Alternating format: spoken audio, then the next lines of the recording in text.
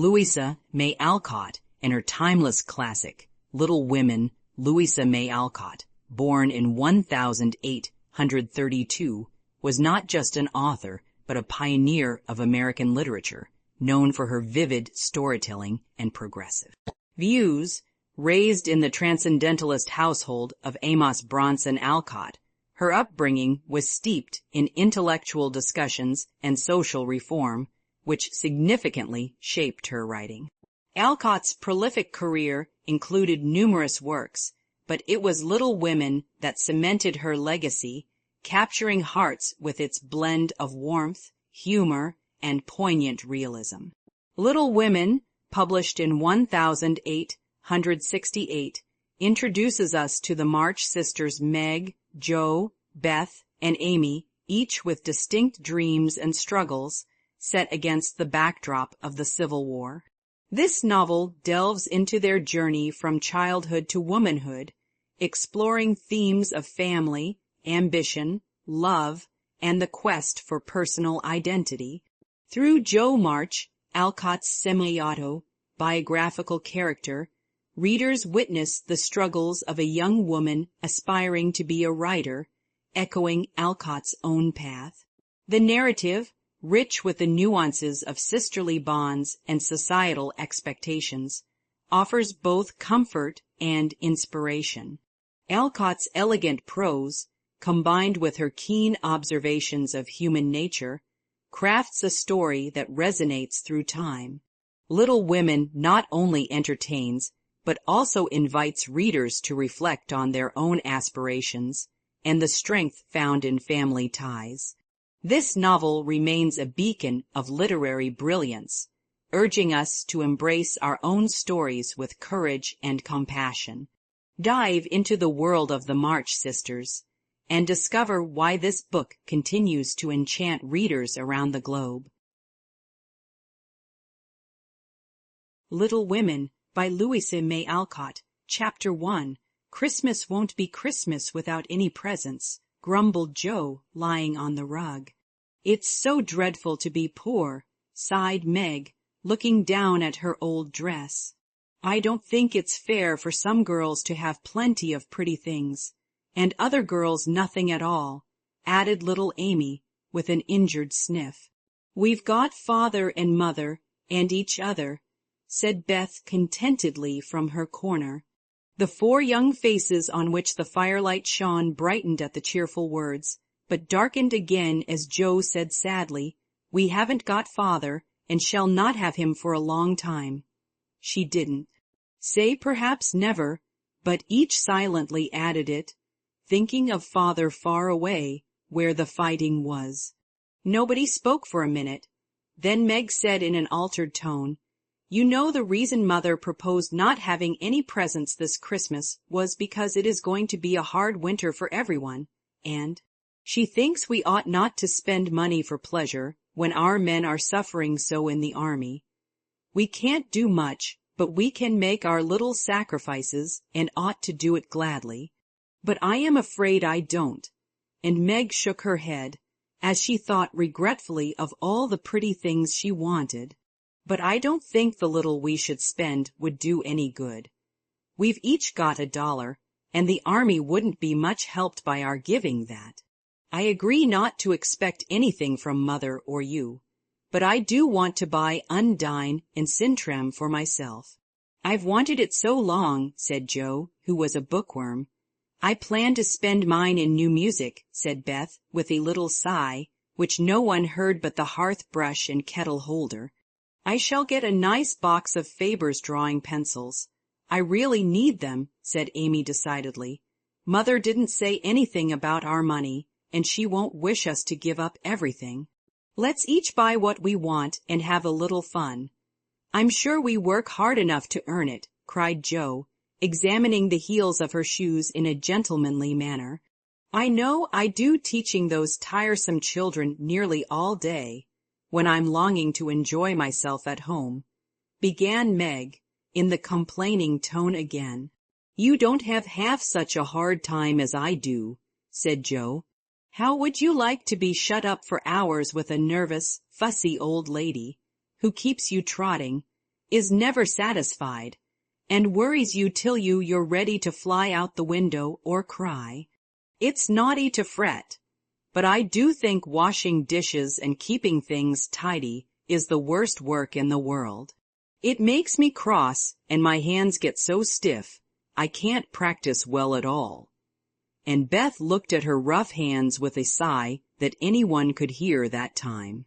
I don't believe any of you suffer as I do, cried Amy, for you don't have to go to school with impertinent girls, who plague you if you don't know your lessons, and laugh at your dresses, and label your father if he isn't rich, and insult you when your nose isn't nice. If you mean libel, I'd say so, and not talk about labels as if Papa was a pickle bottle, advised Joe, laughing. I know what I mean, and you needn't be satirical about it. It's proper to use good words and improve your vocabulary, returned Amy, with dignity. Don't peck at one another, children. Don't you wish we had the money Papa lost when we were little, Joe? Dear me, how happy and good we'd be if we had no worries, said Meg, who could remember better times. You said the other day you thought we were a deal happier than the King children, for they were fighting and fretting all the time in spite of their money. So I did, Beth. Well, I think we are, for though we do have to work, we make fun of ourselves and are a pretty jolly set, as Joe would say. Joe does use such slang words, observed Amy, with a reproving look at the long figure stretched on the rug. Joe immediately sat up, put her hands in her pockets, and began to whistle. Don't, Joe, it's so boyish, that's why I do it. I detest rude, unladylike girls. I hate affected niminy chits. Birds in their little nests agree, sang Beth, the peacemaker, with such a funny face that both sharp voices softened to a laugh, and the pecking ended for that time. Really, girls, you are both to be blamed, said Meg, beginning to lecture in her elder, sisterly fashion. You are old enough to leave off boyish tricks and to behave better, Josephine. It didn't matter so much when you were a little girl, but now you are so tall and turn up your hair, you should remember that you are a young lady. I'm not, and if turning up my hair makes me one, I'll wear it in 2 tails till I'm 20, cried Joe, pulling off her net and shaking down a chestnut mane. I hate to think I've got to grow up, and be Miss March, and wear long gowns, and look as prim as a china aster. It's bad enough to be a girl, anyway, when I like boys' games and work and manners. I can't get over my disappointment in not being a boy. And it's worse than ever now, for I'm dying to go and fight with Papa, and I can only stay home and knit, like a poky old woman. And Joe shook the blue army sock till the needles rattled like castanets, and her ball bounded across the room. Poor Joe, it's too bad, but it can't be helped. So you must try to be contented with making your name boyish, and playing brother to us girls, said Beth, stroking the rough head with a hand that all the dish washing and dusting in the world could not make ungentle in its touch. As for you, Amy, continued Meg, you are altogether too particular and prim. Your airs are funny now, but you'll grow up an affected little goose if you don't take care. I like your nice manners and refined ways of speaking when you don't try to be elegant. But your absurd words are as bad as Joe's slang. If Joe is a tomboy and Amy a goose, what am I, please? Asked Beth, ready to share the lecture. You're a dear and nothing else, answered Meg warmly, and no one contradicted her, for the mouse was the pet of the family. As young readers like to know how people look, we will take this moment to give them a little sketch of the 4 sisters, who sat knitting away in the twilight while the December snow fell quietly without, and the fire crackled cheerfully within. It was a comfortable room, though the carpet was faded and the furniture very plain, for a good picture or two hung on the walls. Books filled the recesses, chrysanthemums and Christmas roses bloomed in the windows, and a pleasant atmosphere of home peace pervaded it. Margaret, the eldest of the four, was 16 and very pretty, being plump and fair, with large eyes, plenty of soft brown hair, a sweet mouth and white hands, of which she was rather vain. 15-year-old Joe was very tall, thin, and brown, and reminded one of a colt, for she never seemed to know what to do with her long limbs, which were very much in her way. She had a decided mouth, a comical nose, and sharp gray eyes, which appeared to see everything, and were by turns fierce, funny, or thoughtful. Her long, thick hair was her one beauty, but it was usually bundled into a net to be out of her way. Round shoulders had Joe, big hands and feet, a flyaway look to her clothes, and the uncomfortable appearance of a girl who was rapidly shooting up into a woman and didn't like it. Elizabeth, or Beth, as everyone called her, was a rosy, smooth-haired, bright-eyed girl of 13, with a shy manner, a timid voice, and a peaceful expression which was seldom disturbed. Her father called her Little Miss Tranquility, and the name suited her excellently, for she seemed to live in a happy world of her own, only venturing out to meet the few whom she trusted and loved.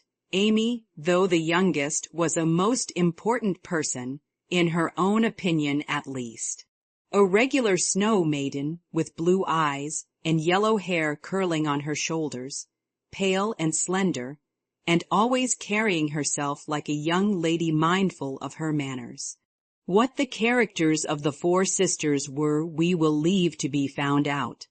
The clock struck 6, and, having swept up the hearth, Beth put a pair of slippers down to warm. Somehow, the sight of the old shoes had a good effect upon the girls, for Mother was coming, and everyone brightened to welcome her. Meg stopped lecturing and lighted the lamp. Amy got out of the easy chair without being asked, and Joe forgot how tired she was as she sat up to hold the slippers nearer to the blaze. "They are quite worn out. Marmee must have a new pair." "I thought I'd get her some with my dollar," said Beth. "No, I shall," cried Amy. "I'm the oldest," began Meg, but Joe cut in with a decided, "I'm the man of the family now Papa is away, and I shall provide the slippers, for he told me to take special care of Mother while he was gone." "I'll tell you what we'll do," said Beth. "Let's each get her something for Christmas, land not get anything for ourselves." "That's like you, dear." "What will we get?" exclaimed Joe. Everyone thought soberly for a minute, then Meg announced, as if the idea was suggested by the sight of her own pretty hands, "I shall give her a nice pair of gloves." "Army shoes, best to be had," cried Joe. "Some handkerchiefs all hemmed," said Beth. "I'll get a little bottle of cologne. She likes it, and it won't cost much. So I'll have some left to buy my pencils," added Amy. "How will we give the things?" asked Meg. "Put them on the table, and bring her in and see her open the bundles." "Don't you remember how we used to do on our birthdays?" answered Joe. "I used to be so frightened when it was my turn to sit in the chair with the crown on, and see you all come marching round to give the presents with a kiss. I liked the things and the kisses, but it was dreadful to have you sit looking at me while I opened the bundles," said Beth, who was toasting her face and the bread for tea at the same time. "Let Marmee think we are getting things for ourselves, and then surprise her. We must go shopping tomorrow afternoon, Meg." "There is so much to do about the play for Christmas night," said Joe, marching up and down, with her hands behind her back and her nose in the air. "I don't mean to act any more after this time. I'm getting too old for such things," observed Meg, who was as much a child as ever about dressing up frolics. "You won't stop, I know. as long as you can trail round in a white gown with your hair down and wear gold, paper jewelry. You are the best actress we've got, and there'll be an end of everything if you quit the boards," said Joe. "We ought to rehearse tonight. Come here, Amy, and do the fainting scene, for you are as stiff as a poker in that." "I can't help it. I never saw anyone faint, and I don't choose to make myself all black and blue, tumbling flat as you do. If I can go down easily, I'll drop. If I can't, I shall fall into a chair and be graceful." "I don't care if Hugo does come at me with a pistol," returned Amy, who was not gifted with dramatic power, but was chosen because she was small enough to be borne out shrieking by the villain of the piece. "Do it this way. Clasp your hands so, and stagger across the room, crying frantically, 'Rodrigo, save me! Save me!'" And away went Joe, with a melodramatic scream which was truly thrilling. Amy followed, but she poked her hands out stiffly before her, and jerked herself along as if she went by machinery, and her "oh" was more suggestive of pins being run into her than of fear and anguish. Joe gave a despairing groan, and Meg laughed outright, while Beth let her bread burn as she watched the fun with interest. "It's no use. Do the best you can when the time comes, and if the audience laughs, don't blame me. Come on, Meg." Then things went smoothly, for Don Pedro defied the world in a speech of 2 pages without a single break. Hagar, the witch, chanted an awful incantation over her kettleful of simmering toads, with weird effect. Rodrigo rent his chains asunder manfully, and Hugo died in agonies of remorse and arsenic, with a wild "ha! Ha! It's the best we've had yet," said Meg, as the dead villain sat up and rubbed his elbows. "I don't see how you can write and act such splendid things, Joe." "You're a regular Shakespeare," exclaimed Beth, who firmly believed that her sisters were gifted with wonderful genius in all things. "Not quite," replied Joe modestly. "I do think The Witch's Curse, an operatic tragedy, is rather a nice thing, but I'd like to try Macbeth, if we only had a trapdoor for Banquo. I always wanted to do the killing part. Is that a dagger that I see before me?" muttered Joe, rolling her eyes and clutching at the air, as she had seen a famous tragedian do. "No, it's the toasting fork, with Mother's shoe on it instead of the bread." Beth's stage struck, cried Meg, and the rehearsal ended in a general burst of laughter. "Glad to find you so merry, my girls," said a cheery voice at the door, and actors and audience turned to welcome a tall, motherly lady with aid can. I help you look about her, which was truly delightful. She was not elegantly dressed, but a noble-looking woman, and the girls thought the gray cloak and unfashionable bonnet covered the most splendid mother in the world. "Well, dearies, how have you got on today? There was so much to do, getting the boxes ready to go tomorrow, that I didn't come home to dinner. Has anyone called, Beth? How is your cold, Meg? Joe, you look tired to death. Come and kiss me, baby." While making these maternal inquiries, Mrs. March got her wet things off, her warm slippers on, and sitting down in the easy chair, drew Amy to her lap, preparing to enjoy the happiest hour of her busy day.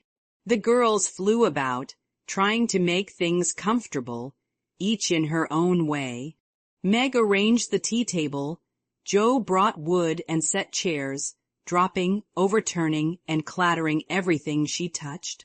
Beth trotted to and fro between parlor-kitchen, quiet and busy, while Amy gave directions to everyone as she sat with her hands folded. As they gathered about the table, Mrs. March said, with a particularly happy face, "I've got a treat for you after supper."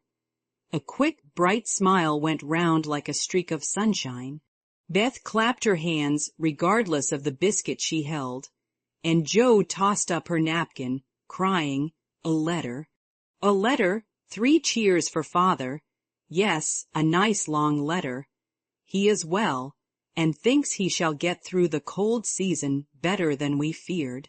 He sends all sorts of loving wishes for Christmas, and an especial message to you girls," said Mrs. March, patting her pocket as if she had got a treasure there. "Hurry and get done. Don't stop to quirk your little finger and simper over your plate, Amy," cried Jo, choking on her tea and dropping her bread, butter side down, on the carpet in her haste to get at the treat. Beth ate no more, but crept away to sit in her shadowy corner and brood over the delight to come, till the others were ready. "I think it was so splendid in Father to go as chaplain when he was too old to be drafted, and not strong enough for a soldier," said Meg warmly. "Don't I wish I could go as a drummer, a Vivan what's-its-name, or a nurse, so I could be near him and help him," exclaimed Jo with a groan. "It must be very disagreeable to sleep in a tent and eat all sorts of bad tasting things and drink out of a tin mug," sighed Amy. "When will he come home, Marmee?" asked Beth, with a little quiver in her voice. "Not for many months, dear, unless he is sick. He will stay and do his work faithfully as long as he can, and we won't ask for him back a minute sooner than he can be spared. Now come and hear the letter." They all drew to the fire, Mother in the big chair with Beth at her feet, Meg and Amy perched on either arm of the chair, and Jo leaning on the back where no one would see any sign of emotion if the letter should happen to be touching. Very few letters were written in those hard times that were not touching, especially those which Father sent home. In this one little was said of the hardships endured, the dangers faced, or the homesickness conquered. It was a cheerful, hopeful letter, full of lively descriptions of camp life, marches, and military news. And only at the end did the writer's heart overflow with fatherly love and longing for the little girls at home. "Give them all of my dear love and a kiss. Tell them I think of them by day, pray for them by night, and find my best comfort in their affection at all times.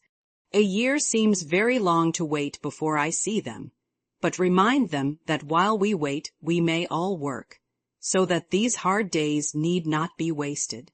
I know they will remember all I said to them, that they will be loving children to you, will do their duty faithfully, fight their bosom enemies bravely, and conquer themselves so beautifully that, when I come back to them, I may be fonder and prouder than ever of my little women." Everybody sniffed when they came to that part. Jo wasn't ashamed of the great tear that dropped off the end of her nose, and Amy never minded the rumpling of her curls as she hid her face on her mother's shoulder and sobbed out, "I am a selfish girl, but I'll truly try to be better, so he mayn't be disappointed in me by and by." "We all will," cried Meg. "I think too much of my looks and hate to work, but won't any more if I can help it. I'll try and be what he loves to call me, a little woman, and not be rough and wild, but do my duty here, instead of wanting to be somewhere else," said Jo, thinking that keeping her temper at home was a much harder task than facing a rebel or two down south. Beth said nothing, but wiped away her tears with the blue army sock and began to knit with all her might, losing no time in doing the duty that lay nearest her, while she resolved in her quiet little soul to be all that Father hoped to find her when the year brought round the happy coming home. Mrs. March broke the silence that followed Jo's words by saying in her cheery voice, "Do you remember how you used to play Pilgrim's Progress when you were little things? Nothing delighted you more than to have me tie my piece bags on your backs for burdens, give you hats and sticks and rolls of paper, and let you travel through the house from the cellar, which was the city of destruction, up to the housetop, where you had all the lovely things you could collect to make a celestial city. What fun it was, especially going by the lions, fighting Apollyon, and passing through the valley where the hobgoblins were," said Jo. "I liked the place where the bundles fell off and tumbled downstairs," said Meg. "I don't remember much about it, except that I was afraid of the cellar and the dark entry, and always liked the cake and milk we had up at the top. If I wasn't too old for such things, I'd rather like to play it over again," said Amy, who began to talk of renouncing childish things at the mature age of 12. "We never are too old for this, my dear, because it is a play we are playing all the time in one way or another. Our burdens are here, our road is before us, and the longing for goodness and happiness is the guide that leads us through many troubles and mistakes to the peace which is a true celestial city. Now, my little pilgrims, suppose you begin again, not in play, but in earnest, and see how far on you can get before Father comes home." "Really, Mother, where are our bundles?" asked Amy, who was a very literal young lady. "Each of you told what your burden was just now, except Beth." "I rather think she hasn't got any," said her mother. "Yes, I have. Mine is dishes and dusters, and envying girls with nice pianos, and being afraid of people." Beth's bundle was such a funny one that everybody wanted to laugh, but nobody did, for it would have hurt her feelings very much. "Let us do it," said Meg thoughtfully. "It is only another name for trying to be good, and the story may help us, for though we do want to be good, it's hard work and we forget, and don't do our best." We were in the slough of despond. Tonight, and Mother came and pulled us out as help did in the book. We ought to have our roll of directions, like Christian. "What shall we do about that?" asked Joe, delighted with the fancy which lent a little romance to the very dull task of doing her duty. "Look under your pillows Christmas morning, and you will find your guidebook," replied Mrs. March.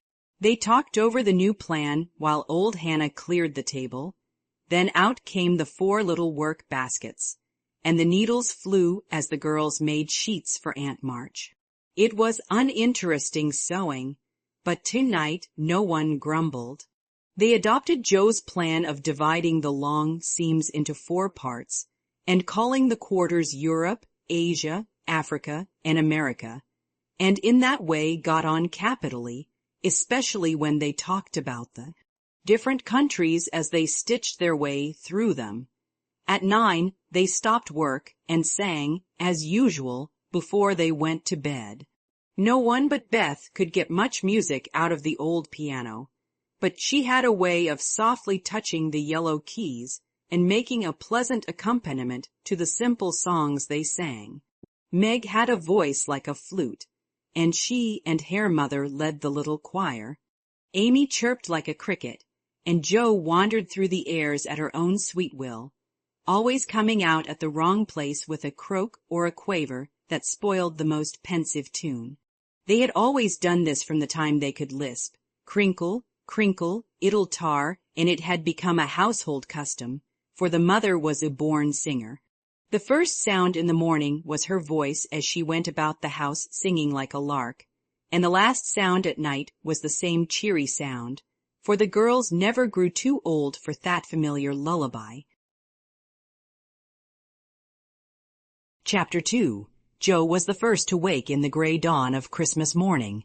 No stockings hung at the fireplace, and for a moment she felt as much disappointed as she did long ago, when her little sock fell down because it was crammed so full of goodies. Then she remembered her mother's promise and, slipping her hand under her pillow, drew out a little crimson-covered book. She knew it very well, for it was that beautiful old story of the best life ever lived, and Joe felt that it was a true guidebook for any pilgrim going on a long journey. She woke Meg with a Merry Christmas and bade her see what was under her pillow. A green-covered book appeared, with the same picture inside, and a few words written by their mother, which made their one present very precious in their eyes. Presently Beth and Amy woke to rummage and find their little books also, one dove, colored, the other blue, and all sat looking at and talking about them, while the east grew rosy with the coming day. In spite of her small vanities, Margaret had a sweet and pious nature, which unconsciously influenced her sisters, especially Joe, who loved her very tenderly and obeyed her because her advice was so gently given. Girls, said Meg seriously, looking from the tumbled head beside her to the two little night-capped ones in the room beyond, Mother wants us to read and love and mind these books, and we must begin at once. We used to be faithful about it, but since Father went away and all this war trouble unsettled us, we have neglected many things. You can do as you please, but I shall keep my book on the table here and read a little every morning as soon as I wake, for I know it will do me good and help me through the day. Then she opened her new book and began to read. Jo put her arm round her and, leaning cheek to cheek, read also, with the quiet expression so seldom seen on her restless face. How good Meg is! Come, Amy, let's do as they do. I'll help you with the hard words, and they explain things if we don't understand, whispered Beth, very much impressed by the pretty books and her sister's example. I'm glad mine is blue, said Amy. And then the rooms were very still while the pages were softly turned, and the winter sunshine crept in to touch the bright heads and serious faces with a Christmas greeting. Where is Mother? Asked Meg, as she and Jo ran down to thank her for their gifts, half an hour later. Goodness only knows. Some poor creetur came beggin', and your ma went straight off to see what was needed. There never was such a woman for giving away victuals and drink, clothes and fearin', replied Hannah, who had lived with the family since Meg was born, and was considered by them all more as a friend than a servant. She will be back soon, I think, so fry your cakes and have everything ready, said Meg, looking over the presents which were collected in a basket and kept under the sofa, ready to be produced at the proper time. Why, where is Amy's bottle of cologne? She added, as the little flask did not appear. She took it out a minute ago, and went off with it to put a ribbon on it, or some such notion, replied Jo, dancing about the room to take the first stiffness off the new army slippers. How nice my handkerchiefs look, don't they?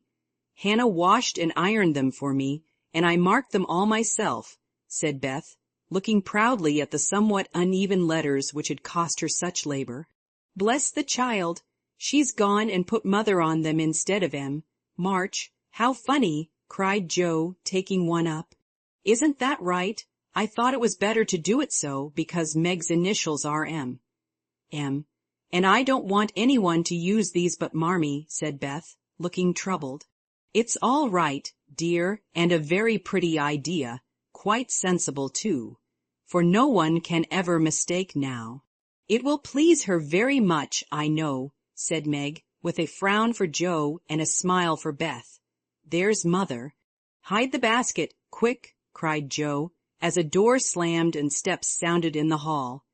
Amy came in hastily and looked rather abashed when she saw her sisters all waiting for her. Where have you been, and what are you hiding behind you? Asked Meg, surprised to see, by her hood and cloak, that lazy Amy had been out so early. Don't laugh at me, Jo. I didn't mean anyone should know till the time came. I only meant to change the little bottle for a big one, and I gave all my money to get it, and I'm truly trying not to be selfish any more. As she spoke, Amy showed the handsome flask which replaced the cheap one, and looked so earnest and humble in her little effort to forget herself that Meg hugged her on the spot, and Jo pronounced her a trump, while Beth ran to the window and picked her finest rose to ornament the stately bottle. You see, I felt ashamed of my present, after reading and talking about being good this morning, so I ran round the corner and changed it the minute I was up, and I'm so glad, for mine is the handsomest now. Another bang of the street door sent the basket under the sofa, and the girls to the table, eager for breakfast. Merry Christmas, Marmee, many of them.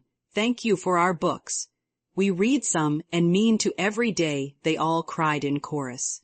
Merry Christmas, little daughters. I'm glad you began at once, and hope you will keep on. but I want to say one word before we sit down. Not far away from here lies a poor woman with a little newborn baby. 6 children are huddled into one bed to keep from freezing, for they have no fire. There is nothing to eat over there, and the oldest boy came to tell me they were suffering hunger and cold. My girls, will you give them your breakfast as a Christmas present? They were all unusually hungry, having waited nearly an hour, and for a minute no one spoke, only a minute, for Joe exclaimed impetuously, "I'm so glad you came before we began." "May I go and help carry the things to the poor little children?" asked Beth eagerly. "I shall take the cream and the muffins," added Amy, heroically giving up the article she most liked. Meg was already covering the buckwheats and piling the bread into one big plate. "I thought you'd do it," said Mrs. March, smiling as if satisfied. "You shall all go and help me, and when we come back we will have bread and milk for breakfast and make it up at dinner time." They were soon ready, and the procession set out. Fortunately, it was early, and they went through back streets, so few people saw them, and no one laughed at the queer party.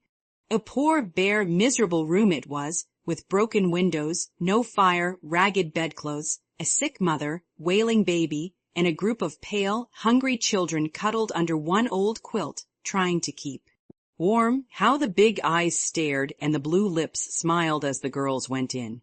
"Ach, mein Gott, it is good angels come to us," said the poor woman, crying for joy.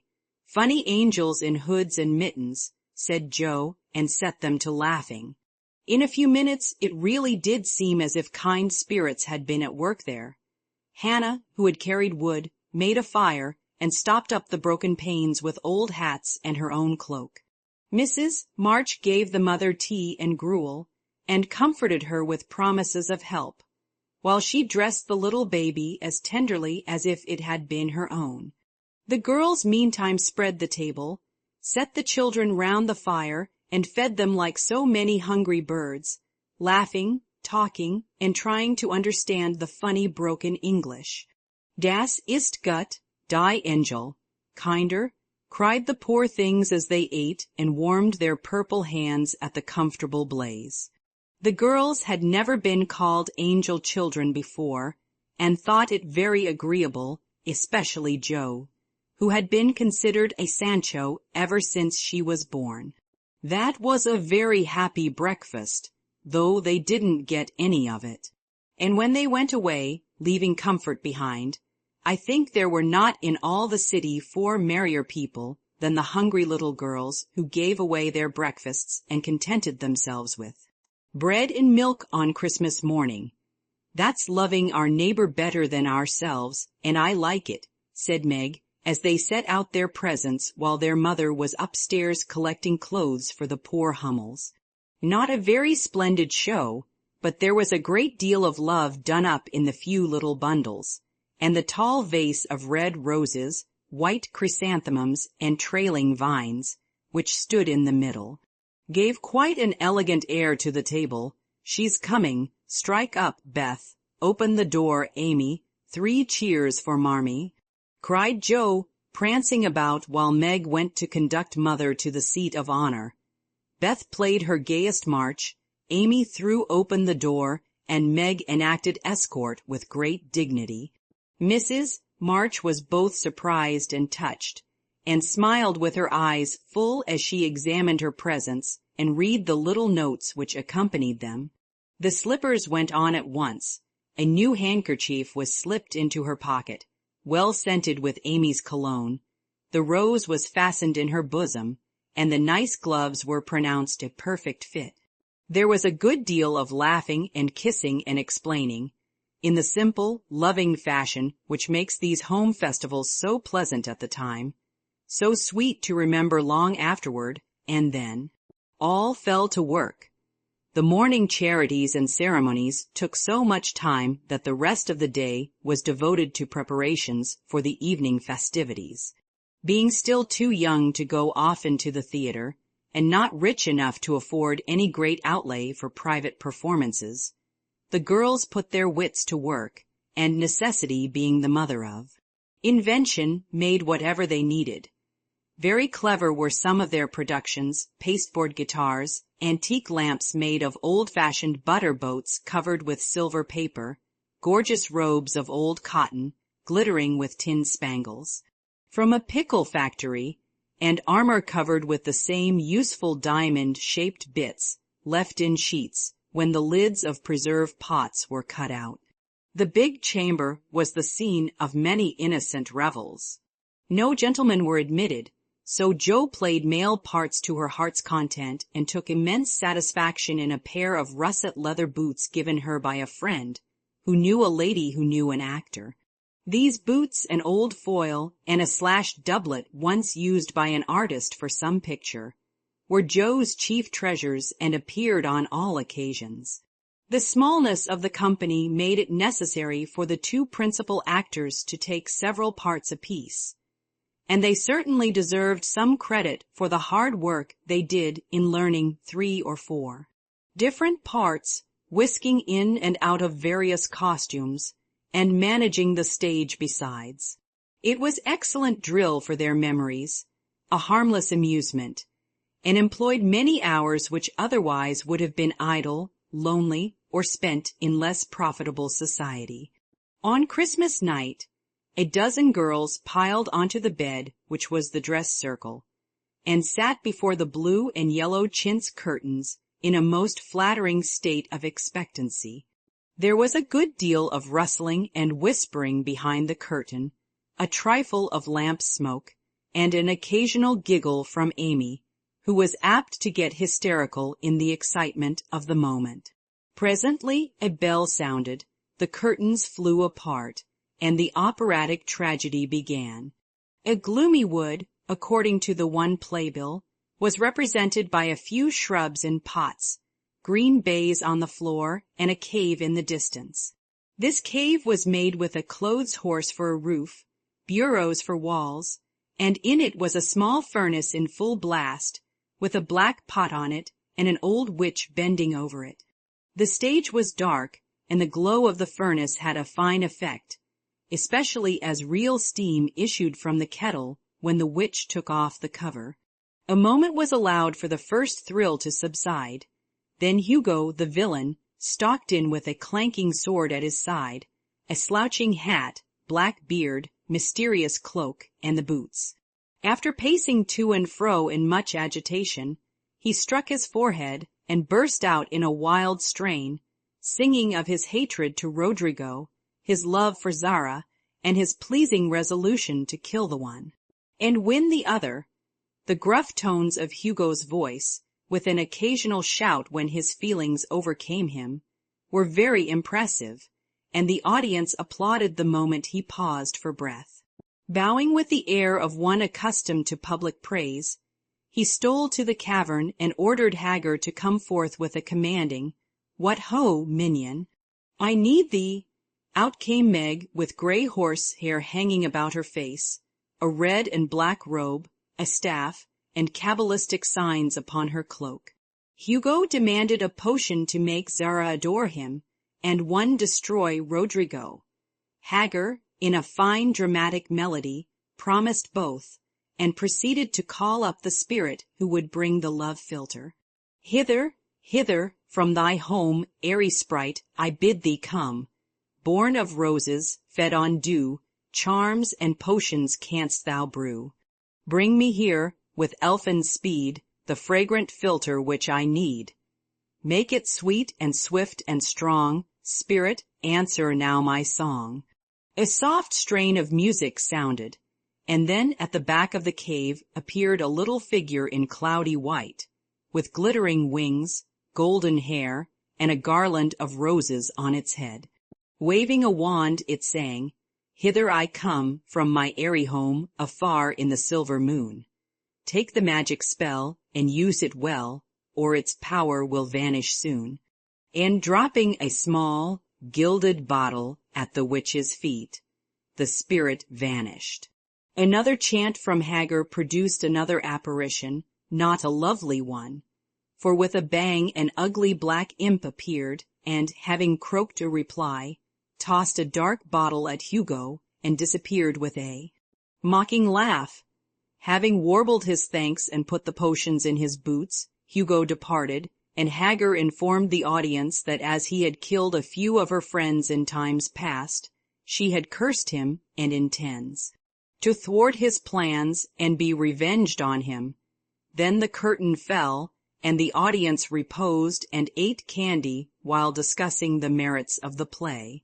A good deal of hammering went on before the curtain rose again, but when it became evident what a masterpiece of stage carpentry had been got up, no one murmured at the delay. It was truly superb. A tower rose to the ceiling, halfway up appeared a window with a lamp burning in it, and behind the white curtain appeared Zara in a lovely blue and silver dress, waiting for Rodrigo. He came in gorgeous array, with plumed cap, red cloak, chestnut lovelocks, a guitar, and the boots, of course. Kneeling at the foot of the tower, he sang a serenade in melting tones. Zara replied, and, after a musical dialogue, consented to fly. Then came the grand effect of the play. Rodrigo produced a rope ladder with 5 steps to it, threw up one end, and invited Zara to descend. Timidly she crept from her lattice, put her hand on Rodrigo's shoulder, and was about to leap gracefully down when alas for Zara, she forgot her train. It caught in the window, the tower tottered, leaned forward, fell with a crash, and buried the unhappy lovers in the ruins. A universal shriek arose as the russet boots waved wildly from the wreck, and a golden head emerged, exclaiming, "I told you so. I told you so." With wonderful presence of mind, Don Pedro, the cruel sire, rushed in, dragged out his daughter with a hasty aside. "Don't laugh, act as if it was all right," and, ordering Rodrigo up, banished him from the kingdom with wrath and scorn. Though decidedly shaken by the fall from the tower upon him, Rodrigo defied the old gentleman and refused to stir. This dauntless example fired Zara. She also defied her sire, and he ordered them both to the deepest dungeons of the castle. A stout little retainer came in with chains and led them away, looking very much frightened and evidently forgetting the speech he ought to have made. Act Third was the castle hall, and here Hagar appeared, having come to free the lovers and finish Hugo. She hears him coming and hides, sees him put the potions into 2 cups of wine, and bid the timid little servant, "Bear them to the captives in their cells, and tell them I shall come anon." Servant takes Hugo aside to tell him something, and Hagar changes the cups for 2 others which are harmless. Ferdinando, the minion, carries them away, and Hagar puts back the cup which holds the poison meant for Rodrigo. Hugo, getting thirsty after a long warble, drinks it, loses his wits, and after a good deal of clutching and stamping, falls flat and dies, while Hagar informs him what she has done in a song of exquisite power and melody. This was a truly thrilling scene, though some persons might have thought that the sudden tumbling down of a quantity of long red hair rather marred the effect of the villain's death. He was called before the curtain, and with great propriety appeared, leading Hagar, whose singing was considered more wonderful than all the rest of the performance put together. Act Fourth displayed the despairing Rodrigo on the point of stabbing himself because he has been told that Zara has deserted him. Just as the dagger is at his heart, a lovely song is sung under his window, informing him that Zara is true but in danger, and he can save her if he will.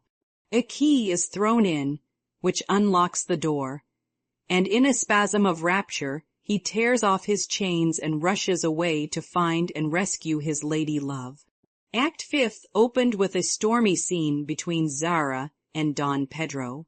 He wishes her to go into a convent, but she won't hear of it, and after a touching appeal, is about to faint when Rodrigo dashes in and demands her hand.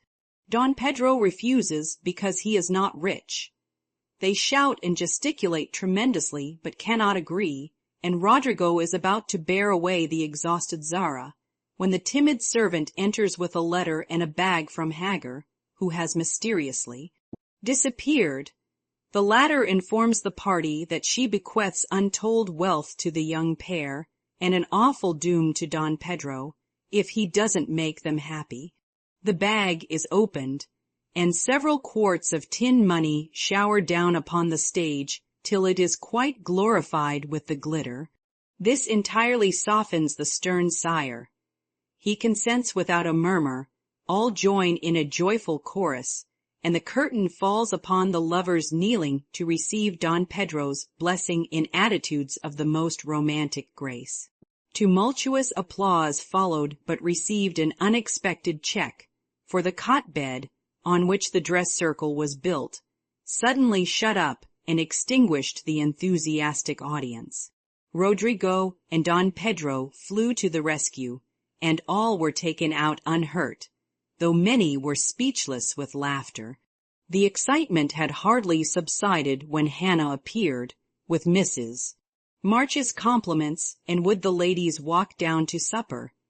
This was a surprise even to the actors, and when they saw the table, they looked at one another in rapturous amazement.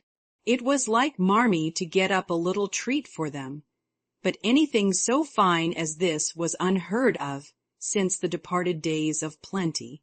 There was ice cream, actually 2 dishes of it, pink and white, and cake and fruit and distracting French bonbons, and in the middle of the table, 4 great bouquets of hothouse flowers. It quite took their breath away, and they stared first at the table and then at their mother, who looked as if she enjoyed it immensely. "Is it fairies?" asked Amy. "Santa Claus," said Beth. "Mother did it."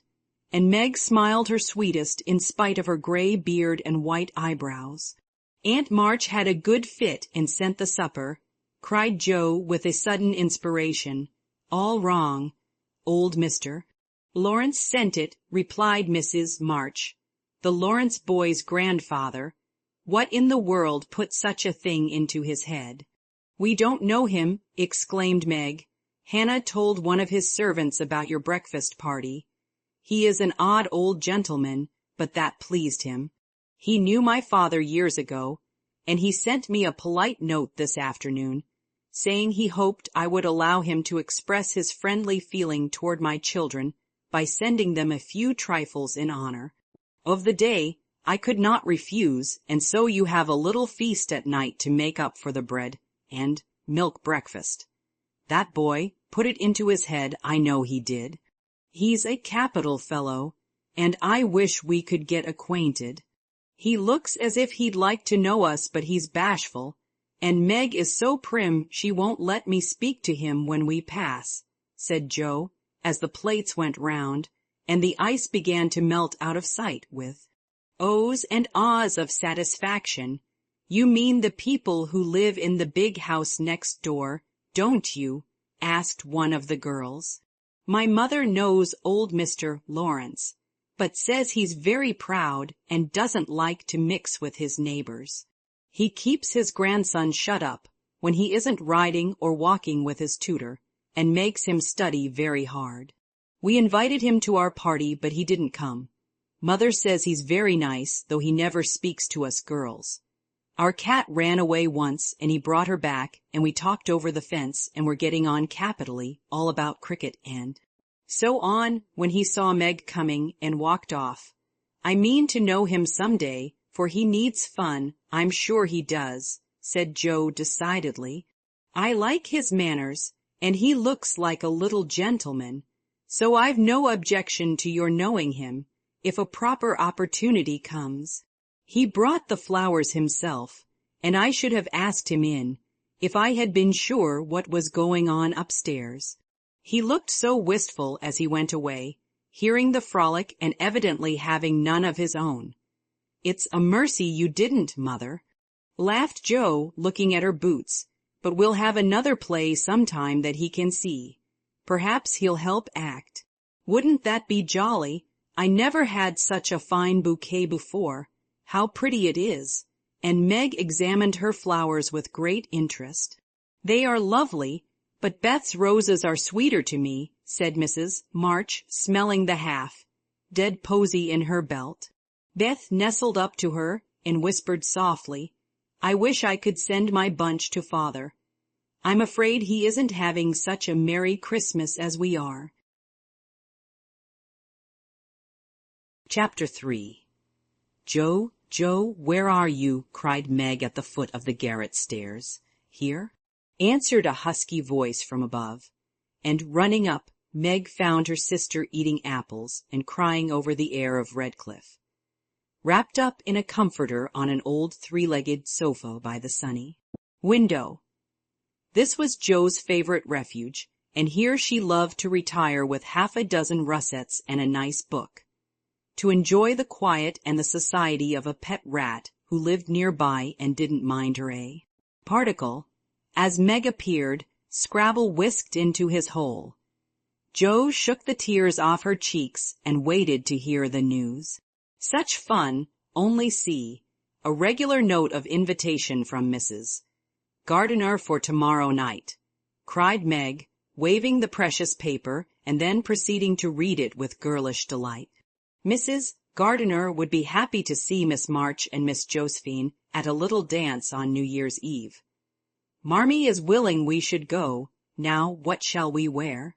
What's the use of asking that, when you know we shall wear our poplins, because we haven't got anything else, answered Joe with her mouth full. If I only had a silk, sighed Meg. Mother says I may when I'm 18 perhaps, but 2 years is an everlasting time to wait. I'm sure our pops look like silk, and they are nice enough for us. Yours is as good as new, but I forgot the burn and the tear in mine. Whatever shall I do? The burn shows badly, and I can't take any out. You must sit still all you can and keep your back out of sight. The front is all right. I shall have a new ribbon for my hair, and Marmee will lend me her little pearl pin, and my new slippers are lovely, and my gloves will do, though they aren't as nice as I'd like. Mine are spoiled with lemonade, and I can't get any new ones, so I shall have to go without," said Joe, who never troubled herself much about dress. "You must have gloves, or I won't go," cried Meg decidedly. "Gloves are more important than anything else. You can't dance without them, and if you don't I should be so mortified. Then I'll stay still. I don't care much for company dancing. It's no fun to go sailing round. I like to fly about and cut capers. You can't ask Mother for new ones. They are so expensive, and you are so careless. She said, when you spoiled the others, that she shouldn't get you any more this winter. Can't you make them do? I can hold them crumpled up in my hand, so no one will know how stained they are. That's all I can do. No, I'll tell you how we can manage. Each wear one good one and carry a bad one. Don't you see? Your hands are bigger than mine, and you will stretch my glove dreadfully," began Meg, whose gloves were a tender point with her. "Then I'll go without. I don't care what people say," cried Joe, taking up her book. "You may have it, you may. Only don't stain it, and do behave nicely. Don't put your hands behind you, or stare, or say Christopher Columbus. Will you? Don't worry about me. I'll be as prim as I can and not get into any scrapes, if I can help it. Now go and answer your note, and let me finish this splendid story." So Meg went away to accept with thanks, look over her dress, and sing blithely as she did up her one real lace frill, while Joe finished her story, her 4 apples, and had a game of romps with Scrabble. On New Year's Eve the parlor was deserted, for the 2 younger girls played dressing maids, and the 2 elder were absorbed in the all-important business of getting ready for the party. Simple as the toilets were, there was a great deal of running up and down, laughing and talking, and at one time a strong smell of burned hair pervaded the house. Meg wanted a few curls about her face, and Joe undertook to pinch the papered locks with a pair of hot tongs. "Ought they to smoke like that?" asked Beth from her perch on the bed. "It's the dampness drying," replied Joe. "What a queer smell! It's like burned feathers," observed Amy, smoothing her own pretty curls with a superior air. "There, now I'll take off the papers and you'll see a cloud of little ringlets," said Joe, putting down the tongs. She did take off the papers, but no cloud of ringlets appeared, for the hair came with the papers, and the horrified hairdresser laid a row of little scorched bundles on the bureau before her victim. "Oh, oh, oh, what have you done? I'm spoiled. I can't go.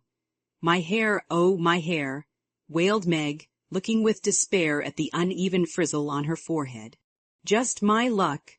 You shouldn't have asked me to do it. I always spoil everything. I'm so sorry, but the tongs were too hot. And so I've made a mess," groaned poor Joe, regarding the little black pancakes with tears of regret. "It isn't spoiled. Just frizzle it, and tie your ribbon so the ends come on your forehead a bit, and it will look like the last fashion." "I've seen many girls do it so," said Amy consolingly. "Serves me right for trying to be fine." "I wish I'd let my hair alone," cried Meg petulantly. "So do I. It was so smooth and pretty. But it will soon grow out again," said Beth, coming to kiss and comfort the shorn sheep. After various lesser mishaps, Meg was finished at last, and by the united exertions of the entire family, Joe's hair was got up and her dress on. They looked very well in their simple suits, Meg's in silvery drab, with a blue velvet snood, lace frills, and the pearl pin. Joe in maroon, with a stiff, gentlemanly linen collar, and a white chrysanthemum or two for her only ornament. Each put on one nice light glove and carried one soiled one, and all pronounced the effect quite easy and fine. Meg's high-heeled slippers were very tight and hurt her, though she would not own. It and Joe's 19 hairpins all seemed stuck straight into her head, which was not exactly comfortable, but, dear me, let us be elegant or die. "Have a good time, dearies," said Mrs. March as the sisters went daintily down the walk. "Don't eat much supper, and come away at 11 when I send Hannah for you." As the gate clashed behind them, a voice cried from a window, "Girls, girls have. You both got nice pocket handkerchiefs." "Yes, yes, Spandy nice, and Meg has cologne on hers," cried Joe, adding with a laugh as they went on, "I do believe Marmee would ask that if we were all running away from an earthquake. It is one of her aristocratic tastes, and quite proper, for a real lady is always known by neat boots, gloves, and handkerchief," replied Meg, who had a good many little aristocratic tastes of her own. "Now don't forget to keep the bad breath out of sight, Joe. Is my sash right, and does my hair look very bad?" said Meg, as she turned from the glass in Mrs. Gardiner's dressing room after a prolonged prink. "I know I shall forget. If you see me doing anything wrong, just remind me by a wink, will you?" returned Joe, giving her collar a twitch and her head a hasty brush. "No, winking isn't ladylike. I'll lift my eyebrows if anything is wrong, and nod if you are all right. Now hold your shoulders straight and take short steps, and don't shake hands if you are introduced to anyone. It isn't the thing. How do you learn all the proper ways? I never can. Isn't that music gay?" Down they went, feeling a trifle timid, for they seldom went to parties. And informal as this little gathering was, it was an event to them. Mrs. Gardiner, a stately old lady, greeted them kindly and handed them over to the eldest of her 6 daughters. Meg knew Sally and was at her ease very soon, but Joe, who didn't care much for girls or girlish gossip, stood about, with her back carefully against the wall, and felt as much out of place as a colt in a flower garden. Half a dozen jovial lads were talking about skates in another part of the room, and she longed to go and join them, for skating was one of the joys of her life. She telegraphed her wish to Meg, but the eyebrows went up so alarmingly that she dared not stir. No one came to talk to her, and one by one the group dwindled away till she was left alone. She could not roam about and amuse herself, for the burned breath would show, so she stared at people rather forlornly till the dancing began. Meg was asked at once, and the tight slippers tripped about so briskly that none would have guessed the pain their wearer suffered smilingly. Joe saw a big red-headed youth approaching her corner, and fearing he meant to engage her, she slipped into a curtained recess, intending to peep and enjoy herself in peace.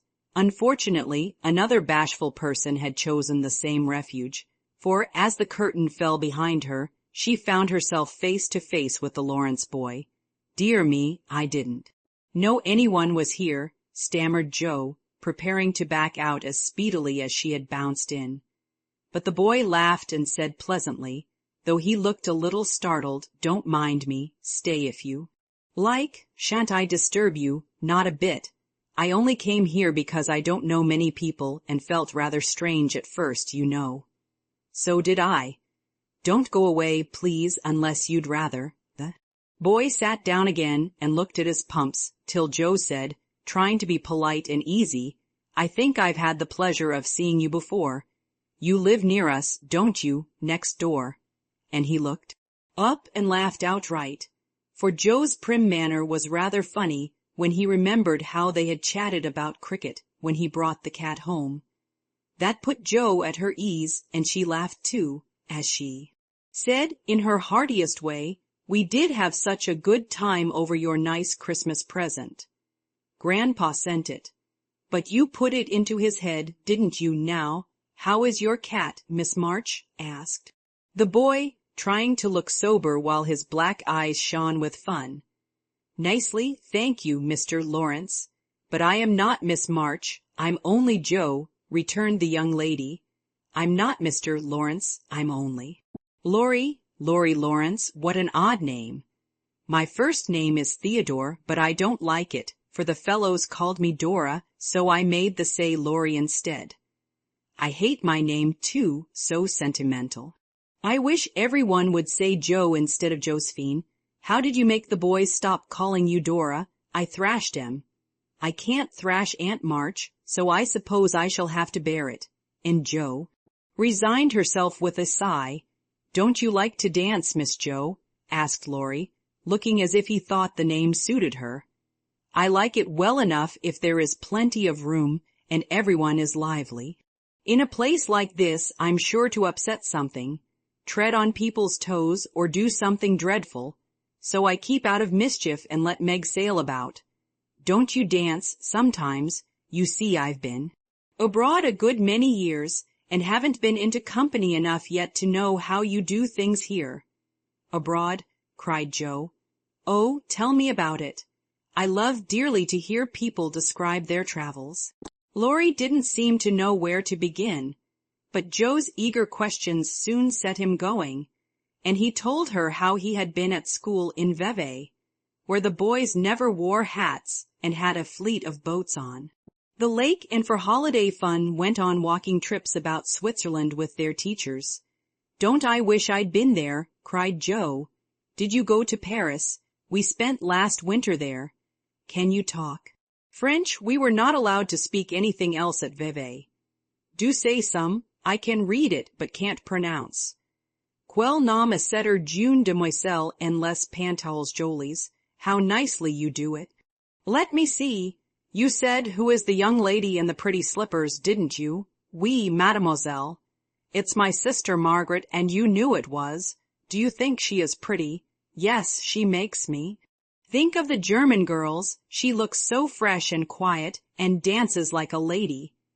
Joe quite glowed with pleasure at this boyish praise of her sister, and stored it up to repeat to Meg. Both peeped and criticized and chatted till they felt like old acquaintances. Laurie's bashfulness soon wore off, for Joe's gentlemanly demeanor amused and set him at his ease, and Joe was her merry self again.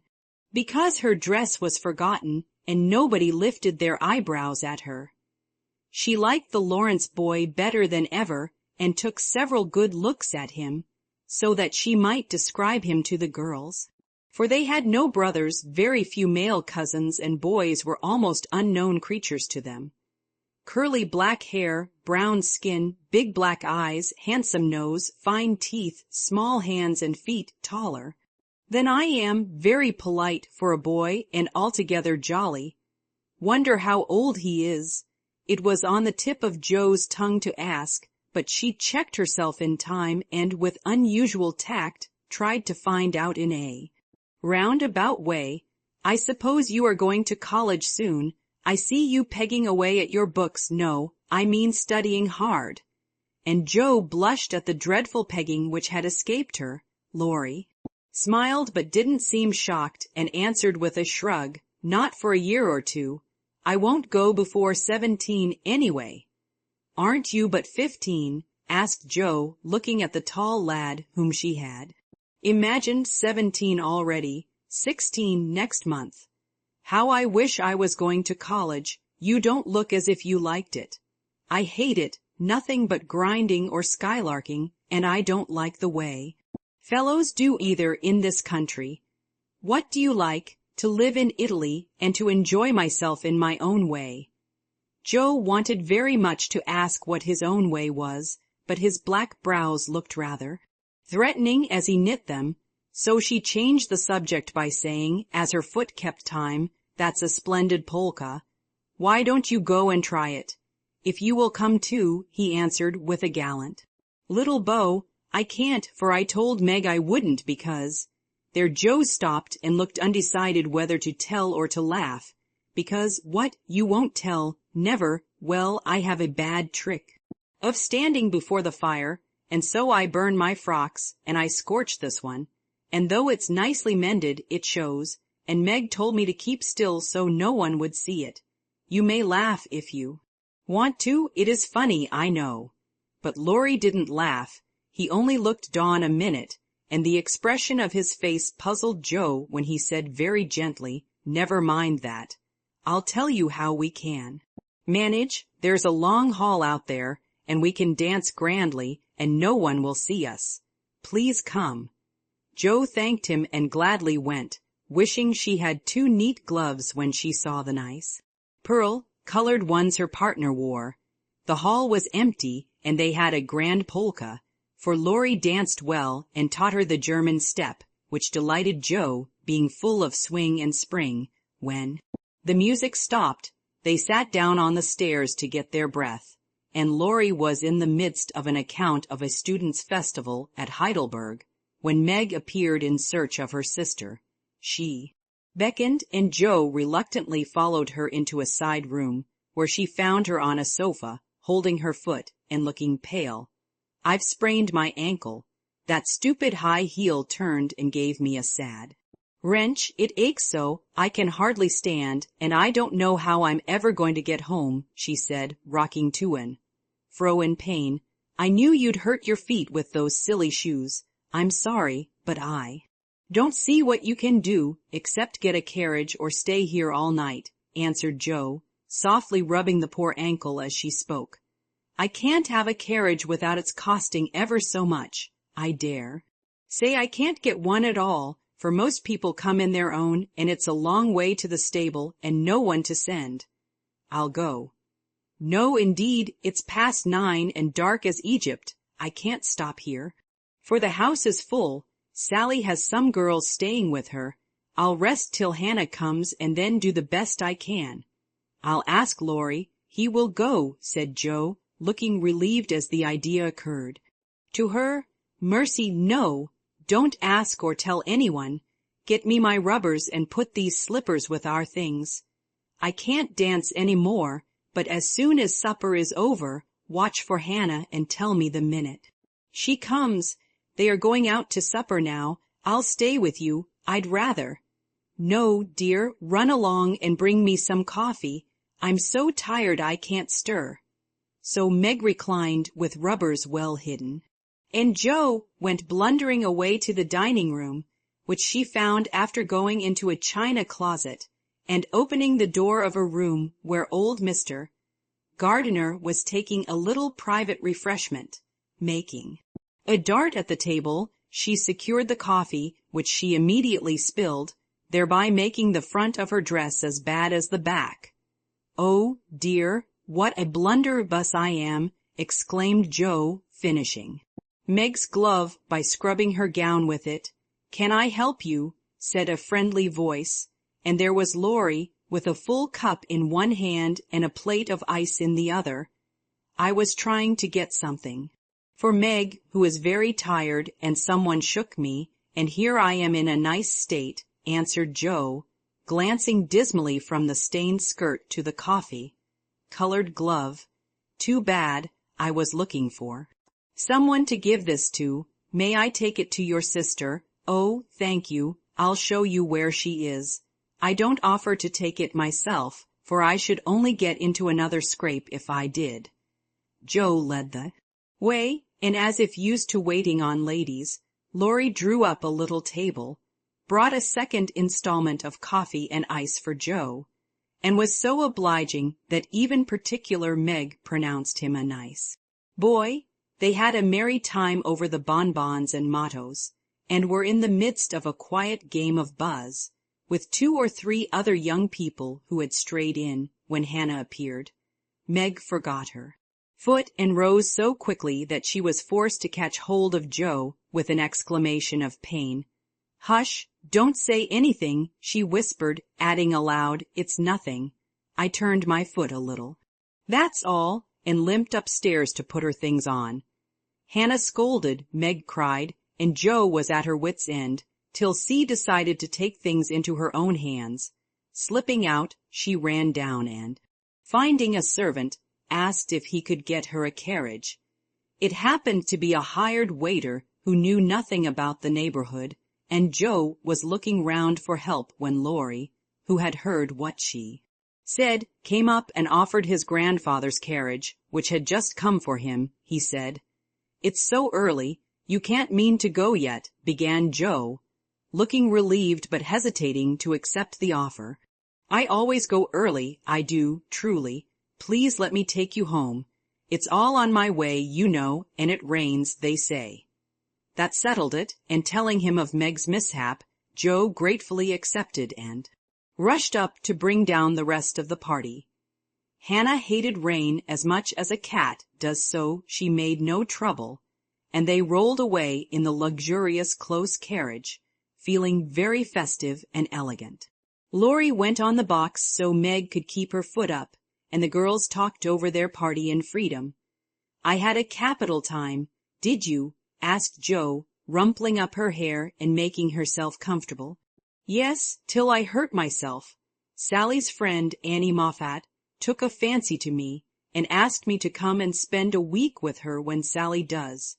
She is going in the spring when the opera comes, and it will be perfectly splendid if Mother only lets me go," answered Meg, cheering up at the thought. "I saw you dancing with the red-headed man I ran away from. Was he nice?" "Oh, very. His hair is auburn, not red, and he was very polite, and I had a delicious redowa with him. He looked like a grasshopper in a fit when he did the new step. Laurie and I couldn't help laughing. Did you hear us?" "No, but it was very rude." "What were you about all that time hidden away there?" Jo told her adventures, and by the time she had finished they were at home. With many thanks they said good night, and crept in, hoping to disturb no one, but the instant their door creaked, 2 little nightcaps bobbed up, and 2 sleepy but eager voices cried out, "Tell about the party, tell about the party." With what Meg called a great want of manners, Jo had saved some bonbons for the little girls, and they soon subsided, after hearing the most thrilling events of the evening. "I declare, it really seems like being a fine young lady, to come home from the party in a carriage and sit in my dressing-gown, with a maid to wait on me," said Meg, as Jo bound up her foot with arnica and brushed her hair. I don't believe fine young ladies enjoy themselves a bit more than we do. In spite of our burned hair, old gowns, one glove apiece and tight slippers that sprain our ankles when we are silly in not to wear them, and I think Joe was quite right. Chapter 4. Oh dear, how hard it does seem to take up our packs and go on, sighed Meg the morning after the party, for now the holidays were over, the week of merrymaking did not fit her for going on easily. With the task she never liked. I wish it was Christmas or New Year's all the time. Wouldn't it be fun? Answered Joe, yawning dismally. We shouldn't enjoy ourselves half so much as we do now. But it does seem so nice to have little suppers and bouquets, and go to parties, and drive home, and read and rest, and not work. It's like other people, you know, and I always envy girls who do such things. I'm so fond of luxury, said Meg, trying to decide which of two shabby gowns was the least shabby. Well, we can't have it. So don't let us grumble, but shoulder our bundles and trudge along as cheerfully as Marmee does. I'm sure Aunt March is a regular old man of the sea to me, but I suppose when I've learned to carry her without complaining, she will tumble off or get so light that I shan't mind her. This idea tickled Joe's fancy and put her in good spirits, but Meg didn't brighten, for her burden, consisting of 4 spoiled children, seemed heavier than ever. She had not heart enough even to make herself pretty as usual by putting on a blue neck ribbon and dressing her hair in the most becoming way. Where's the use of looking nice when no one sees me but those cross midgets, and no one cares whether I'm pretty or not? She muttered, shutting her drawer with a jerk. I shall have to toil and moil all my days, with only little bits of fun now and then, and get old and ugly and sour, because I'm poor and can't enjoy my life as other girls do. It's a shame. So Meg went down, wearing an injured look, and wasn't at all agreeable at breakfast time. Everyone seemed rather out of sorts and inclined to croak. Beth had a headache and lay on the sofa, trying to comfort herself with the cat and 3 kittens. Amy was fretting because her lessons were not learned, and she couldn't find her rubbers. Joe would whistle and make a great racket getting ready. Mrs. March was very busy trying to finish a letter, which must go at once, and Hannah had the grumps, for being up late didn't suit her. There never was such a cross family, cried Joe, losing her temper when she had upset an inkstand, broken both boot lacings, and sat down upon her hat. You're the crossest person in it, returned Amy, washing out the sum that was all wrong with the tears that had fallen on her slate. Beth, if you don't keep these horrid cats down cellar, I'll have them drowned, exclaimed Meg angrily as she tried to get rid of the kitten which had scrambled up her back and stuck like a bird just. Out of reach. Joe laughed, Meg scolded, Beth implored, and Amy wailed because she couldn't remember how much 9 times 12 was. Girls, do be quiet 1 minute. I must get this off by the early mail, and you drive me distracted with your worry, cried Mrs. March, crossing out the 3rd spoiled sentence in her letter. There was a momentary lull, broken by Hannah, who stalked in, laid 2 hot turnovers on the table, and stalked out again. These turnovers were an institution, and the girls called them muffs, for they had no others, and found the hot pies very comforting to their hands on cold mornings. Hannah never forgot to make them, no matter how busy or grumpy she might be, for the walk was long and bleak. The poor things got no other lunch and were seldom home before 2. Cuddle your cats and get over your headache, Bethy. Good-bye, Marmee. We are a set of rascals this morning, but we'll come home regular angels. Now then, Meg. And Joe tramped away, feeling that the Pilgrims were not setting out as they ought to do. They always looked back before turning the corner, for their mother was always at the window to nod and smile, and wave her hand to them. Somehow it seemed as if they couldn't have got through the day without that, for whatever their mood might be, the last glimpse of that motherly face was sure to affect them like sunshine.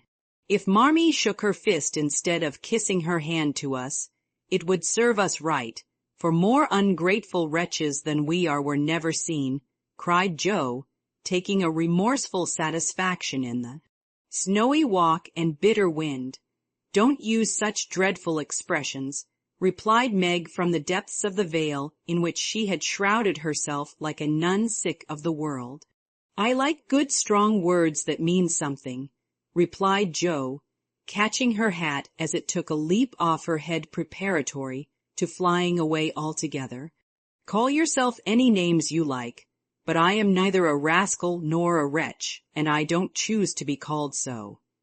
You're a blighted being, and decidedly cross today because you can't sit in the lap of luxury all the time. Poor dear, just wait till I make my fortune, and you shall revel in carriages and ice cream and high-heeled slippers and posies and red-headed boys to dance with. How ridiculous you are, Joe. But Meg laughed at the nonsense and felt better in spite of herself. Lucky for you I am, for if I put on crushed airs and tried to be dismal, as you do, we should be in a nice state. Thank goodness, I can always find something funny to keep me up. Don't croak any more, but come home jolly, there's a dear. Joe gave her sister an encouraging pat on the shoulder as they parted for the day, each going a different way, each hugging her little warm turnover, and each trying to be cheerful in spite of wintry weather, hard work, and the unsatisfied desires of pleasure-loving youth. When Mr. March lost his property in trying to help an unfortunate friend, the two oldest girls begged to be allowed to do something toward their own support, at least, believing that they could not begin too early to cultivate energy, industry, and independence. Their parents consented, and both fell to work with a hearty good will which, in spite of all obstacles, is sure to succeed at last. Margaret found a place as nursery governess and felt rich with her small salary. As she said, she was fond of luxury, and her chief trouble was poverty. She found it harder to bear than the others because she could remember a time when home was beautiful, life full of ease and pleasure, and want of any kind unknown. She tried not to be envious or discontented, but it was very natural that the young girl should long for pretty things, gay friends, accomplishments, and a happy life. At the King's she daily saw all she wanted, for the children's older sisters were just out, and Meg caught frequent glimpses of dainty ball dresses and bouquets, heard lively gossip about theaters, concerts, sleighing parties, and merrymakings of all kinds, and saw money lavished on trifles which would have been so precious to her. Poor Meg seldom complained, but a sense of injustice made her feel bitter toward everyone sometimes, for she had not yet learned to know how rich she was in the blessings which alone can make life happy. Joe happened to suit Aunt March, who was lame and needed an active person to wait upon her. The childless old lady had offered to adopt one of the girls when the troubles came, and was much offended because her offer was declined. Other friends told the Marches that they had lost all chance of being remembered in the rich old lady's will, but the unworldly Marches only said, "We can't give up our girls for a dozen fortunes. Rich or poor, we will keep together and be happy in one another." The old lady wouldn't speak to them for a time, but happening to meet Joe at a friend's, something in her comical face and blunt manners struck the old lady's fancy, and she proposed to take her for a companion. This did not suit Joe at all, but she accepted the place since nothing better appeared, and, to everyone's surprise, got on remarkably well with her irascible relative. There was an occasional tempest, and once Joe marched home, declaring she couldn't bear it longer, but Aunt March always cleared up quickly, and sent for her to come back again with such urgency that she could not refuse, for in her heart she rather liked the peppery old lady. I suspect that the real attraction was a large library of fine books, which was left to dust and spiders since Uncle March died. Jo remembered the kind old gentleman who used to let her build railroads and bridges with his big dictionaries, tell her stories about queer pictures in his Latin books, and buy her cards of gingerbread whenever he met her in the street. The dim, dusty room, with the busts staring down from the tall bookcases, the cozy chairs, the globes, and best of all, the wilderness of books in which she could wander where she liked, made the library a region of bliss to her. The moment Aunt March took her nap or was busy with company, Jo hurried to this quiet place and, curling herself up in the easy chair, devoured poetry, romance, history, travels, and pictures like a regular bookworm. But, like all happiness, it did not last long, for as sure as she had just reached the heart of the story, the sweetest verse of a song, or the most perilous adventure of her traveler, a shrill voice called Josie, Fiend, Josie, Fiend, and she had to leave her paradise to wind yarn, wash the poodle, or read Belsham's essays by the hour together. Jo's ambition was to do something very splendid. What it was, she had no idea as yet, but left it for time to tell her, and meanwhile found her greatest affliction in the fact that she couldn't read, run, and ride as much as she liked.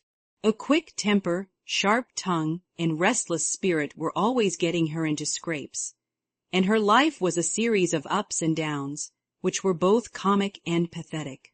But the training she received at Aunt March's was just what she needed, and the thought that she was doing something to support herself made her happy in spite of the perpetual Josie, Fiend. Beth was too bashful to go to school. It had been tried, but she suffered so much that it was given up, and she did her lessons at home with her father, even when he went away, and her mother was called to devote her skill and energy to soldiers' aid societies. Beth went faithfully on by herself and did the best she could. She was a housewifely little creature, and helped Hannah keep home neat and comfortable for the workers, never thinking of any reward but to be loved. Long, quiet days she spent, not lonely nor idle, for her little world was peopled with imaginary friends, and she was by nature a busy bee. There were 6 dolls to be taken up and dressed every morning, for Beth was a child still, and loved her pets as well as ever. Not one whole or handsome one among them. All were outcasts till Beth took them in, for when her sisters outgrew these idols, they passed to her because Amy would have nothing old or ugly. Beth cherished them all the more tenderly for that very reason, and set up a hospital for infirm dolls. No pins were ever stuck into their cotton vitals, no harsh words or blows were ever given them, no neglect ever saddened the heart or the most repulsive, but all were fed and clothed, nursed and caressed with an affection which never failed. One forlorn fragment of Delanity had belonged to Jo, and, having led a tempestuous life, was left a wreck in the rag bag, from which dreary poorhouse it was rescued by Beth and taken to her refuge. Having no top to its head, she tied on a neat little cap, and as both arms and legs were gone, she hid these deficiencies by folding it in a blanket and devoting her best bed to this chronic invalid. If anyone had known the care lavished on that dolly, I think it would have touched their hearts, even while they laughed. She brought it bits of bouquets, she read to it, took it out to breathe fresh air, hidden under her coat. She sang it lullabies and never went to be without kissing its dirty face and whispering tenderly, "I hope you'll have a good night, my poor dear." Beth had her troubles as well as the others, and not being an angel but a very human little girl, she often wept a little weep, as Jo said, because she couldn't take music lessons and have a fine piano. She loved music so dearly, tried so hard to learn, and practiced away so patiently at the jingling old instrument that it did seem as if someone, not to hint Aunt March, ought to help her. Nobody did, however, and nobody saw Beth wipe the tears off the yellow keys that wouldn't keep in tune when she was all alone. She sang like a little lark about her work, never was too tired for Marmee and the girls, and day after day said hopefully to herself, "I know I'll get my music sometime if I'm good." There are many Beths in the world, shy and quiet, sitting in corners till needed, and living for others so cheerfully that no one sees the sacrifices till the little cricket on the hearth stops chirping, and the sweet, sunshiny presence vanishes, leaving silence and shadow behind. If anybody had asked Amy what the greatest trial of her life was, she would have answered at once, my nose. When she was a baby, Joe had accidentally dropped her into the coal hod, and Amy insisted that the fall had ruined her nose forever. It was not big nor red like poor Petria's. It was only rather flat, and all the pinching in the world could not give it an aristocratic point. No one minded it but herself, and it was doing its best to grow. But Amy felt deeply the want of a Grecian nose, and drew whole sheets of handsome ones to console herself. Little Raphael, as her sisters called her, had a decided talent for drawing, and was never so happy as when copying flowers, designing fairies, or illustrating stories with queer specimens of art. Her teachers complained that instead of doing her sums, she covered her slate with animals. The blank pages of her atlas were used to copy maps on, and caricatures of the most ludicrous description came fluttering out of all her books at unlucky moments. She got through her lessons as well as she could, and managed to escape reprimands by being a model of deportment. She was a great favorite with her mates, being good, tempered, and possessing the happy art of pleasing without effort. Her little airs and graces were much admired. So were her accomplishments, for besides her drawing, she could play 12 tunes, crochet, and read French without mispronouncing more than 2/3 of the words. She had a plaintive way of saying, "When Papa was rich we did so," and "so," which was very touching, and her long words were considered perfectly elegant by the girls. Amy was in a fair way to be spoiled, for everyone petted her, and her small vanities and selfishnesses were growing nicely. One thing, however, rather quenched the vanities. She had to wear her cousin's clothes. Now Florence's mamma hadn't a particle of taste, and Amy suffered deeply at having to wear a red instead of a blue bonnet, unbecoming gowns, and fussy aprons that did not fit.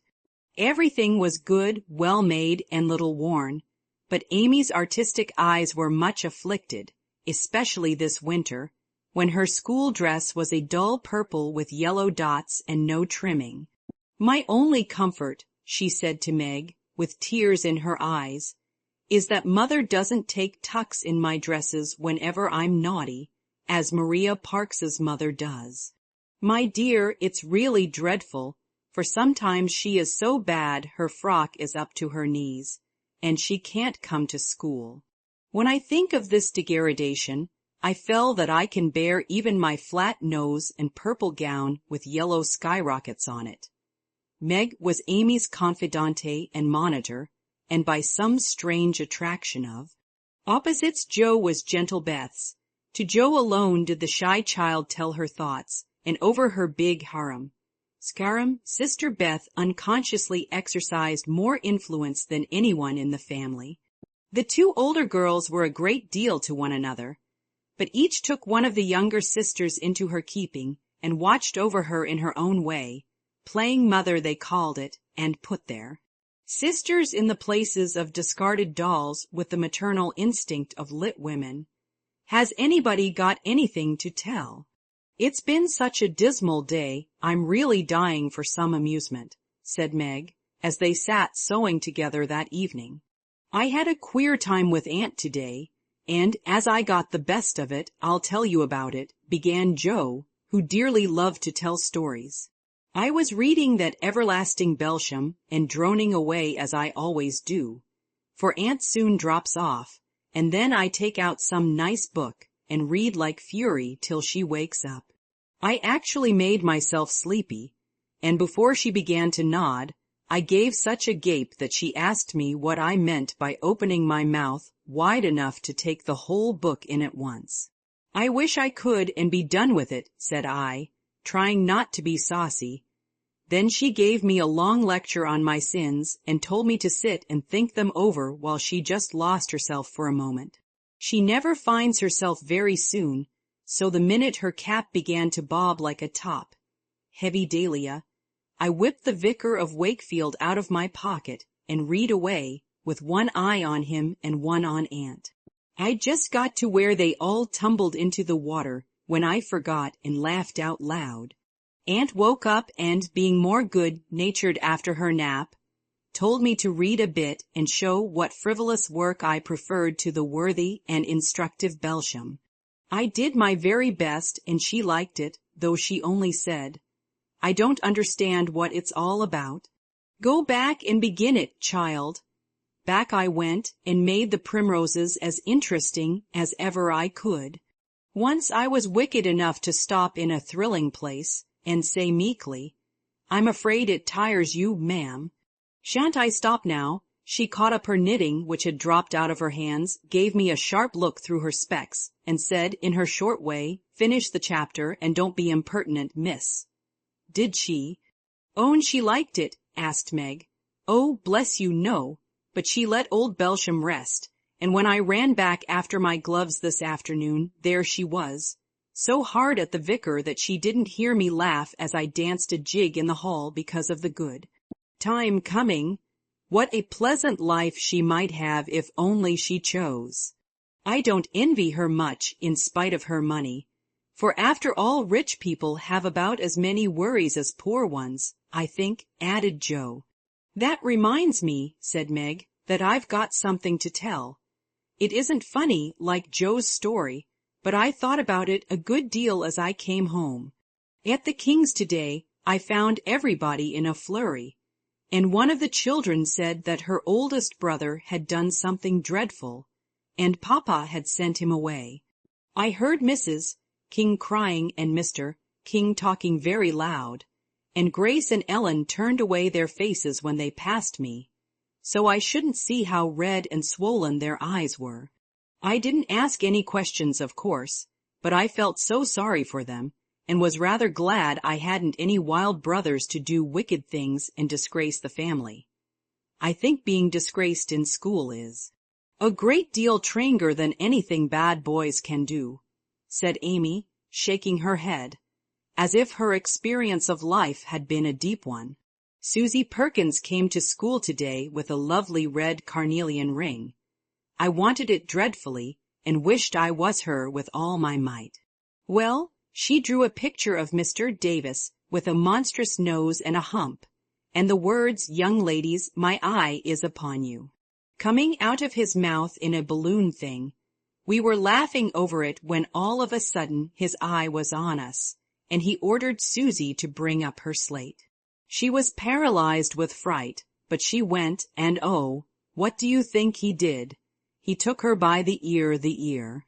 Just fancy how horrid, and led her to the recitation platform, and made her stand there half an hour, holding the slate so everyone could see. Didn't the girls laugh at the picture? Asked Joe, who relished the scrape. Laugh, not one. They sat still as mice, and Susie cried quarts. I know she did. I didn't envy her then, for I felt that millions of carnelian rings wouldn't have made me happy after that. I never should have got over such a agonizing mortification." And Amy went on with her work, in the proud consciousness of virtue and the successful utterance of 2 long words in a breath. "I saw something I liked this morning, and I meant to tell it at dinner, but I forgot," said Beth, putting Joe's topsy-turvy basket in order as she talked. When I went to get some oysters for Hannah, Mr. Lawrence was in the fish shop, but he didn't see me, for I kept behind the fish barrel, and he was busy with Mr. Cutter the fishman. A poor woman came in with a pail a mop, and asked Mr. Cutter if he would let her do some scrubbing for a bit of fish, because she hadn't any dinner for her children, and had been disappointed of a day's work. Mr. Cutter was in a hurry and said no, rather crossly, so she was going away, looking hungry and sorry, when Mr. Lawrence hooked up a big fish with the crooked end of his cane and held it out to her. She was so glad and surprised she took it right into her arms and thanked him over and over. He told her to go along and cook it, and she hurried off so happy. Wasn't it good of him? Oh, she did look so funny, hugging the big, slippery fish and hoping Mr. Lawrence's bed in heaven would be easy. When they had laughed at Beth's story, they asked their mother for one, and after a moment's thought, she said soberly, as I sat cutting out blue flannel jackets today at the rooms, I felt very anxious about Father, and thought how lonely and helpless we should be if anything happened to him. It was not a wise thing to do, but I kept on worrying till an old man came in with an order for some clothes. He sat down near me, and I began to talk to him, for he looked poor and tired and anxious. Have you sons in the army? I asked, for the note he brought was not to me. Yes, ma'am. I had 4, but 2 were killed. One is a prisoner, and I'm going to the other, who is very sick in a Washington hospital. He answered quietly, You have done a great deal for your country, sir, I said, feeling respect now instead of pity. Not a mite more than I ought, ma'am. I'd go myself if I was any use. As I ain't, I give my boys and give 'em free. He spoke so cheerfully, looked so sincere, and seemed so glad to give his all, that I was ashamed of myself. I'd given 1 man and thought it too much, while he gave 4 without grudging them. I had all my girls to comfort me at home, and his last son was waiting, miles away, to say good-bye to him, perhaps. I felt so rich, so happy thinking of my blessings, that I made him a nice bundle, gave him some money, and thanked him heartily for the lesson he had taught me. Tell another story, Mother, 1. With a moral to it like this. I like to think about them afterward, if they are real and not too preaky, said Joe, after a minute's silence. Mrs. March smiled and began at once, for she had told stories to this little audience for many years, and knew how to please them. Once upon a time there were 4 girls who had enough to eat and drink and wear, a good many comforts and pleasures, kind friends and parents who loved them dearly, and yet they were not contented. Here the listeners stole sly looks at one another, and began to sew diligently.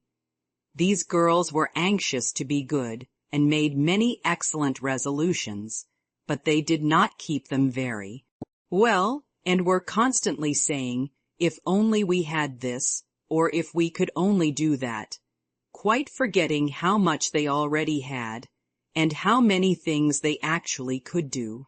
So they asked an old woman what spell they could use to make them happy, and she said, when you feel discontented, think over your blessings and be grateful. Here Joe looked up quickly, as if about to speak, but changed her mind, seeing that the story was not done yet. Being sensible girls, they decided to try her advice, and soon were surprised to see how well off they were. One discovered that money couldn't keep shame and sorrow out of rich people's houses. Another that, though she was poor, she was a great deal happier with her youth, health, and good spirits then. A certain fretful, feeble old lady who couldn't enjoy her comforts. A third that, disagreeable as it was to help get dinner, it was harder still to go begging for it, and the fourth, that even carnelian rings were not so valuable as good behavior. So they agreed to stop complaining, to enjoy the blessings already possessed and try to deserve them, lest they should be taken away entirely instead of increased, and I believe they were never disappointed or sorry that they took the old woman's advice. Now, Marmee, that is very cunning of you to turn our own stories against us and give us a sermon instead of a romance," cried Meg. "I like that kind of sermon. It's the sort Father used to tell us," said Beth thoughtfully, putting the needles straight on Joe's cushion. "I don't complain near as much as the others do, and I shall be more careful than ever now, for I've had warning from Sussie's downfall," said Amy morally. "We needed that lesson, and we won't forget it. If we do so, you just say to us, as old Chloe did in Uncle Tom, 'Tink ob your marcies, chillun.'" "Tink ob your marcies," added Joe, who could not, for the life of her, help getting a morsel of fun out of the little sermon, though she took it to heart as much as any of them. Chapter 5. "What in the world are you going to do now, Joe?" asked Meg one snowy afternoon, as her sister came tramping through the hall, in rubber boots, old sack, and hood, with a broom in one hand and a shovel in the other. "Going out for exercise," answered Joe with a mischievous twinkle in her eyes. "I should think 2 long walks this morning would have been enough. It's cold and dull out, and I advise you to stay warm and dry by the fire, as I do," said Meg with a shiver. "Never take advice. Can't keep still all day, and not being a pussycat, I don't like to doze by the fire. I like adventures, and I'm going to find some."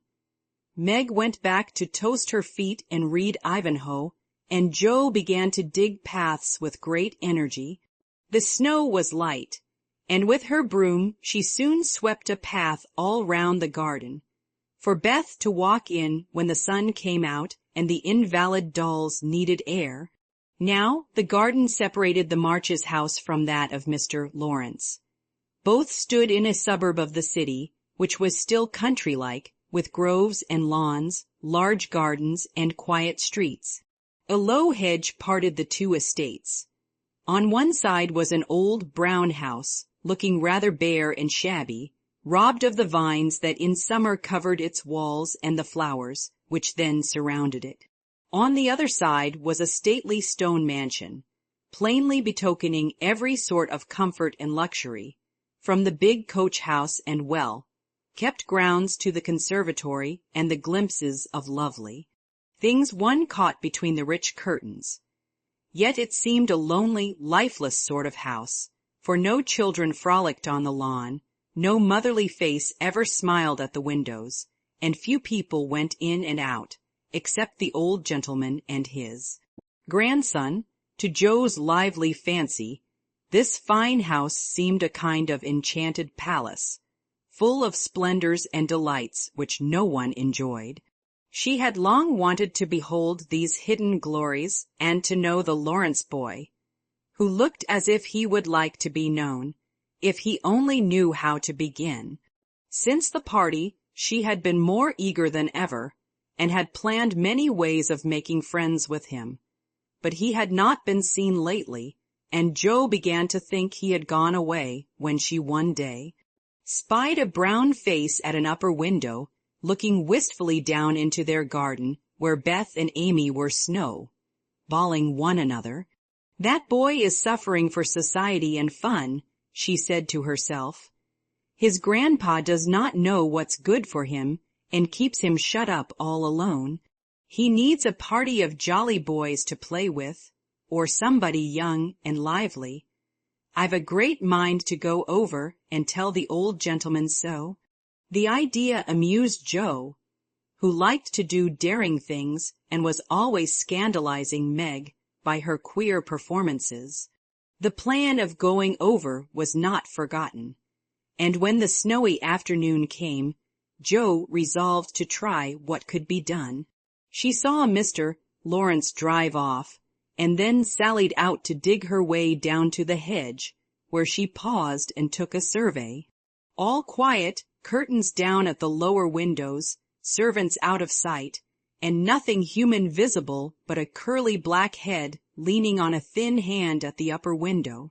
There he is, thought Joe, poor boy, all alone and sick this dismal day.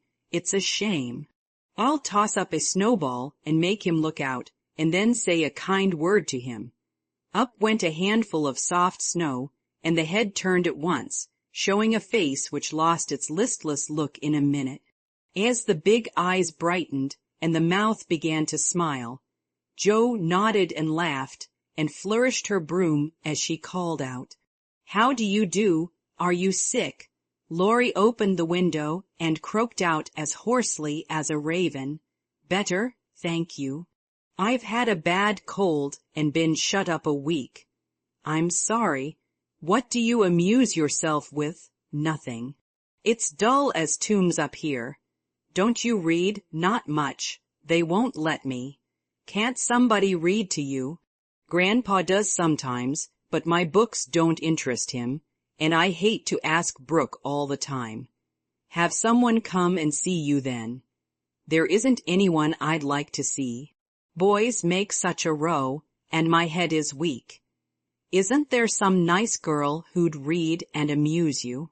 "Girls are quiet and like to play nurse." "Don't know any." "You know us," began Joe, then laughed and stopped. "So I do. Will you come, please?" cried Laurie. "I'm not quiet and nice, but I'll come if Mother will let me."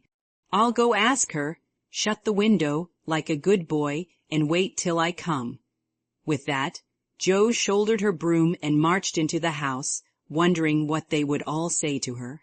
Laurie was in a flutter of excitement at the idea of having company, and flew about to get ready, for, as Mrs. March said, he was a little gentleman, and did honor to the coming guest by brushing his curly pate, putting on a fresh color, and trying tidy up the room, which, in spite of half a dozen servants, was anything but neat. Presently there came a loud ring, then a decided voice, asking for Mr. Laurie, and a surprised-looking servant came running up to announce a young lady. "All right, show her up. It's Miss Joe," said Laurie, going to the door of his little parlor to meet Joe, who appeared, looking rosy and quite at her ease, with a covered dish in one hand and Beth's, 3 kittens in the other. "Here I am, bag and baggage," she said briskly. "Mother sent her love, and was glad if I could do anything for you. Meg wanted me to bring some of her blancmange. She makes it very nicely, and Beth thought her cats would be comforting. I knew you'd laugh at them, but I couldn't refuse, she was so anxious to do something." It so happened that Beth's funny loan was just the thing, for in laughing over the kits, Laurie forgot his bashfulness and grew sociable at once. "That looks too pretty to eat," he said, smiling with pleasure as Joe uncovered the dish and showed the blancmange, surrounded by a garland of green leaves and the scarlet flowers of Amy's pet geranium. "It isn't anything, only they all felt kindly and wanted to show it. Tell the girl to put it away for your tea. It's so simple you can eat it, and being soft, it will slip down without hurting your sore throat. What a cozy room this is." It might be it was kept nice, but the maids are lazy, and I don't know how to make them mind. It worries me, though. I'll write it up in 2 minutes, for it only needs to have the hearth brushed, so, and the things made straight on the mantelpiece, so, and the books put here, and the bottles there, and your sofa turned from the light, and the pillows plumped up a bit. Now then, you're fixed. And so he was, for, as she laughed and talked, Joe had whisked things into place and given quite a different air to the room. Laurie watched her in respectful silence, and when she beckoned him to his sofa, he sat down with a sigh of satisfaction, saying gratefully, "How kind you are. Yes, that's what it wanted. Now please take the big chair and let me do something to amuse my company." "No, I came to amuse you. Shall I read aloud?" And Joe looked affectionately towards some inviting books nearby. "Thank you. I've read all those, and if you don't mind, I'd rather talk," answered Laurie. "Not a bit. I'll talk all day if you'll only set me going. Beth says I never know when to stop." "Is Beth the rosy one, who stays at home good deal and sometimes goes out with a little basket?" asked Laurie with interest. "Yes, that's Beth. She's my girl, and a regular good one she is, too. The pretty one is Meg, and the curly-haired one is Amy, I believe." Laurie colored up, but answered frankly, "Why, you see, I often hear you calling to one another, and when I'm alone up here, I can't help looking over at your house. You always seem to be having such good times. I beg your pardon for being so rude, but sometimes you forget to put down the curtain at the window where the flowers are. And when the lamps are lighted, it's like looking at a picture to see the fire, and you all around the table with your mother. Her face is right opposite, and it looks so sweet behind the flowers, I can't help watching it. I haven't got any mother, you know." And Laurie poked the fire to hide a little twitching of the lips that he could not control. The solitary, hungry look in his eyes went straight to Joe's warm heart. She had been so simply taught that there was no nonsense in her head, and at 15 she was as innocent and frank as any child. Laurie was sick and lonely, and feeling how rich she was in home and happiness, she gladly tried to share it with him. Her face was very friendly, and her sharp voice unusually gentle as she said, "We'll never draw that curtain any more, and I give you leave to look as much as you like. I just wish, though, instead of peeping, you'd come over and see us. Mother is so splendid, she'd do you heaps of good, and Beth would sing to you if I begged her to, and Amy would dance. Meg and I would make you laugh over our funny stage properties, and we'd have jolly times. Wouldn't your grandpa let you?" "I think he would if your mother asked him. He's very kind, though he does not look so, and he lets me do what I like, pretty much. Only he's afraid I might be a bother to strangers," began Laurie, brightening more and more. "We are not strangers, we are neighbors, and you needn't think you'd be a bother. We want to know you, and I've been trying to do it this ever so long. We haven't been here a great while, you know, but we have got acquainted with all our neighbors but you. You see, Grandpa lives among his books, and doesn't mind much what happens outside. Mr. Brooke, my tutor, doesn't stay here, you know, and I have no one to go about with me. So I just stop at home and get on as I can. That's bad. You ought to make an effort and go visiting everywhere you are asked. Then you'll have plenty of friends and pleasant places to go to. Never mind being bashful. It won't last long if you keep going." Laurie turned red again, but wasn't offended at being accused of bashfulness, for there was so much good will in Joe it was impossible not to take her blunt speeches as kindly as they were meant. "Do you like your school?" asked the boy, changing the subject after a little pause, during which he stared at the fire and Joe looked about her, well pleased. "Don't go to school. I'm a businessman girl, I go to wait on my great-aunt, and a dear, cross old soul she is, too," answered Joe. Laurie opened his mouth to ask another question, but remembering just in time that it wasn't manners to make too many inquiries into people's affairs, he shut it again and looked uncomfortable.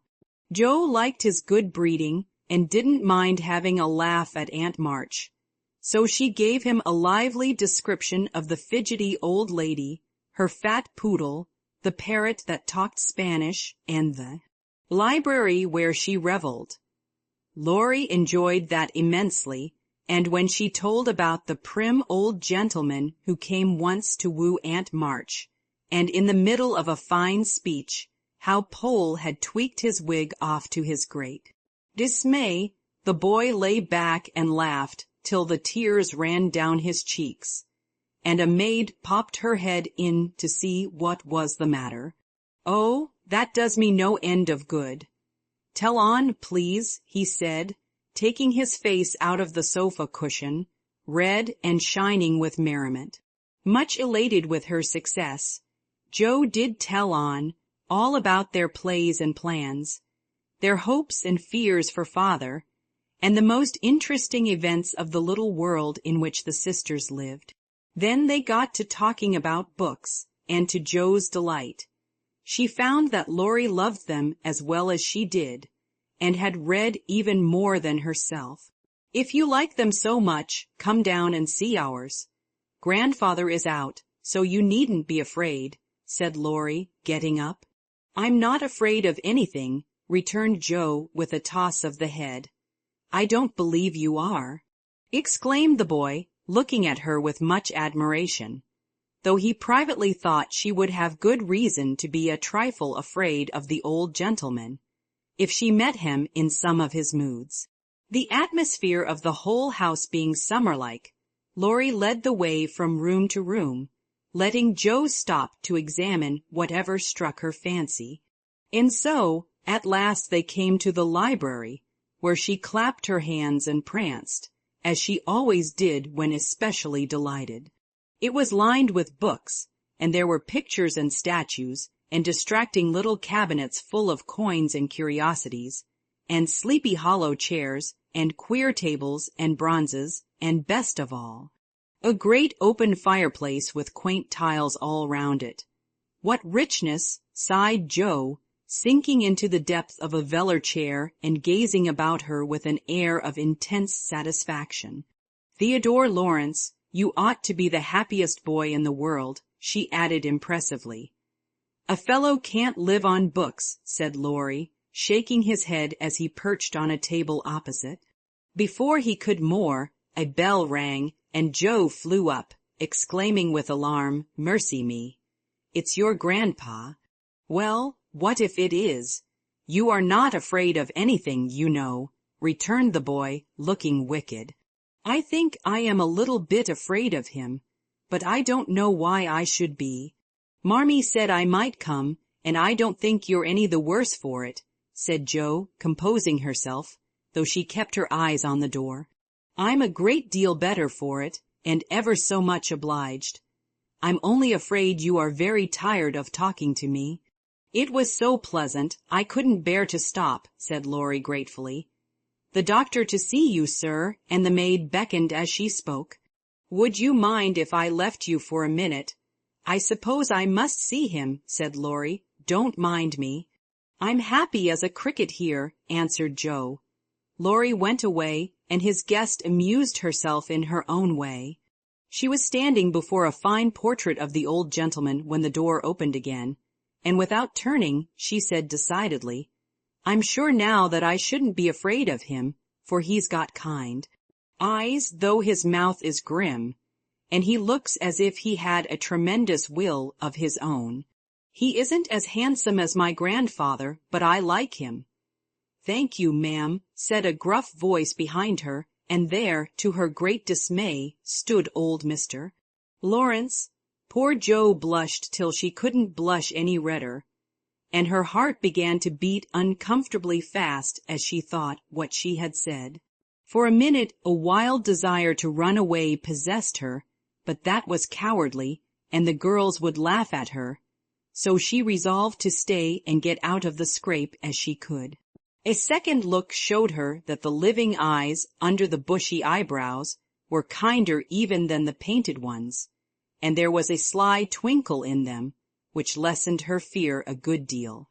The gruff voice was gruffer than ever, as the old gentleman said abruptly, after the dreadful pause, "So you're not afraid of me, hey?" "Not much, sir."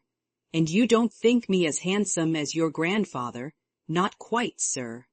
"And I've got a tremendous will, have I?"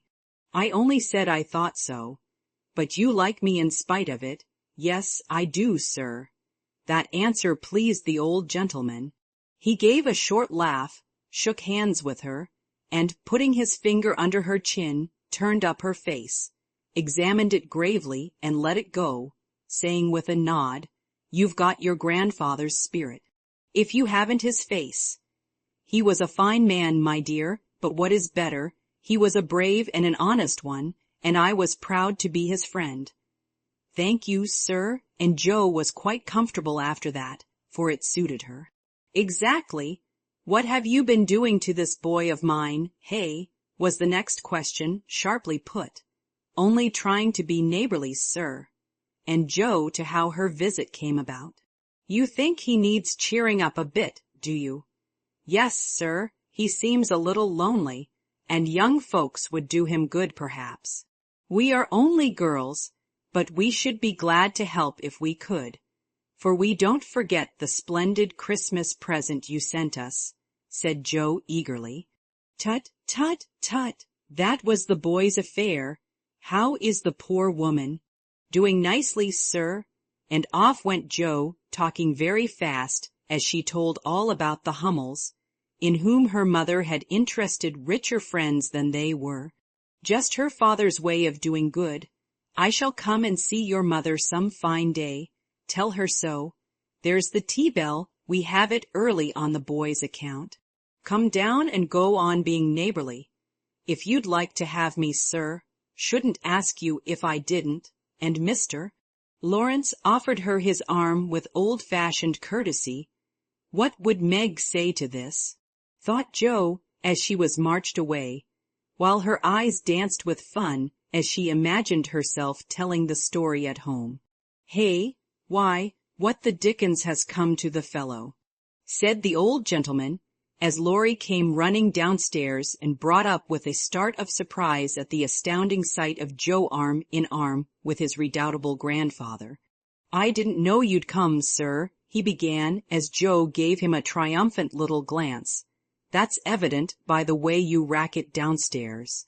Come to your tea, sir, and behave like a gentleman." And having pulled the boy's hair by way of a caress, Mr.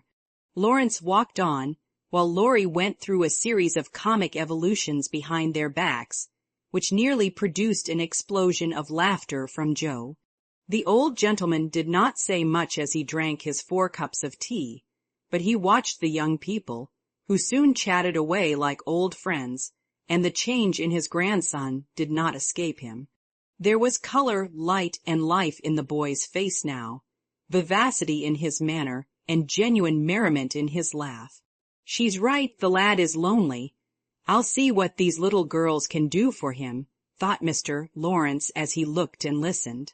He liked Jo, for her odd, blunt ways suited him, and she seemed to understand the boy almost as well as if she had been one herself.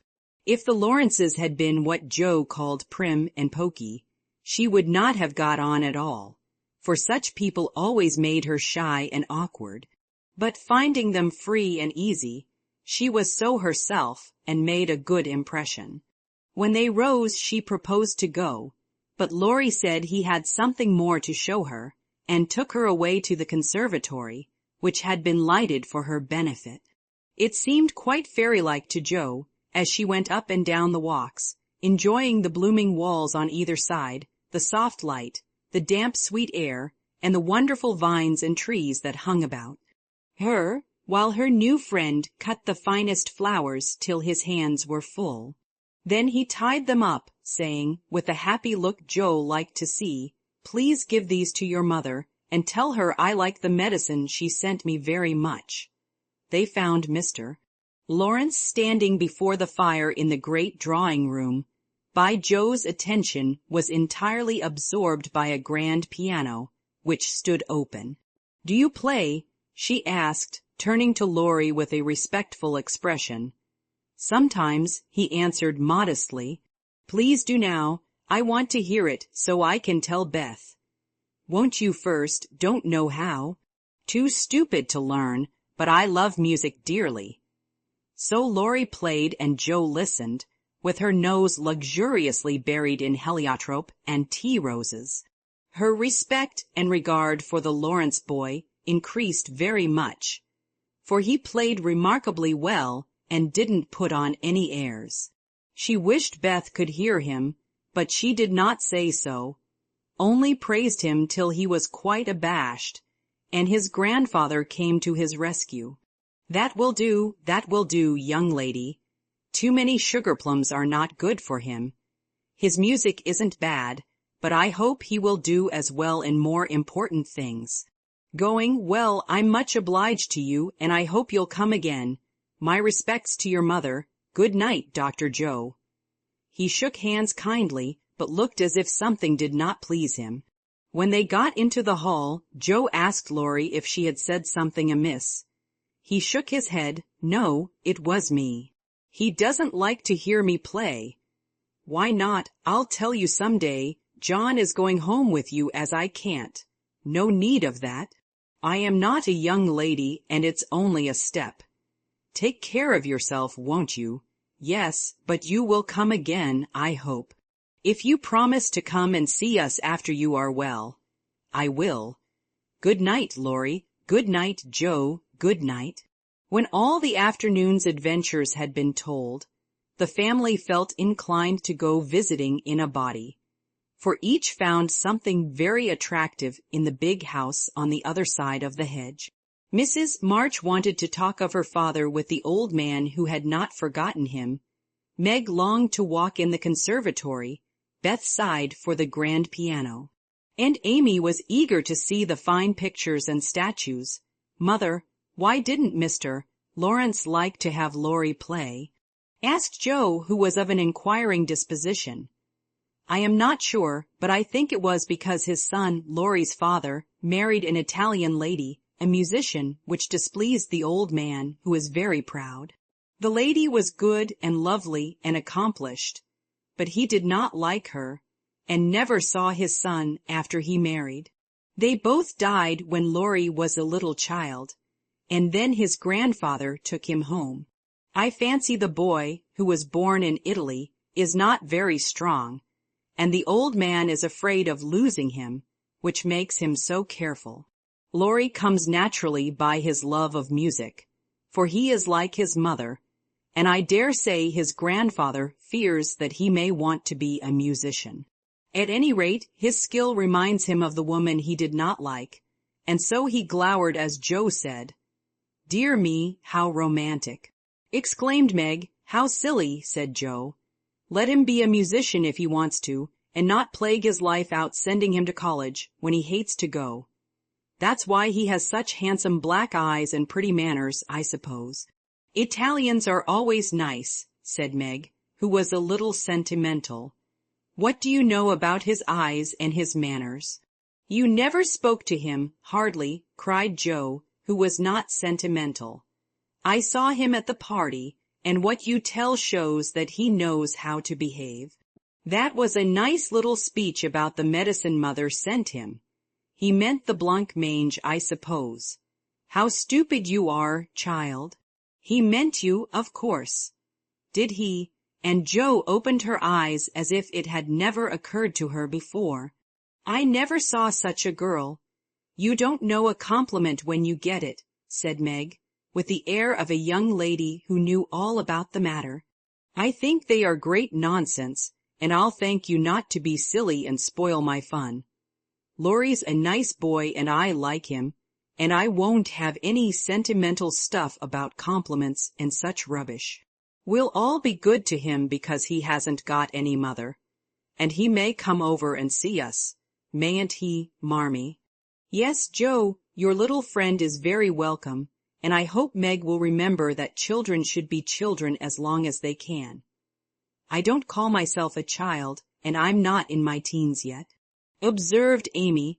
"What do you say, Beth?" "I was thinking about our Pilgrim's Progress," answered Beth, who had not heard a word.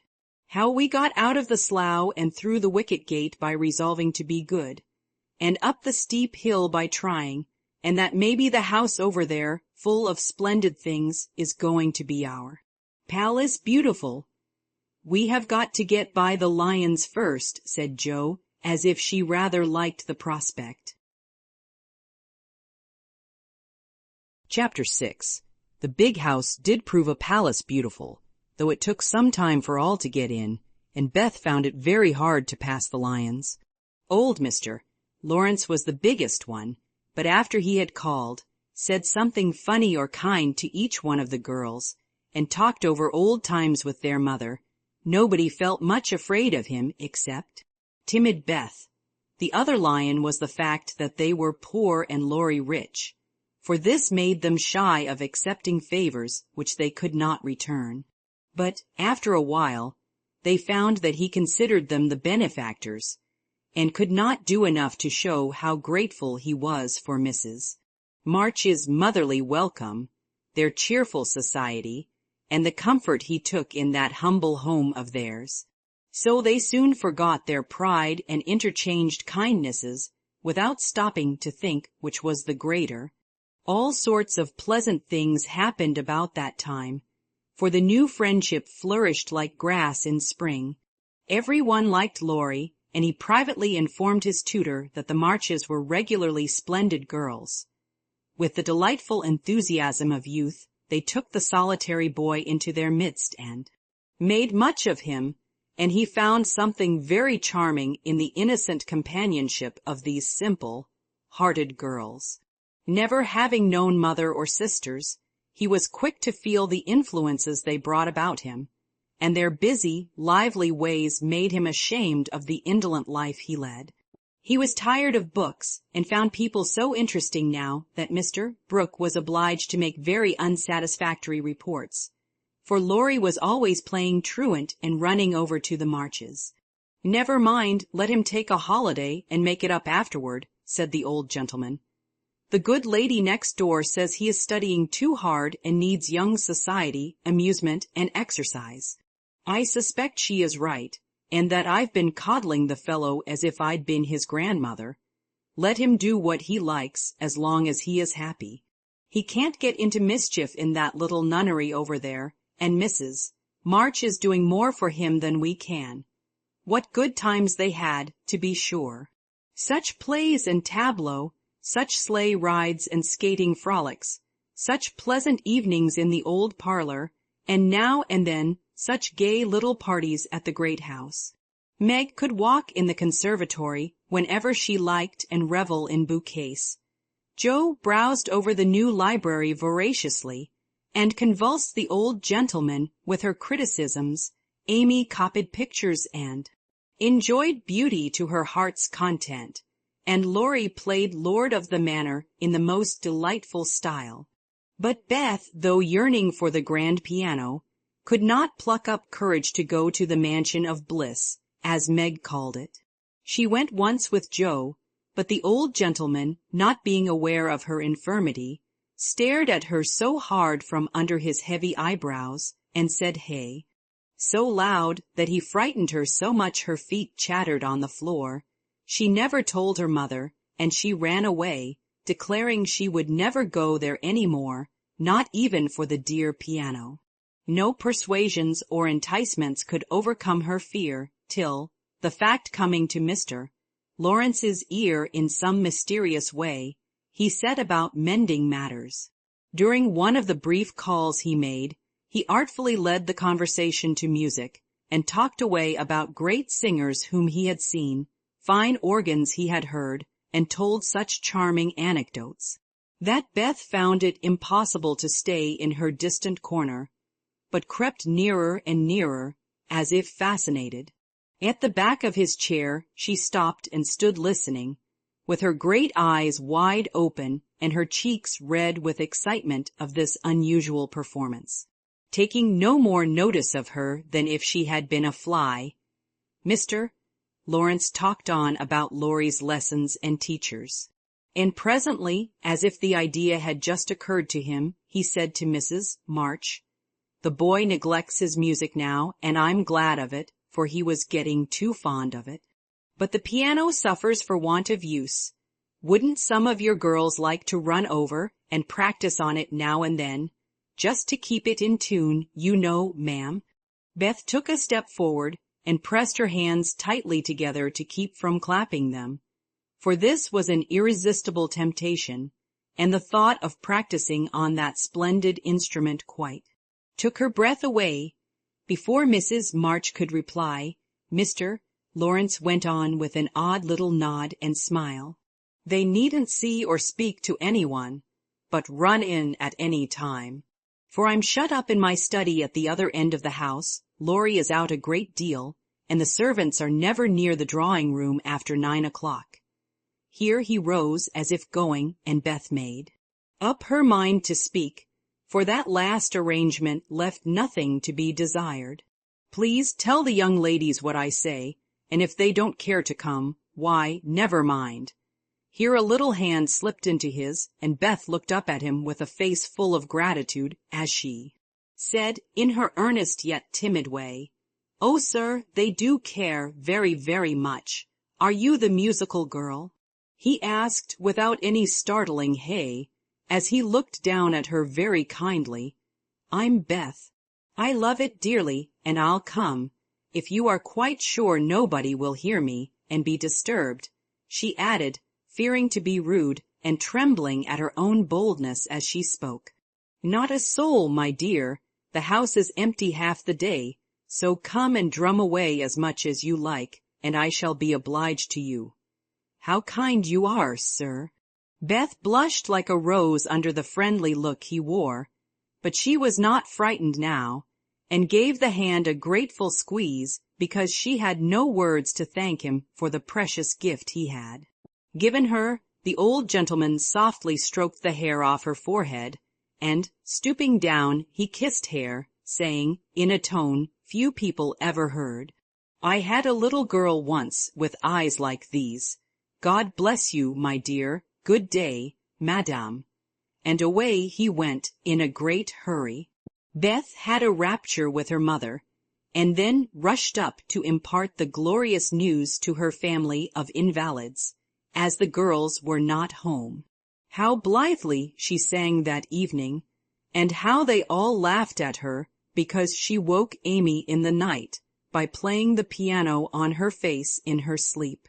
Next day, having seen both the old and young gentlemen out of the house, Beth, after 2 or 3 retreats, fairly got in at the side door, and made her way as noiselessly as any mouse to the drawing-room where her idol stood. Quite by accident, of course, some pretty, easy music lay on the piano, and with trembling fingers and frequent stops to listen and look about, Beth at last touched the great instrument and straightway forgot her fear, herself, and everything else but the unspeakable delight which the music gave her, for it was like the voice of a beloved friend. She stayed till Hannah came to take her home to dinner, but she had no appetite, and could only sit and smile upon everyone in a general state of beatitude. After that, the little brown hood slipped through the hedge nearly every day, and the great drawing-room was haunted by a tuneful spirit that came and went unseen. She never knew that Mr. Lawrence opened his study door to hear the old-fashioned airs he liked. She never saw Laurie mount guard in the hall to warn the servants away. She never suspected that the exercise books and new songs which she found in the rack were put there for her especial benefit, and when he talked to her about music at home, she only thought how kind he was to tell things that helped her so much.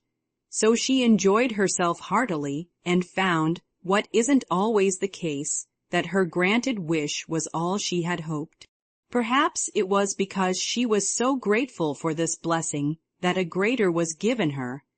At any rate, she deserved both. "Mother, I'm going to work Mr. Lawrence a pair of slippers. He is so kind to me, I must thank him, and I don't know any other way." "Can I do it?" asked Beth, a few weeks after that eventful call of his. "Yes, dear. It will please him very much, and be a nice way of thanking him. The girls will help you about them, and I will pay for the making up," replied Mrs. March, who took peculiar pleasure in granting Beth's requests because she so seldom asked anything for herself. After many serious discussions with Meg and Joe, the pattern was chosen, the materials bought, and the slippers begun. A cluster of grave yet cheerful pansies on a deeper purple ground was pronounced very appropriate and pretty, and Beth worked away early and late, with occasional lifts over hard parts. She was a nimble little needlewoman, and they were finished before anyone got tired of them.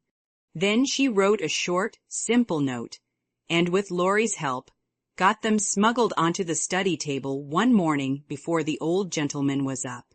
When this excitement was over, Beth waited to see what would happen. All day passed and a part of the next before any acknowledgment arrived, and she was beginning to fear she had offended her crotchety friend. On the afternoon of the second day, she went out to do an errand and give poor Joanna, the invalid doll, her daily exercise.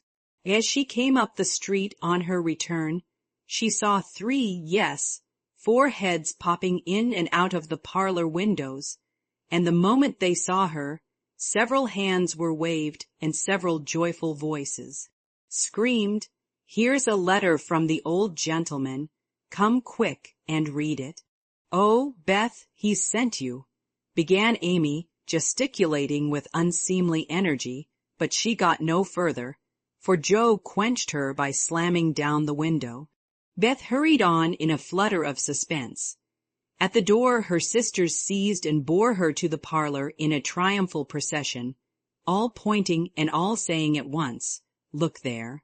Look there, Beth did look, and turned pale with delight and surprise, for there stood a little cabinet piano, with a letter lying on the glossy lid, directed like a sign-board to Miss Elizabeth March.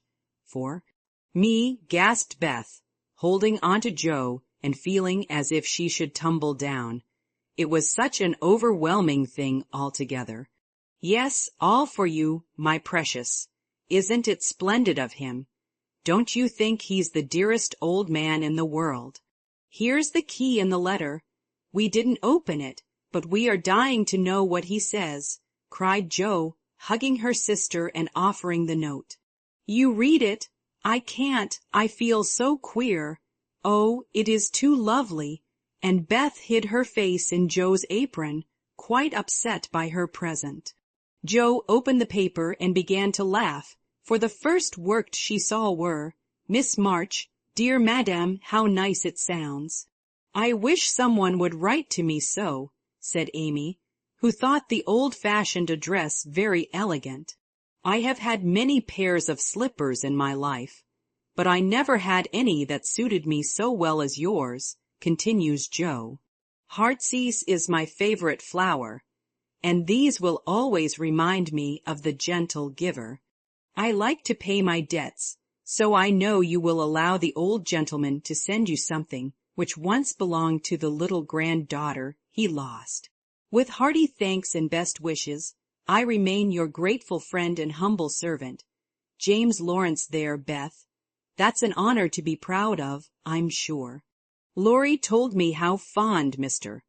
Lawrence used to be of the child who died, and how he kept all her little things carefully. Just think, he's given you her piano. That comes of having big blue eyes and loving music," said Joe, trying to soothe Beth, who trembled and looked more excited than she had ever been before. "See the cunning brackets to hold candles, and the nice green silled, puckered up, with a gold rose in the middle. And the pretty rack and stool, all complete," added Meg, opening the instrument and displaying its beauties. "Your humble servant, James Lawrence. Only think of his writing that to you." "I'll tell the girls. They'll think it's splendid," said Amy, much impressed by the note. "Try it, honey." "Let's hear the sound of the baby piney," said Hannah, who always took a share in the family joys and sorrows. So Beth tried it, and everyone pronounced it the most remarkable piano ever heard. It had evidently been newly tuned and put in apple pie order, but, perfect as it was, I think the real charm lay in the happiest of all happy faces which leaned over it, as Beth lovingly touched the beautiful black and white keys and pressed the bright pedals. "You'll have to go and thank him," said Joe, by way of a joke, for the idea of the child's really going never entered her head. "Yes, I mean to. I guess I'll go no before I get frightened thinking about it." And to the utter amazement of the assembled family, Beth walked deliberately down the garden, through the hedge, and in at the Lawrence's door. "Well, I wish I may die if it ain't the queerest thing I ever see." The Peony has turned her head. "She'd never have gone in her right mind," cried Hannah, staring after her, while the girls were rendered quite speechless by the miracle. They would have been still more amazed if they had seen what Beth did afterward. If you will believe me, she went and knocked at the study door before she gave herself time to think. And when a gruff voice called out, "Come in," she did go in right up to Mr. Lawrence, who looked quite taken aback and held out her hand, saying, with only a small quaver in her voice, "I came to thank you, sir, for—" But she didn't finish, for he looked so friendly that she forgot her speech, and, only remembering that he had lost the little girl he loved, she put both arms round his neck and kissed him. If the roof of the house had suddenly flown off, the old gentleman wouldn't have been more astonished. But he liked it. Oh, dear, yes, he liked it amazingly, and was so touched and pleased by that confiding little kiss that all his crustiness vanished, and he just set her on his knee and laid his wrinkled cheek against her rosy one, feeling as if he had got his own little granddaughter back again. Beth ceased to fear him from that moment, and sat there talking to him as cozily as if she had known him all her life. For love casts out fear, and gratitude can conquer pride. When she went home, he walked with her to her own gate, shook hands cordially, and touched his hat as he marched back again, looking very stately and erect, like a handsome, soldierly old gentleman. Yes, he was. When the girls saw that performance, Jo began to dance a jig, by way of expressing her satisfaction. Amy nearly fell out of the window in her surprise, and Meg exclaimed, with uplifted hands, "Well, I do believe the world is coming to an end." Chapter 7. "That boy is a perfect Cyclops, isn't he?" said Amy one day, as Laurie clattered by on horseback, with a flourish of his whip as he passed. "How dare you say so, when he's got both his eyes? And very handsome ones they are, too," cried Jo, who resented any slighting remarks about her friend. "I didn't say anything about his eyes, and I don't see why you need fire up when I admire his riding." "Oh, my goodness. That little goose means a centaur, and she called him a Cyclops," exclaimed Jo, with a burst of laughter. "You needn't be so rude.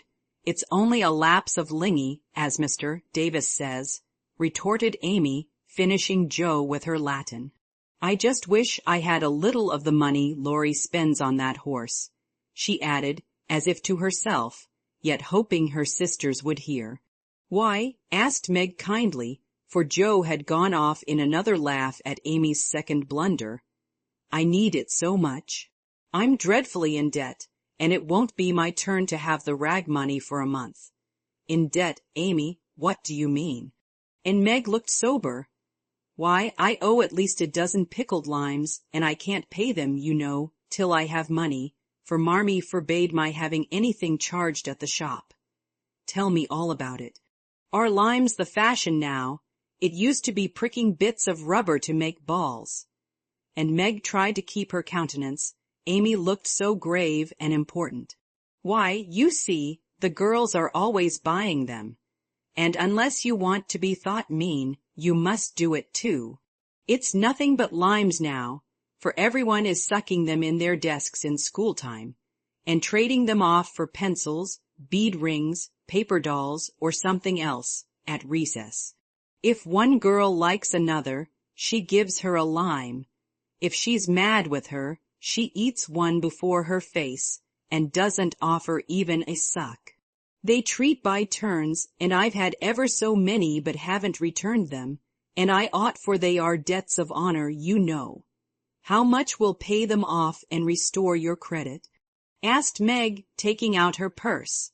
A quarter would more than do it, and leave a few cents over for a treat for you.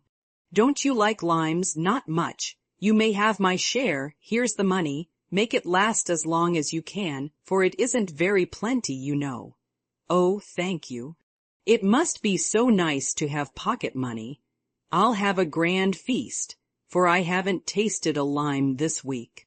I felt delicate about taking any, as I couldn't return them, and I'm actually suffering for one. Next day Amy was rather late at school, but could not resist the temptation of displaying, with pardonable pride, a moist brown paper parcel, before she consigned it to the inmost recesses of her desk. During the next few minutes the rumor that Amy March had got 24 delicious limes, she ate one on the way, and was going to treat circulated through her set, and the attentions of her friends became quite overwhelming. Katie Brown invited her to her next party on the spot. Mary Kinglesey insisted on lending her watch till recess, and Jenny Snow, a satirical young lady who had basely twitted Amy upon her limeless state, promptly buried the hatchet and offered to furnish answers to certain appalling sums. But Amy had not forgotten Miss Snow's cutting remarks about some persons whose noses were not too flat to smell other people's limes, and stuck-up people who were not too proud to ask for them, and she instantly crushed that Snow girl's hopes by the withering telegram, "You needn't be so polite all of a sudden, for you won't get any." A distinguished personage happened to visit the school that morning, and Amy's beautifully drawn maps received praise, which honor to her foe rankled in the soul of Miss Snow, and caused Miss March to assume the airs of a studious young peacock. But alas, alas, pride goes before a fall, and the revengeful Snow turned the tables with disastrous success. No sooner had the guest paid the usual stale compliments and bowed himself out, than Jenny, under pretense of asking an important question, informed Mr. Davis, the teacher, that Amy March had pickled limes in her desk. Now Mr. Davis had declared limes a contraband article, and solemnly vowed to publicly ferule the first person who was found breaking the law. This much enduring man had succeeded in banishing chewing gum after a long and stormy war, had made a bonfire of the confiscated novels and newspapers, had suppressed a private post office, had forbidden distortions of the face, nicknames, and caricatures, and done all that one man could do to keep 100 rebellious girls in order.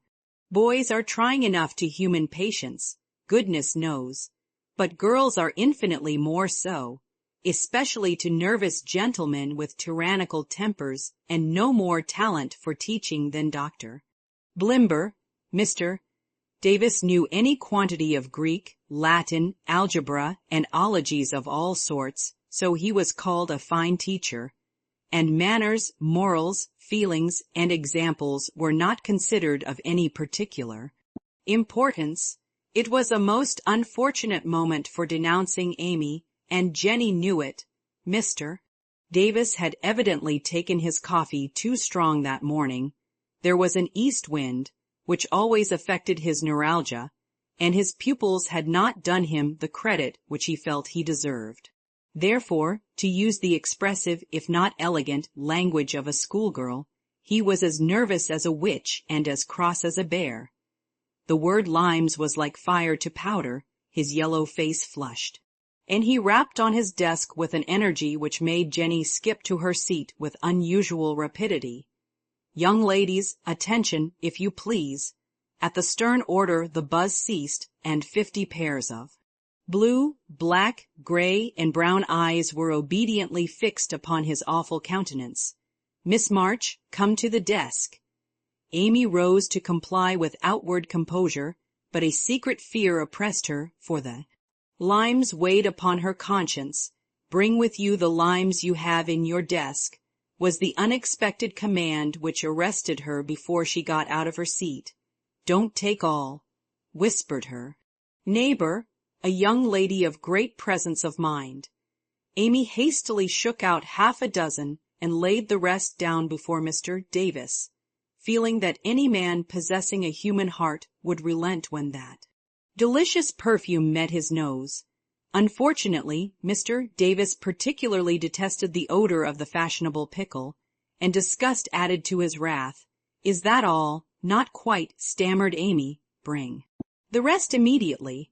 With a despairing glance at her set, she obeyed. "You are sure there are no more?" "I never lie, sir." "So I see. Now take these disgusting things 2 by 2 and throw them out of the window." There was a simultaneous sigh, which created quite a little gust as the last hope fled, and the treat was ravished from their longing lips. Scarlet with shame and anger, Amy went to and fro 6 dreadful times, and as each doomed couple, looking so plump and juicy, fell from her reluctant hands, a shout from the street completed the anguish of the girls, for it told them that their feast was being exulted over by the little Irish children, who were their sworn foes. This was too much. All flashed indignant or appealing glances at the inexorable Davis, and one passionate lime lover burst into tears. As Amy returned from her last trip, Mr. Davis gave a portentous hem, and said in his most impressive manner, "Young ladies, you remember what I said to you a week ago. I am sorry this has happened, but I never allow my rules to be infringed, and I never break my word. Miss March, hold out your hand." Amy started and put both hands behind her, turning on him an imploring look which pleaded for her better than the words she could not utter. She was rather a favorite with old Davis, as, of course, he was called, and it's my private belief that he would have broken his word if the indignation of one irrepressible young lady had not found vent in a hiss. That hiss, faint as it was, irritated the irascible gentleman and sealed the culprit's fate. "Your hand, Miss March," was the only answer her mute appeal received, and too proud to cry or beseech, Amy set her teeth, threw back her head defiantly, and bore without flinching several tingling blows on her little palm. They were neither many nor heavy, but that made no difference to her. For the first time in her life she had been struck, and the disgrace in her eyes was as deep as if he had knocked her down. "You will now stand on the platform till recess," said Mr. Davis, resolved to do the thing thoroughly, since he had begun. That was dreadful.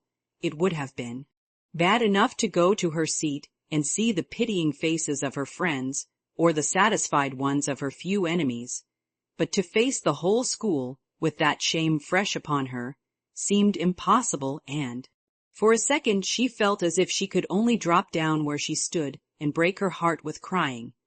A bitter sense of wrong and the thought of Jenny Snow helped her to bear it, and, taking the ignominious place, she fixed her eyes on the stove funnel above what now seemed a sea of faces, and stood there, so motionless and white that the girls found it hard to study with that pathetic figure before them. During the 15 minutes that followed, the proud and sensitive little girl suffered a shame and pain which she never forgot. To others it might seem a ludicrous or trivial affair, but to her it was a hard experience, for during the 12 years of her life she had been governed by love alone, and a blow of that sort had never touched her before. The smart of her hand and the ache of her heart were forgotten in the sting of the thought, "I shall have to tell at home, and they will be so disappointed in me." The 15 minutes seemed an hour, but they came to an end at last, and the word recess had never seemed so welcome to her before. "You can go, Miss March," said Mr. Davis, looking, as he felt, uncomfortable. He did not soon forget the reproachful glance Amy gave him as she went, without a word to anyone, straight into the anteroom, snatched her things, and left the place forever, as she passionately declared to herself. She was in a sad state when she got home, and when the older girls arrived, some time later, An indignation meeting was held at once. Mrs. March did not say much but looked disturbed and comforted her afflicted little daughter in her tenderest manner. Meg bathed the insulted hand with glycerine and tears. Beth felt that even her beloved kittens would fail as a balm for griefs like this. Joe wrathfully proposed that Mr. Davis be arrested without delay, and Hannah shook her fist at the villain and pounded potatoes for dinner as if she had him under her pestle. No notice was taken of Amy's flight, except by her mates, but the sharp-eyed demoiselles discovered that Mr. Davis was quite benignant in the afternoon, also unusually nervous. Just before school closed, Jo appeared, wearing a grim expression as she stalked up to the desk and delivered a letter from her mother, then collected Amy's property and departed, carefully scraping the mud from her boots on the doormat, as if she shook that dust of the place off her feet. Yes, you can have a vacation from school, but I want you to study a little every day with Beth, said Mrs. March that evening. I don't approve of corporal punishment, especially for girls. I dislike Mr. Davis's manner of teaching and don't think the girls you associate with are doing you any good. So I shall ask your father's advice before I send you anywhere else. That's good. I wish all the girls would leave and spoil his old school. It's perfectly maddening to think of those lovely limes, sighed Amy with the air of a martyr.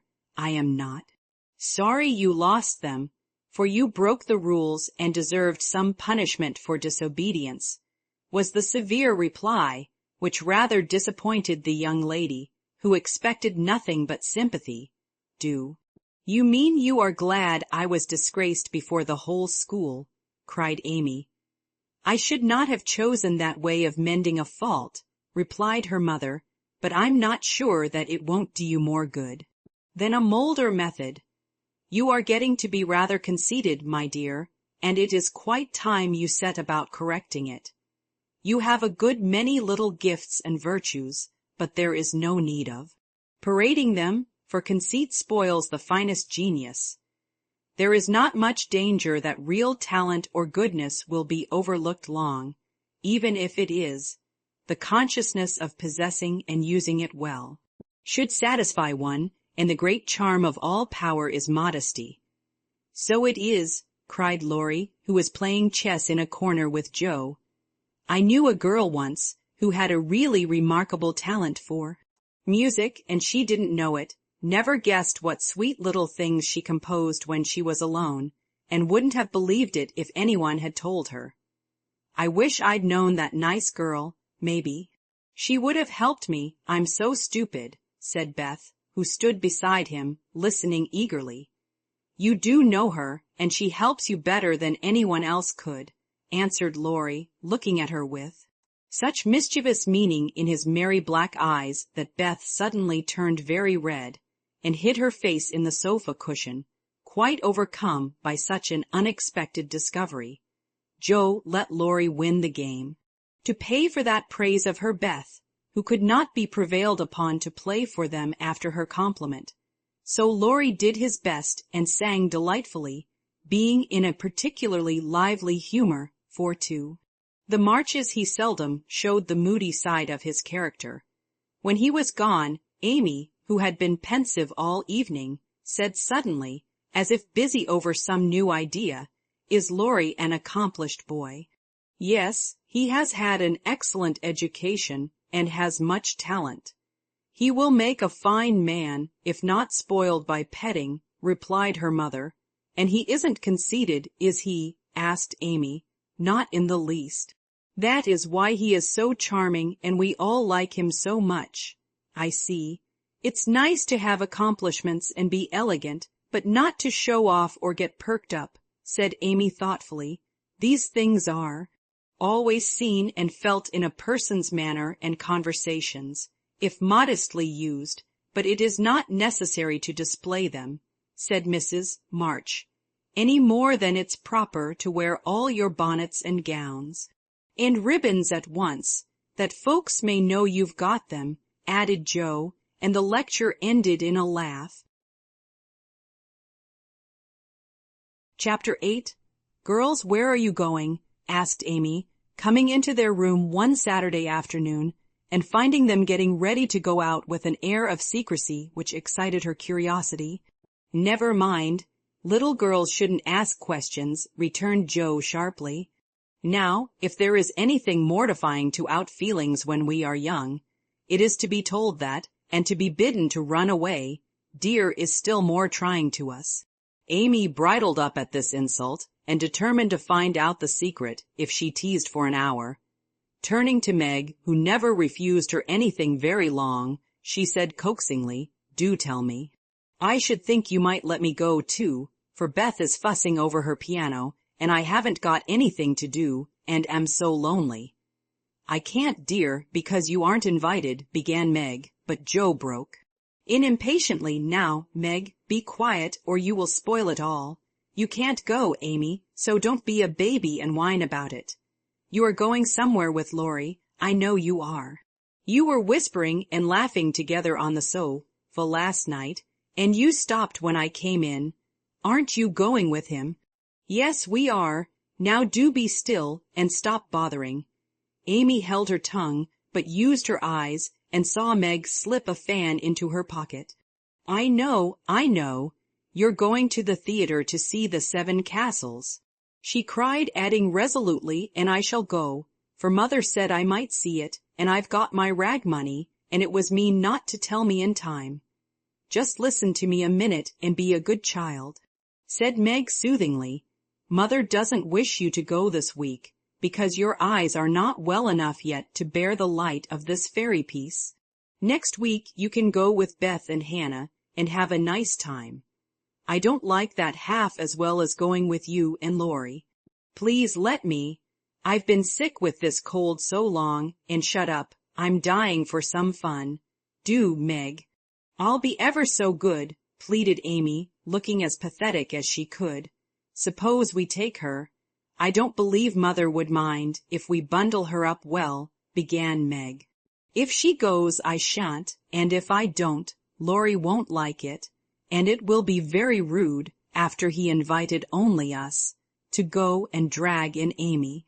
"I should think she'd hate to poke herself where she isn't wanted," said Joe crossly, for she disliked the trouble of overseeing a fidgety child when she wanted to enjoy herself.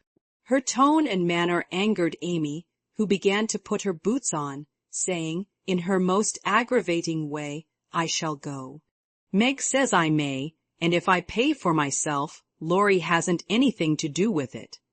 You can't sit with us, for our seats are reserved, and you mustn't sit alone, so Laurie will give you his place, and that will spoil our pleasure, or he'll get another seat for you, and that isn't proper when you weren't asked.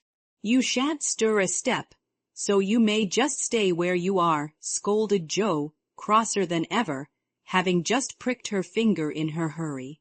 Sitting on the floor with one boot on, Amy began to cry and Meg to reason with her, when Laurie called from below, and the 2 girls hurried down, leaving their sister wailing. For now and then she forgot her grown-up ways and acted like a spoiled child. Just as the party was setting out, Amy called over the banisters in a threatening tone, "You'll be sorry for this, Joe March. See if you ain't." "Fiddlesticks," returned Joe, slamming the door. They had a charming time, for the 7 Castles of the Diamond Lake was as brilliant and wonderful as heart could wish. But in spite of the comical red imps, sparkling elves, and the gorgeous princes and princesses, Joe's pleasure had a drop of bitterness in it. The fairy queen's yellow curls reminded her of Amy, and between the acts she amused herself with wondering what her sister would do to make her sorry for it. She and Amy had had many lively skirmishes in the course of their lives, for both had quick tempers and were apt to be violent when fairly roused. Amy teased Joe, and Joe irritated Amy, and semi-occasional explosions occurred, of which both were much ashamed afterward.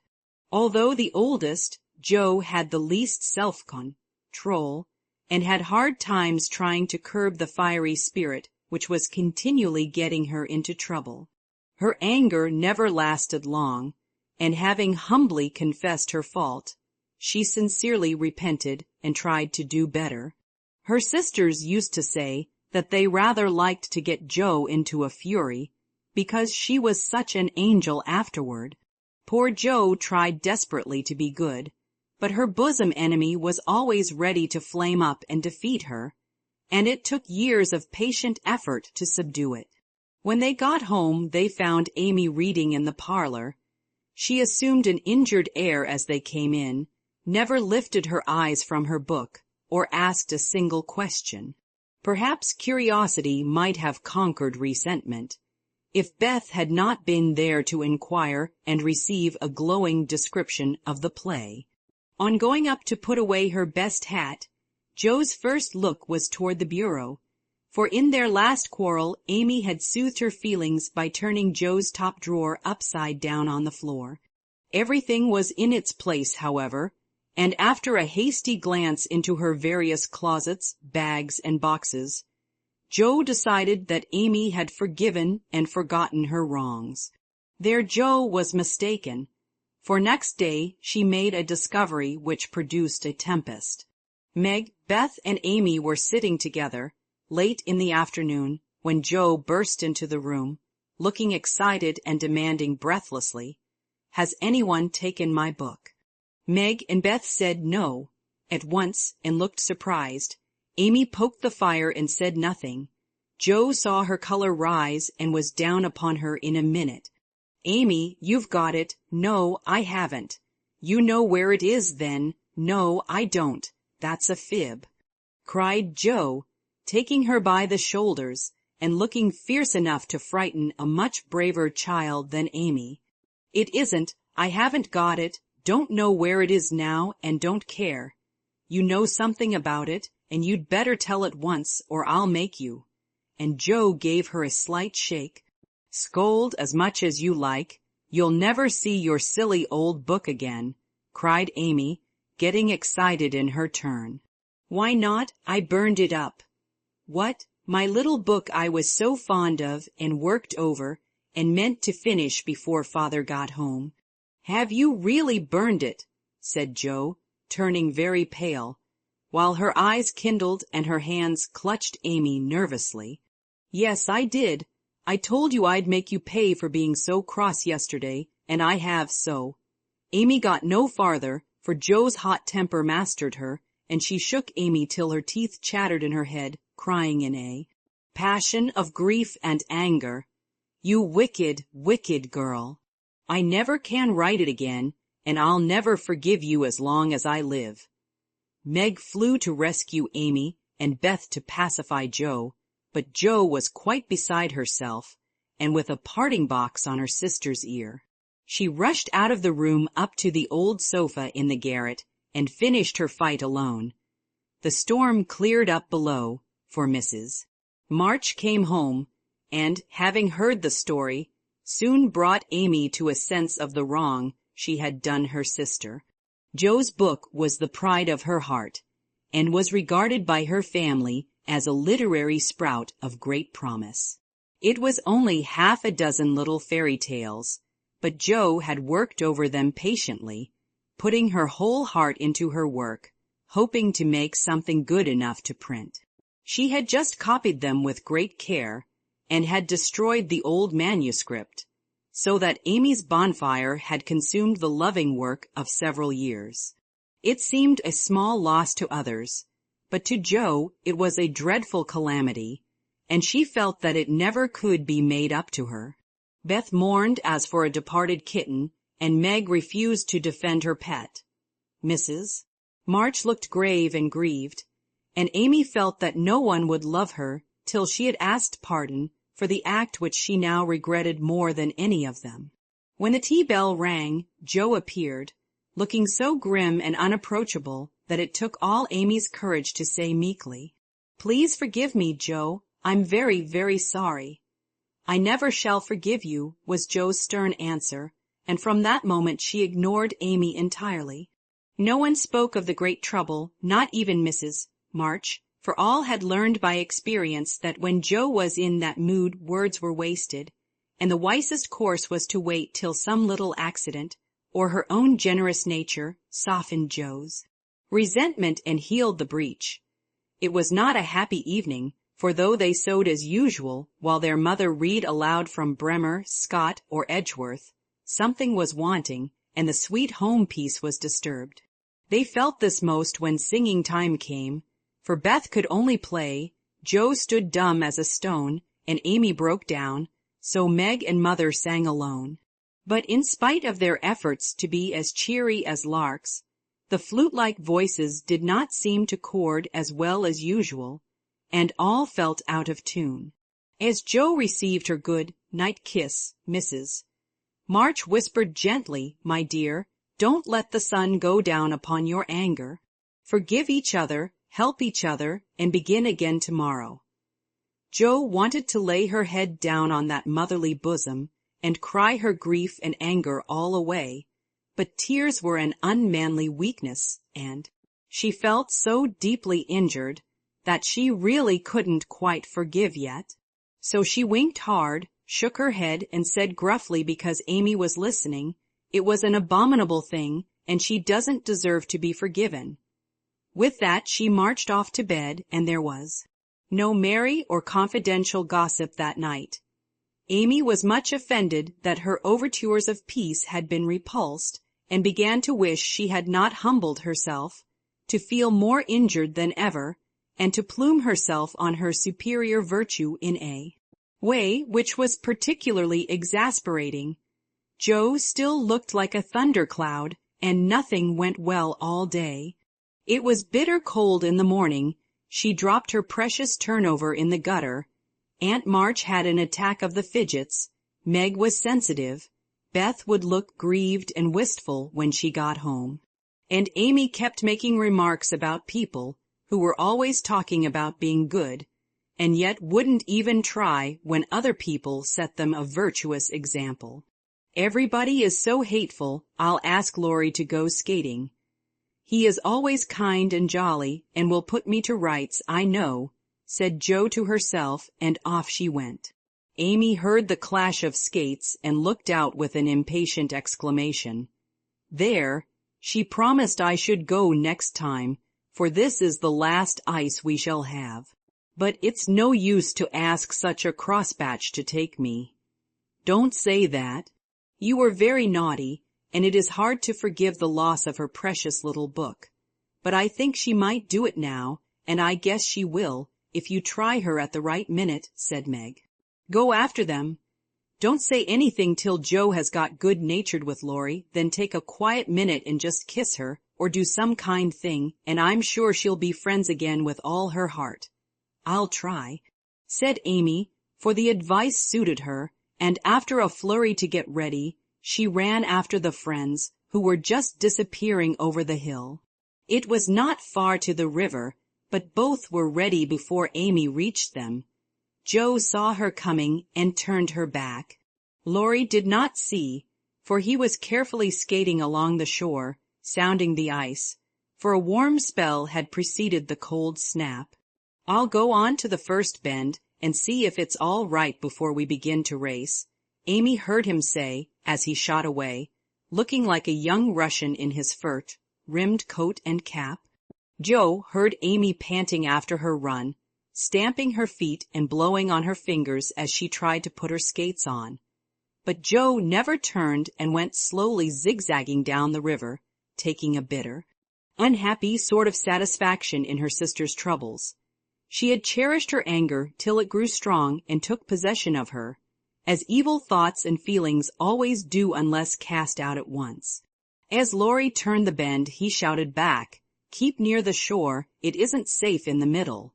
Joe heard, but Amy was struggling to her feet and did not catch a word.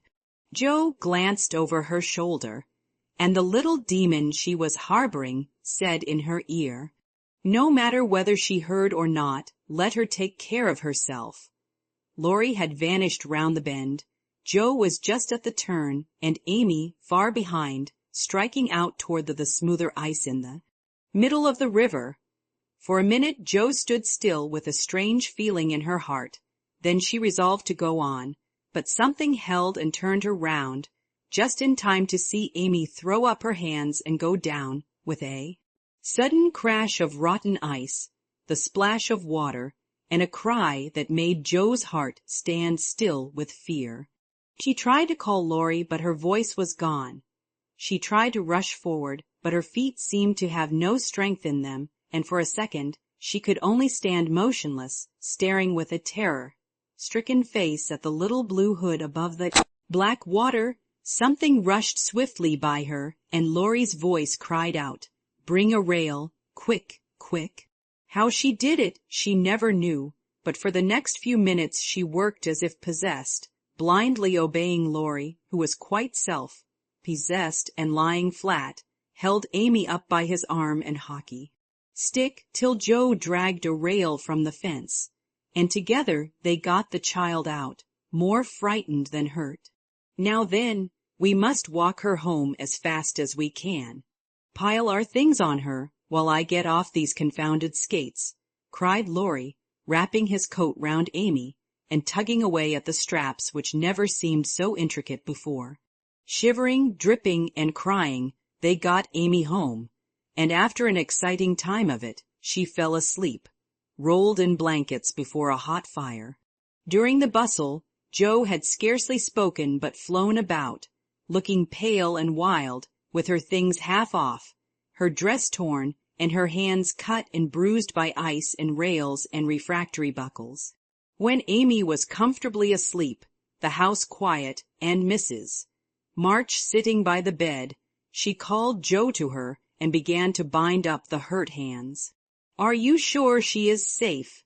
whispered Joe, looking remorsefully at the golden head, which might have been swept away from her sight forever under the treacherous ice.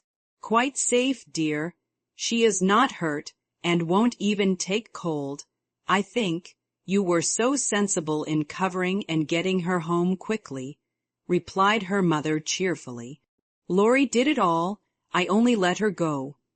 Mother, if she should die, it would be my fault." And Joe dropped down beside the bed in a passion of penitent tears, telling all that had happened, bitterly condemning her hardness of heart, and sobbing out her gratitude for being spared the heavy punishment which might have come upon her. "It's my dreadful temper. I try to cure it. I think I have, and then it breaks out worse than ever. Oh, Mother, what shall I do?" "What shall I do?" cried poor Joe in despair.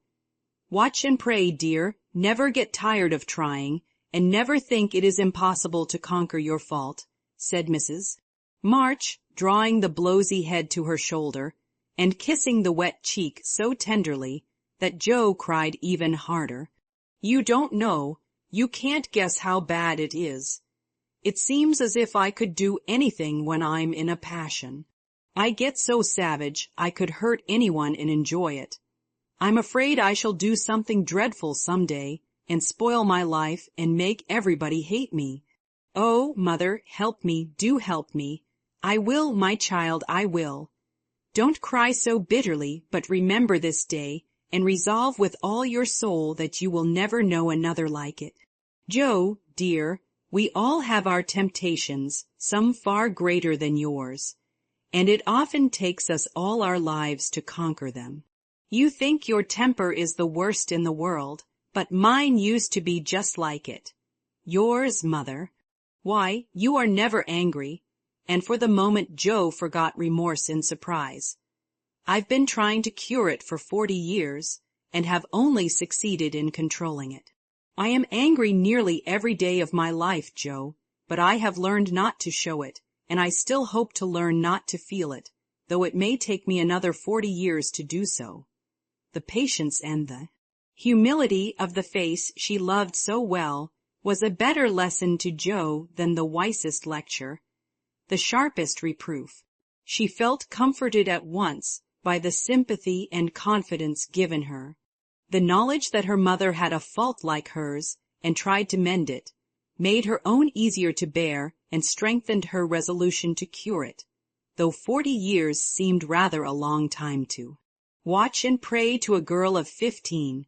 Mother, are you angry when you fold your lips tight together and go out of the room sometimes, when Aunt March scolds or people worry you? Asked Joe, feeling nearer and dearer to her mother than ever before. Yes, I've learned to check the hasty words that rise to my lips, and when I feel that they mean to break out against my will, I just go away for a minute and give myself a little shake for being so weak and wicked, answered Mrs. March with a sigh and a smile as she smoothed and fastened up Joe's disheveled hair. How did you learn to keep still? That is what troubles me, for the sharp words fly out before I know what I'm about, and the more I say the worse I get, till it's a pleasure to hurt people's feelings and say dreadful things. Tell me how you do it, Marmee dear. My good mother used to help me, as you do us, interrupted Joe with a grateful kiss. But I lost her when I was a little older than you are, and for years had to struggle on alone, for I was too proud to confess my weakness to anyone else. I had a hard time, Joe, and shed a good many bitter tears over my failures, for in spite of my efforts, I never seemed to get on. Then your father came, and I was so happy that I found it easy to be good. But by and by, when I had 4 little daughters round me and we were poor, then the old trouble began again, for I am not patient by nature, and it tried me very much to see my children wanting anything. Poor mother, what helped you then? Your father, Joe. He never loses patience, never doubts or complains, but always hopes, and works and waits so cheerfully that one is ashamed to do otherwise before him. He helped and comforted me, and showed me that I must try to practice all the virtues I would have my little girls possess, for I was their example. It was easier to try for your sakes than for my own. A startled or surprised look from one of you when I spoke sharply rebuked me more than any words could have done, and the love, respect, and confidence of my children was the sweetest reward I could receive for my efforts to be the woman I would have them copy. Oh, mother, if I'm ever half as good as you, I shall be satisfied, cried Joe, much touched. I hope you will be a great deal better, dear, but you must keep watch over your bosom enemy, as father calls it, or it may sadden, if not spoil your life. You have had a warning.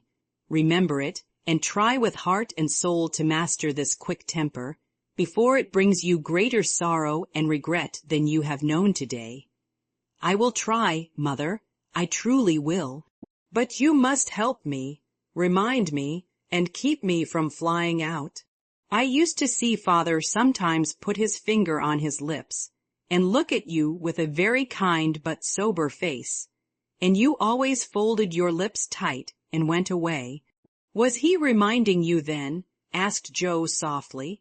Yes. I asked him to help me so, and he never forgot it, but saved me from many a sharp word by that little gesture and kind look. Joe saw that her mother's eyes filled and her lips trembled as she spoke, and fearing that she had said too much, she whispered anxiously, Was it wrong to watch you and to speak of it? I didn't mean to be rude, but it's so comfortable to say all I think to you, and feel so safe and happy here. Moo Joe, you may say anything to your mother, for it is my greatest happiness and pride to feel that my girls confide in me and know how much I love them. I thought I'd grieved you. No, dear, but speaking of father reminded me how much I miss him, how much I owe him, and how faithfully I should watch and work to keep his little daughters safe and good for him. Yet you told him to go, mother, and didn't cry when he went, and never complain now, or seem as if you needed any help, said Joe, wondering. I gave my best to the country I love, and kept my tears till he was gone. Why should I complain, when we both have merely done our duty, and will surely be the happier for it in the end? If I don't seem to need help, It is because I have a better friend, even than father, to comfort and sustain me. My child, the troubles and temptations of your life are beginning and may be many, but you can overcome and outlive them all if you learn to feel the strength and tenderness of your heavenly Father. As you do that of your earthly one, the more you love and trust him, and the less you will depend on human power and wisdom. His love and care never tire or change, can never be taken from you, but might become the source of lifelong peace, happiness, and strength. Believe this heartily, and go to God with all your little cares and hopes and sins and sorrows, as freely and confidingly as you come to your mother. Jo's only answer was to hold her mother close, and in the silence which followed the sincerest prayer she had ever prayed left her heart without words. For in that sad yet happy hour she had learned not only the bitterness of remorse and despair, but the sweetness of self-denial and self-control, and led by her mother's hand, she had drawn nearer. To the friend who always welcomes every child with a love stronger than that of any father, tenderer than that of any mother, Amy stirred and sighed in her sleep, and as if eager to begin at once to mend her fault, Jo looked up with an expression on her face which it had never worn before. I let the sun go down on my anger. I wouldn't forgive her, and today, if it hadn't been for Laurie, it might have been too late. How could I be so wicked? Said Jo half aloud, as she leaned over her sister, softly stroking the wet hair scattered on the pillow. As if she heard, Amy opened her eyes and held out her arms, with a smile that went straight to Jo's heart. Neither said a word, but they hugged one another close, in spite of the blankets, and everything was forgiven and forgotten in one hearty kiss. Chapter 9. I do think it was the most fortunate thing in the world that those children should have the measles just now, said Meg, one April day, as she stood packing the go-abroady trunk in her room, surrounded by her sisters, and so nice of Annie Moffat not to forget her promise. A whole fortnight of fun will be regularly splendid, replied Jo, looking like a windmill as she folded skirts with her long arms. And such lovely weather, I'm so glad of that, added Beth, tidily sorting neck and hair ribbons in her best box, lent for the great occasion. I wish I was going to have a fine time and wear all these nice things, said Amy with her mouth full of pins, as she artistically replenished her sister's cushion. I wish you were all going, but as you can't, I shall keep my adventures to tell you when I come back. I'm sure it's the least I can do when you have been so kind, lending me things and helping me get ready, said Meg, glancing round the room at the very simple outfit, which seemed nearly perfect in their eyes. What did Mother give you out of the treasure box? Asked Amy, who had not been present at the opening of a certain cedar chest in which Mrs. March kept a few relics of past splendor, as gifts for her girls when the proper time came. A pair of silk stockings, that pretty carved fan, and a lovely blue sash. I wanted the violet silk, but there isn't time to make it over, so I must be contented with my old tarlatan. It will look nice over my new muslin skirt, and the sash will set it off beautifully. I wish I hadn't smashed my coral bracelet, for you might have had it, said Jo, who loved to give and lend, but whose possessions were usually too dilapidated to be of much use. There is a lovely old-fashioned pearl set in the treasure chest, but Mother said real flowers were the prettiest ornament for a young girl, and Laurie promised to send me all I want, replied Meg. Now, let me see, there's my new gray walking suit. Just curl up the feather in my hat, Beth, then my poplin for Sunday and the small party. It looks heavy for spring, doesn't it? The violet silk would be so nice. "Oh dear, never mind, you've got the tarlatan for the big party, and you always look like an angel in white," said Amy, brooding over the little store of finery in which her soul delighted. "It isn't low-necked, and it doesn't sweep enough, but it will have to do. My blue house dress looks so well turned and freshly trimmed that I feel as if I'd got a new one. My silk sack isn't a bit the fashion, and my bonnet doesn't look like Sally's." I didn't like to say anything, but I was sadly disappointed in my umbrella. I told Mother black with a white handle, but she forgot and bought a green one with a yellowish handle. It's strong and neat, so I ought not to complain, but I know I shall feel ashamed of it beside Annie's silk, one with a gold top, sighed Meg, surveying the little umbrella with great disfavor. "Change it," advised Joe. "I won't be so silly or hurt Marmie's feelings when she took so much pains to get my things. It's a nonsensical notion of mine, and I'm not going to give up to it. My silk stockings and 2 pairs of new gloves are my comfort. You are a dear to lend me yours, Joe. I feel so rich and sort of elegant with 2 new pairs and the old ones cleaned up for common." And Meg took a refreshing peep at her glove box. "Annie Moffat has blue and pink bows on her nightcaps. Would you put some on mine?" she asked as Beth brought up a pile of snowy muslins, fresh from Hannah's hands. "No, I wouldn't, for the smart caps won't match the plain gowns without any trimming on them. Poor folks shouldn't rig," said Joe decidedly. "I wonder if I shall ever be happy enough to have real lace on my clothes and bows on my caps," said Meg impatiently. "You said the other day that you'd be perfectly happy if you could only go to Annie Moffat's," observed Beth in her quiet way. "So I did. Well, I am happy, and I won't fret. But it does seem as if the more one gets the more one wants, doesn't it? There now, the trays are ready, and everything in but my ball dress, which I shall leave for Mother to pack," said Meg, cheering up as she glanced from the half-filled trunk to the many times. Pressed and mended white tarlatan, which she called her ball dress with an important air. The next day was fine, and Meg departed in style for a fortnight of novelty and pleasure. Mrs. March had consented to the visit rather reluctantly, fearing that Margaret would come back more discontented than she went.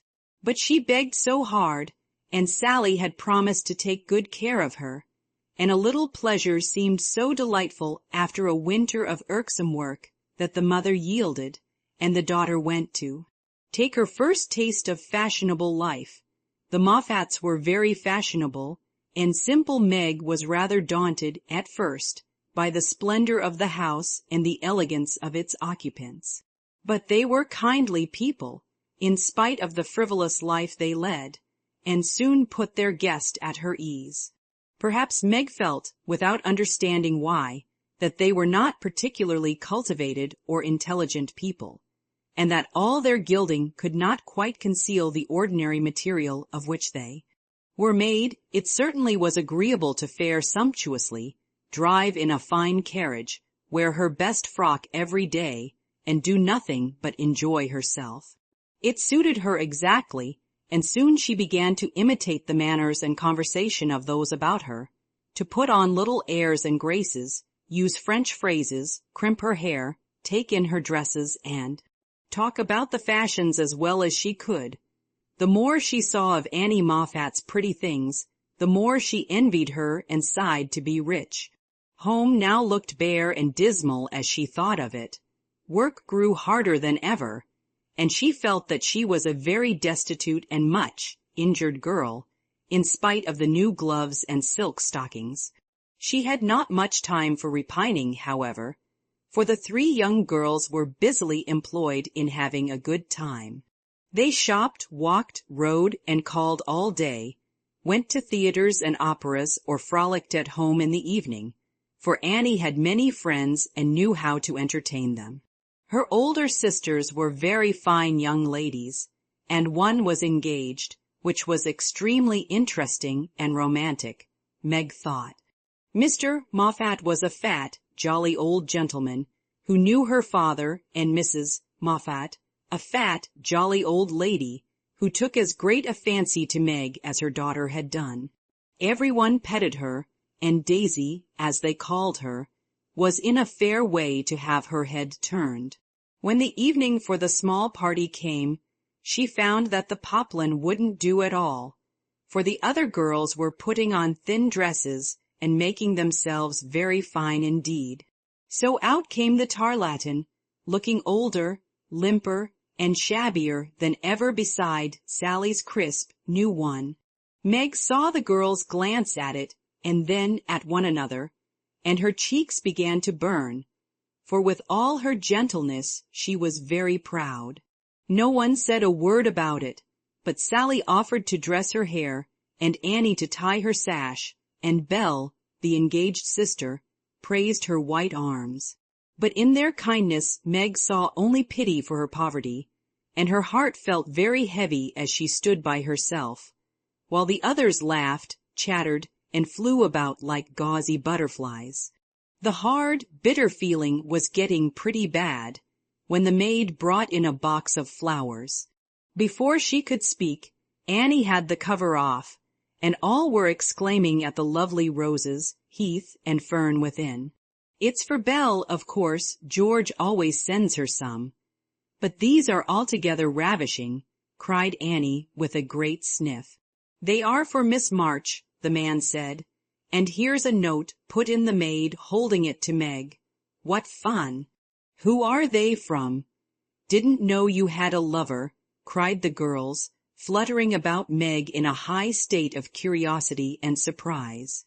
"The note is from Mother, and the flowers from Laurie," said Meg simply, yet much gratified that he had not forgotten her. "Oh, indeed," said Annie with a funny look, as Meg slipped the note into her pocket as a sort of talisman against envy, vanity, and false pride, for the few loving words had done her good, and the flowers cheered her up by their beauty. Feeling almost happy again, she laid by a few ferns and roses for herself, and quickly made up the rest in dainty bouquets for the breasts, hair, or skirts of her friends, offering them so prettily that Clara, the elder sister, told her she was the sweetest little thing she ever saw, and they looked quite charmed with her small attention. Somehow the kind act finished her despondency, and when all the rest went to show themselves to Mrs. Moffat, she saw a happy, bright-eyed face in the mirror, as she laid her ferns against her rippling hair and fastened the roses in the dress that didn't strike her as so very shabby now. She enjoyed herself very much that evening, for she danced to her heart's content. Everyone was very kind, and she had 3 compliments. Annie made her sing, and someone said she had a remarkably fine voice. Major Lincoln asked who the fresh little girl with the beautiful eyes was, and Mr. Moffat insisted on dancing with her because she didn't dawdle, but had some spring in her, as he gracefully expressed it. So, altogether, she had a very nice time, till she overheard a bit of conversation, which disturbed her extremely. She was sitting just inside the conservatory, waiting for her partner to bring her an ice, when she heard a voice ask on the other side of the flowery wall, "How old is he?" 16 or 17, I should say, replied another voice. "It would be a grand thing for one of those girls, wouldn't it? Sally says they are very intimate now, and the old man quite dotes on them. Mrs. M. has made her plans, I dare say, and will play her cards well, early as it is." "The girl evidently doesn't think of it yet," said Mrs. Moffat. "She told that fib about her mamma as if she did know, and colored up when the flowers came quite prettily.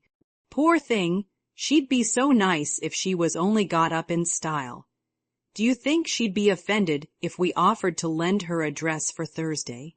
Asked another voice. "She's proud, but I don't believe she'd mind, for that dowdy tarlatan is all she has got. She may tear it tonight, and that will be a good excuse for offering a decent one." Here Meg's partner appeared, to find her looking much flushed and rather agitated.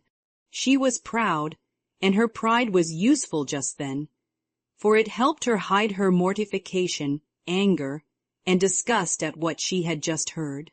For, innocent and unsuspicious as she was, she could not help understanding the gossip of her friends. She tried to forget it, but could not, and kept repeating to herself, "Mrs. M. has made her plans, that fib about her mamma and dowdy tarlatan," till she was ready to cry and rush home to tell her troubles and ask for advice. As that was impossible, she did her best to seem gay, and being rather excited, she succeeded so well that no one dreamed what an effort she was making. She was very glad when it was all over, and she was quiet in her bed, where she could think and wonder and fume till her head ached and her hot cheeks were cooled by a few natural tears. Those foolish yet well-meant words had opened a new world to Meg, and much disturbed the peace of the old one in which till now she had lived as happily as a child. Her innocent friendship with Laurie was spoiled by the silly speeches she had overheard. Her faith in her mother was a little shaken by the worldly plans attributed to her by Mrs.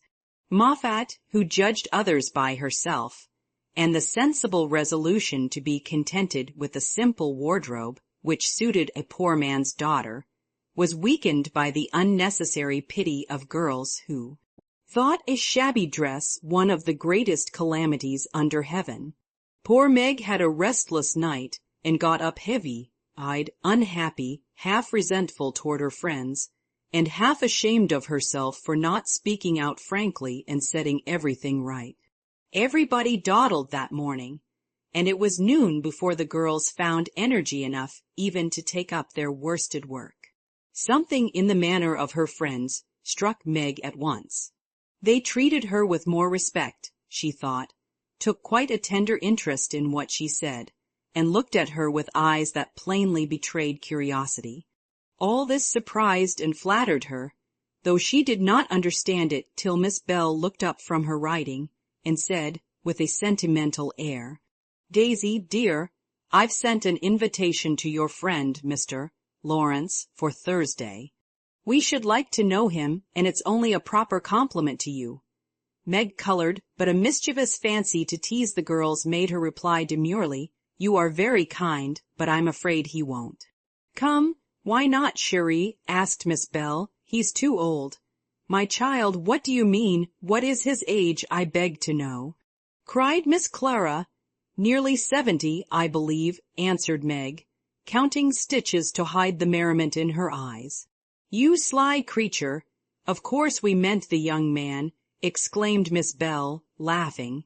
"There isn't any. Laurie is only a little boy." And Meg laughed also at the queer look which the sisters exchanged as she thus described her supposed lover. "About you age," Nan said. "Nearer my sister Jo's. I am 17 in August," returned Meg, tossing her head. "It's very nice of him to send you flowers, isn't it?" said Annie, looking wise about nothing. "Yes, he often does to all of us, for their house is full, and we are so fond of them. My mother and old Mr. Lawrence are friends, you know, so it is quite natural that we children should play together." And Meg hoped they would say no more. "It's evident Daisy isn't out yet," said Miss Clara to Belle with a nod. "Quite a pastoral state of innocence all round," returned Miss Bell with a shrug. "I'm going out to get some little matters for my girls. Can I do anything for you, young ladies?" asked Mrs. Moffat, lumbering in like an elephant in silk and lace. "No, thank you, ma'am," replied Sally. "I've got my new pink silk for Thursday, and don't want a thing." "Nor I," began Meg, but stopped because it occurred to her that she did want several things and could not have them. "What shall you wear?" asked Sally. "My old white one again, if I can mend it fit to be seen. It got sadly torn last night. said Meg, trying to speak quite easily, but feeling very uncomfortable. Why don't you send home for another? Said Sally, who was not an observing young lady. I haven't got any other. It cost Meg an effort to say that, but Sally did not see it and exclaimed in amiable surprise, only that? How funny! She did not finish her speech, for Belle shook her head at her and broke in, saying kindly, Not at all. Where is the use of having a lot of dresses when she isn't out yet? There's no need of sending home, Daisy, even if you had a dozen, for I've got a sweet blue silk laid away, which I've outgrown, and you shall wear it to please me, won't you, dear? You are very kind, but I don't mind my old dress if you don't. It does well enough for a little girl like me, said Meg. Now do let me please myself by dressing you up in style. I admire to do it, and you'd be a regular little beauty with a touch here and there. I shan't let anyone see you till you are done, and then we'll burst upon them like Cinderella and her godmother going to the ball, said Belle in her persuasive tone. Meg couldn't refuse the offer so kindly made, for a desire to see if she would be a little beauty after touching up caused her to accept and forget all her former uncomfortable feelings toward the Moffats. On the Thursday evening, Belle shut herself up with her maid, and between them they turned Meg into a fine lady. They crimped and curled her hair, they polished her neck and arms with some fragrant powder, touched her lips with coralline salve to make them redder, and Hortense would have added a soupçon of rouge if Meg had not rebelled. They laced her into a sky blue dress, which was so tight she could hardly breathe and so low in the neck that modest Meg blushed at herself in the mirror. A set of silver filigree was added, bracelets, necklace, brooch, and even earrings, for Hortense tied them on with a bit of pink silk which did not show. A cluster of rose buds at the bosom and a ruche reconciled Meg to the display of her pretty white shoulders, and a pair of high-heeled silk boots satisfied the last wish of her heart. A lace handkerchief, a plummy fan, and a bouquet in a shoulder-holder finished her off, and Miss Belle surveyed her with the satisfaction of a little girl with a newly dressed doll. Mademoiselle is charmante, très jolie, is she not? Cried Hortense, clasping her hands in an affected rapture. Come and show yourself, said Miss Belle, leading the way to the room where the others were waiting. As Meg went rustling after with her long skirts trailing, her earrings tinkling, her curls waving, and her heart beating, she felt as if her fun had really begun at last, for the mirror had plainly told her that she was a little beauty. Her friends repeated the pleasing phrase enthusiastically, and for several minutes she stood, like a jackdaw in the fable, enjoying her borrowed plumes, while the rest chattered like a party of magpies. While I dress, do you drill her, Nan, in the management of her skirt and those French heels, or she will trip herself up.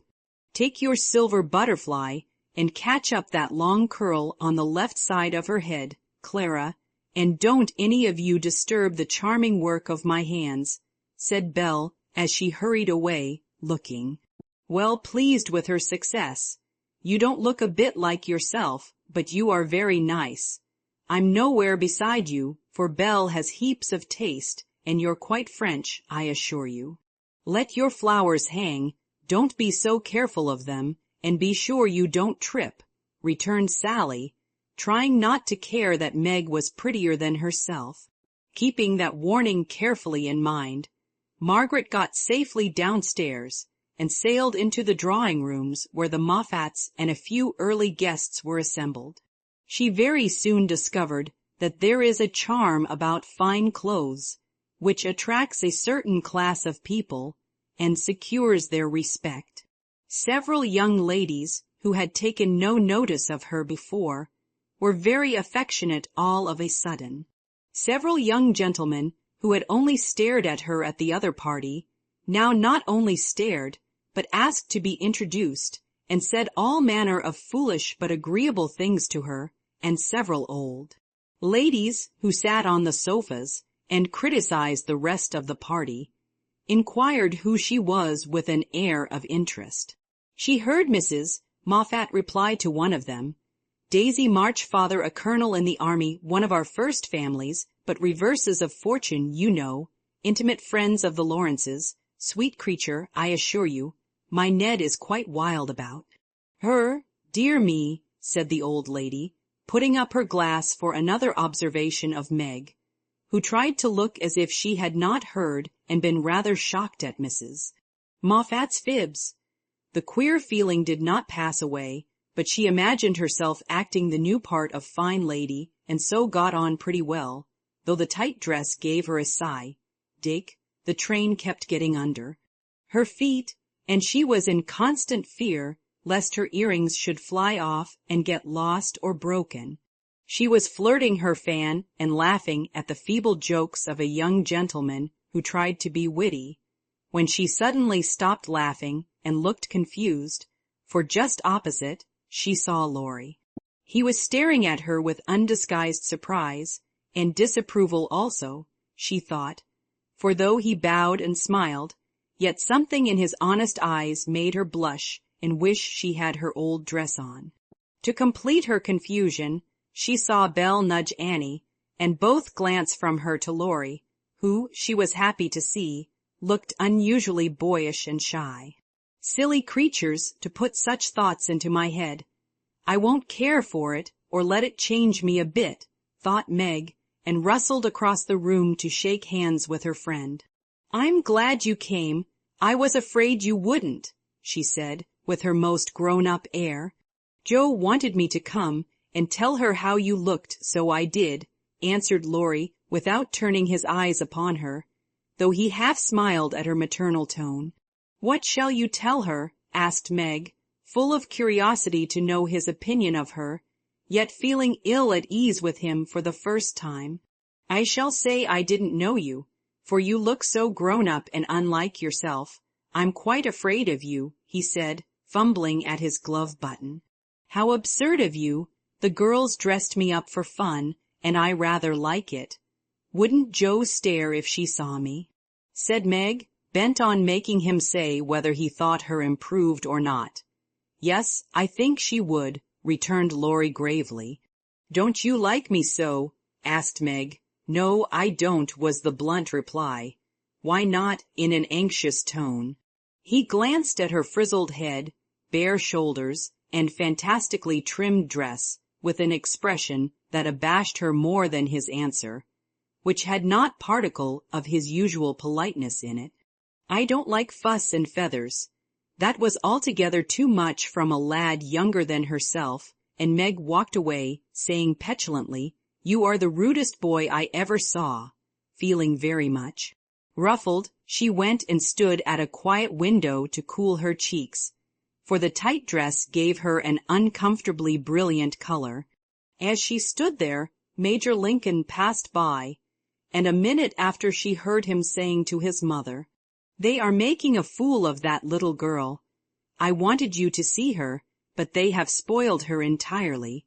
She's nothing but a doll tonight." "Oh dear," sighed Meg. "I wish I'd been sensible and worn my own things, then I should not have disgusted other people, or felt so uncomfortable and ashamed of myself." She leaned her forehead on the cool pane and stood, half hidden by the curtains, never minding that her favorite waltz had begun, till someone touched her, and turning, she saw Laurie, looking penitent, as he said, with his very best bow in his hand. "Out, please forgive my rudeness, and come and dance with me." "I'm afraid it will be too disagreeable to you," said Meg, trying to look offended and failing entirely. "Not a bit of it. I'm dying to do it. Come, I'll be good. I don't like your gown, but I do think you are just splendid." And he waved his hands as if words failed to express his admiration. Meg smiled and relented, and whispered as they stood waiting to catch the time, "Take care my skirt doesn't trip you up." It's the plague of my life, and I was a goose to wear it. Pin it round your neck, and then it will be useful, said Laurie, looking down at the little blue boots, which he evidently approved of. Away they went fleetly and gracefully, for having practiced at home, they were well matched, and the blithe young couple were a pleasant sight to see, as they twirled merrily round and round, feeling more friendly than ever after their small tiff. "Laurie, I want you to do me a favor, will you?" said Meg, as he stood fanning her when her breath gave out, which it did very soon, though she would not own why. "Won't I?" said Laurie with alacrity. "Please don't tell them at home about my dress tonight. They won't understand the joke, and it will worry Mother." "Then why did you do it?"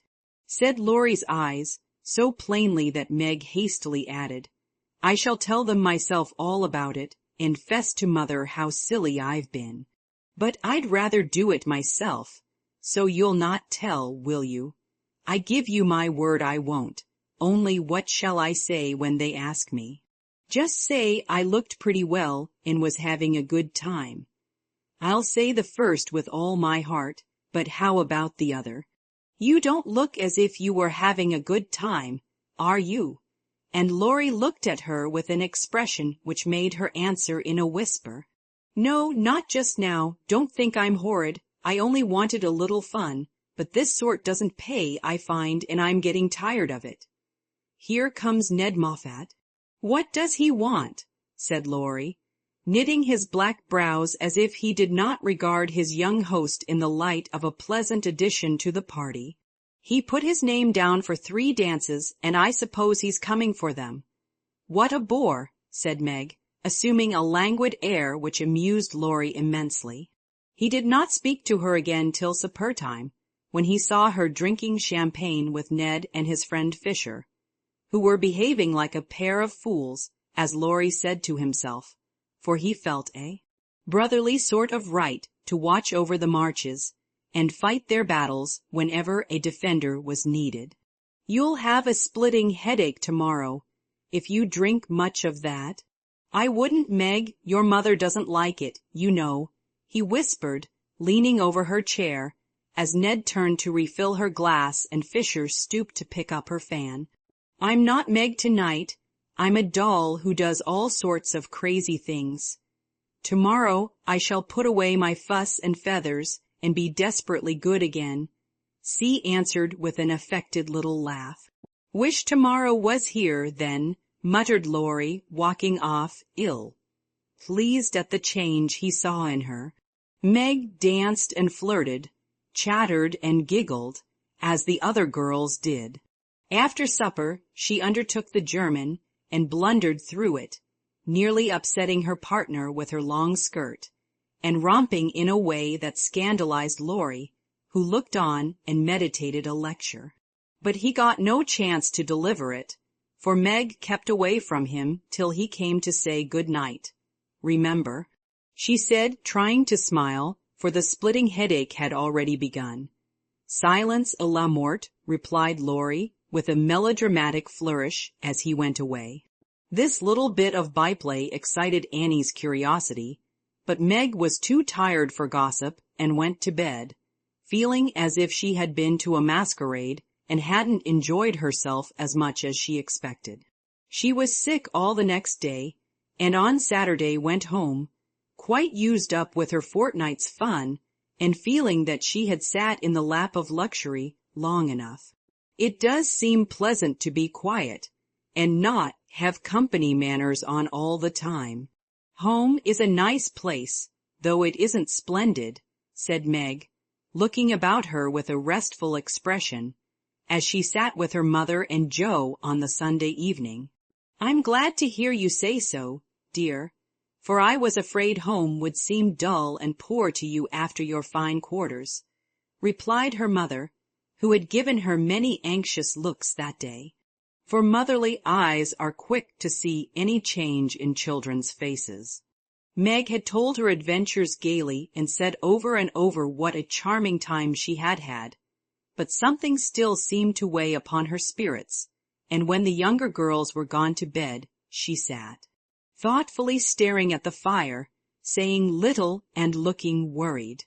As the clock struck 9 and Joe proposed bed, Meg suddenly left her chair and, taking Beth's stool, leaned her elbows on her mother's knee, saying bravely, "Marmee, I want to fess." "I thought so. What is it, dear? Shall I go away?" asked Joe discreetly. "Of course not. Don't I always tell you everything? I was ashamed to speak of it before the younger children, but I want you to know all the dreadful things I did at the Moffats." "We are prepared," said Mrs.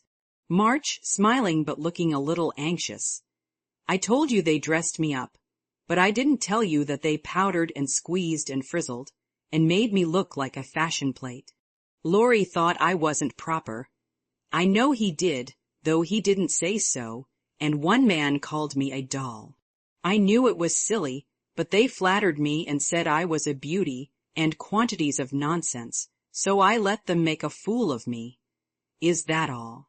asked Joe, as Mrs. March looked silently at the downcast face of her pretty daughter, and could not find it in her heart to blame her little follies. "No, I drank champagne and romped and tried to flirt, and was altogether abominable," said Meg self-reproachfully. "There is something more, I think." And Mrs. March smoothed the soft cheek, which suddenly grew rosy as Meg answered slowly, "Yes, it's very silly, but I want to tell it, because I hate to have people say and think such things about us and Laurie."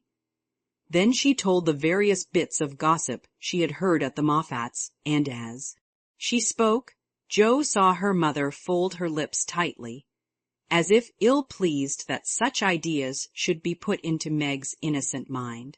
"Well, if that isn't the greatest rubbish I ever heard," cried Joe indignantly. "Why didn't you pop out and tell them so on the spot?" "I couldn't, it was so embarrassing for me. I couldn't help hearing at first, and then I was so angry and ashamed, I didn't remember that I ought to go away.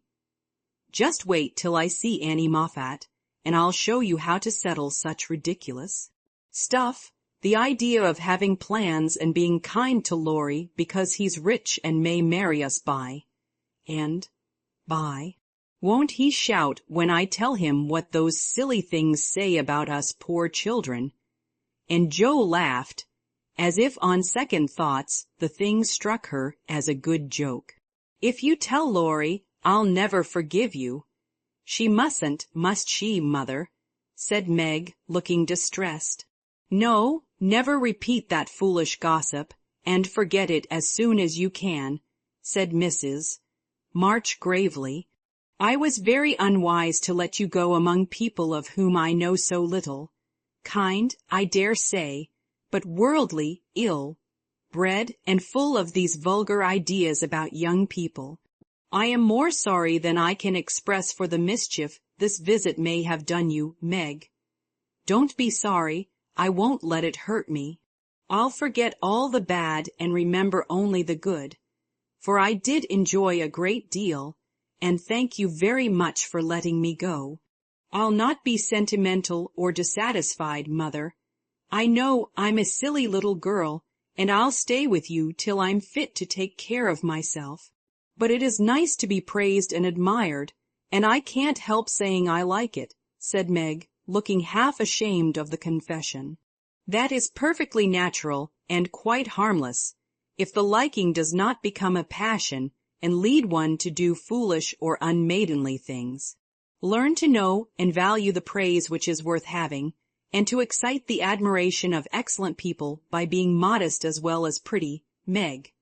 Margaret sat thinking a moment while Joe stood, with her hands behind her, looking both interested and a little perplexed, for it was a new thing to see Meg blushing and talking about admiration, lovers, and things of that sort. And Joe felt as if during that fortnight her sister had grown up amazingly, and was drifting away from her into a world where she could not follow. "Mother, do you have plans, as Mrs. Moffat said?" asked Meg bashfully. "Yes, my dear, I have a great many, all mothers do, but mine differ somewhat from Mrs. Moffat's, I suspect. I will tell you some of them, for the time has come when a word may set this romantic little head and heart of yours right, on a very serious subject. You are young, Meg, but not too young to understand me, and mother's lips are the fittest to speak of such things to girls like you. Joe, your turn will come in time, perhaps, so listen to my plans and help me carry them out, if they are good. Joe went and sat on one arm of the chair, looking as if she thought they were about to join in some very solemn affair. Holding a hand of each and watching the two young faces wistfully, Mrs. March said, in her serious yet cheery way, I want my daughters to be beautiful, accomplished, and good, to be admired, loved, and respected, to have a happy youth, to be well and wisely married, and to lead useful, pleasant lives, with as little care and sorrow to try them as God sees fit to send. To be loved and chosen by a good man is the best and sweetest thing which can happen to a woman, and I sincerely hope my girls may know this beautiful experience. It is natural to think of it, Meg, right to hope and wait for it, and wise to prepare for it, so that when the happy time comes, you may feel ready for the duties and worthy of the joy. My dear girls, I am ambitious for you, but not to have you make a dash in the world, marry rich men merely because they are rich, or have splendid houses, which are not homes because love is wanting. Money is a needful and precious thing, and when well used, a noble thing, but I never want you to think it is the first or only prize to strive for. I'd rather see you poor men's wives, if you were happy, beloved, contented, than queens on thrones, without self-respect and peace.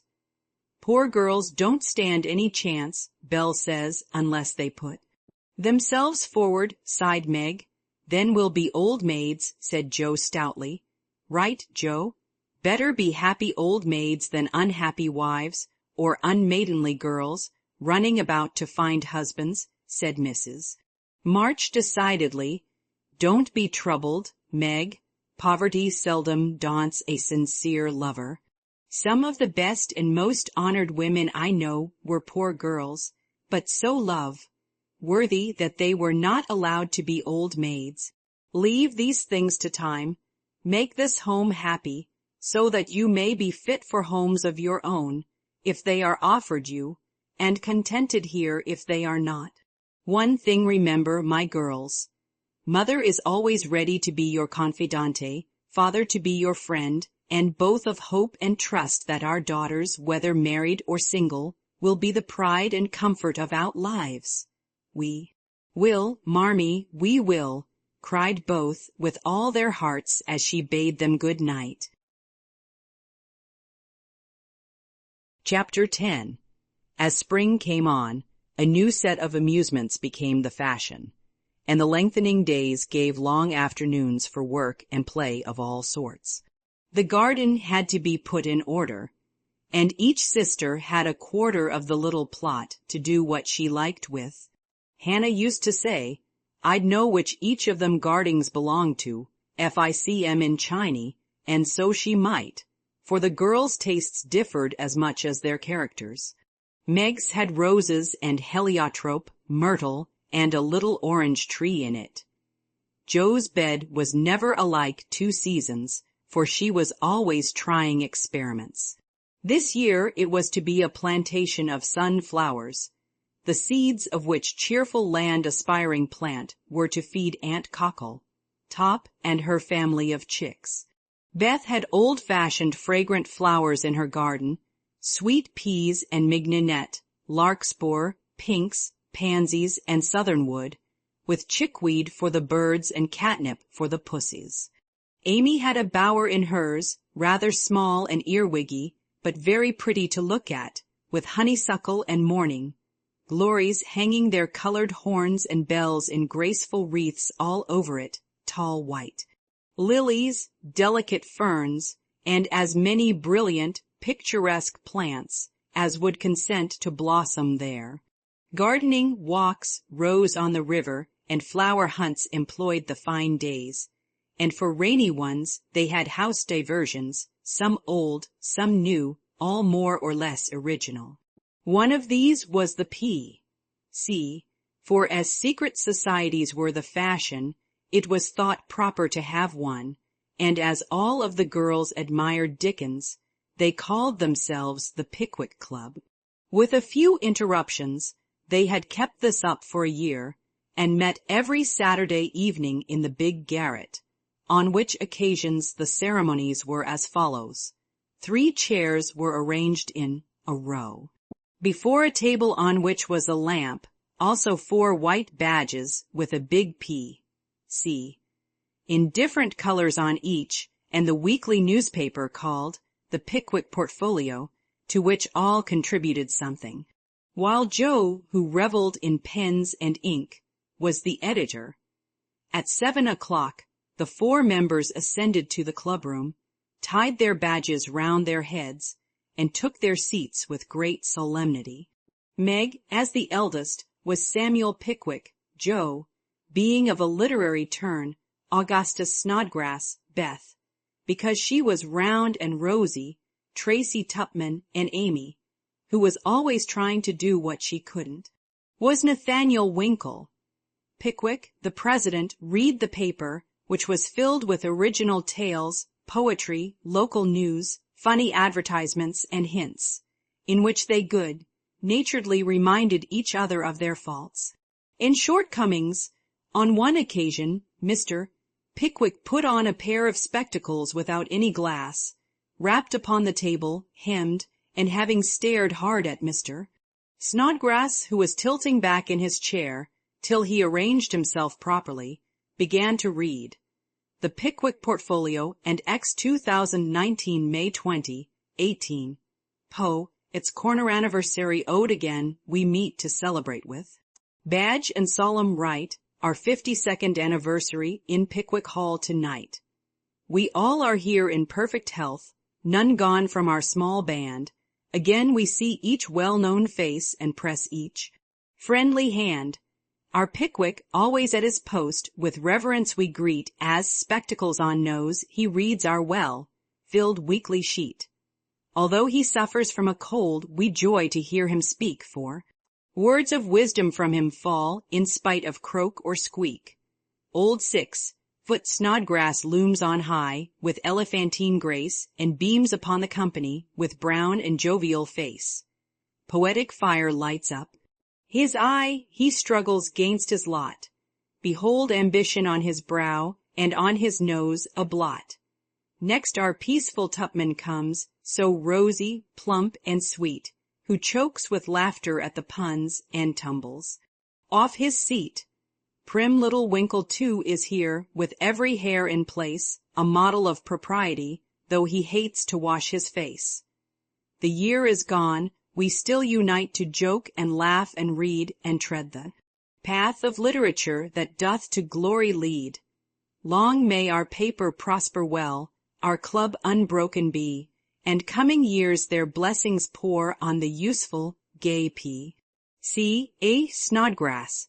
The Masked Marriage, A Tale of Venice, gondola after gondola swept up to the marble steps, and left its lovely load to swell the brilliant throng that filled the stately halls of Countadellin. Knights and ladies, elves and pages, monks and flower girls, all mingled gaily in the dance. Sweet voices and rich melody filled the air, and so with mirth and music the masquerade went on. "Has your Highness seen the Lady Viola tonight?" asked a gallant troubadour of the Fairy Queen, who floated down the hall upon his arm. "Yes, is she not lovely, though so sad? Her dress is well chosen, too, for in a week she weds Count Antonio, whom she passionately hates. By my faith, I envy him. Yonder he comes, arrayed like a bridegroom, except the black mask. When that is off, we shall see how he regards the fair maid whose heart he cannot win, though her stern father bestows her hand," returned the troubadour. "'Tis whispered that she loves the young English artist who haunts her steps, and is spurned by the old count," said the lady, as they joined the dance. The revel was at its height when a priest appeared, and withdrawing the young pair to an alcove, hung with purple velvet, he motioned them to kneel. Instant silence fell on the gay throng, and not a sound, but he dash of fountains or the rustle of orange groves sleeping in the moonlight, broke the hush as Count Duodelin spoke thus, "My lords and ladies, pardon the ruse by which I have gathered you here to witness the marriage of my daughter. Father, we wait your services." All eyes turned toward the bridal party, and a murmur of amazement went through the throng, for neither bride nor groom removed their masks. Curiosity and wonder possessed all hearts, but respect restrained all tongues till the holy rite was over. Then the eager spectators gathered round the Count, demanding an explanation. Gladly would I give it if I could, but I only know that it was the whim of my timid Viola, and I yielded to it. Now, my children, let the play end. Unmask and receive my blessing. But neither bent the knee, for the young bridegroom replied in a tone that startled all listeners as the mask fell, disclosing the noble face of Ferdinand Devereux, the artist lover, and leaning on the breast where now flashed the star of an English earl was the lovely Viola, radiant with joy and beauty. "My lord, you scornfully bade me claim your daughter when I could boast as high a name and vast a fortune as the Count Antonio. I can do more, for even your ambitious soul cannot refuse the Earl of Devereux and De Vere, when he gives his ancient name and boundless wealth in return for the beloved hand of this fair lady now. My wife!" The Count stood like one changed to stone, and turning to the bewildered crowd, Ferdinand added with a gay smile of triumph, "To you, my gallant friends, I can only wish that your wooing may prosper as mine has done, and that you may all win as fair a bride as I have by this masked marriage. S.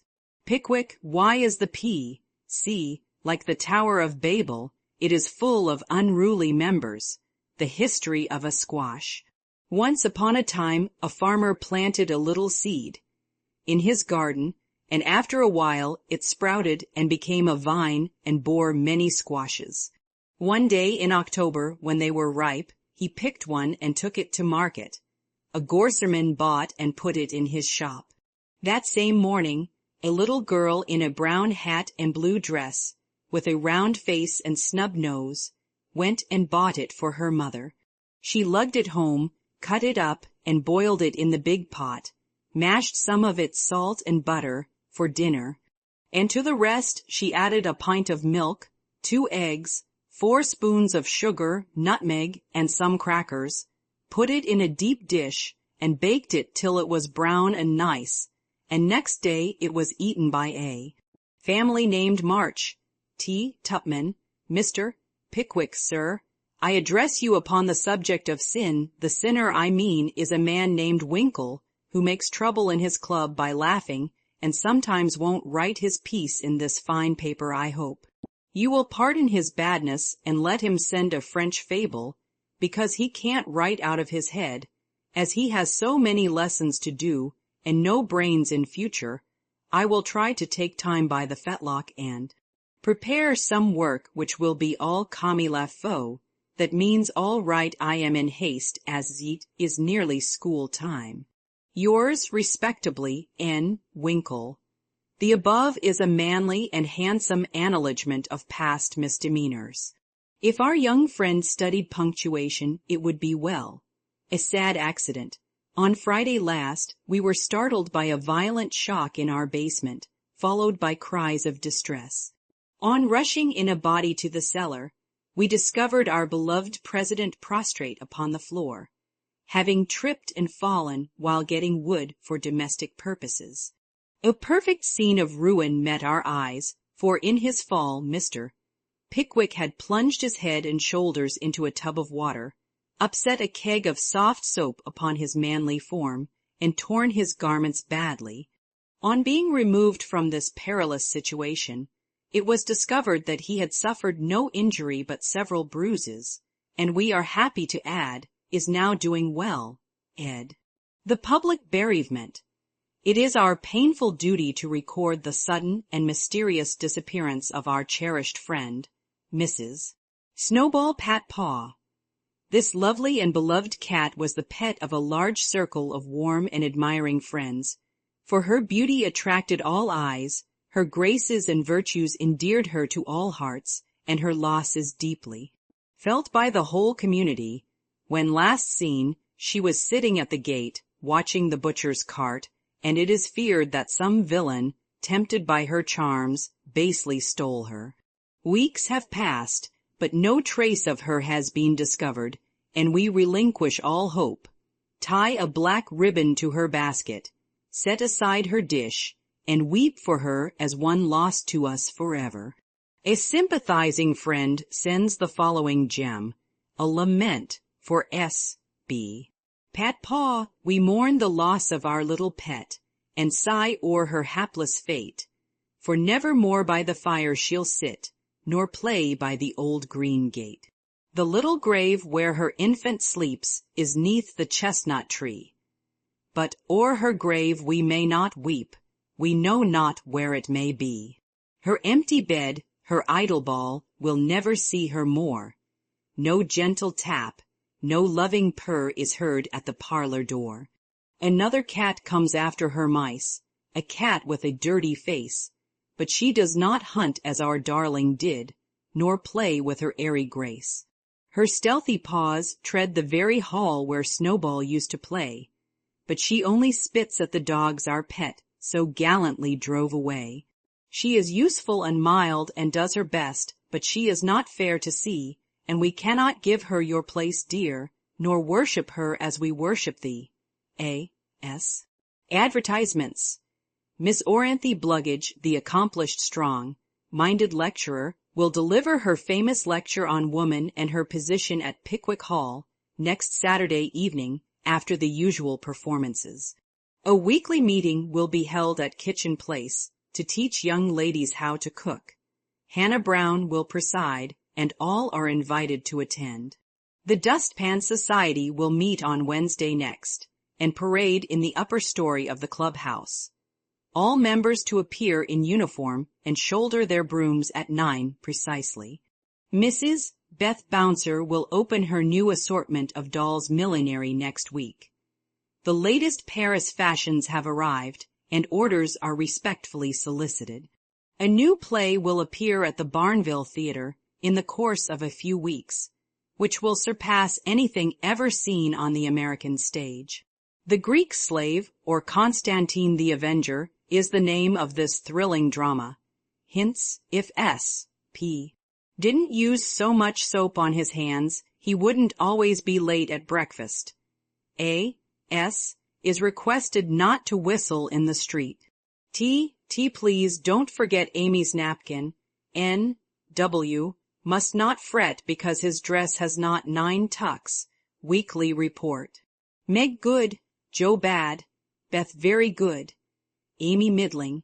As the president finished reading the paper, which I beg leave to assure my readers is a bona fide copy of one written by bona fide girls once upon a time, a round of applause followed, and then Mr.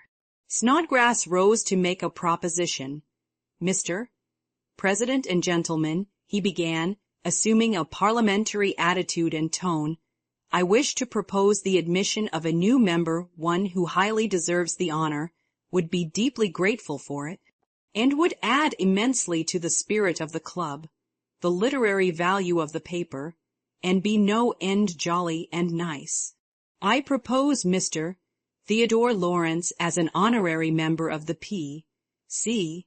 Come now, do have him. Joe's sudden change of tone made the girls laugh, but all looked rather anxious, and no one said a word as Snodgrass took his seat. We'll put it to a vote, said the president. All in favor of this motion please to manifest it by saying aye. Contrary-minded say no. Meg and Amy were contrary-minded, and Mr. Winkle rose to say with great elegance, we don't wish any boys. They only joke and bounce about. This is a ladies' club, and we wish to be private and proper. I'm afraid he'll laugh at our paper and make fun of us afterward, observed Pickwick, pulling the little curl on her forehead as she always did when doubtful. Up rose Snodgrass, very much in earnest. Sir, I give you my word as a gentleman, Laurie won't do anything of the sort. He likes to write, and he'll give a tone to our contributions and keep us from being sentimental. Don't you see? We can do so little for him, and he does so much for us. I think the least we can do is to offer him a place here and make him welcome if he comes. This artful allusion to benefits conferred brought Tupman to his feet, looking as if he had quite made up his mind. Yes, we ought to do it, even if we are afraid. I say he may come, and his grandpa, too, if he likes. This spirited burst from Beth electrified the club, and Joe left her seat to shake hands approvingly. Now then, vote again. Everybody remember it's our Laurie, and say, "Aye," cried Snodgrass excitedly. "Aye, aye, aye," replied 3 voices at once. Good, bless you. Now, as there's nothing like taking time by the fetlock, as Winkle characteristically observes, allow me to present the new member. And, to the dismay of the rest of the club, Joe threw open the door of the closet and displayed Laurie sitting on a rag bag, flushed and twinkling with suppressed laughter. "You rogue, you traitor, Joe, how could you?" cried the 3 girls as Snodgrass led her friend triumphantly forth, and producing both a chair and a badge, installed him in a jiffy. "The coolness of you 2 rascals is amazing," began Mr. Pickwick, trying to get up an awful frown, and only succeeding in producing an amiable smile. But the new member was equal to the occasion, and rising, with a grateful salutation to the chair, said in the most engaging manner, "Mr. President and ladies, I beg pardon. Gentlemen, allow me to introduce myself as Sam Weller, the very humble servant of the club." "Good, good," cried Joe, pounding with the handle of the old warming pan on which she leaned. "My faithful friend and noble patron," continued Laurie with a wave of the hand, "who has so flatteringly presented me, is not to be blamed for the base stratagem of tonight. I planned it, and she only gave in after lots of teasing. Come now, don't lay it all on yourself. You know I proposed the cupboard," broke in Snodgrass, who was enjoying the joke amazingly. "Never mind what she says." "I'm the wretch that did it, sir," said the new member, with a Welleresque nod to Mr. Pickwick. "But on my honor, I never will do so again, and henceforth devote myself to the interest of this immortal club. Here, here," cried Joe, clashing the lid of the warming pan like a cymbal. Go on," added Winkle and Tupman, while the president bowed benignly. "I merely wish to say that as a slight token of my gratitude for the honor done me, and as a means of promoting friendly relations between adjoining nations, I have set up a post office in the hedge in the lower corner of the garden, a fine, spacious building with padlocks on the doors and every convenience for the males, also the females, if I may be allowed the expression. It's the old Martin house, but I've stopped up the door and made the roof open, so it will hold all sorts of things and save our valuable time. Letters, manuscripts, books, and bundles can be passed in there, and as each nation has a key, it will be uncommonly nice, I fancy. Allow me to present the club key, and with many thanks for your favor, take my seat." Great applause as Mr. Weller deposited a little key on the table and subsided. The warming pan clashed and waved wildly, and it was some time before order could be restored. A long discussion followed, and everyone came out surprising, for everyone did her best. So it was an unusually lively meeting, and did not adjourn till a late hour, when it broke up with 3 shrill cheers for the new member. No one ever regretted the admittance of Sam Weller, for a more devoted, well, behaved, and jovial member no club could have. He certainly did add spirit to the meetings and a tone to the paper, for his orations convulsed his hearers and his contributions were excellent, being patriotic, classical, comical, or dramatic but never sentimental. Joe regarded them as worthy of Bacon, Milton, or Shakespeare, and remodeled her own works with good effect, she thought. The P.O. was a capital little institution, and flourished wonderfully, for nearly as many queer things passed through it as through the real post office. Tragedies and cravats, poetry and pickles, garden seeds and long letters, music and gingerbread, rubbers, invitations, scoldings, and puppies.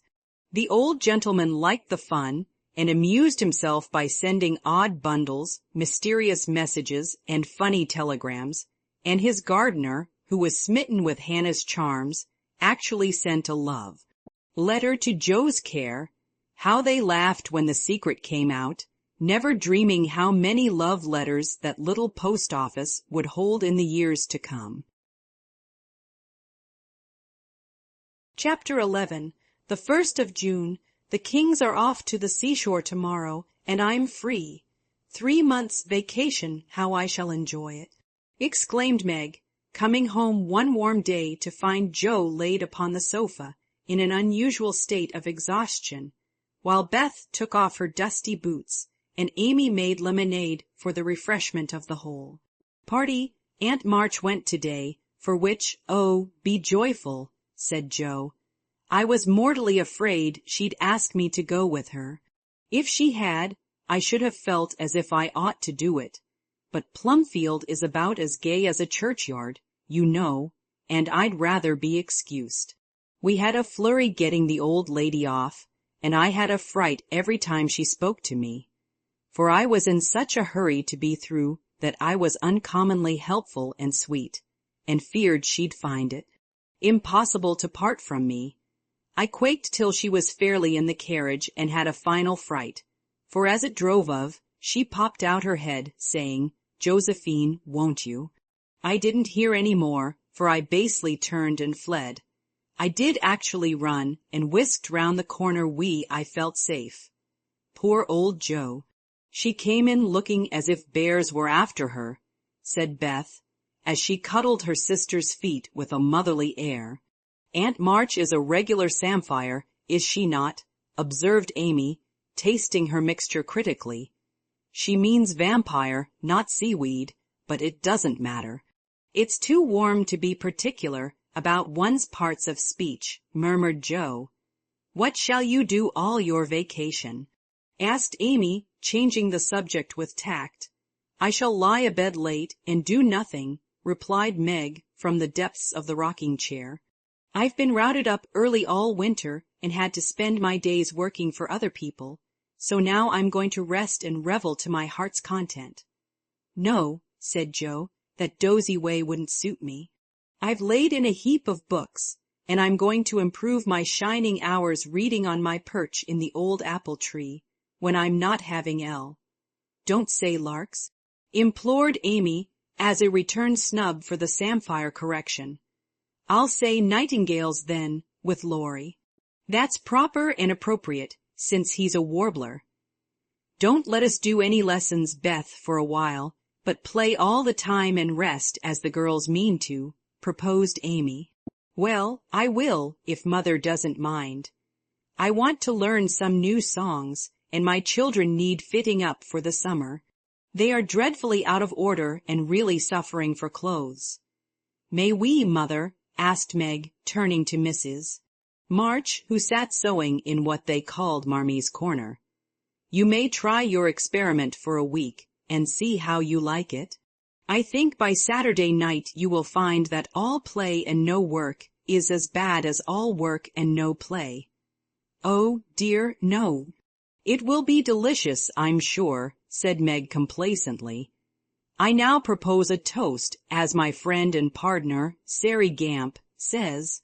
Fun forever and no grubbing, cried Joe, rising, glass in hand, as the lemonade went round. They all drank it merrily, and began the experiment by lounging for the rest of the day. Next morning, Meg did not appear till 10 o'clock. Her solitary breakfast did not taste nice, and the room seemed lonely and untidy, for Joe had not filled the vases, Beth had not dusted, and Amy's books lay scattered about. Nothing was neat and pleasant but Marmie's corner, which looked as usual, and there Meg sat, to rest and read, which meant to yawn and imagine what pretty summer dresses she would get with her salary. Joe spent the morning on the river with Laurie, and the afternoon reading and crying over the wide, wide world, up in the apple tree. Beth began by rummaging everything out of the big closet where her family resided, but getting tired before half done, she left her establishment topsy-turvy and went to her music, rejoicing that she had no dishes to wash. Amy arranged her bower, put on her best white frock, smoothed her curls, and sat down to draw under the honeysuckle, hoping someone would see and inquire who the young artist was. As no one appeared but an inquisitive daddy, Longlegs, who examined her work with interest, she went to walk, got caught in a shower, and came home dripping. At tea-time they compared notes, and all agreed that it had been a delightful, though unusually long day. Meg, who went shopping in the afternoon and got a sweet blue muslin, had discovered, after she had cut the breadths off, that it wouldn't wash, which mishap made her slightly cross. Joe had burned the skin off her nose boating, and got a raging headache by reading too long. Beth was worried by the confusion of her closet and the difficulty of learning 3 or 4 songs at once, and Amy deeply regretted the damage done her frock, for Katie Brown's party was to be the next day, and now, like Flora McFlimsy, she had nothing to wear. But these were mere trifles, and they assured their mother that the experiment was working finely. She smiled, said nothing, and with Hannah's help did their neglected work, keeping home pleasant and the domestic machinery running smoothly. It was astonishing what a peculiar and uncomfortable state of things was produced by the resting and reveling process. The days kept getting longer and longer. The weather was unusually variable, and so were tempers, and unsettled feeling possessed everyone, and Satan found plenty of mischief for the idle hands to do.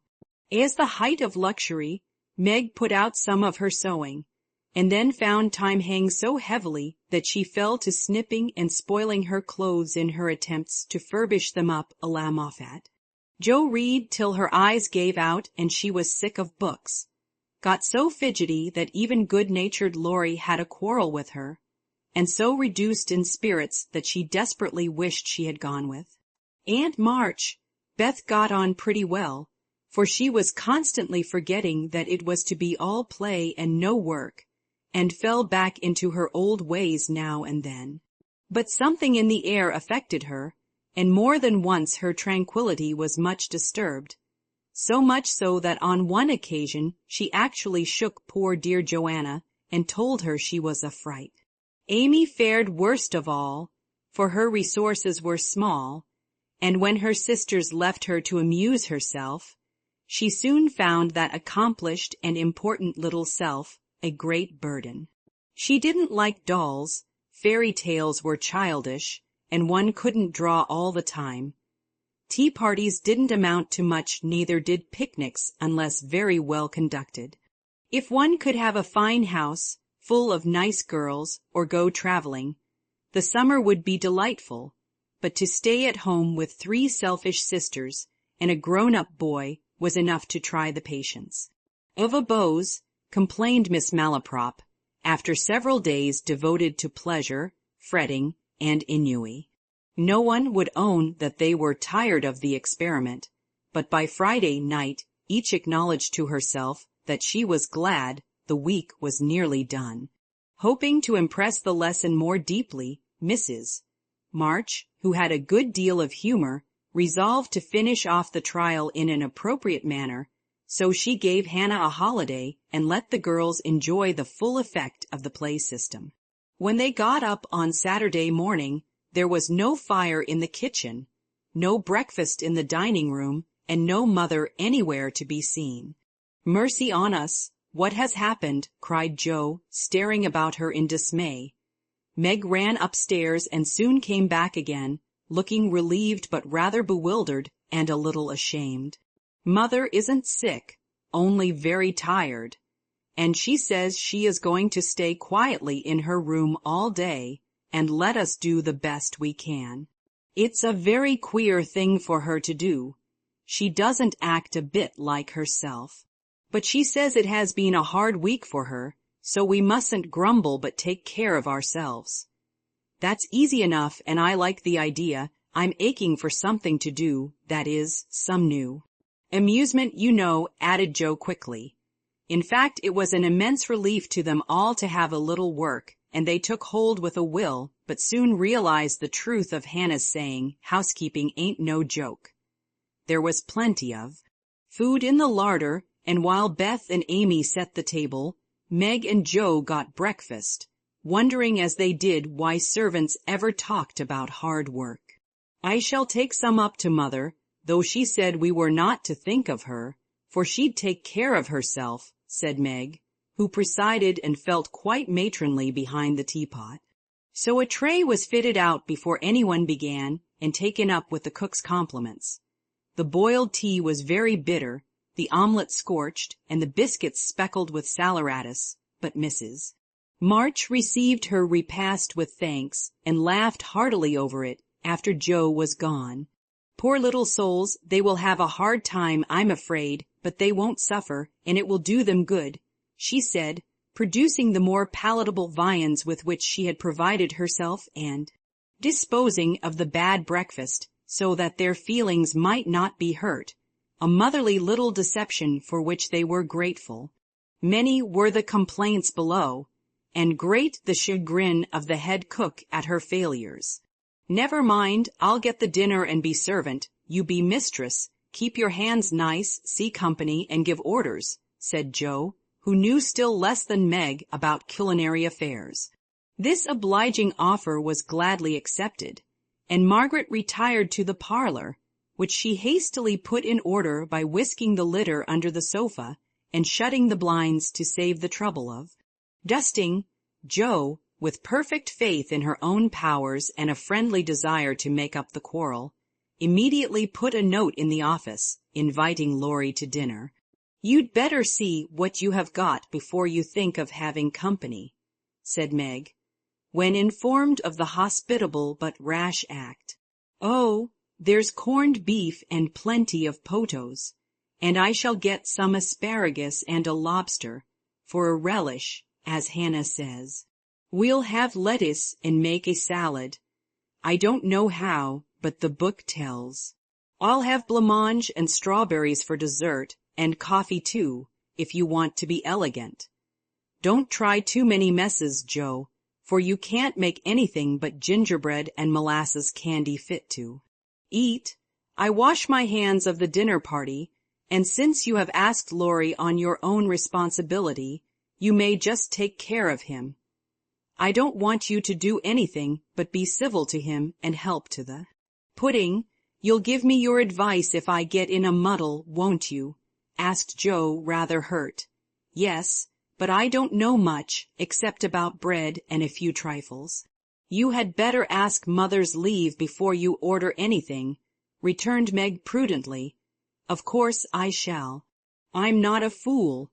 And Joe went off in a huff at the doubts expressed of her powers. "Get what you like, and don't disturb me. I'm going out to dinner and can't worry about things at home," said Mrs. March when Joe spoke to her. "I never enjoyed housekeeping, and I'm going to take a vacation today and read, write, go visiting, and amuse myself." The unusual spectacle of her busy mother rocking comfortably and reading early in the morning made Joe feel as if some unnatural phenomenon had occurred, for an eclipse, an earthquake, or a volcanic eruption would hardly have seemed stranger. "Everything is out of sorts, somehow," she said to herself, going downstairs. There's Beth crying. That's a sure sign that something is wrong in this family. If Amy is bothering, I'll shake her. Feeling very much out of sorts herself, Jo hurried into the parlor to find Beth sobbing over Pip, the canary, who lay dead in the cage with his little claws pathetically extended, as if imploring the food for want of which he had died. It's all my fault, I forgot him. There isn't a seed or a drop left. Oh, Pip, how could I be so cruel to you? Cried Beth, taking the poor thing in her hands and trying to restore him. Jo peeped into his half-open eye, felt his little heart, and finding him stiff and cold, shook her head and offered her domino box for a coffin. Put him in the oven, and maybe his will get warm and revive, said Amy hopefully. He's been starved, and he shan't be baked now, he's dead. I'll make him a shroud, and he shall be buried in the garden, and I'll never have another bird, never, my Pip. For I am too bad to own one, murmured Beth, sitting on the floor with her pet folded in her hands. The funeral shall be this afternoon, and we will all go. Now, don't cry, Bethy. It's a pity, but nothing goes right this week, and Pip has had the worst of the experiment. Make the shroud and lay him in my box, and after the dinner party we'll have a nice little funeral, said Jo, beginning to feel as if she had undertaken a good deal. Leaving the others to console Beth, she departed to the kitchen, which was in a most discouraging state of confusion. Putting on a big apron, she fell to work and got the dishes piled up ready for washing, when she discovered that the fire was out. Here's a sweet prospect, muttered Jo, slamming the stove door open and poking vigorously among the cinders. Having rekindled the fire, she thought she would go to market while the water heated. The walk revived her spirits, and flattering herself that she had made good bargains, she trudged home again after buying a very young lobster, some very old asparagus, and 2 boxes of acid. Strawberries. By the time she got cleared up, the dinner arrived and the stove was red, hot. Hannah had left a pan of bread to rise. Meg had worked it up early, set it on the hearth for a second rising, and forgotten it. Meg was entertaining Sally Gardiner in the parlor, when the door flew open and a flowery, crocky, flushed, and disheveled figure appeared, demanding tartly, I say, isn't bread riz enough when it runs over the pans?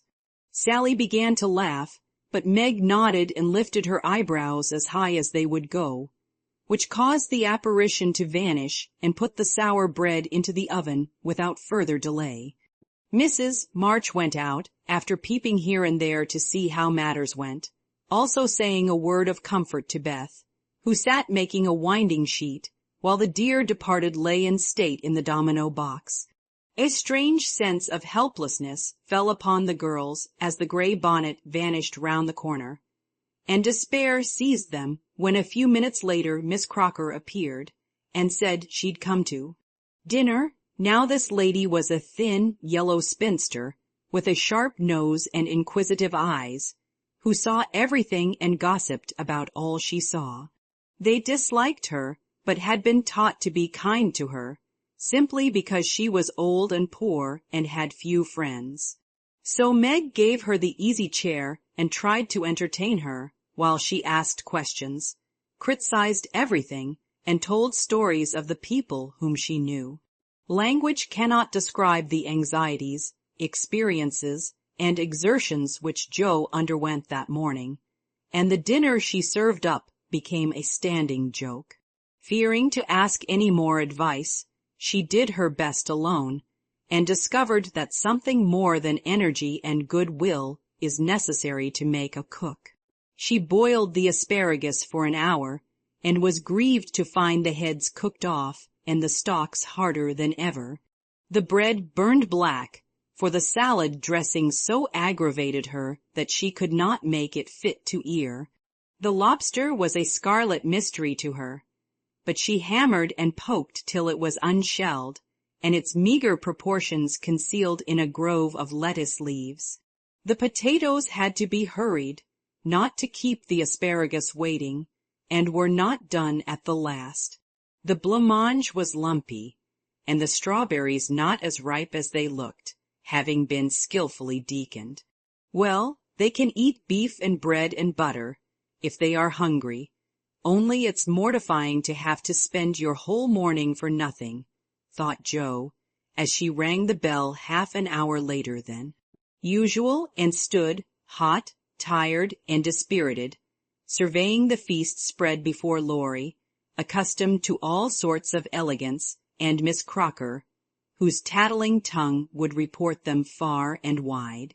Poor Jo would gladly have gone under the table, as one thing after another was tasted and left, while Amy giggled, Meg looked distressed, Miss Crocker pursed her lips, and Laurie talked and laughed. With all his might to give a cheerful tone to the festive scene, Jo's one strong point was the fruit, for she had sugared it well, and had a pitcher of rich cream to eat with it. Her hot cheeks cooled a trifle, and she drew a long breath as the pretty glass plates went round, and everyone looked graciously at the little rosy islands floating in a sea of cream. Miss Crocker tasted first, made a wry face, and drank some water hastily. Jo, who refused, thinking there might not be enough, for they dwindled sadly after the picking over, glanced at Laurie, but he was eating away manfully, though there was a slight pucker about his mouth, and he kept his eye fixed on his plate. Amy, who was fond of delicate fare, took a heaping spoonful, choked, hid her face in her napkin, and left the table precipitately. "Oh, what is it?" exclaimed Jo, trembling. "Salt instead of sugar, and the cream is sour," replied Meg with a tragic gesture. Jo uttered a groan and fell back in her chair, remembering that she had given a last hasty powdering to the berries out of one of the 2 boxes on the kitchen table, and had neglected to put the milk in the refrigerator. She turned scarlet and was on the verge of crying when she met Laurie's eyes, which would look merry in spite of his heroic efforts. The comical side of the affair suddenly struck her, and she laughed till the tears ran down her cheeks. So did everyone else, even Croker, as the girls called the old lady, and the unfortunate dinner ended gaily with bread and butter, olives, and fun. "I haven't strength of mind enough to clear up now, so we will sober ourselves with a funeral," said Jo, as they rose, and Miss Crocker made ready to go, being eager to tell the new story at another friend's dinner table. They did sober themselves for Beth's sake. Laurie dug a grave under the ferns in the grove. Little Pip was laid in, with many tears by his tender-hearted mistress, and covered with moss, while a wreath of violets and chickweed was hung on. The stone which bore his epitaph, composed by Jo while she struggled with the dinner. "Here lies Pip March, who died the 7th of June, loved and lamented sore, and not forgotten soon." At the conclusion of the ceremonies, Beth retired to her room, overcome with emotion and lobster. But there was no place of repose, for the beds were not made, and she found her grief much assuaged by beating up the pillows and putting things in order. Meg helped Jo clear away the remains of the feast, which took half the afternoon and left them so tired that they agreed to be contented with tea and toast for supper. Laurie took Amy to drive, which was a deed of charity, for the sour cream seemed to have had a bad effect upon her temper. Mrs. March came home to find the 3 older girls hard at work in the middle of the afternoon, and a glance at the cloths. It gave her an idea of the success of one part of the experiment. Before the housewives could rest, several people called, and there was a scramble to get ready to see them. Then tea must be got, errands done, and 1 or 2 necessary bits of sewing neglected until the last minute. As twilight fell, dewy and still, one by one they gathered on the porch where the June roses were budding beautifully, and each groaned or sighed as she sat down, as if tired or troubled. What a dreadful day this has been, began Joe, usually the first to speak. It has seemed shorter than usual, but so uncomfortable, said Meg. Not a bit like home, added Amy. It can't seem so without Marmee and little Pip, sighed Beth, glancing with full eyes at the empty cage above her head. Here's Mother, dear, and you shall have another bird tomorrow if you want it. As she spoke, Mrs. March came and took her place among them, looking as if her holiday had not been much pleasanter than theirs. Are you satisfied with your experiment, girls, or do you want another week of it? She asked as Beth nestled up to her, and the rest turned toward her with brightening faces, as flowers turn toward the sun. I don't, cried Joe decidedly. Nor I, echoed the others. You think, then, that it is better to have a few duties and leave a little for others, do you? Lounging and larking doesn't pay, observed Joe, shaking her head. I'm tired of it and mean to go to work at something right off. Suppose you learn plain cooking. That's a useful accomplishment, which no woman should be without, said Mrs. March, laughing inaudibly at the recollection of Joe's dinner party, for she had met Miss Crocker and heard her account of it. Mother, did you go away and let everything be, just to see how we'd get on? Cried Meg, who had had suspicions all day. Yes, I wanted you to see how the comfort of all depends on each doing her share faithfully. While Hannah and I did your work, you got on pretty well, though I don't think you were very happy or amiable. So I thought, as a little lesson, I would show you what happens when everyone thinks only of herself. Don't you feel that it is pleasanter to help one another, to have daily duties which make leisure sweet when it comes, and to bear and forbear, that home may be comfortable and lovely to us all? We do, Mother, we do, cried the girls. Then let me advise you to take up your little burdens again, for though they seem heavy sometimes, they are good for us, and lighten as we learn to carry them. Work is wholesome, and there is plenty for everyone. It keeps us from ennui and mischief, is good for health and spirits, and gives us a sense of power and independence better than money or fashion. We'll work like bees and love it too, see if we don't, said Joe. I'll learn plain cooking for my holiday task, and the dinner party I have shall be a success. I'll make the set of shirts for Father, instead of letting you do it, Marmee. I can and I will, though I'm not fond of sewing. That will be better than fussing over my own things, which are plenty nice enough as they are, said Meg. I'll do my lessons every day, and not spend so much time with my music and dolls. I am a stupid thing, and ought to be studying, not playing, was Beth's resolution, while Amy followed their example by heroically declaring, I shall learn to make buttonholes and attend to my parts of speech. Very good. Then I am quite satisfied with the experiment, and fancy that we shall not have to repeat it. Only don't go to the other extreme and delve like slaves. Have regular hours for work and play. Make each day both useful and pleasant, and prove that you understand the worth of time by employing it well. Then youth will be delightful, old age will bring few regrets, and life become a beautiful success, in spite of poverty.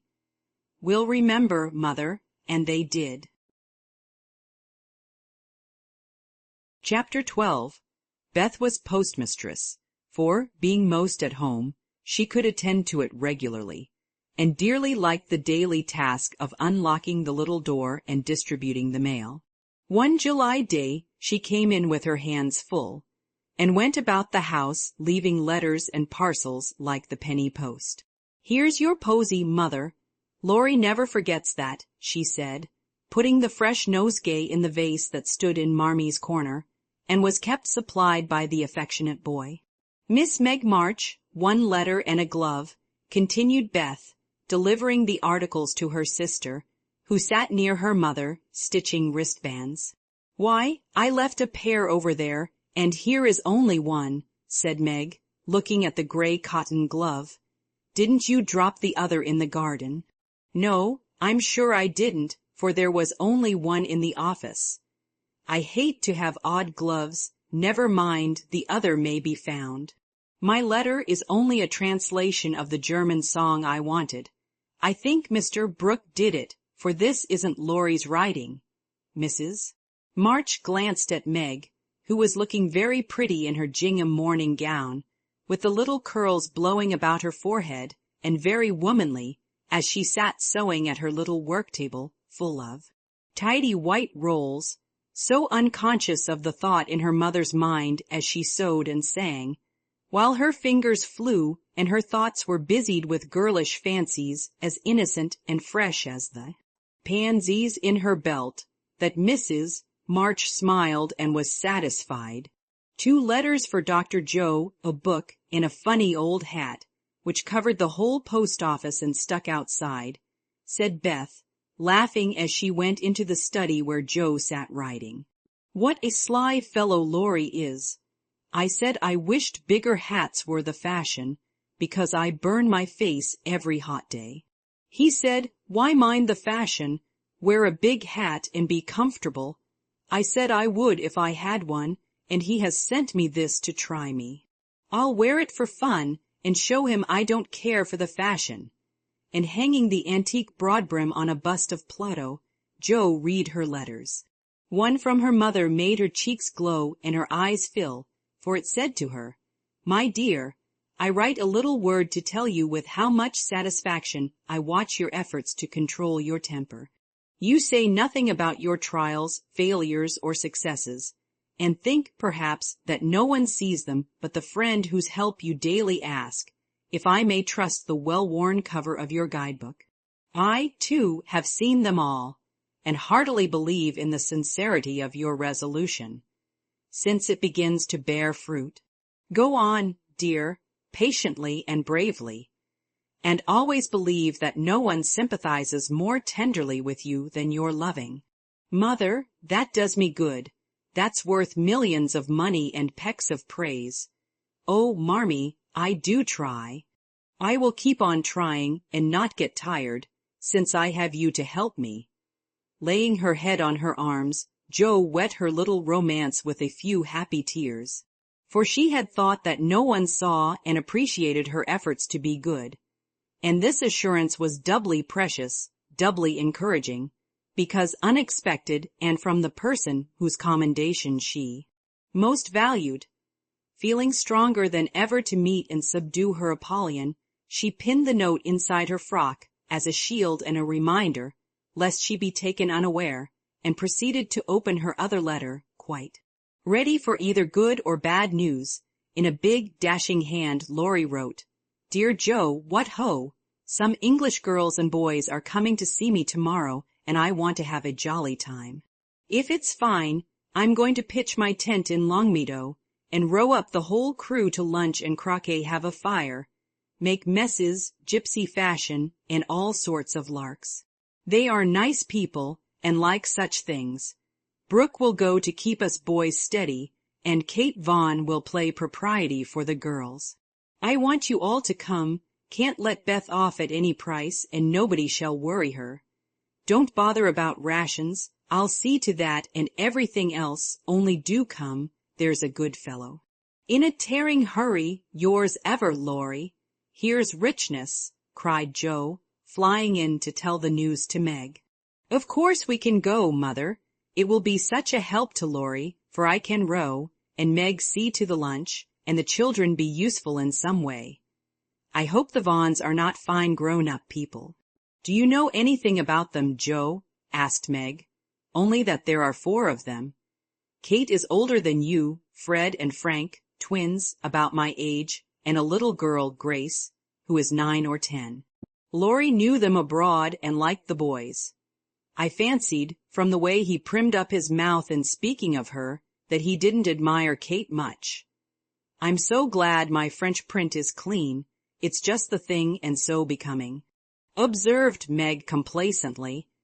Have you anything decent, Joe? Scarlet and gray boating suit, good enough for me. I shall row and tramp about, so I don't want any starch to think of. You'll come, Betty, if you won't let any boys talk to me. Not a boy. I like to please Laurie, and I'm not afraid of Mr. Brooke. He is so kind. But I don't want to play or sing or say anything. I'll work hard and not trouble anyone, and you'll take care of me, Joe, so I'll go. That's my good girl. You do try to fight off your shyness, and I love you for it. Fighting faults isn't easy, as I know, and a cheery word kind of gives a lift. Thank you, Mother, and Joe gave the thin cheek a grateful kiss, more precious to Mrs. March than if it had given back the rosy roundness of her youth. I had a box of chocolate drops, and the picture I wanted to copy, said Amy, showing her mail, and I got a note from Mr. Lawrence asking me to come over and play to him tonight, before the lamps are lighted, and I shall go, added Beth, whose friendship with the old gentleman prospered finely. Now let's fly round and do double duty today, so that we can play tomorrow with free minds, said Joe, preparing to replace her pen with a broom. When the sun peeped into the girls' room early next morning to promise them a fine day, he saw a comical sight. Each had made such preparation for the fete as seemed necessary and proper. Meg had an extra row of little curl papers across her forehead. Joe had copiously anointed her afflicted face with cold cream. Beth had taken Joanna to bed with her to atone for the approaching separation, and Amy had capped the climax by putting a coltispin on her nose to uplift the offending feature. It was one of the kind artists used to hold the paper on their drawing boards, therefore quite appropriate and effective for the purpose it was now being put. This funny spectacle appeared to amuse the son, for he burst out with such radiance that Joe woke up and roused her sisters by a hearty laugh at Amy's ornament.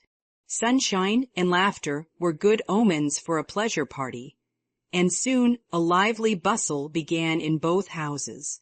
Beth, who was ready first, kept reporting what went on next door, and enlivened her sisters' toilets by frequent telegrams from the window. There goes the man with the tent. I see Mrs. Barker doing up the lunch in a hamper and a great basket. Now Mr. Lawrence is looking up at the sky and the weathercock. I wish he would go too. There's Laurie, looking like a sailor, nice boy. Oh, mercy me, here's a carriage full of people, a tall lady, a little girl, and two dreadful boys. One is lame, poor thing, he's got a crutch. Laurie didn't tell us that. Be quick, girls, it's getting late. Why, there is Ned Moffat, I do declare. Meg, isn't that the man who bowed to you one day when we were shopping? So it is. How queer that he should come. I thought he was at the mountains. There is Sally. I'm glad she got back in time. Am I all right, Joe? Cried Meg in a flutter, a regular daisy. Hold up your dress and put your hat on straight. It looks sentimental tipped that way and will fly off at the first puff. Now then, come on. Oh, Joe, you are not going to wear that awful hat. It's too absurd. You shall not make a guy of yourself, remonstrated Meg, as Joe tied down with a red ribbon the broad, brimmed, old-fashioned leghorn Laurie had sent for a joke. I just will, though, for it's capital, so shady, light, and big.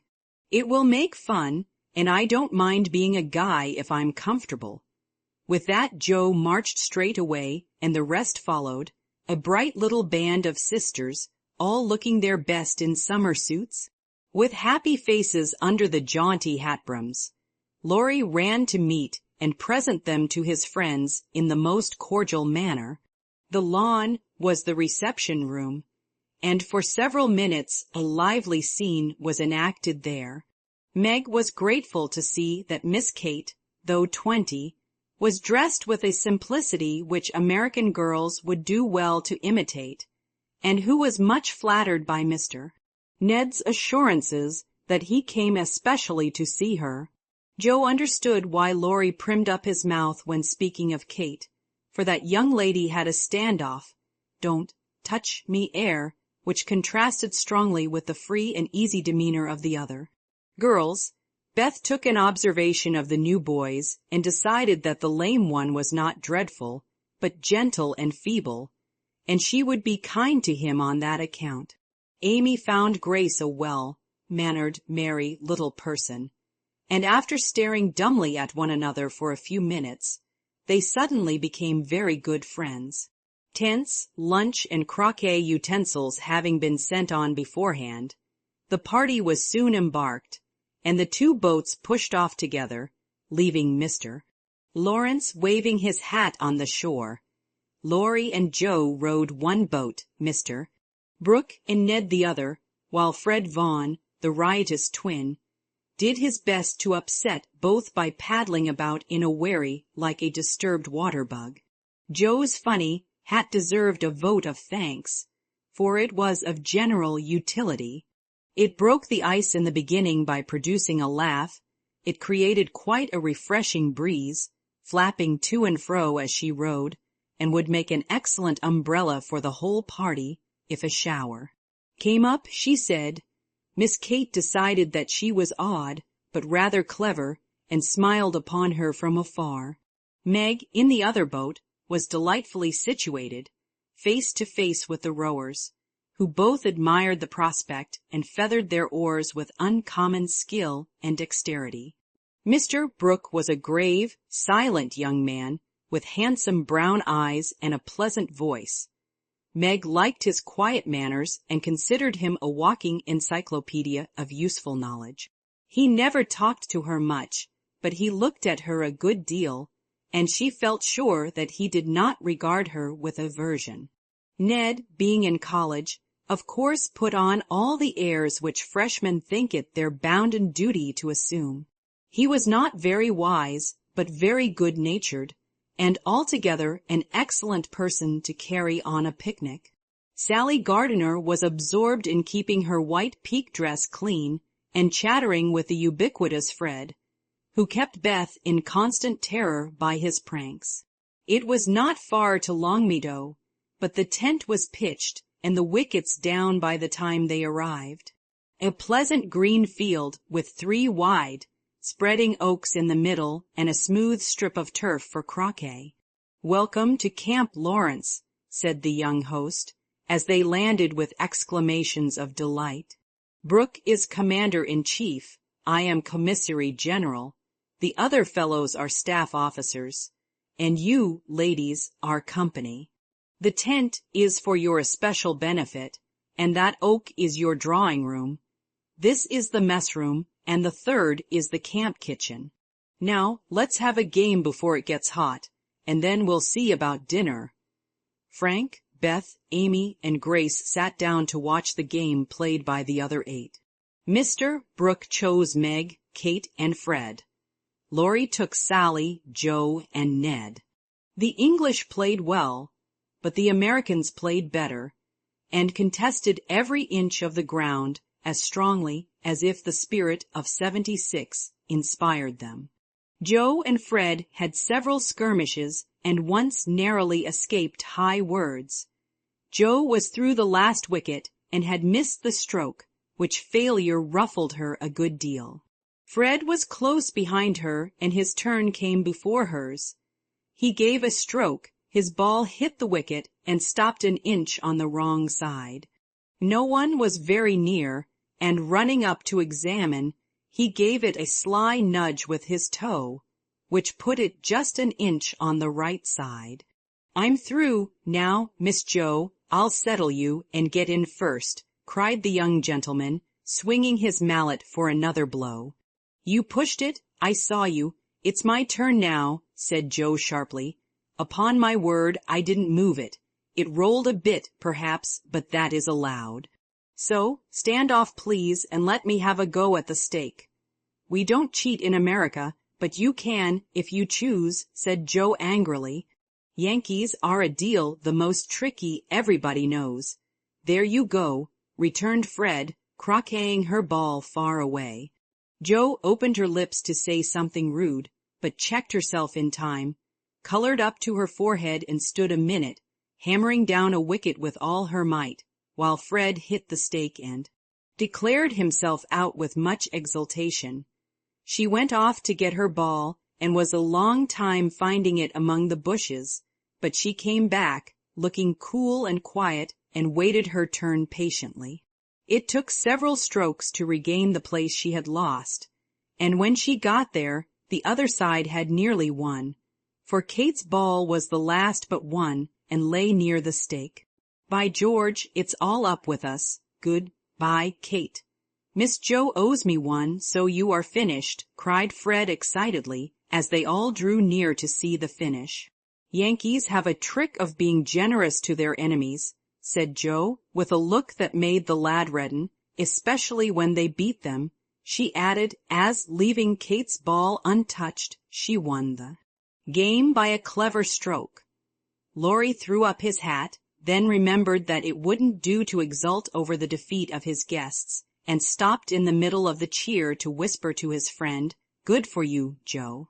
He did cheat, I saw him. We can't tell him so, but he won't do it again, take my word for it." Meg drew her aside under pretense of pinning up a loose braid and said approvingly, "It was dreadfully provoking, but you kept your temper, and I'm so glad, Jo." "Don't praise me, Meg, for I could box his ears this minute.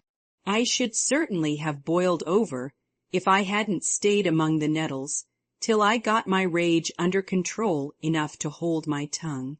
It's simmering now, so I hope he'll keep out of my way," returned Jo, biting her lips as she glowered at Fred from under her big hat.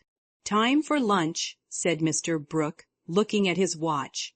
"Commissary General, will you make the fire and get water, while Miss March, Miss Sally, and I spread the table?" "Who can make good coffee?" "Jo can," said Meg, glad to recommend her sister. So Jo, feeling that her late lessons in cookery were to do her honor, went to preside over the coffee pot, while the children collected dry sticks, and the boys made a fire and got water from a spring nearby. Miss Kate sketched and Frank talked to Beth, who was making little mats of braided rushes to serve as plates. The commander-in-chief and his aides soon spread the tablecloth with an inviting array of eatables and drinkables, prettily decorated with green leaves. Jo announced that the coffee was ready, and everyone settled themselves to a hearty meal, for youth is seldom dyspeptic, and exercise develops wholesome appetites. A very merry lunch it was, for everything seemed fresh and funny, and frequent peals of laughter startled a venerable horse who fed near by. There was a pleasing inequality in the table, which produced many mishaps to cups and plates. Acorns dropped in the milk, little black ants partook of the refreshments without being invited, and fuzzy caterpillars swung down from the tree to see what was going on. 3 white-headed children peeped over the fence, and an objectionable dog barked at them from the other side of the river with all his might and main. "There's salt here," said Laurie, as he handed Jo a saucer of berries. "Thank you, I prefer spiders," she replied, fishing up 2 unwary little ones who had gone to a creamy death. "How dare you remind me of that horrid dinner party, when yours is so nice in every way," added Jo, as they both laughed and ate out of one plate, the china having run short. "I had an uncommonly good time that day, and haven't got over it yet. This is no credit to me, you know. I don't do anything. It's you and Meg and Brooke who make it all go, and I'm no end obliged to you. What shall we do when we can't eat any more?" asked Laurie, feeling that his trump card had been played when lunch was over. "Have games till it's cooler. I brought authors, and I dare say Miss Kate knows something new and nice. Go and ask her. She's company, and you ought to stay with her more. Aren't you company too? I thought she'd suit Brooke, but he keeps talking to Meg, and Kate just stares at them through that ridiculous glass of hers. I'm going, so you needn't try to preach propriety, for you can't do it, Joe. Miss Kate did know several new games, and as the girls would not, and the boys could not, eat any more, they all adjourned to the drawing-room to play rig-marole. One person begins a story, any nonsense you like, and tells as long as he pleases, only taking care to stop short at some exciting point, when the next takes it up and does the same. It's very funny when well done, and makes a perfect jumble of tragical comical stuff to laugh over. Please start it, Mr. Brooke, said Kate with a commanding air which surprised Meg, who treated the tutor with as much respect as any other gentleman. Lying on the grass at the feet of the two young ladies, Mr. Brooke obediently began the story, with the handsome brown eyes steadily fixed upon the sunshiny river. Once on a time, a knight went out into the world to seek his fortune, for he had nothing but his sword and his shield. He traveled a long while, nearly 28 years, and had a hard time of it, till he came to the palace of a good old king, who had offered a reward to anyone who could tame and train a fine, but unbroken colt, of which he was very fond. The knight agreed to try, and got on slowly but surely, for the colt was a gallant fellow, and soon learned to love his new master, though he was freakish and wild. Every day, when he gave his lessons to this pet of the king's, the knight rode him through the city, and as he rode, he looked everywhere for a certain beautiful face, which he had seen many times in his dreams but never found. One day, as he went prancing down a quiet street, he saw at the window of a ruinous castle the lovely face. He was delighted, inquired who lived in this old castle, and was told that several captive princesses were kept there by a spell, and spun all day to lay up money to buy their liberty. The knight wished intensely that he could free them, but he was poor and could only go by each day, watching for the sweet face and longing to see it out in the sunshine. At last he resolved to get into the castle and ask how he could help them. He went and knocked. The great door flew open, and he beheld a ravishingly lovely lady, who exclaimed with a cry of rapture, at last, continued Kate, who had read French novels and admired the style. "'Tis she," cried Count Gustave, and fell at her feet in an ecstasy of joy. "Oh, rise," she said, extending a hand of marble fairness. "Never, till you tell me how I may rescue you," swore the knight, still kneeling. "Alas, my cruel fate condemns me to remain here till my tyrant is destroyed. Where is the villain?" "In the mauve salon. Go, brave heart, and save me from despair." "I obey, and return victorious or dead." With these thrilling words he rushed away, and flinging open the door of the mauve salon, was about to enter when he received a stunning blow from the big Greek lexicon, which an old fellow in a black gown fired at him, said Ned. Instantly Sir What's-his name recovered himself, pitched the tyrant out of the window, and turned to join the lady, victorious, but with a bump on his brow, found the door locked, tore up the curtains, made a rope ladder, got halfway down when the ladder broke, and he went head first into the moat, 60 feet below. Could swim like a duck, paddled round the castle till he came to a little door guarded by 2 stout fellows, knocked their heads together till they cracked like a couple of nuts, then, by a trifling exertion of his prodigious strength, he smashed in the door, went up a pair of stone steps covered with dust a foot thick, toads as big as your fist, and spiders that would frighten you into hysterics. March. At the top of these steps he came plump upon a sight that took his breath away and chilled his blood. A tall figure, all in white with a veil over its face and a lamp in its wasted hand, went on Meg. It beckoned, gliding noiselessly before him down a corridor as dark and cold as any tomb. Shadowy effigies in armor stood on either side. A dead silence reigned. The lamp burned blue, and the ghostly figure ever and anon turned its face toward him, showing the glitter of awful eyes. Through its white veil they reached a curtained door, behind which sounded lovely music. He sprang forward to enter, but the spectre plucked him back and waved threateningly before him. "Snuff-box," said Joe, in a sepulchral tone which convulsed the audience. "Thank ye," said the knight politely, as he took a pinch and sneezed 7 times so violently that his head fell off. "Ha, ha," laughed the ghost, and having peeped through the keyhole at the princesses spinning away for dear life, the evil spirit picked up her victim and put him in a large tin box, where there were 11. Other knights packed together without their heads, like sardines, who all rose and began to dance a hornpipe, cut in Fred, as Joe paused for breath, and, as they danced, the rubbishy old castle turned to a man of war in full sail. Up with the jib, reef the topsail halyards, helm hard alley, and man the guns, roared the captain, as a Portuguese pirate hove in sight, with a flag black as ink flying from her foremast. "Go in and win, my hearties," says the captain, and a tremendous fight began.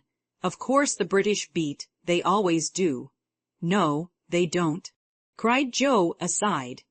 Having taken the pirate captain prisoner, sailed slap over the schooner, whose decks were piled high with dead, and whose lee scuppers ran blood, for the order had been cutlasses and die hard.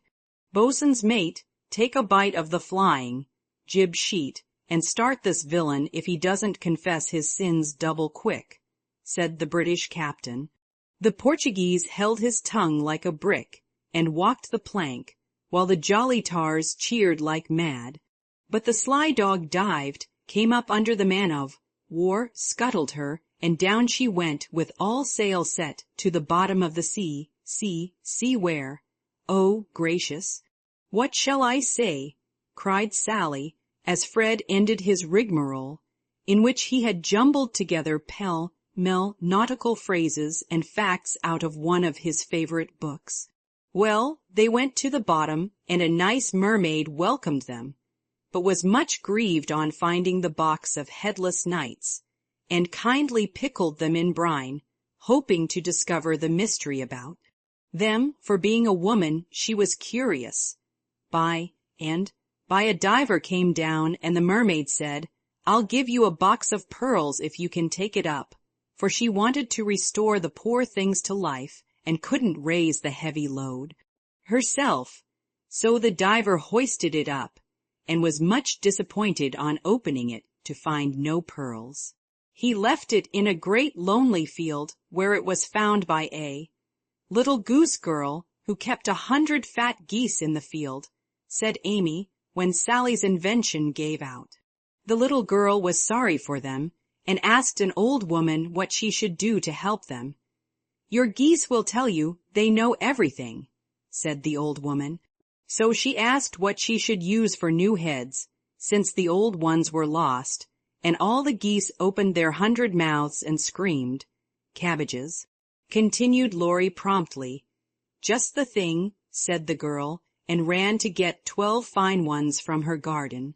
She put them on, the knights revived at once, thanked her, and went on their way rejoicing, never knowing the difference, for there were so many other heads like them in the world that no one thought anything of it.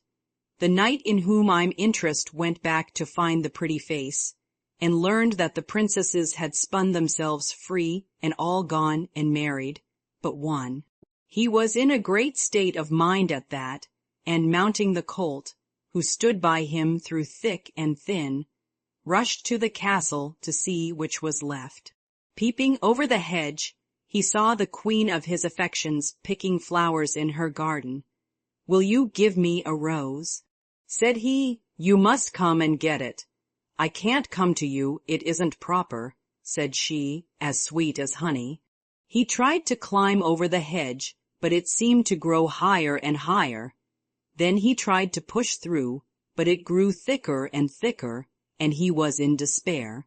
So he patiently broke twig after twig, till he had made a little hole through which he peeped, saying imploringly, "Let me in.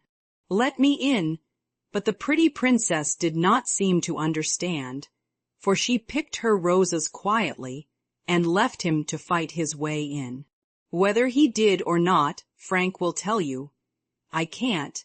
I'm not playing, I never do," said Frank, dismayed at the sentimental predicament out of which he was to rescue the absurd couple. Beth had disappeared behind Joe, and Grace was asleep. "So the poor knight is to be left sticking in the hedge, is he?" asked Mr. Brooke, still watching the river, and playing with the wild rose in his buttonhole. "I guess the princess gave him a posy, and opened the gate after a while," said Laurie, smiling to himself, as he threw acorns at his tutor. "What a piece of nonsense we have made! With practice we might do something quite clever. Do you know Truth?" "I hope so," said Meg soberly. "The game, I mean." "What is it?" said Fred. "Why, you pile up your hands, choose a number, and draw out in turn. And the person who draws at the number has to answer truly any question put by the rest." "It's great fun. Let's try it," said Joe, who liked new experiments. Miss Kate and Mr. Brooke, Meg and Ned declined, but Fred, Sally, Joe, and Laurie piled and drew, and the lot fell to Laurie.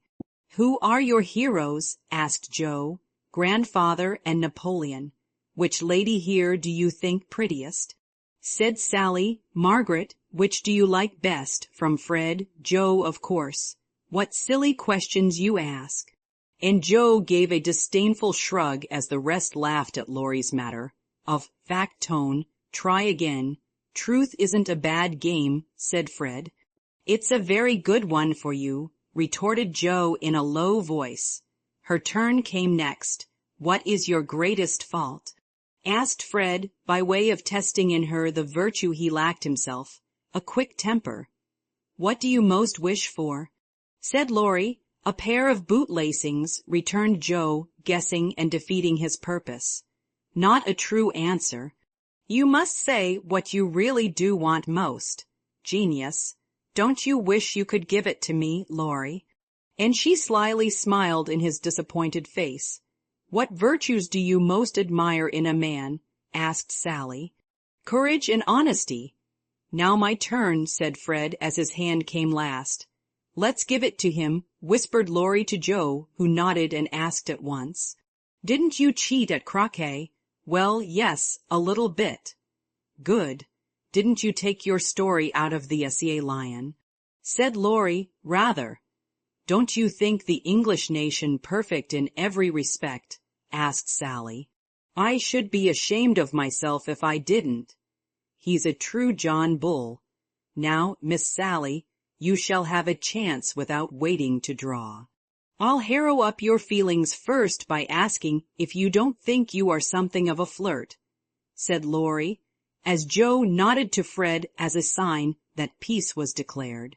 "You impertinent boy, of course I'm not," exclaimed Sally with an air that proved the contrary. "What do you hate most?" asked Fred. "Spiders and rice pudding." "What do you like best?" asked Joe. "Dancing and French gloves." "Well, I think Truth is a very silly play. Let's have a sensible game of authors to refresh our minds," proposed Joe. Ned, Frank, and the little girls joined in this, and while it went on, the three elders sat apart, talking. Miss Kate took out her sketch again, and Margaret watched her, while Mr. Brooke lay on the grass with a book, which he did not read.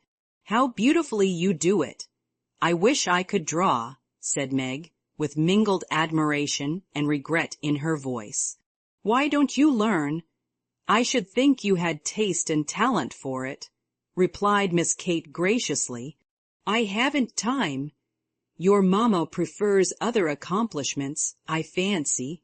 So did mine, but I proved to her that I had talent by taking a few lessons privately, and then she was quite willing I should go on. Can't you do the same with your governess? I have none." I forgot young ladies in America go to school more than with us. Very fine schools they are, too, Papa says. You go to a private one, I suppose. I don't go at all. I am a governess myself.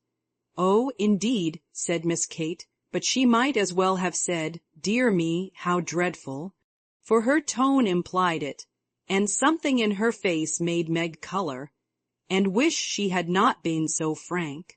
Mr. Brooke looked up and said quickly, young ladies in America love independence as much as their ancestors did, and are admired and respected for supporting themselves. Oh, yes, of course it's very nice and proper in them to do so.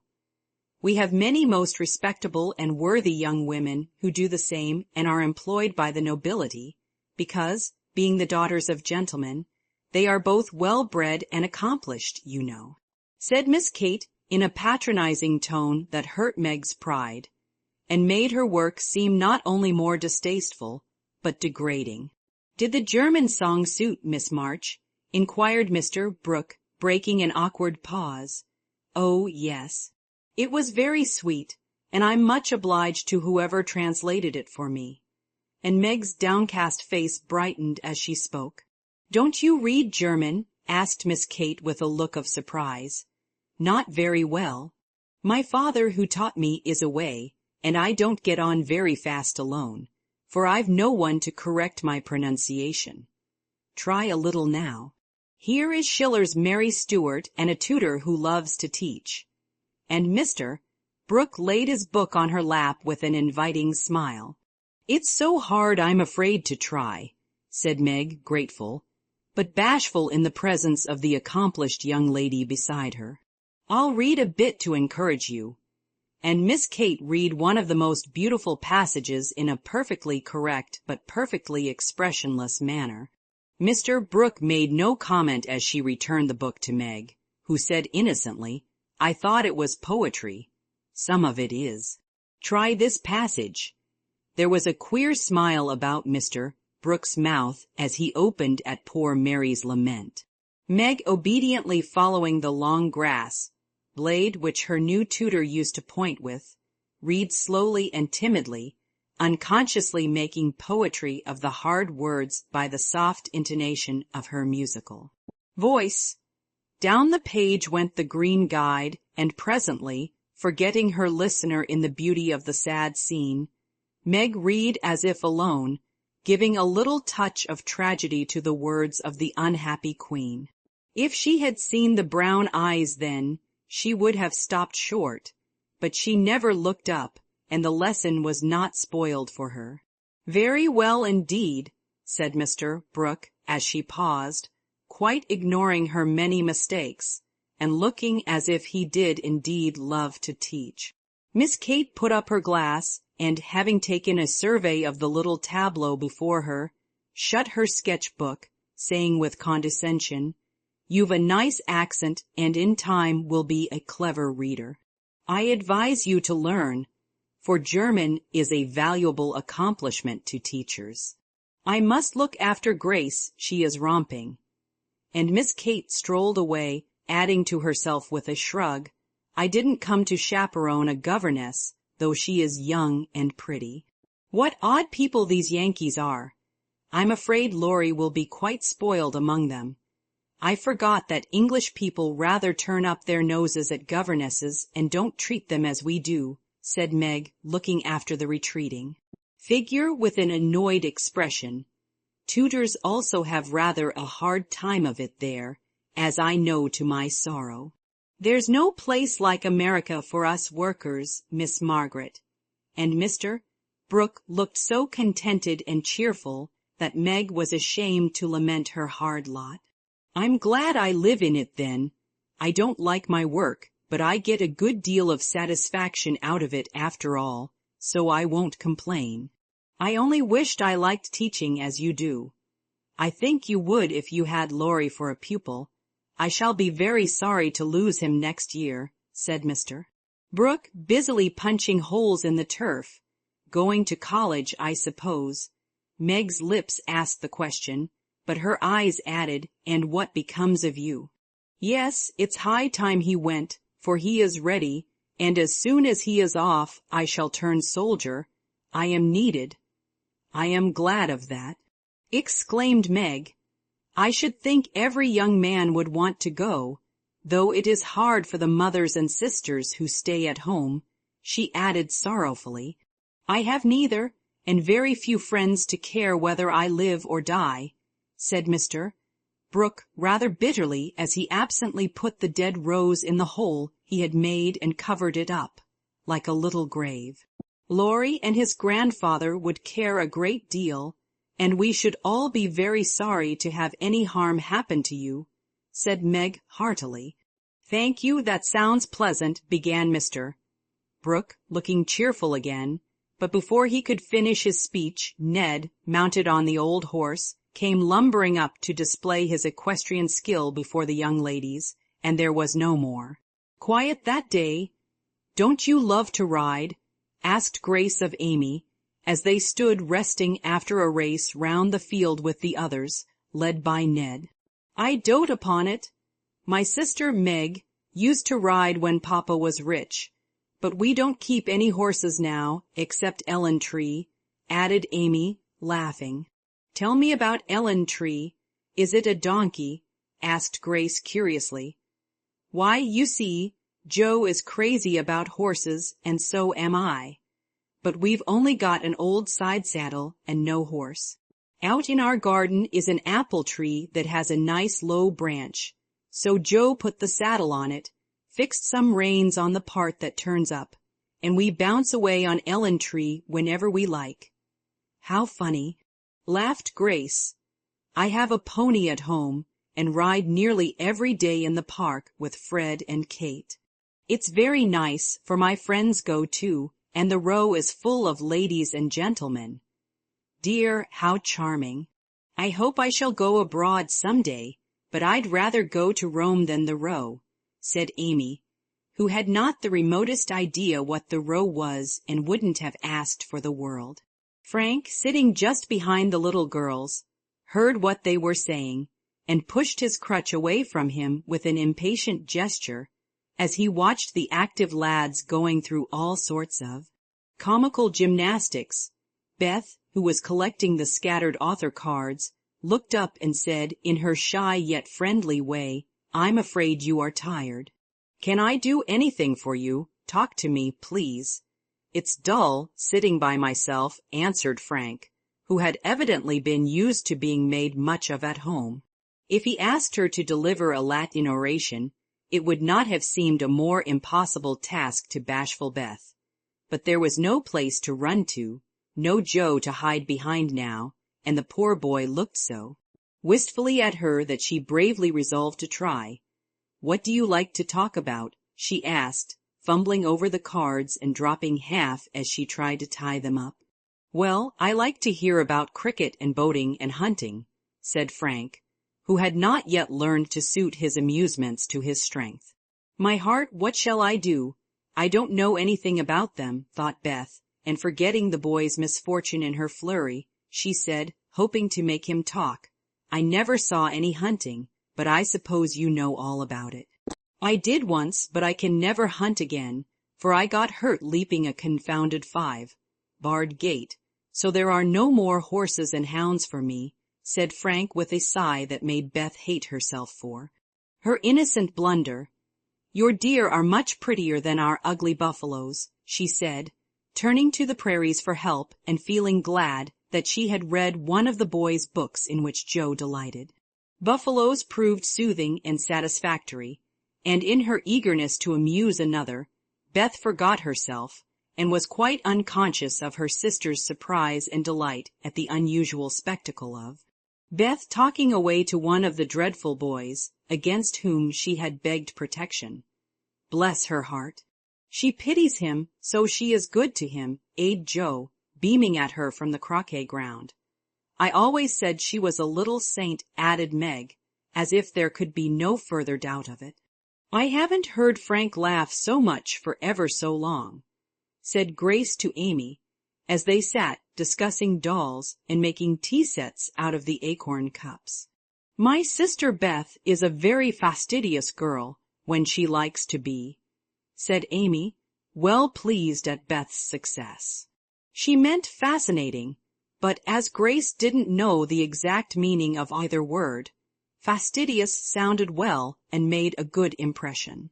An impromptu circus, fox and geese, and an amicable game of croquet finished the afternoon. At sunset the tent was struck, hampers packed, wickets pulled up, boats loaded, and the whole party floated down the river, singing at the tops of their voices.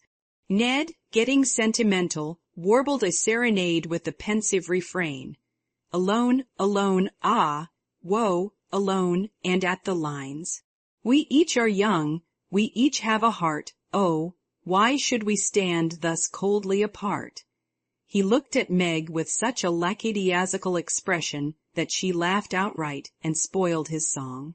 "How can you be so cruel to me?" he whispered, under cover of a lively chorus. "You've kept close to that starched-up Englishwoman all day, and now you snub me." "I didn't mean to, but you looked so funny I really couldn't help it," replied Meg, passing over the first part of his reproach, for it was quite true that she had shunned him, remembering the Moffat party and the talk after it. Ned was offended and turned to Sally for consolation, saying to her rather pettishly, "There isn't a bit of flirt in that girl, is there?" "Not a particle, but she's a dear," returned Sally, defending her friend even while confessing her shortcomings. "She's not a stricken dear anyway," said Ned, trying to be witty, and succeeding as well as very young gentlemen usually do. On the lawn where it had gathered, the little party separated with cordial good nights and good byes, for the Vaughans were going to Canada. As the four sisters went home through the garden, Miss Kate looked after them, saying, without the patronizing tone in her voice, in spite of their demonstrative manners, "American girls are very nice when one knows them." "I quite agree with you," said Mr. Brooke. Chapter 13. Laurie lay luxuriously swinging to and fro in his hammock one warm September afternoon, wondering what his neighbors were about, but too lazy to go and find out. He was in one of his moods, for the day had been both unprofitable and unsatisfactory, and he was wishing he could live it over again. The hot weather made him indolent, and he had shirked his studies, tried Mr. Brooke's patience to the utmost, displeased his grandfather by practicing half the afternoon, frightened the maidservants half out of their wits by mischievously hinting that one of his dogs was going mad, and after high words with the stableman about some fancied neglect of his horse, he had flung himself into his hammock to fume over the stupidity of the world in general, till the peace of the lovely day quieted him in spite of himself.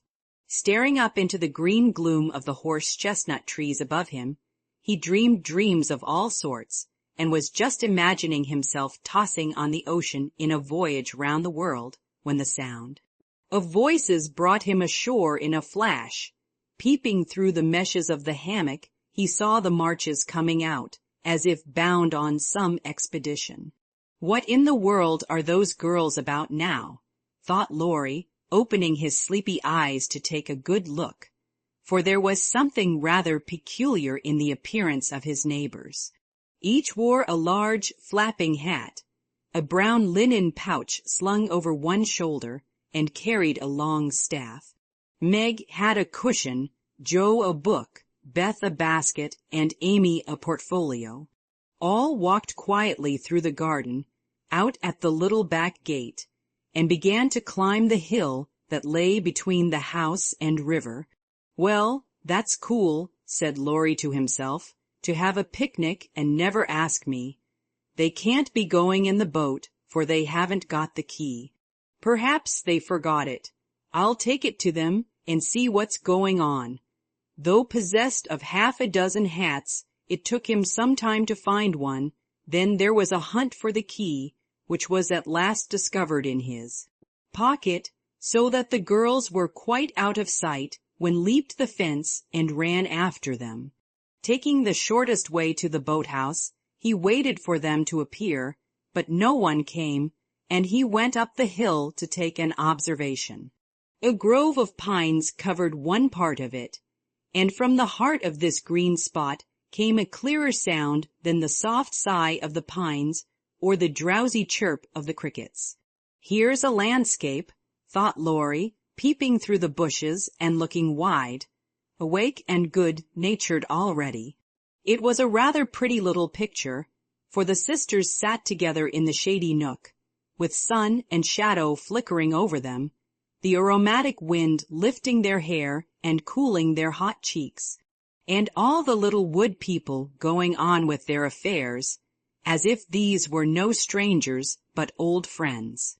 Meg sat upon her cushion, sewing daintily with her white hands, and looking as fresh and sweet as a rose in her pink dress among the green. Beth was sorting the cones that lay thick under the hemlock near by, for she made pretty things with them. Amy was sketching a group of ferns, and Jo was knitting as she read aloud. A shadow passed over the boy's face as he watched them, feeling that he ought to go away because uninvited, yet lingering because home seemed very lonely and this quiet party in the woods most attractive to his restless spirit.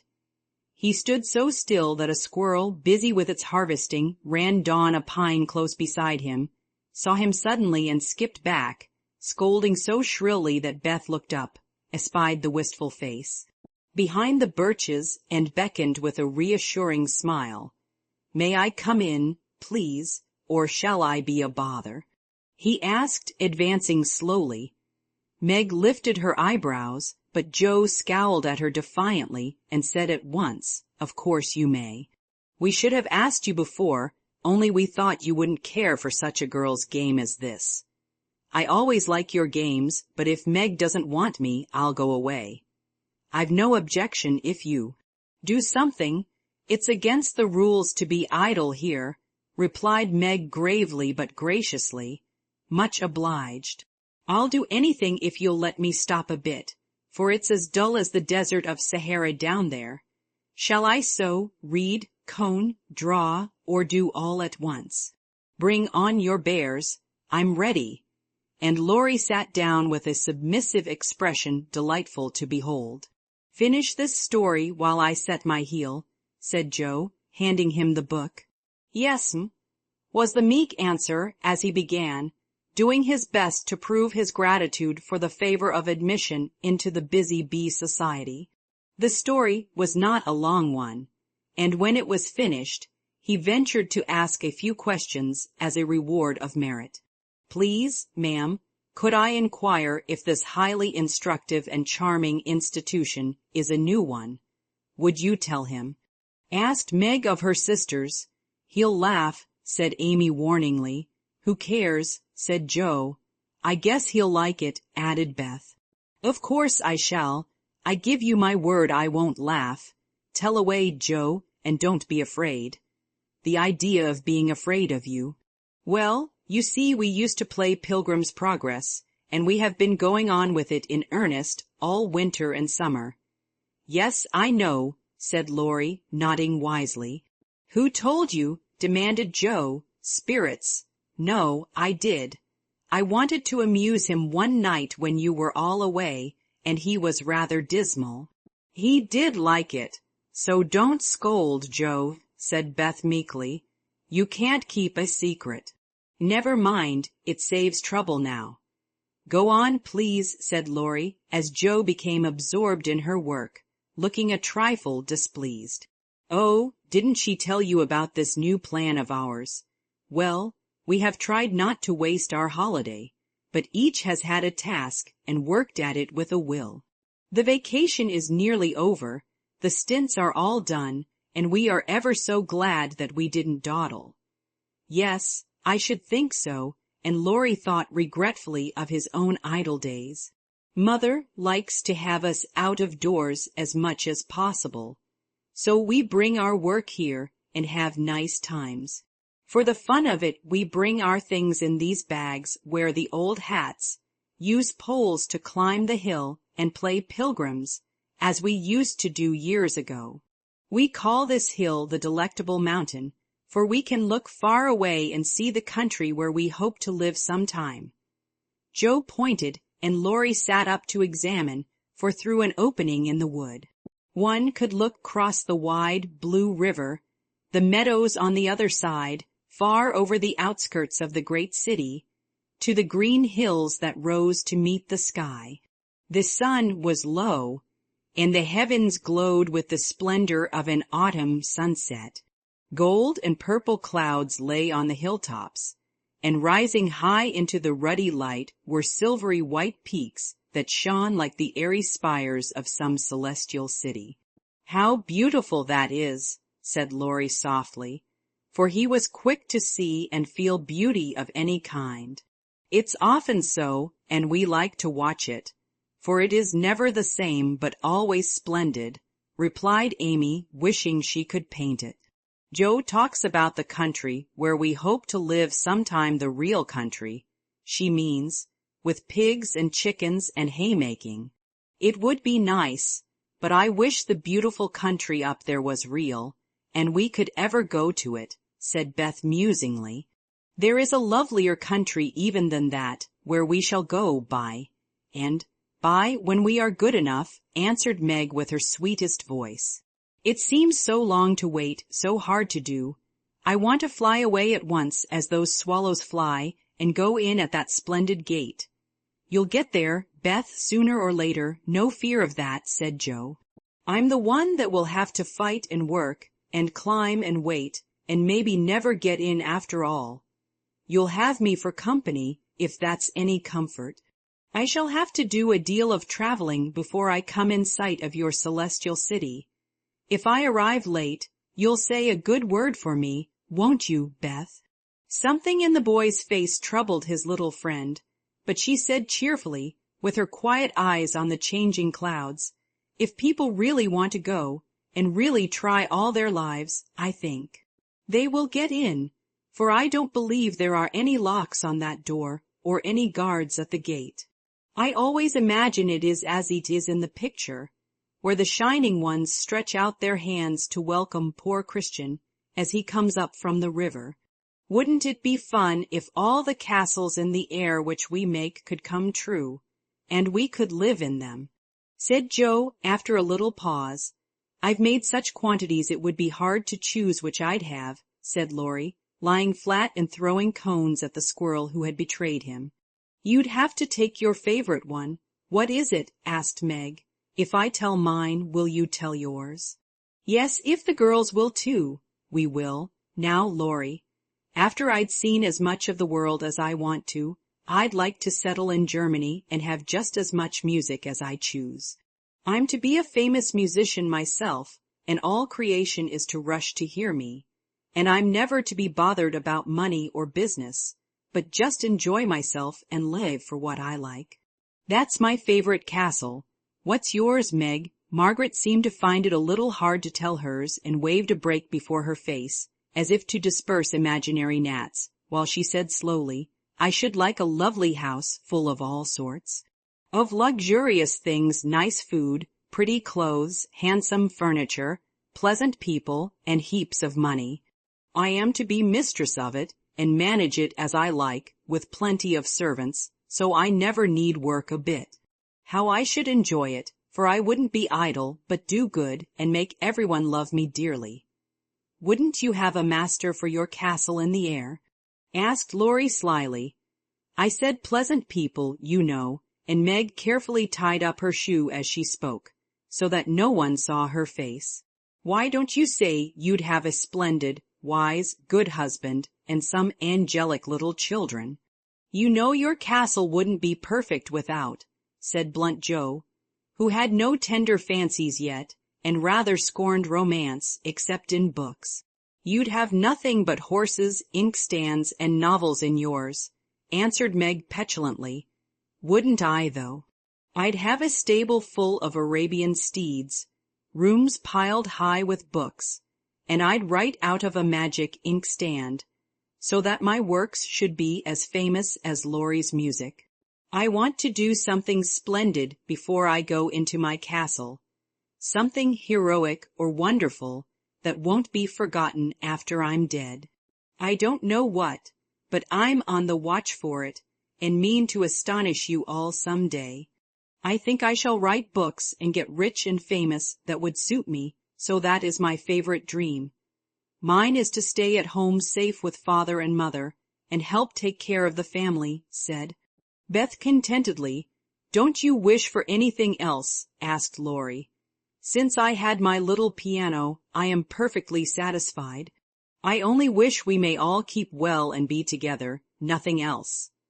I have ever so many wishes, but the pet one is to be an artist and go to Rome and do fine pictures and be the best artist in the whole world was Amy's modest desire. We're an ambitious set, aren't we? Every one of us but Beth wants to be rich and famous and gorgeous in every respect. I do wonder if any of us will ever get our wishes, said Laurie, chewing grass like a meditative calf. I've got the key to my castle in the air, but whether I can unlock the door remains to be seen, observed Joe mysteriously. I've got the key to mine, but I'm not allowed to try it. Hang college, muttered Laurie with an impatient sigh. Here's mine, and Amy waved her pencil. I haven't got any, said Meg forlornly. Yes, you have, said Laurie at once. Where? In your face. Nonsense, that's of no use. Wait and see if it doesn't bring you something worth having, replied the boy, laughing at the thought of a charming little secret which he fancied he knew.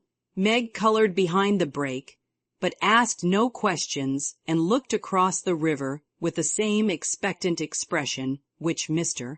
Brooke had worn when he told the story of the night. If we are all alive 10 years hence, let's meet and see how many of us have got our wishes, or how much nearer we are then than now, said Joe, always ready with a plan. Bless me, how old I shall be, 27, exclaimed Meg, who felt grown up already, having just reached 17. You and I will be 26, Teddy, Beth 24, and Amy 22. What a venerable party, said Joe. I hope I shall have done something to be proud of by that time, but I'm such a lazy dog, I'm afraid I shall dawdle, Joe. You need a motive, Mother says, and when you get it, she is sure you'll work splendidly. Is she? By Jupiter, I will, if I only get the chance, cried Laurie, sitting up with sudden energy. I ought to be satisfied to please grandfather, and I do try. But it's working against the grain, you see, and comes hard. He wants me to be an India merchant, as he was, and I'd rather be shot. I hate tea and silt and spices, and every sort of rubbish his old ships bring, and I don't care how soon they go to the bottom when I own them. Going to college ought to satisfy him, for if I give him 4 years, he ought to let me off from the business. But he's set, and I've got to do just as he did, unless I break away and please myself, as my father did. If there was anyone left to stay with the old gentleman, I'd do it tomorrow. Laurie spoke excitedly and looked ready to carry his threat into execution on the slightest provocation, for he was growing up very fast and, in spite of his indolent ways, had a young man's hatred of subjection, a young man's restless longing to try the world for himself. I advise you to sail away in one of your ships, and never come home again till you have tried your own way, said Joe, whose imagination was fired by the thought of such a daring exploit, and whose sympathy was excited by what she called Teddy's wrongs. That's not right, Joe. You mustn't talk in that way, and Laurie mustn't take your bad advice. You should do just what your grandfather wishes, my dear boy, said Meg in her most maternal tone. Do your best at college, and when he sees that you try to please him, I'm sure he won't be hard on you or unjust to you. As you say, there is no one else to stay with and love him, and you'd never forgive yourself if you left him without his permission. Don't be dismal or fret, but do your duty and you'll get your reward, as good Mr. Brooke has, by being respected and loved. What do you know about him? Asked Laurie, grateful for the good advice, but objecting to the lecture, and glad to turn the conversation from himself after his unusual outbreak. Only what your grandpa told us about him, how he took good care of his own mother till she died, and wouldn't go abroad as tutor to some nice person because he wouldn't leave her, and how he provides now for an old woman who nursed his mother and never tells anyone, but is just as generous and patient and good as he can be. So he is, dear old fellow, said Laurie heartily as Meg paused, looking flushed and earnest with her story. It's like Grandpa to find out all about him without letting him know, and to tell all his goodness to others, so that they might like him. Brooke couldn't understand why your mother was so kind to him, asking him over with me and treating him in her beautiful friendly way. He thought she was just perfect, and talked about it for days and days, and went on about you all in flaming style. If ever I do get my wish, you see what I'll do for Brooke. Begin to do something now by not plaguing his life out, said Meg sharply. How do you know I do, miss? I can always tell by his face when he goes away.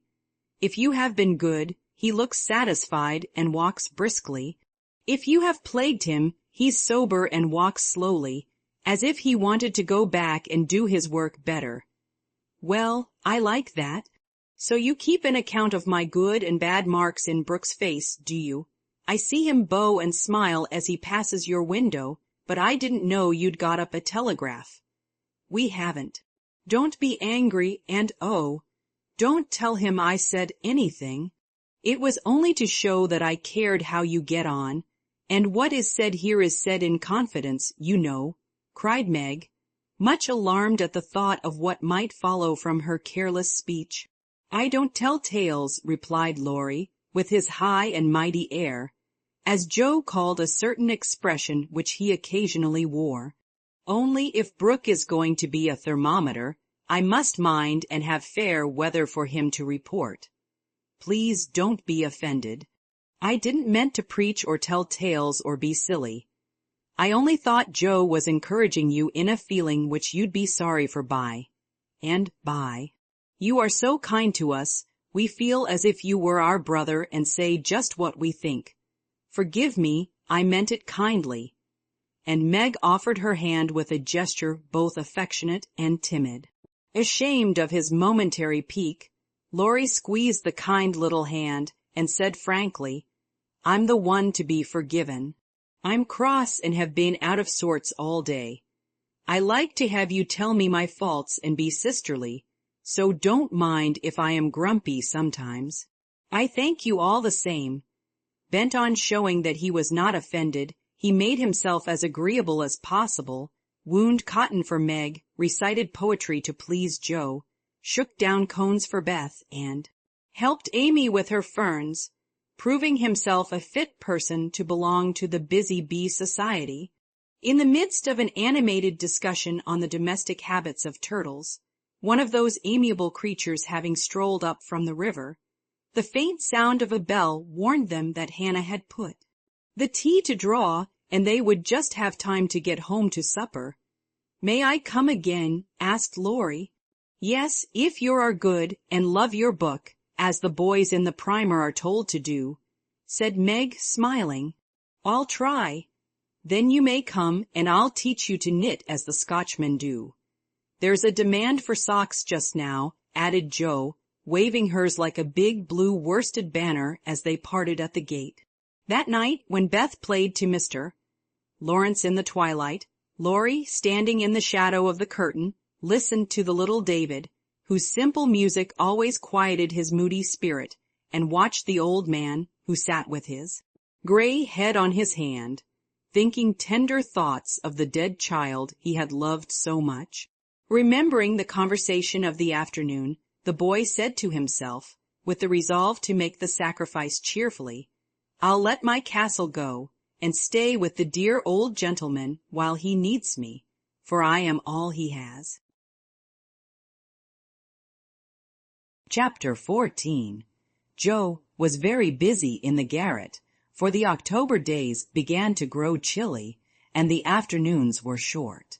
For 2 or 3 hours the sun lay warmly in the high window, showing Joe seated on the old sofa, writing busily, with her papers spread out upon a trunk before her, while Scrabble, the pet rat, promenaded the beams overhead, accompanied by his oldest son, a fine young fellow, who was evidently very proud of his whiskers.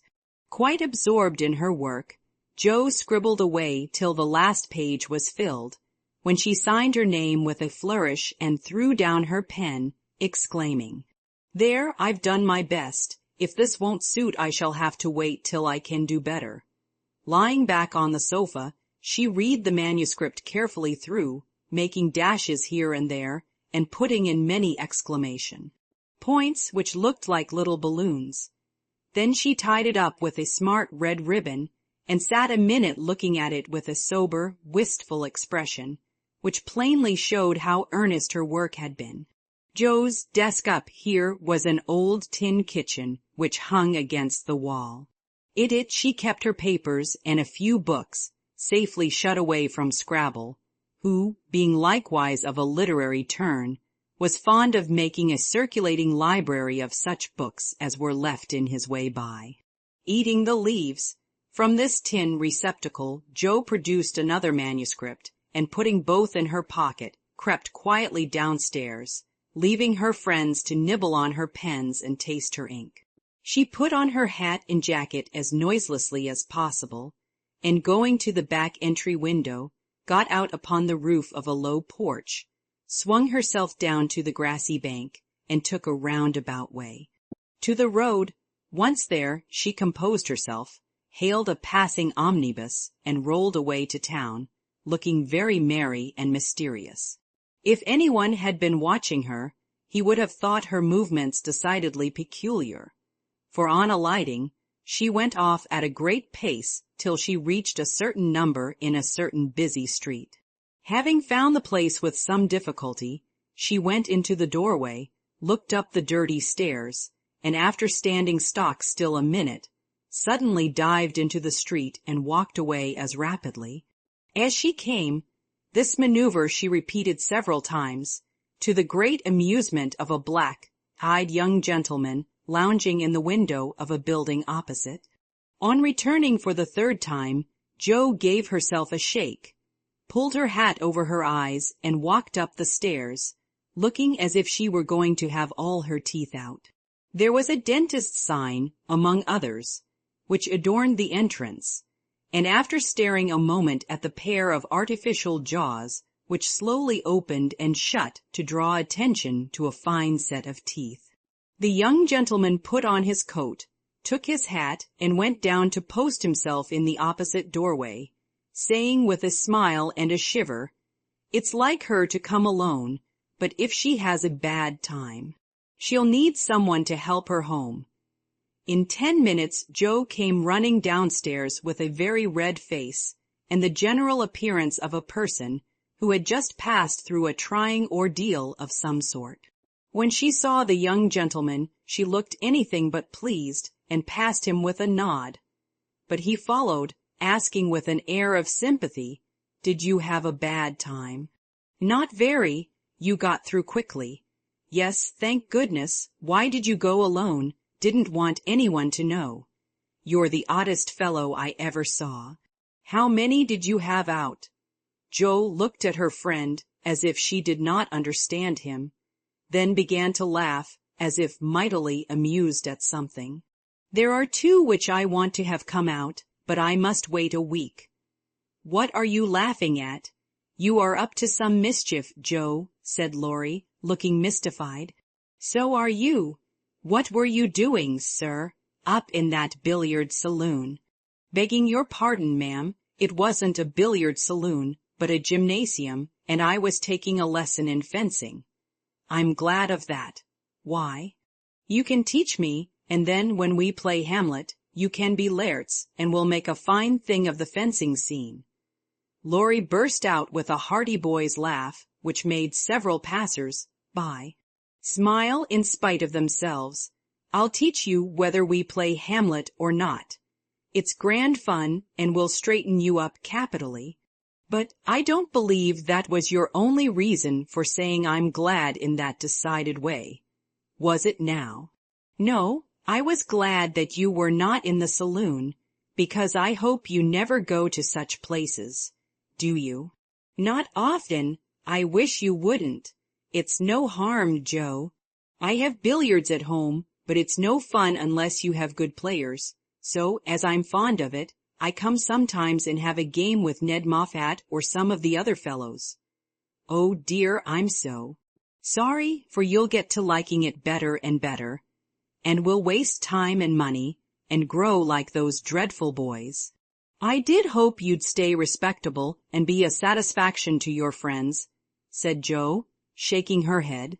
"Can't a fellow take a little innocent amusement now and then without losing his respectability?" asked Laurie, looking nettled.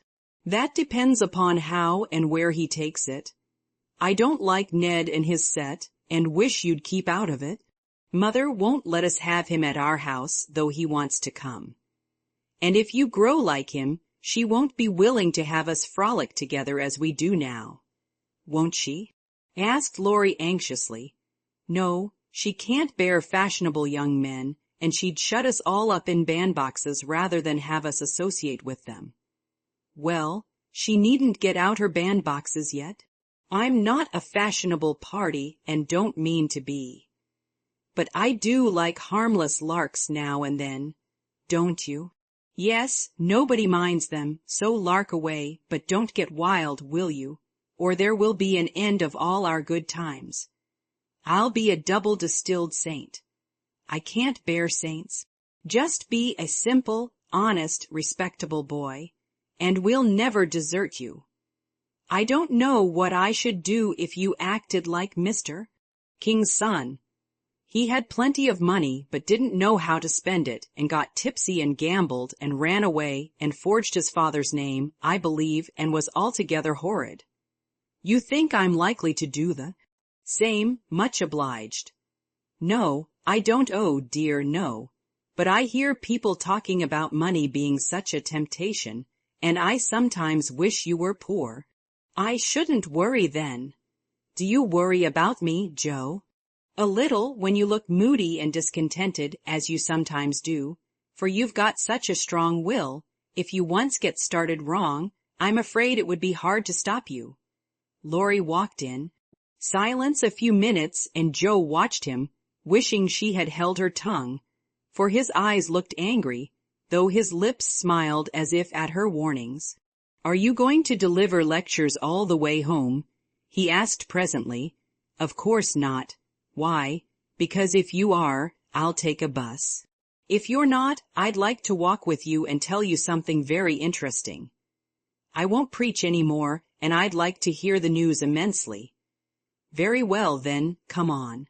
"It's a secret, and if I tell you, you must tell me yours." "I haven't got any," began Joe, but stopped suddenly, remembering that she had. "You know you have. You can't hide anything, so up and fess, or I won't tell," cried Laurie. "Is your secret a nice one?" "Oh, isn't it? All about people you know, and such fun. You ought to hear it, and I've been aching to tell it this long time." "Come, you begin. You'll not say anything about it at home, will you? Not a word. And you won't tease me in private?" "I never tease." "Yes, you do. You get everything you want out of people. I don't know how you do it, but you are a born wheedler." "Thank you." "Fire away." "Well, I've left 2 stories with a newspaperman, and he's to give his answer next week," whispered Joe in her confidante's ear. "Hurrah for Miss March, the celebrated American authoress," cried Laurie, throwing up his hat and catching it again, to the great delight of 2 ducks, 4 cats, 5 hens, and half a dozen Irish children. for they were out of the city now. Hush, it won't come to anything, I dare say, but I couldn't rest till I had tried, and I said nothing about it because I didn't want anyone else to be disappointed. It won't fail. Why, Joe, your stories are works of Shakespeare compared to half the rubbish that is published every day.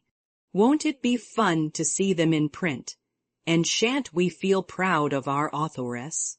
Joe's eyes sparkled, for it is always pleasant to be believed in, and a friend's praise is always sweeter than a dozen newspaper puffs. Where's your secret? Play fair, Teddy, or I'll never believe you again, she said, trying to extinguish the brilliant hopes that blazed up at a word of encouragement. I may get into a scrape for telling, but I didn't promise not to, so I will, for I never feel easy in my mind till I've told you any plummy bit of news I get. I know where Meg's glove is. Is that all? Said Joe, looking disappointed, as Laurie nodded and twinkled with a face full of mysterious intelligence. It's quite enough for the present, as you'll agree when I tell you where it is. Tell, then.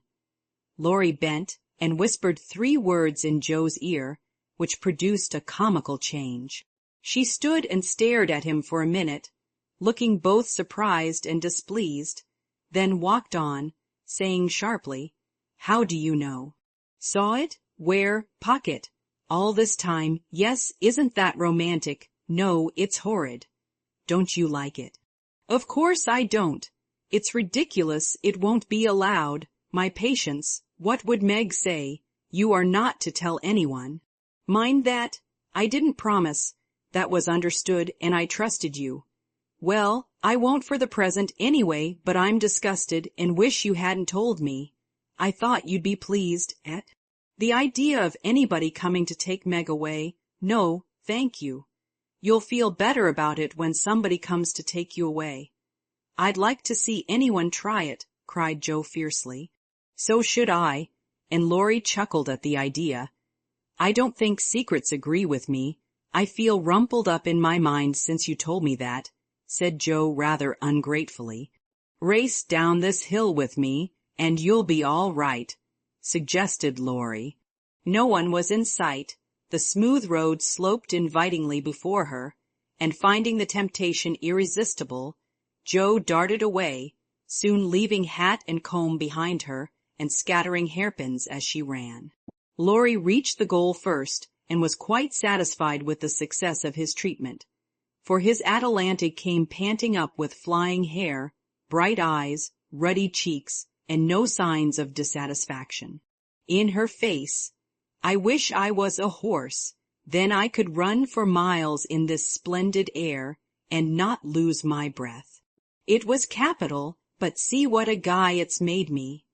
Go, pick up my things like a cherub as you are, said Joe, dropping down under a maple tree, which was carpeting the bank with crimson leaves.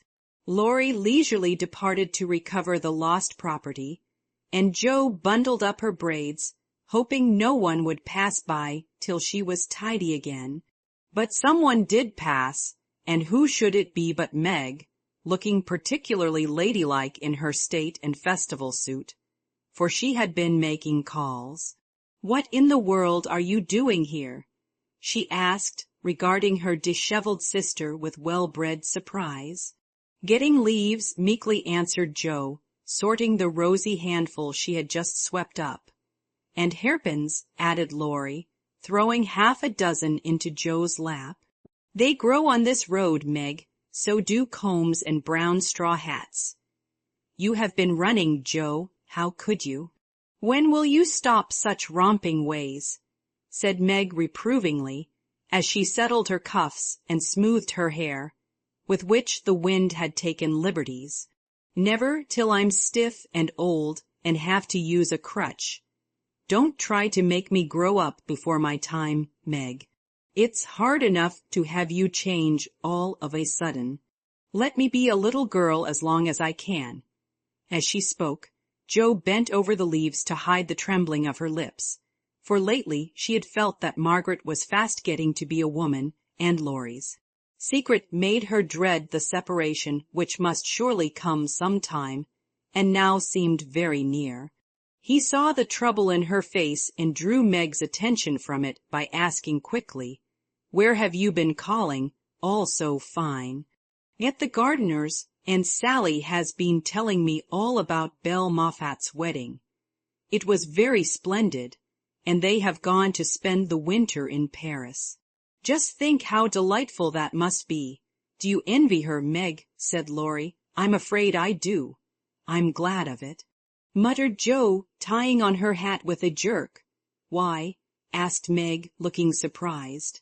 "Because if you care much about riches, you will never go and marry a poor man," said Joe, frowning at Laurie, who was mutely warning her to mind what she said.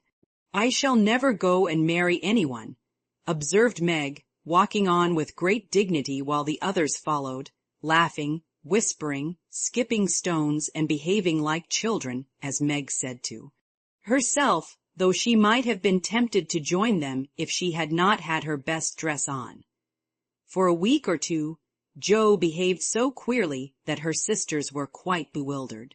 She rushed to the door when the postman rang, was rude to Mr. Brooke whenever they met, would sit looking at Meg with a woe-begone face, occasionally jumping up to shake and then kiss her in a very mysterious manner. Laurie and she were always making signs to one another, and talking about spread eagles till the girls declared they had both lost their wits. On the second Saturday after Jo got out of the window, Meg, as she sat sewing at her window, was scandalized by the sight of Laurie chasing Jo all over the garden and finally capturing her in Amy's bower. What went on there Meg could not see, but shrieks of laughter were heard, followed by the murmur of voices and a great flapping of newspapers. "What shall we do with that girl? She never will behave like a young lady," sighed Meg, as she watched the race with a disapproving face. "I hope she won't. She is so funny and dear as she is," said Beth, who had never betrayed that she was a little hurt at Jo's having secrets with anyone but her. "It's very trying, but we never can make her comme il faut," added Amy, who sat making some new frills for herself, with her curls tied up in a very becoming way. Two agreeable things that made her feel unusually elegant and ladylike. In a few minutes Jo bounced in, laid herself on the sofa, and affected to read. "Have you anything interesting there?" asked Meg with condescension.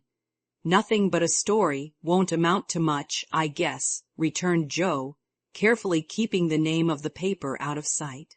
"You'd better read it aloud. That will amuse us and keep you out of mischief," said Amy in her most grown-up tone. "What's the name?" asked Beth, wondering why Jo kept her face behind the sheet. "The Rival Painters. That sounds well." "Read it," said Meg. With a loud hem and a long breath, Jo began to read very fast. The girls listened with interest, for the tale was romantic and somewhat pathetic, as most of the characters died in the end. "I like that about the splendid picture," was Amy's approving remark as Jo paused. "I prefer the lovering part. Viola and Angelo are two of our favorite names. Isn't that queer?" said Meg, wiping her eyes, for the lovering part was tragical. "Who wrote it?" asked Beth, who had caught a glimpse of Jo's face. The reader suddenly sat up, cast away the paper, displaying a flushed countenance, and with a funny mixture of solemnity and excitement replied in a loud voice, "Your sister." "You?" cried Meg, dropping her work. "It's very good," said Amy critically. I knew it. Oh, my Jo, I am so proud." And Beth ran to hug her sister and exult over this splendid success. Dear me, how delighted they all were, to be sure. How Meg wouldn't believe it till she saw the words, "Miss Josephine March," actually printed in the paper. How graciously Amy criticized the artistic parts of the story, and offered hints for a sequel, which unfortunately couldn't be carried out, as the hero and heroine were dead. How Beth got excited and skipped and sang with joy. How Hannah came in to exclaim, "Sakes alive, well I never." In great astonishment at that Joe's doin's. How proud Mrs. March was when she knew it. How Joe laughed, with tears in her eyes, as she declared she might as well be a peacock and done with it. And how Th. Spread Eagle might be said to flap his wings triumphantly over the house of March, as the paper passed from hand to hand. Tell us about it. When did it come? How much did you get for it? What will father say? Won't Laurie laugh? Cried the family, all in one breath as they clustered about Joe. For these foolish, affectionate people mad a jubilee of every little household joy. "Stop jabbering, girls, and I'll tell you everything," said Joe, wondering if Miss Burney felt any grander over her Evelina than she did over her rival painters.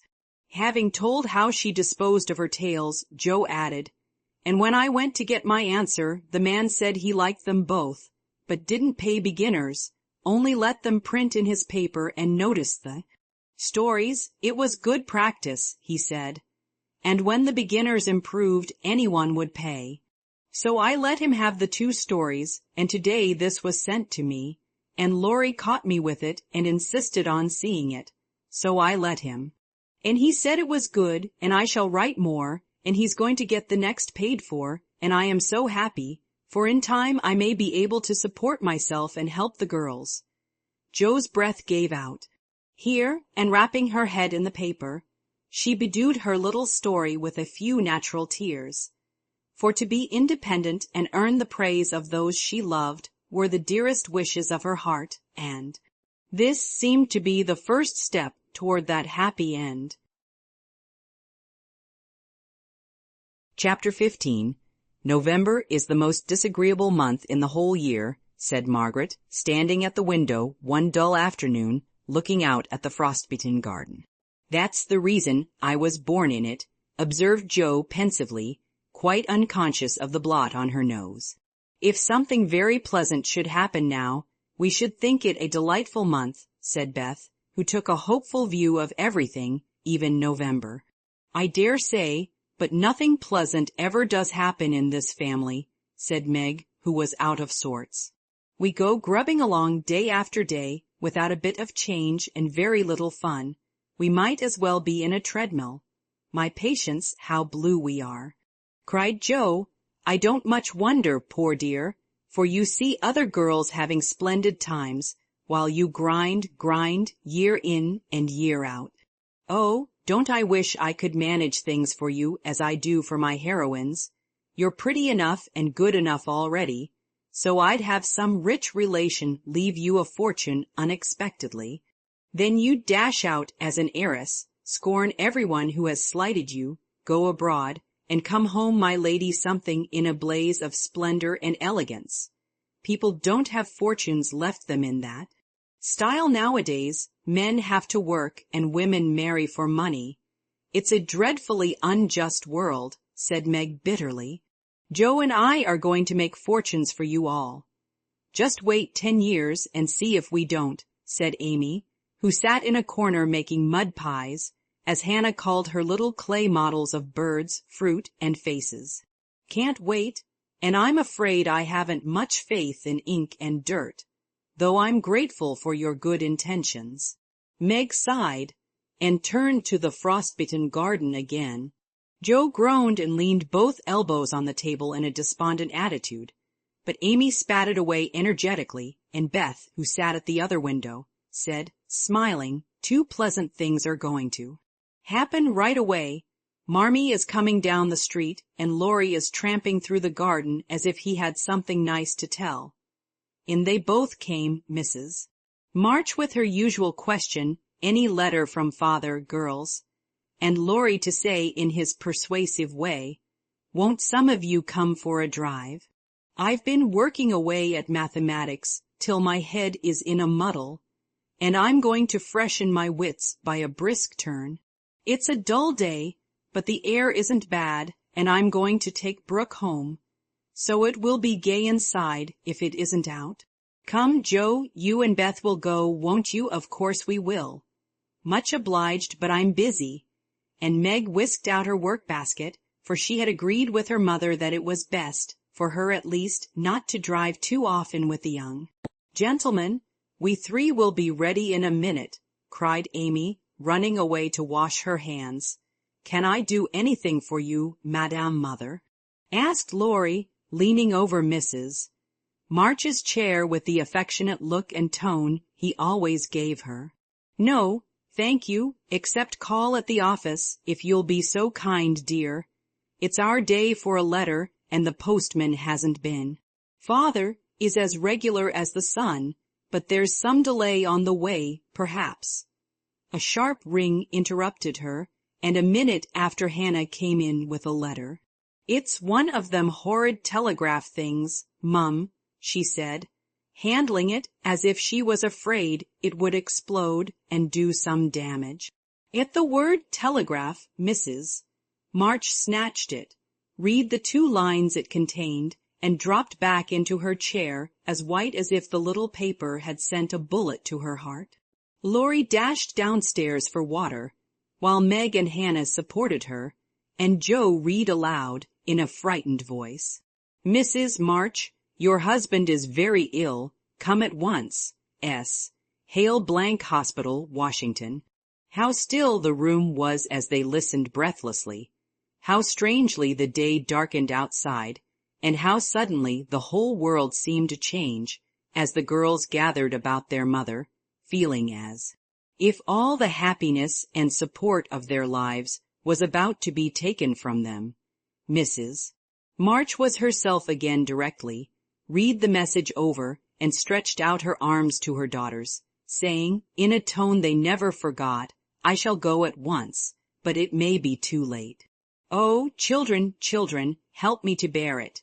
For several minutes there was nothing but the sound of sobbing in the room, mingled with broken words of comfort, tender assurances of help, and hopeful whispers that died away in tears. Poor Hannah was the first to recover, and with unconscious wisdom she set all the rest a good example, for with her, work was panacea for most afflictions.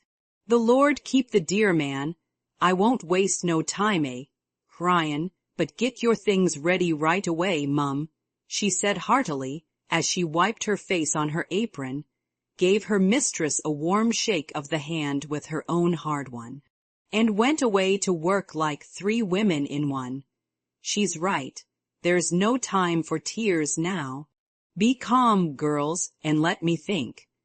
They tried to be calm, poor things, as their mother sat up, looking pale but steady, and put away her grief to think and plan for them. Where's Laurie?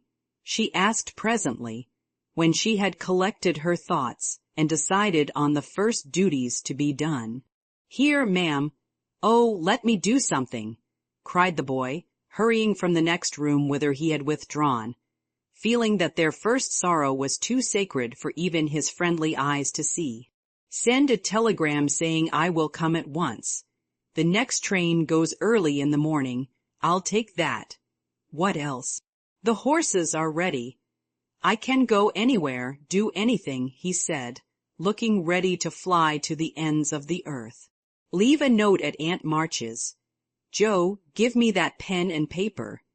Tearing off the blank side of one of her newly copied pages, Joe drew the table before her mother, well knowing that money for the long, sad journey must be borrowed, and feeling as if she could do anything to add to a little to the sum for her father. Now go, dear, but don't kill yourself driving at a desperate pace. There is no need of that. Mrs. March's warning was evidently thrown away, for 5 minutes later Laurie tore by the window on his own fleet horse, riding as if for his life. Joe, run to the rooms and tell Mrs. King that I can't come. On the way get these things. I'll put them down, they'll be needed, and I must go prepared for nursing. Hospital stores are not always good. Beth, go and ask Mr. Lawrence for a couple of bottles of old wine. I'm not too proud to beg for father. He shall have the best of everything. Amy, tell Hannah to get down the black trunk, and Meg, come and help me find my things, for I'm half bewildered. Writing, thinking, and directing all at once might well bewilder the poor lady, and Meg begged her to sit quietly in her room for a little while, and let them work. Everyone scattered like leaves before a gust of wind, and the quiet, happy household was broken up as suddenly as if the paper had been an evil spell. Mr. Lawrence came hurrying back with Beth, bringing every comfort the kind old gentleman could think of for the invalid, and friendliest promises of protection for the girls during the mother's absence, which comforted her very much. There was nothing he didn't offer, from his own dressing gown to himself as escort. But the last was impossible. Mrs. March would not hear of the old gentleman's undertaking the long journey, yet an expression of relief was visible when he spoke of it, for anxiety ill fits one for traveling. He saw the look, knit his heavy eyebrows, rubbed his hands, and marched abruptly away, saying he'd be back directly. No one had time to think of him again till, as Meg ran through the entry, with a pair of rubbers in one hand and a cup of tea in the other, she came suddenly upon Mr. Brooke. I'm very sorry to hear of this, Miss March, he said, in the kind, quiet tone which sounded very pleasantly to her perturbed spirit. I came to offer myself as escort to your mother. Mr. Lawrence has commissions for me in Washington, and it will give me real satisfaction to be of service to her there. Down dropped the rubbers, and the tea was very near following as Meg put out her hand with a face so full of gratitude that Mr. Brooke would have felt repaid for a much greater sacrifice than the trifling one of time and comfort which he was about to take. How kind you all are! Mother will accept, I'm sure, and it will be such a relief to know that she has someone to take care of her. Thank you very, very much. Meg spoke earnestly, and forgot herself entirely till something in the brown eyes looking down at her made her remember the cooling tea, and lead the way into the parlor, saying she would call her. Mother. Everything was arranged by the time Laurie returned with a note from Aunt March, enclosing the desired sum, and a few lines repeating what she had often said before, that she had always told them it was absurd for March to go into the army, always predicted that no good would come of it, and she hoped they would take her advice the next time. Mrs. March put the note in the fire, the money in her purse, and went on with her preparations, with her lips folded tightly in a way which Joe would have understood if she had been there. The short afternoon wore away. All other errands were done, and Meg and her mother busy at some necessary needlework, while Beth and Amy got tea, and Hannah finished her ironing with what she called a slap and a bang, but still Joe did not come. They began to get anxious, and Laurie went off to find her, for no one knew what freak Joe might take into her head. He missed her, however, and she came walking in with a very queer expression of countenance, for there was a mixture of fun and fear, satisfaction and regret in it, which puzzled the family as much as did the roll of bills she laid before her mother, saying with a little choke in her voice, "That's my contribution toward making father comfortable and bringing him home. My dear, where did you get it? $25, Joe. I hope you haven't done anything rash. No, it's mine honestly. I didn't beg, borrow, or steal it. I earned it, and I don't think you'll blame me, for I only sold what was my own." As she spoke, Joe took off her bonnet, and a general outcry arose, for all her abundant hair was cut short.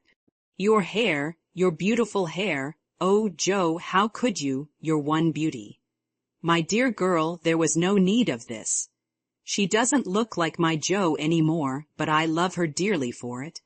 As everyone exclaimed, and Beth hugged the cropped head tenderly, Joe assumed an indifferent air, which did not deceive anyone a particle, and said, rumpling up the brown bush and trying to look as if she liked it, It doesn't affect the fate of the nation, so don't wail, Beth. It will be good for my vanity, I getting too proud of my wig. It will do my brains good to have that mop taken off. My head feels deliciously light and cool, and the barber said I could soon have a curly crop, which will be boyish, becoming, and easy to keep in order. I'm satisfied, so please take the money and let's have supper. Tell me all about it, Joe. I am not quite satisfied, but I can't blame you, for I know how willingly you sacrificed your vanity, as you call it, to your love. But, my dear, it was not necessary, and I'm afraid you will regret it one of these days, said Mrs. March. No, I won't, returned Joe stoutly, feeling much relieved that her prank was not entirely condemned. What made you do it? Asked Amy, who would as soon have thought of cutting off her head as her pretty hair. Well, I was wild to something for father, replied Joe as they gathered about the table, for healthy young people can eat even in the midst of trouble. I hate to borrow as much as mother does, and I knew Aunt March would croak. She always does if you ask for a ninepence. Meg gave all her quarterly salary toward the rent, and I only got some clothes with mine, so I felt wicked and was bound to have some money if I sold the nose off my face to get it. You needn't feel wicked, my child. You had no winter things and got the simplest with your own hard earnings, said Mrs. March with a look that warmed Joe's heart. I hadn't the least idea of selling my hair at first, but as I went along, I kept thinking what I could do, and feeling as if I'd like to dive into some of the rich stores and help myself. In a barber's window, I saw tails of hair with the prices marked, and one black tail, not so thick as mine, was $40. It came to me all of a sudden that I had one thing to make money out of, and without stopping to think, I walked in, asked if they bought hair and what they would give for mine. I don't see how. You dared to do it, said Beth in a tone of awe. Oh, he was a little man who looked as if he merely lived to oil his hair. He rather stared at first, as if he wasn't used to having girls bounce into his shop and ask him to buy their hair. He said he didn't care about mine. It wasn't the fashionable color, and he never paid much for it in the first place. The work he put it into it made it dear, and so on. It was getting late, and I was afraid if it wasn't done right away that I shouldn't have it done at all. And you know when I start to do a thing, I hate to give it up. So I begged him to take it, and told him why I was in such a hurry. It was silly, I dare say, but it changed his mind, for I got rather excited and told the story in my topsy-turvy way, and his wife heard and said so kindly, "Take it, Thomas, and oblige the young lady. I'd do as much for our Jimmy any day if I had a spire of hair worth selling." Who was Jimmy? Asked Amy, who liked to have things explained as they went along. Her son, she said, who was in the army. How friendly such things make strangers feel, don't they? She talked away all the time the man clipped, and diverted my mind nicely. Didn't you feel dreadfully when the first cut came? Asked Meg with a shiver. I took a last look at my hair while the man got his things, and that was the end of it. I never snivel over trifles like that. I will confess, though, I felt queer when I saw the dear old hair laid out on the table, and felt only the short rough ends of my head. It almost seemed as if I'd an arm or leg off. The woman saw me look at it, and picked out a long lock for me to keep.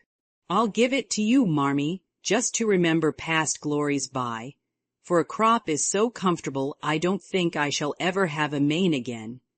Mrs. March folded the wavy chestnut lock, and laid it away with a short gray one in her desk.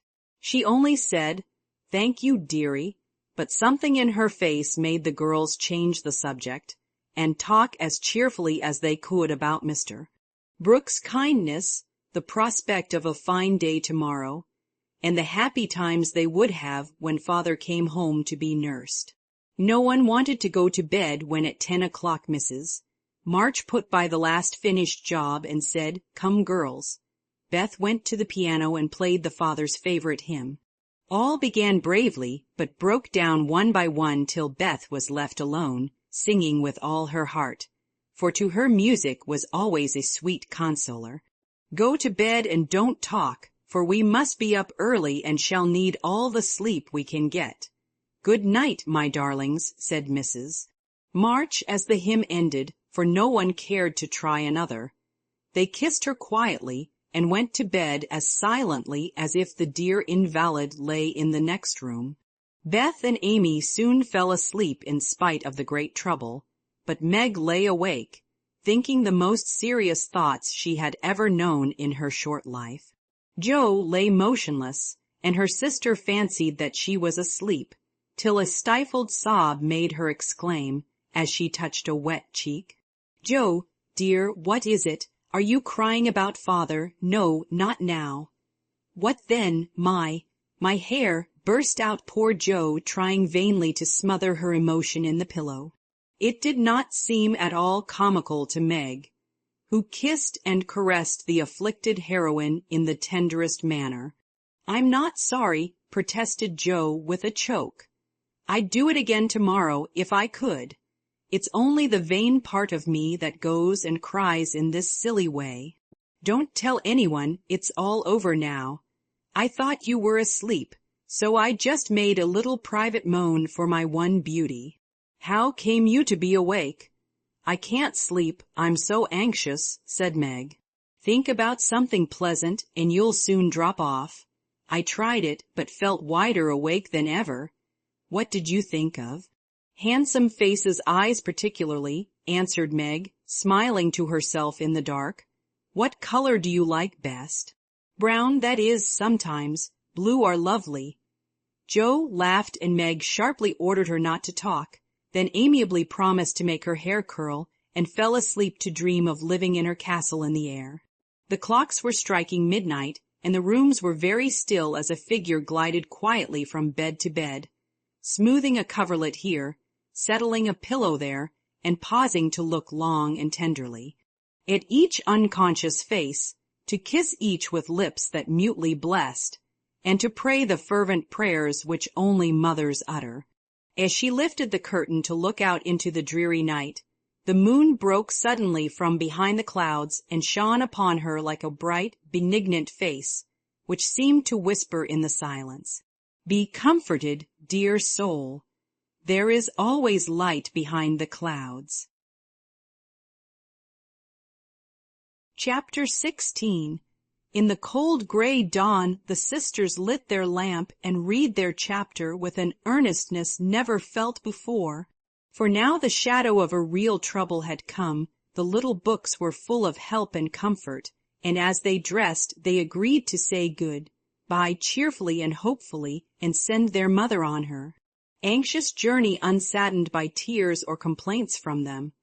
Everything seemed very strange when they went down, so dim and still outside, so full of light and bustle within. Breakfast at that early hour seemed odd, and even Hannah's familiar face looked unnatural as she flew about her kitchen with her nightcap on. The big trunk stood ready in the hall. Mother's cloak and bonnet lay on the sofa, and Mother herself sat trying to eat, but looking so pale and worn with sleeplessness and anxiety that the girls found it very hard to keep their resolution. Meg's eyes kept filling in spite of herself. Jo was obliged to hide her face in the kitchen roller more than once. The little girls wore a grave, troubled expression, as if sorrow was a new experience to them. Nobody talked much, but as the time drew very near and they sat waiting for the carriage, Mrs. March said to the girls, who were all busied about her, one folding her shawl, another smoothing out the strings of her bonnet, a third putting on her overshoes, and a fourth fastening up her traveling bag, "Children, I leave you to Hannah's care and Mr. Lawrence's protection. Hannah is faithfulness itself, and our good neighbor will guard you as if you were his own. I have no fears for you, yet I am anxious that you should take this trouble rightly. Don't grieve and fret when I am gone, or think that you can be idle and comfort yourselves by being idle and trying to forget. Go on with your work as usual, for work is a blessed solace. Hope and keep busy, and whatever happens, remember that you never can be fatherless. Yes, Mother. Meg, dear, be prudent, watch over your sisters, consult Hannah, and in any perplexity, go to Mr. Lawrence. Be patient, Joe. Don't get despondent or do rash things. Write to me often, and be my brave girl, ready to help and cheer all. Beth, comfort yourself with your music, and be faithful to the little home duties, and you, Amy, help all you can, be obedient, and keep Happy safe at home. We will, Mother.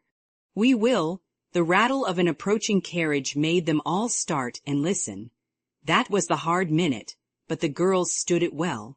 No one cried, no one ran away or uttered a lamentation, though their hearts were very heavy as they sent loving messages to Father, remembering, as they spoke, that it might be too late to deliver. They kissed their mother quietly, clung about her tenderly, and tried to wave their hands cheerfully when she drove away. Laurie and his grandfather came over to see her off, and Mr. Brooke looked so strong and sensible and kind that the girls christened him Mr. Greatheart on the spot. Good be, my darlings, God bless and keep us all, whispered Mrs. March as she kissed one dear little face after the other and hurried into the carriage. As she rolled away, the sun came out, and looking back, she saw it shining on the group at the gate like a good omen. They saw it also, and smiled and waved their hands, and the last thing she beheld as she turned the corner was the 4 bright faces, and behind them like a bodyguard, old Mr. Lawrence, faithful Hannah, and devoted Laurie. How kind everyone is to us, she said, turning to find fresh proof of it in the respectful sympathy of the young man's face. I don't see how they can help it, returned Mr. Brooke, laughing so infectiously that Mrs. March could not help smiling. And so the journey began with the good omens of sunshine, smiles, and cheerful words. I feel as if there had been an earthquake, said Joe, as their neighbors went home to breakfast, leaving them to rest and refresh themselves. It seems as if half the house was gone, added Meg forlornly. Beth opened her lips to say something, but could only point to the pile of nicely mended hose which lay on Mother's table, showing that even in her last hurried moments she had thought and worked. For them it was a little thing, but it went straight to their hearts, and in spite of their brave resolutions, they all broke down and cried bitterly. Hannah wisely allowed them to relieve their feelings, and when the shower showed signs of clearing up, she came to the rescue, armed with a coffee pot. Now, why, dear young ladies, remember what your ma said, and don't fret. Come and have a cup of coffee all round, and then let's fall to work and be a credit to the family. Coffee was a treat, and Hannah showed great tact in making it that morning. No one could resist her persuasive nods, or the fragrant invitation issuing from the nose of the coffee pot. They drew up to the table, exchanged their handkerchiefs for napkins, and in 10 minutes were all right again. Hope and keep busy, that's the motto for us, so let's see who will remember it best. I shall go to Aunt March as usual. Oh, won't she lecture, though, said Joe, as she sipped with returning spirit. I shall go to my King's, though I'd much rather stay at home and attend to things here, said Meg, wishing she hadn't made her eyes so red. No need of that. Beth and I can keep house perfectly well, put in Amy with an important air. Hannah will tell us what to do, and we'll have everything nice when you come home, added Beth, getting out her mop and dish tub without delay. I think anxiety is very interesting, observed Amy, eating sugar pensively. The girls couldn't help laughing, and felt better for it. though Meg shook her head at the young lady who could find consolation in a sugar bowl. The sight of the turnovers made Joe sober again, and when the two went out to their daily tasks, they looked sorrowfully back at the window where they were accustomed to see their mother's face. It was gone, but Beth had remembered the little household ceremony, and there she was, nodding away at them like a rosy-faced mandarin. "That's so like my Beth," said Joe, waving her hat with a grateful face. "Goodbye, Meggie. I hope the Kings won't strain today. Don't fret about Father, dear," she added as they parted. "And I hope Aunt March won't croak. Your hair is becoming, and it looks very boyish and nice," returned Meg, trying not to smile at the curly head, which looked comically small on her tall sister's shoulders. "That's my only comfort." And, touching her hat a la Laurie, away went Joe, feeling like a shorn sheep on a wintry day. News from their father comforted the girls very much, for though dangerously ill, the presence of the best and tenderest of nurses had already done him good. Mr. Brooke sent a bulletin every day, and as the head of the family, Meg insisted on reading the dispatches, which grew more cheerful as the week passed. At first, everyone was eager to write, and plump envelopes were carefully poked into the letter-box by one or other of the sisters, who felt rather important with their Washington correspondence. As one of these packets contained characteristic notes from the party, we will rob an imaginary mail and read them. "My dearest mother, it is impossible to tell you how happy your last letter made us, for the news was so good we couldn't help laughing and crying over it. How very kind Mr. Brooke is, and how fortunate that Mr. Lawrence's business detains him near you so long, since he is so useful to you and father. The girls are all as good as gold. Joe helps me with the sewing and insists on doing all sorts of hard jobs. I should be afraid she might overdo if I didn't know her moral fit wouldn't last long. Beth is as regular about her tasks as a clock and never forgets what you told her. She grieves about father and looks sober except when she is at her little piano. Amy minds me nicely, and I take great care of her. She does her own hair, and I am teaching her to make buttonholes and mend her stockings. She tries very hard, and I know you will be pleased with her improvement when you come. Mr. Lawrence watches over us like a motherly old hen, as Joe says, and Laurie is very kind and neighborly. He and Joe keep us merry, for we get pretty blue sometimes and feel like orphans with you so far away. Hannah is a perfect saint. She does not scold at all and always calls me Miss Margaret, which is quite proper, you know, and treats me with respect. We are all well and busy, but we long day and night to have you back. Give my dearest love to father, and believe me, ever your own, Meg. This note, prettily written on scented paper, was a great contrast to the next, which was scribbled on a big sheet of thin foreign paper, ornamented with blots and all manner of flourishes and curly-tailed letters. My precious Marmee, 3 cheers for dear father. Brooke was a trump to telegraph right off and let us know the minute he was better. I rushed up garret when the letter came and tried to thank God for being so good to us, but I could only cry and say, I'm glad. I'm glad. Didn't that do as well as a regular prayer? For I felt a great many in my heart. We have such funny times, and now I can enjoy them, for everyone is so desperately good. It's like living in a nest of turtle doves. You'd laugh to see Meg head the table and try to be motherish. She gets prettier every day, and I'm in love with her sometimes. The children are regular archangels, and I'm Joe and never shall be anything else. Oh, I must tell you that I came near having a quarrel with Laurie. I freed my mind about a silly little thing, and he was offended. I was right, but didn't speak as I ought, and he marched home, saying he wouldn't come again till I begged pardon. I declared I wouldn't and got mad. It lasted all day. I felt bad and wanted you very much.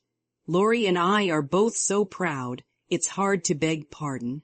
But I thought he'd come to it, for I was in the right. He didn't come, and just at night I remembered what you said when Amy fell into the river. I read my little book, felt better, resolved not to let the sun set on my anger, and ran over to tell Laurie I was sorry. I met him at the gate, coming for the same thing. We both laughed, begged each other's pardon, and felt all good and comfortable again. I made a poem yesterday, when I was helping Hannah wash, and as father likes my silly little things, I put it in to amuse him. Give him my lovingest hug that ever was, and kiss yourself 12 times for your Topsy-Turvy Joe. A song from the suds queen of my tub, I merrily sing, while the white foam rises high, and sturdily wash and rinse and wring, and fasten the clothes to dry. Then out in the free fresh air they swing, under the sunny sky. I wish we could wash from out hearts and souls the stains of the week away, and let water and air by their magic make ourselves as pure as they. Then on the earth there would be, indeed, a glorious washing day. Along the path of a useful life will heartsease ever bloom. The busy mind has no time to think of sorrow or care or gloom, and anxious thoughts may be swept away as we bravely wield a broom. I am glad. A task to me is given to labor at day by day, for it brings me health and strength and hope, and I cheerfully learn to say, head, you may think, heart, you may feel, but hand, you shall work alway. Dear mother, there is only room for me to send my love, and some pressed pansies from the root I have been keeping safe in the house for father to see. I read every morning, try to be good all day, and sing myself to sleep with father's tune. I can't sing Land of the Leal now, it makes me cry. Everyone is very kind, and we are as happy as we can be without you. Amy wants the rest of the page, so I must stop. I didn't forget to cover the holders, and I wind the clock and air the rooms every day. Kiss dear father on the cheek he calls mine. Oh, do come soon to your loving, little Beth. Ma cheer, Mama, we are all well. I do my lessons always and never corroborate the girls. Meg says I mean contradict, so I put in both words and you can take the properest. Meg is a great comfort to me, and lets me have jelly every night at tea. It's so good for me, Joe says, because it keeps me sweet-tempered. Laurie is not as respectful as he ought to be now. I am almost in my teens. He calls me chick and hurts my feelings by talking French to me very fast when I say merci or bonjour, as Hattie King does. The sleeves of my blue dress were all worn out, and Meg put in new ones, but the full front came wrong, and they are more blue than the dress. I felt bad, but did not fret. I bear my troubles well. But I do wish Hannah would put more starch in my aprons and have buckwheats every day. Can't she? Didn't I make that interrogation point nice? Meg says my punctuation and spelling are disgraceful, and I am mortified, but dear me, I have so many things to do, I can't stop. Adieu, I send heaps of love to Papa, your affectionate daughter, Amy Curtis March, dear Miss March. I just drop a line to say we get on fust rate. The girls is clever and fly round right smart. Miss Meg is going to make a proper good housekeeper. She he's the liking for it and gets the hang of things suprissin' quick. Joe doos beat all for goin' ahead, but she don't stop to calc'late fust, and you never know where she's like to bring up. She done out a tub of clothes on Monday, but she starched 'em afore they was wrenched, and blued a pink calico dress till I thought I should 'a died a-laughin'. Beth is the best of little creeters, and a sight of help to me, bein' so forehanded and dependable.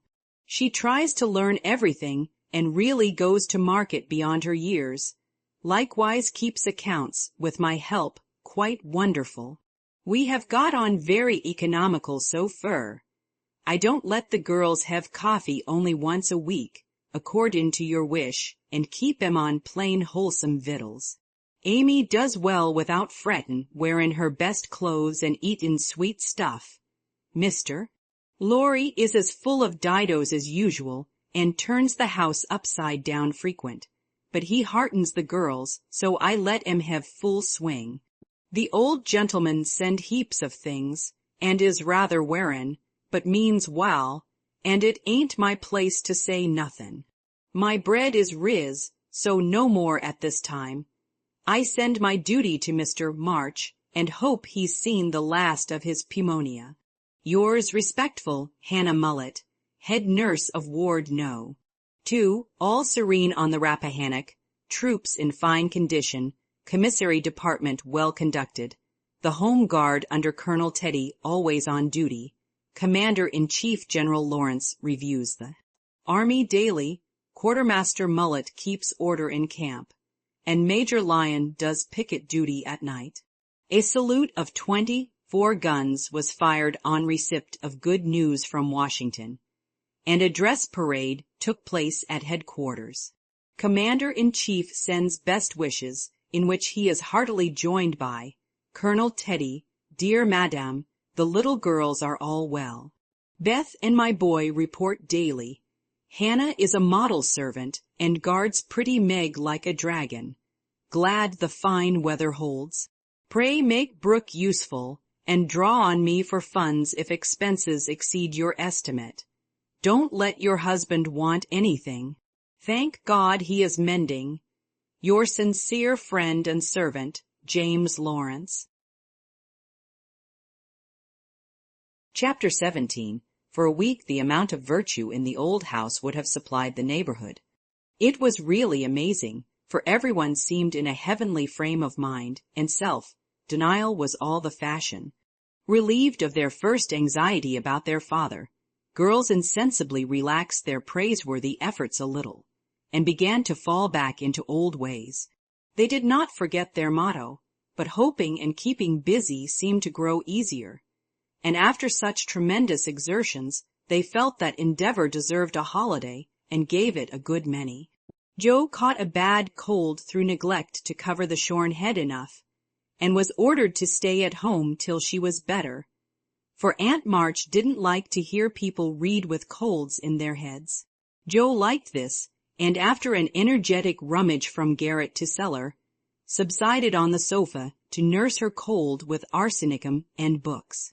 Amy found that housework and art did not go well together, and returned to her mud pies.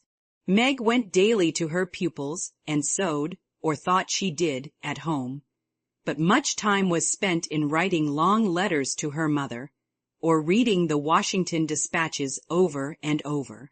Beth kept on, with only slight relapses into idleness or grieving. All the little duties were faithfully done each day, and many of her sisters also, for they were forgetful, and the house seemed like a clock whose pendulum was gone a-visiting. When her heart got heavy with longings for mother or fears for father, she went away into a certain closet, hid her face in the folds of a dear old gown, and made her little moan and prayed her little prayer quietly by herself.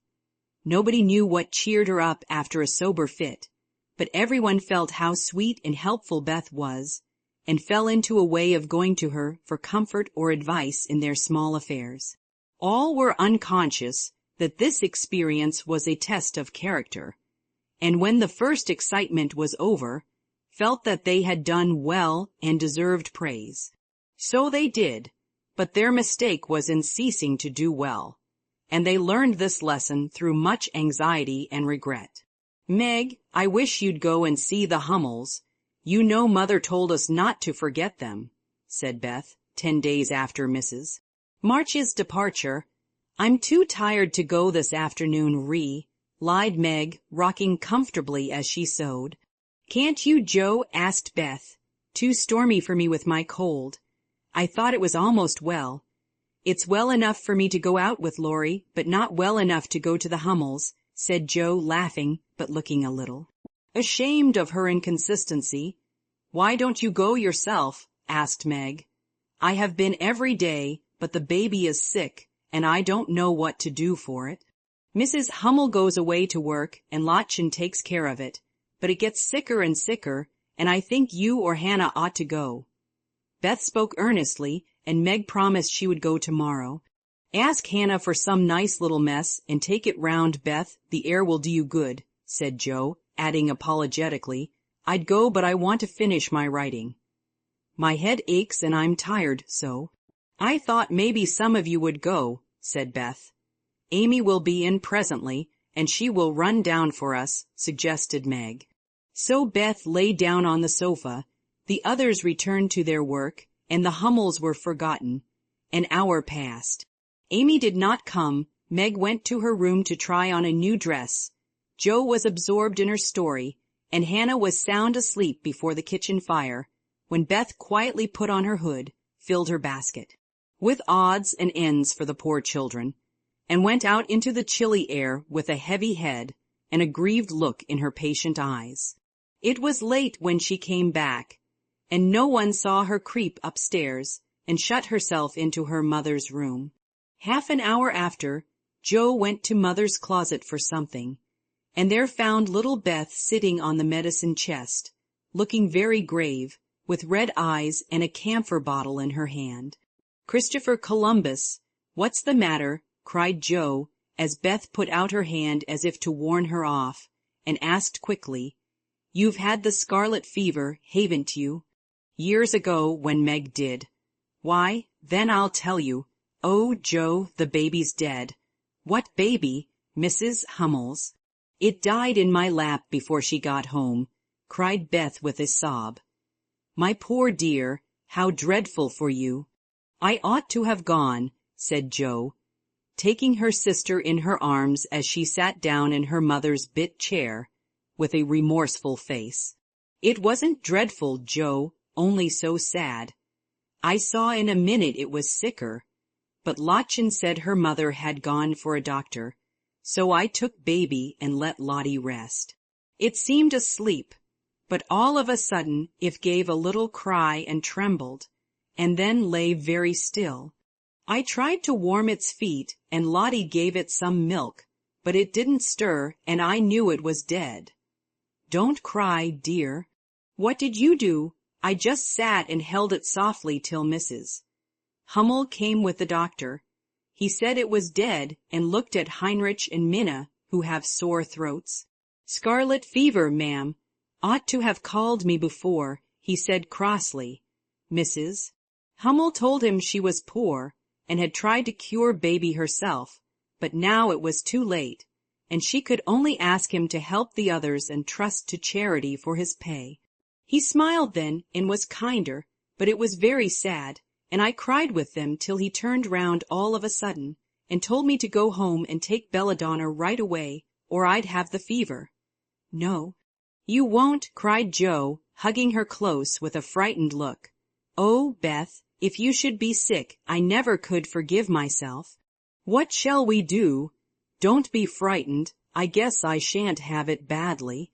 I looked in Mother's book, and saw that it begins with headache, sore throat, and queer feelings like mine. So I did take some belladonna, and I feel better, said Beth, laying her cold hands on her. Hot forehead and trying to look well. If Mother was only at home, exclaimed Joe, seizing the book, and feeling that Washington was an immense way off. She read a page, looked at Beth, felt her head, peeped into her throat, and then said gravely, You've been over the baby every day for more than a week, and among the others who are going to have it, so I'm afraid you are going to have it, Beth. I'll call Hannah. She knows all about sickness. Don't let Amy come. She never had it, and I should hate to give it to her. Can't you and Meg have it over again? Asked Beth anxiously. I guess not. Don't care if I do. Serve me right, selfish pig, to let you go and stay writing rubbish myself. muttered Joe as she went to consult Hannah. The good soul was wide awake in a minute and took the lead at once, assuring that there was no need to worry. Everyone had scarlet fever, and if rightly treated, nobody died, all of which Joe believed and felt much relieved as they went up to call Meg. "Now I'll tell you what we'll do," said Hannah, when she had examined and questioned Beth. "We will have Dr. Bangs just to take a look at you, dear, and see that we start right. Then we'll send Amy off to Aunt March's for a spell, to keep her out of harm's way, and one of you girls can stay at home and amuse Beth for a day or two." "I shall stay, of course, I'm oldest," began Meg, looking anxious and self-reproachful. "I shall, because it's my fault she is sick. I told Mother I'd do the errands, and I haven't," said Joe decidedly. "Which will you have, Beth? There ain't no need of but one," aid Hannah. "Joe, please," and Beth leaned her head against her sister with a contented look, which effectually settled that point. "I'll go and tell Amy," said Meg, feeling a little hurt, yet rather relieved on the whole, for she did not like nursing, and Joe did. Amy rebelled outright, and passionately declared that she had rather have the fever than go to Aunt March. Meg reasoned, pleaded, and commanded, all in vain. Amy protested that she would not go, and Meg left her in despair to ask Hannah what should be done. Before she came back, Laurie walked into the parlor to find Amy sobbing, with her head in the sofa cushions. She told her story, expecting to be consoled, but Laurie only put his hands in his pockets and walked about the room, whistling softly, as he knit his brows in deep thought. Presently he sat down beside her, and said, in his most wheedlesome tone, "Now be a sensible little woman, and do as they say. No, don't cry, but hear what a jolly plan I've got. You go to Aunt March's, and I'll come and take you out every day, driving or walking, and we'll have capital times. Won't that be better than moping here?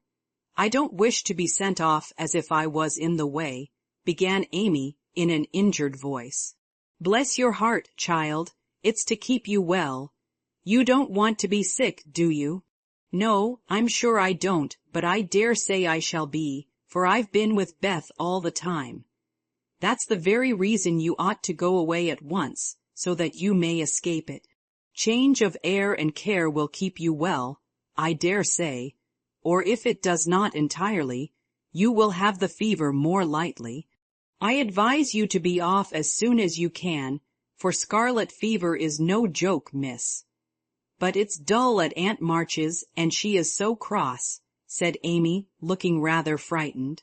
"It won't be dull with me popping in every day to tell you how Beth is, and take you out gallivanting.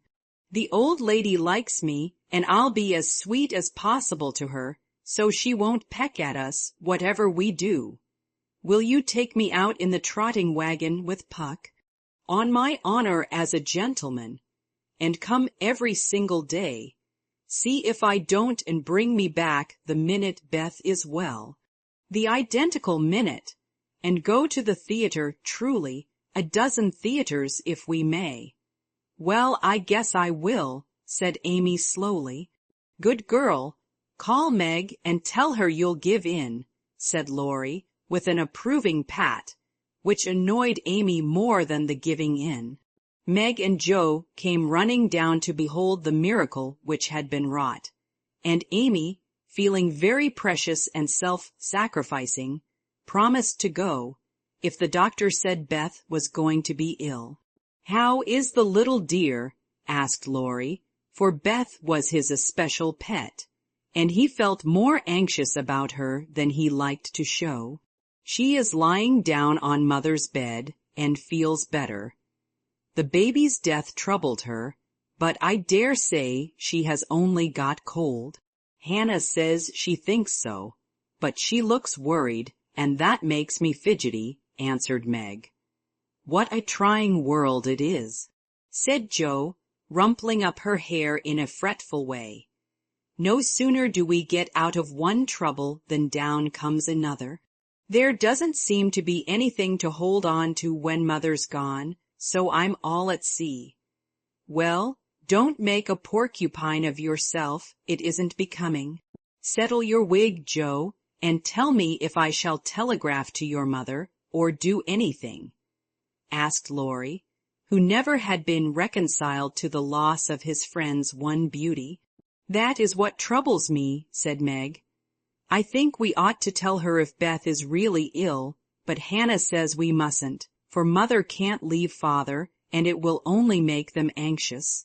Beth won't be sick long, and Hannah knows just what to do, and Mother said we were to mind her, so I suppose we must, but it doesn't seem quite right to me." Well, I can't say. Suppose you ask Grandfather after the doctor has been." "We will.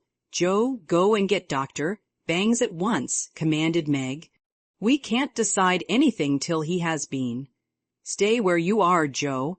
I'm errand boy to this establishment," said Laurie, taking up his cap. "I'm afraid you are busy," began Meg. "No, I've done my lessons for the day." "Do you study in vacation time?" asked Joe. "I follow the good example my neighbors set me," was Laurie's answer, as he swung himself out of the room. "I have great hopes for my boy," observed Joe, watching him fly over the fence with an approving smile.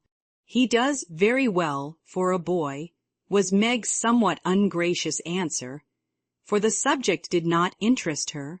Dr. Bangs came, said Beth had symptoms of the fever, but he thought she would have it lightly, though he looked sober over the Hummel story. Amy was ordered off at once, and provided with something to ward off danger.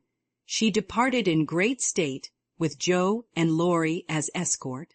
Aunt March received them with her usual hospitality. "What do you want now?" she asked, looking sharply over her spectacles, while the parrot, sitting on the back of her chair, called out, "Go away, no boys allowed here." Laurie retired to the window, and Joe told her story. "No more than I expected, if you are allowed to go poking about among poor folks. Amy can stay and make herself useful if she isn't sick, which I've no doubt she will be. Looks like it now. Don't cry, child, it worries me to hear people sniff." Amy was on the point of crying, but Laurie slyly pulled the parrot's tail, which caused Polly to utter an astonished croak and call out, "Bless my boots," in such a funny way that she laughed instead. "What do you hear from your mother?" asked the old lady gruffly. "Father is much better," replied Joe, trying to keep sober. "Oh, is her? Well, that won't last long, I fancy. March never had any stamina," was the cheerful reply. "Ha, ha, never say die. Take a pinch of snuff, good-bye, good-bye," squalled Polly, dancing on her perch, and clawing at the old lady's cap as Laurie tweaked him in the rear. "Hold your tongue, you disrespectful old bird. And Joe, you'd better go at once.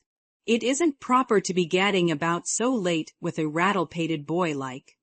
"Hold your tongue, you disrespectful old bird," cried Polly, tumbling off the chair with a bounce, and running to peck the rattle-pated boy, who was shaking with laughter at the last speech. "I don't think I can bear it, but I'll try," thought Amy as she was left alone with Aunt March. "Get along, you fright," screamed Polly, and at that rude speech Amy could not restrain a sniff. Chapter 18. Beth did have the fever, and was much sicker than anyone but Hannah and the doctor suspected. The girls knew nothing about illness, and Mr. Lawrence was not allowed to see her, so Hannah had everything her own way, and busy Dr. Bangs did his best, but left a good deal to the excellent nurse. Meg stayed at home, lest she should infect the Kings, and kept house, feeling very anxious and a little guilty when she wrote letters in which no mention was made of Beth's illness. She could not think it right to deceive her mother, but she had been bidden to mind Hannah, and Hannah wouldn't hear of Mrs. Marchbane told and worried just for such a trifle. Jo devoted herself to Beth day and night, not a hard task, for Beth was very patient and bore her pain uncomplainingly as long as she could control herself.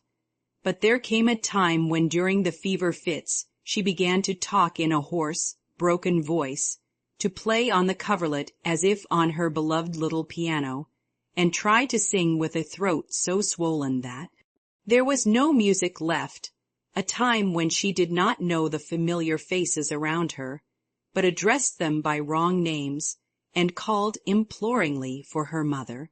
Then Jo grew frightened. Meg begged to be allowed to write the truth, and even Hannah said she would think of it, though there was no danger yet. A letter from Washington added to their trouble, for Mr. March had had a relapse, and could not think of coming home for a long while. How dark the days seemed now, how sad and lonely the house, and how heavy were the hearts of the sisters as they worked and waited, while the shadow of death hovered over the once happy home.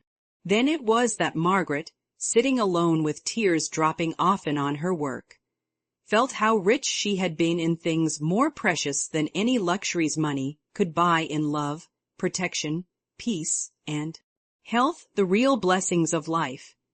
Then it was that Jo, living in the darkened room, with that suffering little sister always before her eyes and that pathetic voice sounding in her ears, learned to see the beauty and to sweetness of Beth's nature, to feel how deep and tender a place she filled in all hearts, and to acknowledge the worth of Beth's unselfish ambition to live for others, and make home happy by that exercise of those simple virtues which all may possess, and which all should love and value more than talent, wealth, or beauty.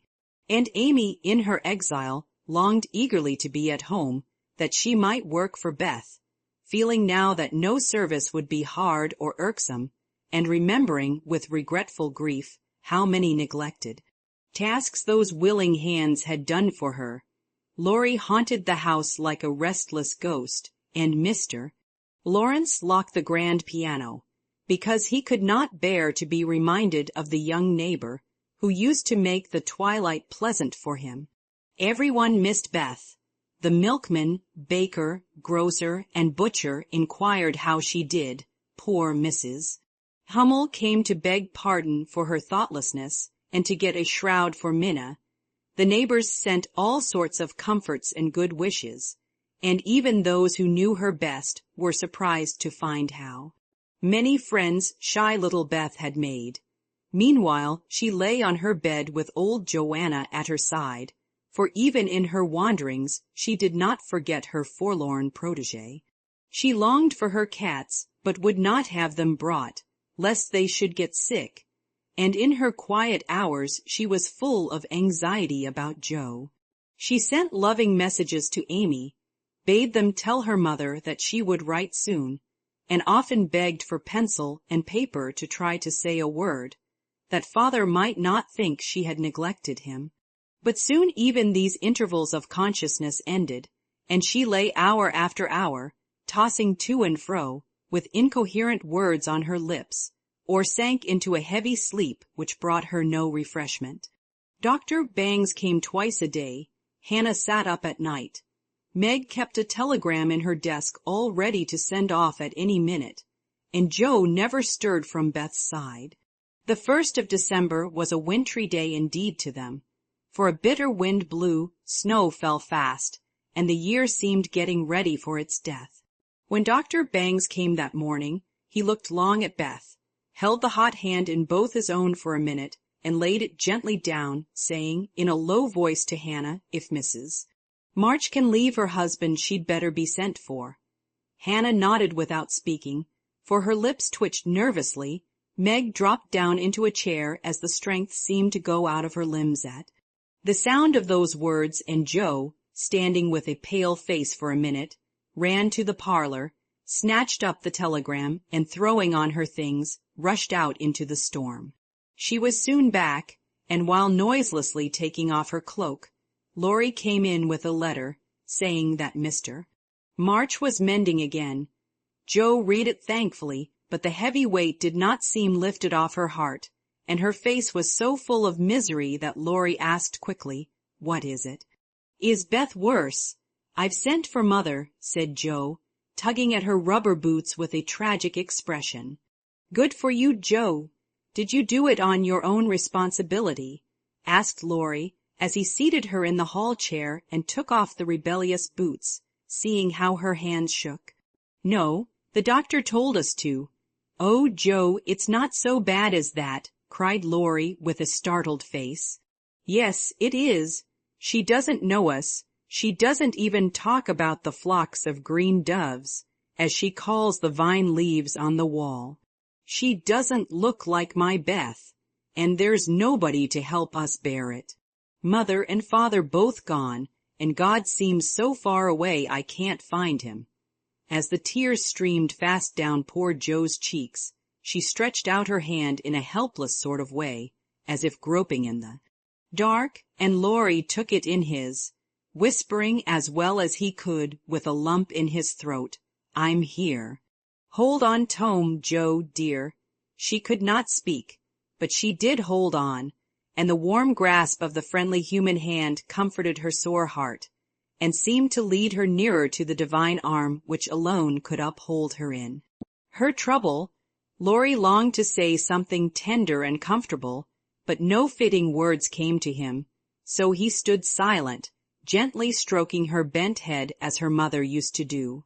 It was the best thing he could have done, far more soothing than the most eloquent words, for Joe felt the unspoken sympathy, and in the silence learned the sweet solace which affection administers to sorrow. Soon she dried the tears which had relieved her, and looked up with a grateful face.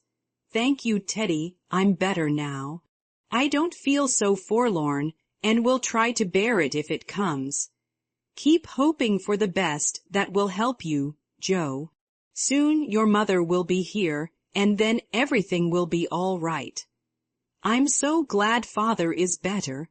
Now she won't feel so bad about leaving him. Oh, me. It does seem as if all the troubles came in a heap, and I got the heaviest part on my shoulders," sighed Joe, spreading her wet handkerchief over her knees to dry. "Doesn't Meg pull fair?" asked Laurie, looking indignant. "Oh, yes, she tries to, but she can't love Bethy as I do, and she won't miss her as I shall.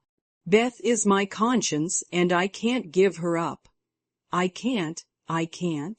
Down went Joe's face into the wet handkerchief, and she cried despairingly, for she had kept up bravely till now and never shed a tear. Laurie drew his hand across his eyes, but could not speak till he had subdued the choky feeling in his throat and steadied his lips. It might be unmanly, but he couldn't help it, and I am glad of it. Presently, as Joe's sobs quieted, he said hopefully, "I don't think she will die. She's so good, and we all love her so much, I don't believe God will take her away yet."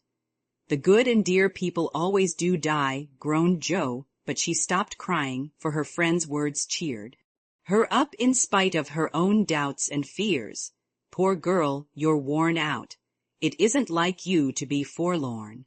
Stop a bit. I'll hearten you up in a jiffy." Laurie went off 2 stairs at a time, and Joe laid her wearied head down on Beth's little brown hood, which no one had thought of moving from the table where she left. It must have possessed some magic, for the submissive spirit of its gentle owner seemed to enter into Joe, and when Laurie came running down with a glass of wine, she took it with a smile and said, "Bravely, I drink health to my Beth. You are a good doctor, Teddy, and such a comfortable friend. How can I ever pay you?" she added, as the wine refreshed her body, as the kind words had done her troubled mind. "I'll send my bill by, and tonight I'll give you something that will warm the cockles of your heart better than quarts of wine," said Laurie, beaming at her with a face of suppressed satisfaction at something.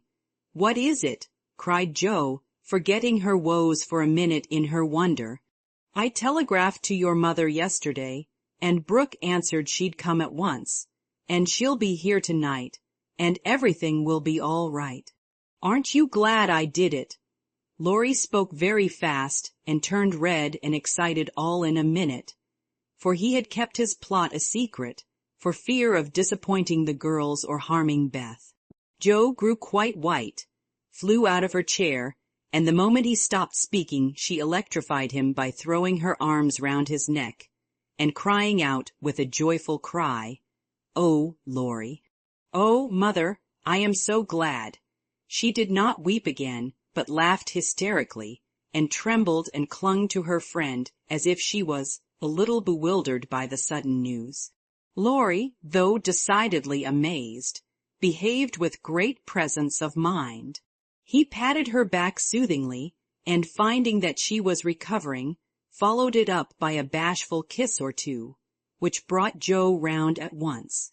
Holding on to the banisters, she put him gently away, saying breathlessly, "Oh, don't. I didn't mean to, it was dreadful of me.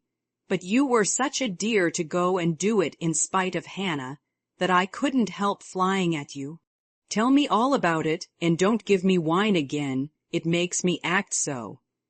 "I don't mind," laughed Laurie, as he settled his tie. "Why, you see I got fidgety, and so did Grandpa. We thought Hannah was overdoing the authority business, and your mother ought to know. She'd never forgive us if Beth—well, if anything happened, you know.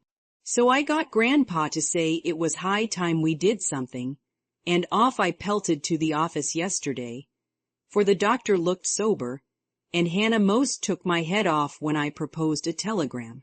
I never can bear to be lorded over, so that settled my mind, and I did it. Your mother will come, I know, and the late train is in at 2 a.m. I shall go for her, and you've only got to bottle up your rapture and keep Beth quiet till that blessed lady gets here. Laurie, you're an angel. How shall I ever thank you? Fly at me again. I rather liked it," said Laurie, looking mischievous, a thing he had not done for a fortnight. "No, thank you. I'll do it by proxy when your grandpa comes. Don't tease, but go home and rest, for you'll be up half the night. Bless you, Teddy, bless you." Jo had backed into a corner, and as she finished her speech, she vanished precipitately into the kitchen, where she sat down upon a dresser and told the assembled cats that she was happy, oh, so happy, while Laurie departed, feeling that he had made a rather neat thing of it. "That's the interferingest chap I ever see, but I forgive him and do hope, Mrs. March is coming right away," said Hannah, with an air of relief, when Jo told the good news. Meg had a quiet rapture, and then brooded over the letter, while Jo set the sick room in order, and Hannah knocked up a couple of pies in case of company unexpected. A breath of fresh air seemed to blow through the house, and something better than sunshine brightened the quiet rooms. Everything appeared to feel the hopeful change. Beth's bird began to chirp again, and a half-blown rose was discovered on Amy's bush in the window.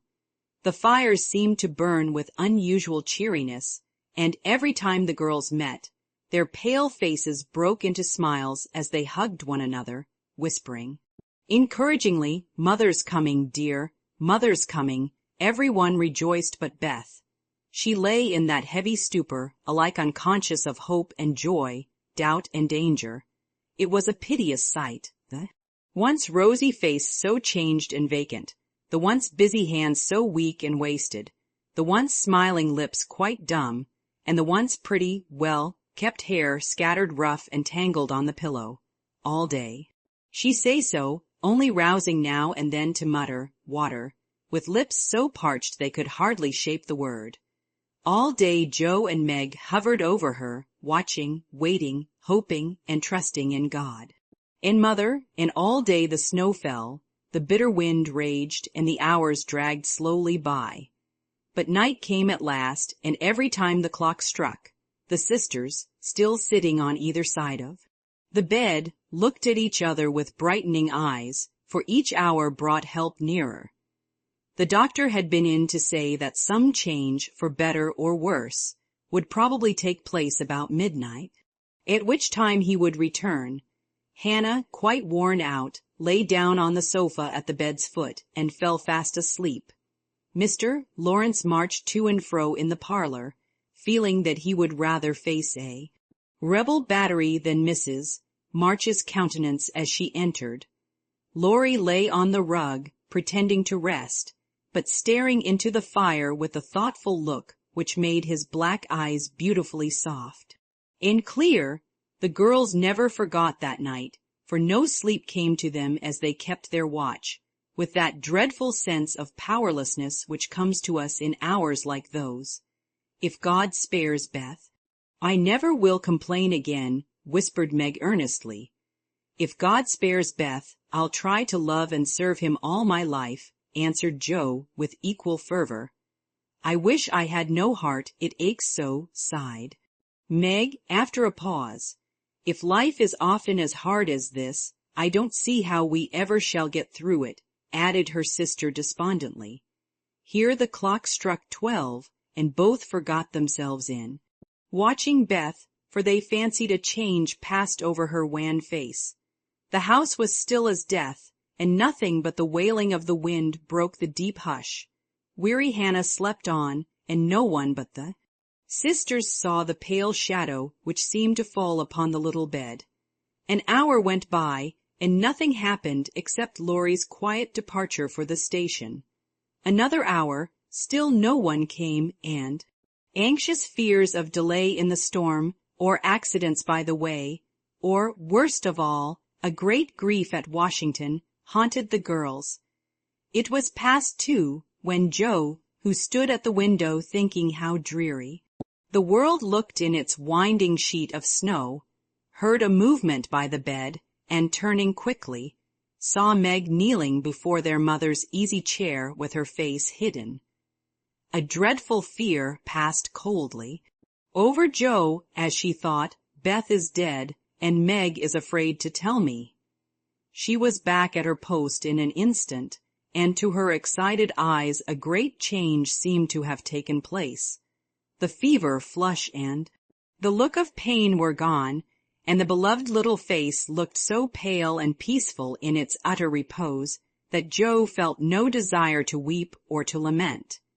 Leaning low over this dearest of her sisters, she kissed the damp forehead with her heart on her lips and softly whispered, "Goodby, my Beth."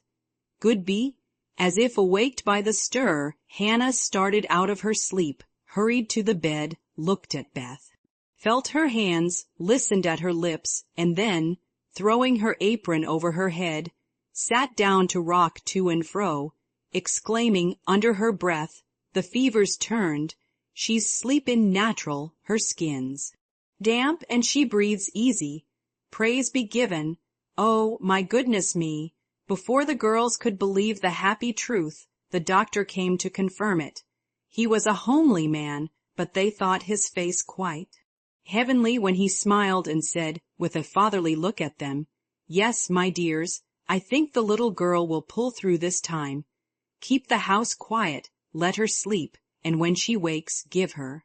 What they were to give neither heard, for both crept into the dark hall, and, sitting on the stairs, held each other close, rejoicing with hearts too full for words. When they went back to be kissed and cuddled by faithful Hannah, they found Beth lying, as she used to do, with her cheek pillowed on her hand, the dreadful pallor gone, and breathing quietly, as if just fallen asleep. "If Mother would only come now," said Joe, as the winter night began to wane. "See," said Meg, coming up with a white, half-opened rose, "I thought this would hardly be ready to lay in Beth's hand tomorrow if she went away from us. But it has blossomed in the night, and now I mean to put it in my vase here, so that when the darling wakes, the first thing she sees will be the little rose and Mother's face." Never had the sun risen so beautifully, and never had the world seemed so lovely as it did to the heavy eyes of Meg and Joe, as they looked out in the early morning, when their long, sad vigil was done. "It looks like a fairy world," said Meg, smiling to herself as she stood behind the curtain, watching the dazzling sight. "Hark!" cried Jo, starting to her feet. Yes, there was a sound of bells at the door below, a cry from Hannah, and then Laurie's voice saying in a joyful whisper, "Girls, she's come, she's come." Chapter 19. While these things were happening at home, Amy was having hard times at Aunt March's. She felt her exile deeply, and for the first time in her life, realized how much she was beloved and petted at home. Aunt March never petted anyone. She did not approve of it, but she meant to be kind, for the well-behaved little girl pleased her very much, and Aunt March had a soft place in her old heart for her nephew's children, though she didn't think it proper to confess it. She really did her best to make Amy happy, but, dear me, what mistakes she made. Some old people keep young at heart in spite of wrinkles and gray hairs, can sympathize with children's little cares and joys, make them feel at home, and can hide wise lessons under pleasant plays, giving and receiving friendship in the sweetest way. But Aunt March had not this gift, and she worried Amy very much with her rules and orders, her prim ways, and long, prosy talks.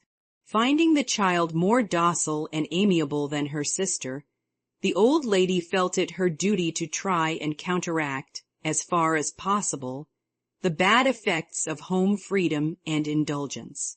So she took Amy by the hand and taught her as she herself had been taught 60 years ago, a process which carried dismay to Amy's soul and made her feel like a fly in the web of a very strict spider.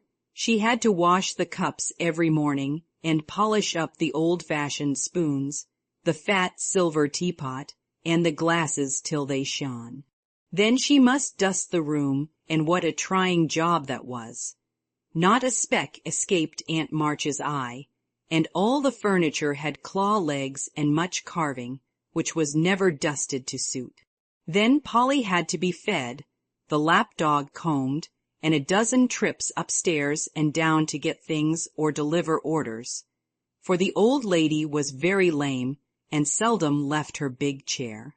After these tiresome labors, she must do her lessons, which was a daily trial of every virtue she possessed. Then she was allowed 1 hour for exercise or play, and didn't she enjoy it?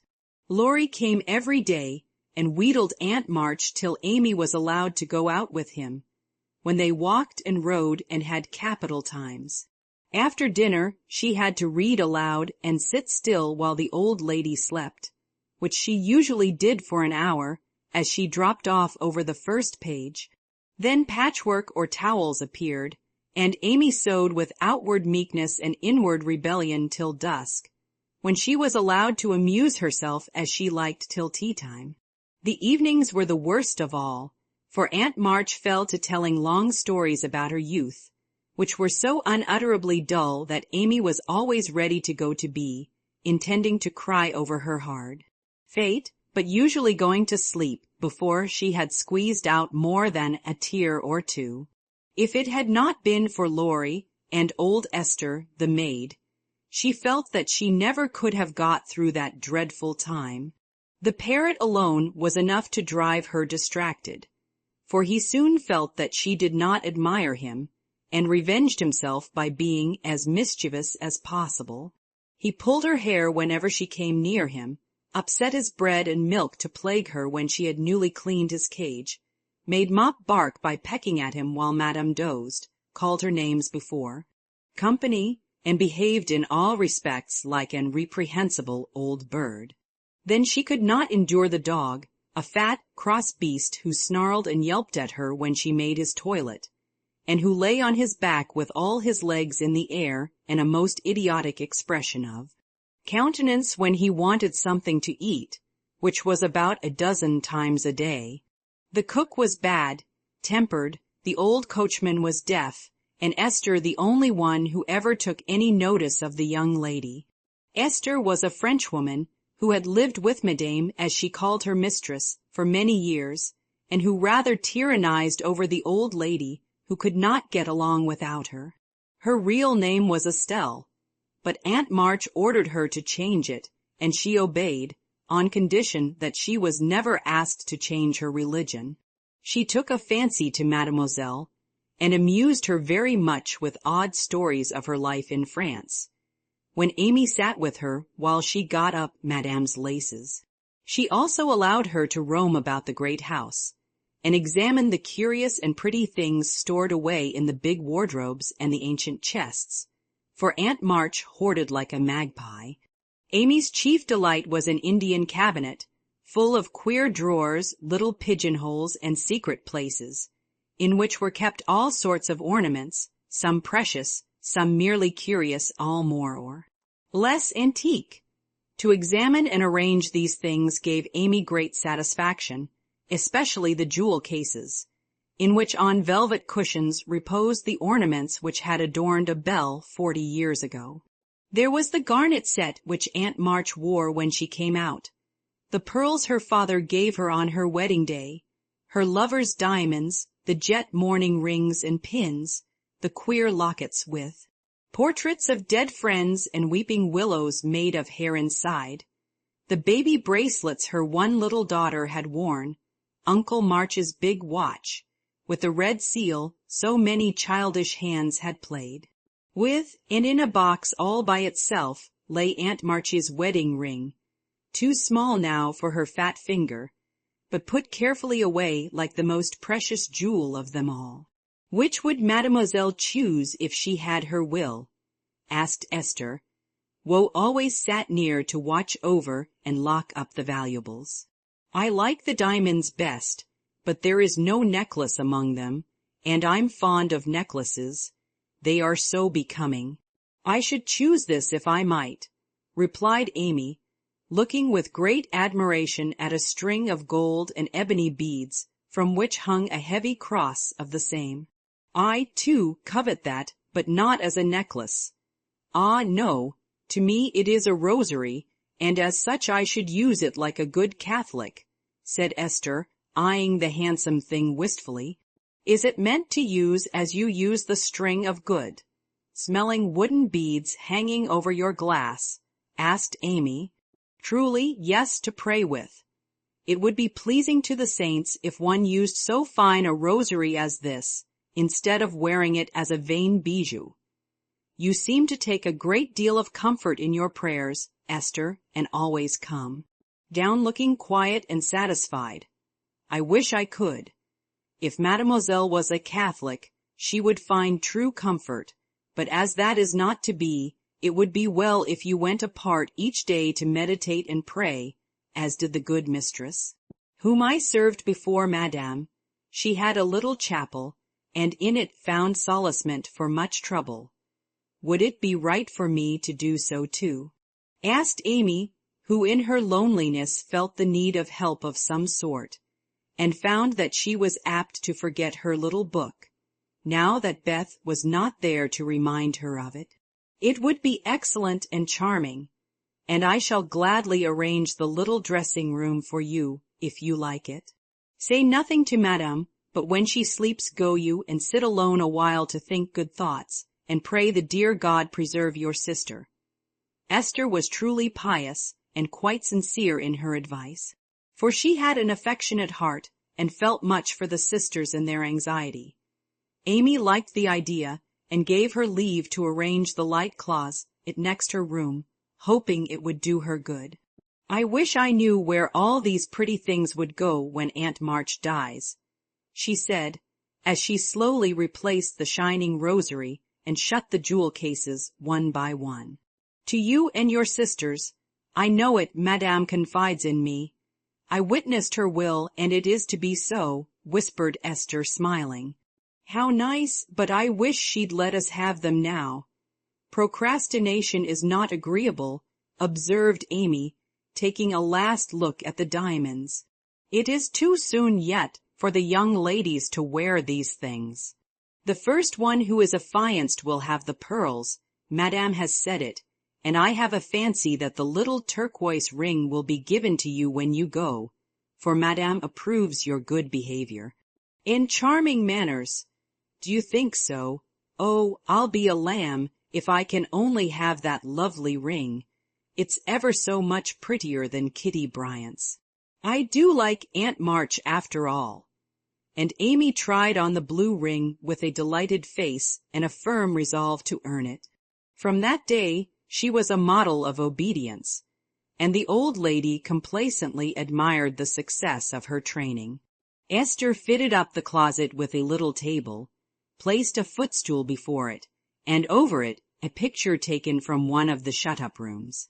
She thought it was of no great value, but being appropriate she borrowed it, well knowing that Madame would never know it, nor care if she did. It was, however, a very valuable copy of one of the famous pictures of the world, and Amy's beauty. Loving eyes were never tired of looking up at the sweet face of the Divine Mother, while her tender thoughts of her own were busy at her heart. On the table she laid her little testament and hymn book, kept a vase always full of the best flowers Laurie brought her, and came every day to sit alone thinking good thoughts and praying the dear God to preserve her sister. Esther had given her a rosary of black beads with a silver cross, but Amy hung it up and did not use it, feeling doubtful as to its fitness for Protestant prayers. The little girl was very sincere in all this, for being left alone outside the safe home nest, she felt the need of some kind hand to hold by so sorely that she instinctively turned to the strong and tender friend, whose fatherly love most closely surrounds his little children. She missed her mother's help to understand and rule herself, but having been taught where to look, she did her best to find the way and walk in it confidingly. But Amy was a young pilgrim, and just now her burden seemed very heavy. She tried to forget herself, to keep cheerful, and be satisfied with doing right, though no one saw or praised her for it. In her first effort at being very, very good, she decided to make her will, as Aunt March had done, so that if she did fall ill and die, her possessions might be justly and generously divided. It cost her a pang even to think of giving up the little treasures, which in her eyes were as precious as the old lady's jewels. During one of her play hours she wrote out the important document as well as she could, with some help from Esther as to certain legal terms, and when the good-natured Frenchwoman had signed her name, Amy felt relieved and laid it by to show Laurie, whom she wanted as a second witness. As it was a rainy day, she went upstairs to amuse herself in one of the large chambers, and took Polly with her for company. In this room there was a wardrobe full of old-fashioned costumes with which Esther allowed her to play, and it was her favorite amusement to array herself in the faded brocades and parade up and down before the long mirror, making stately curtsies, and sweeping her train about with a rustle which delighted her ears. So busy was she on this day that she did not hear Laurie's ring, nor see his face peeping in at her as she gravely promenaded to and fro, flirting her fan and tossing her head, on which she wore a great pink turban, contrasting oddly with her blue brocade dress and yellow quilted petticoat. She was obliged to walk carefully, for she had on high-heeled shoes, and, as Laurie told Joe afterward, it was a comical sight to see her mince along in her gay suit, with Polly sitting and bridling just behind her, imitating her as well as he could, and occasionally stopping to laugh or exclaim, "Ain't we fine? Get along, you fright! Hold your tongue! Kiss me, dear! Ha, ha!" Having with difficulty restrained an explosion of merriment, lest it should offend her Majesty, Laurie tapped and was graciously received. "Sit down and rest while I put these things away. Then I want to consult you about a very serious matter," said Amy, when she had shown her splendor and driven Polly into a corner. "That bird is the trial of my life," she continued, removing the pink mountain from her head, while Laurie seated himself astride a chair.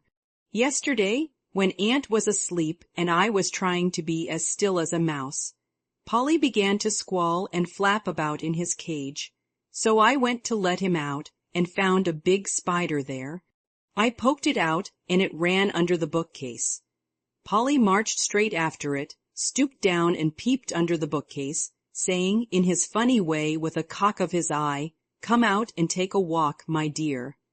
I couldn't help laughing, which made Pole swear, and Aunt woke up and scolded us both.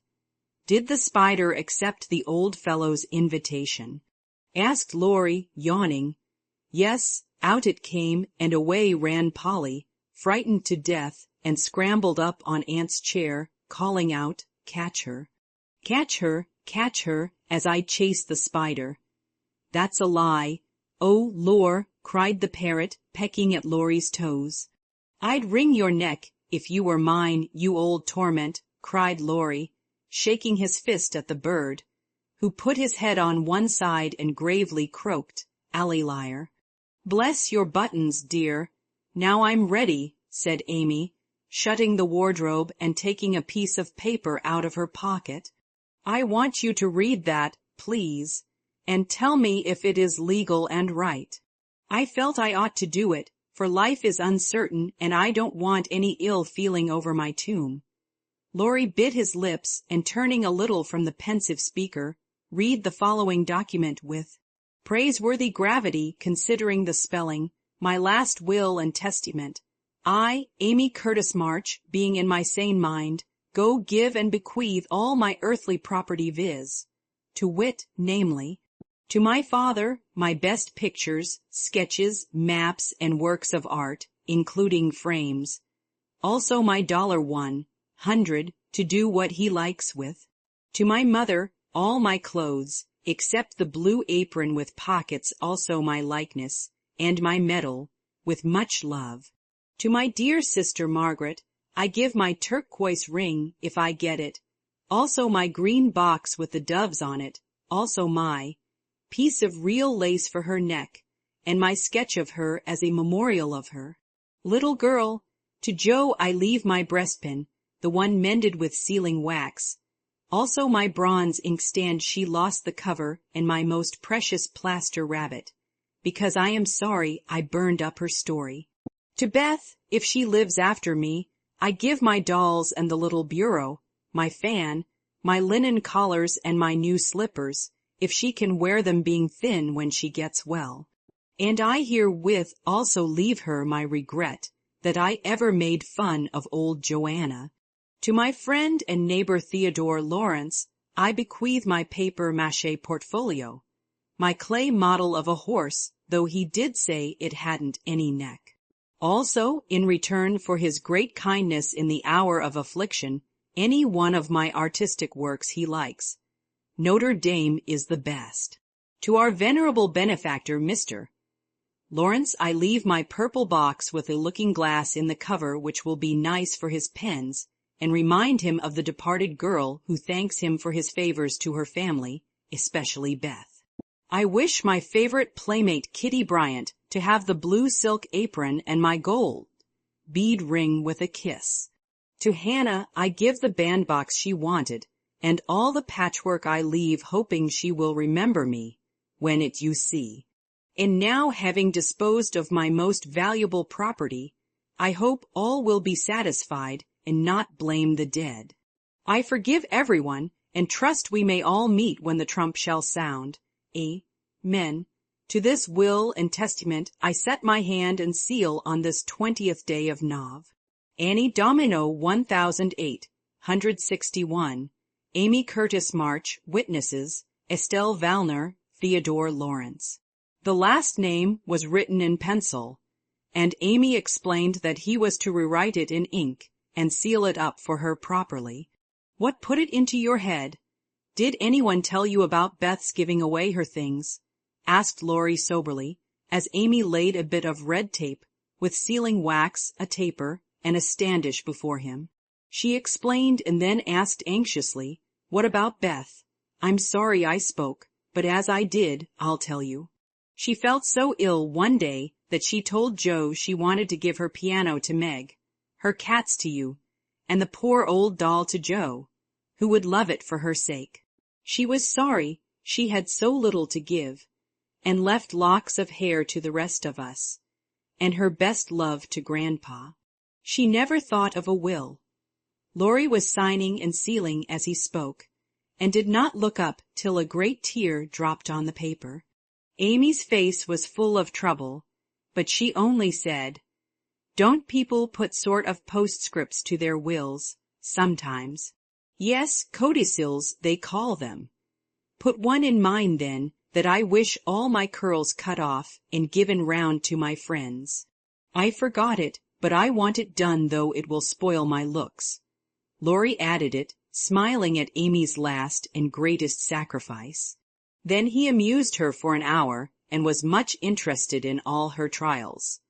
But when he came to go, Amy held him back to whisper with trembling lips, "Is there really any danger about Beth?"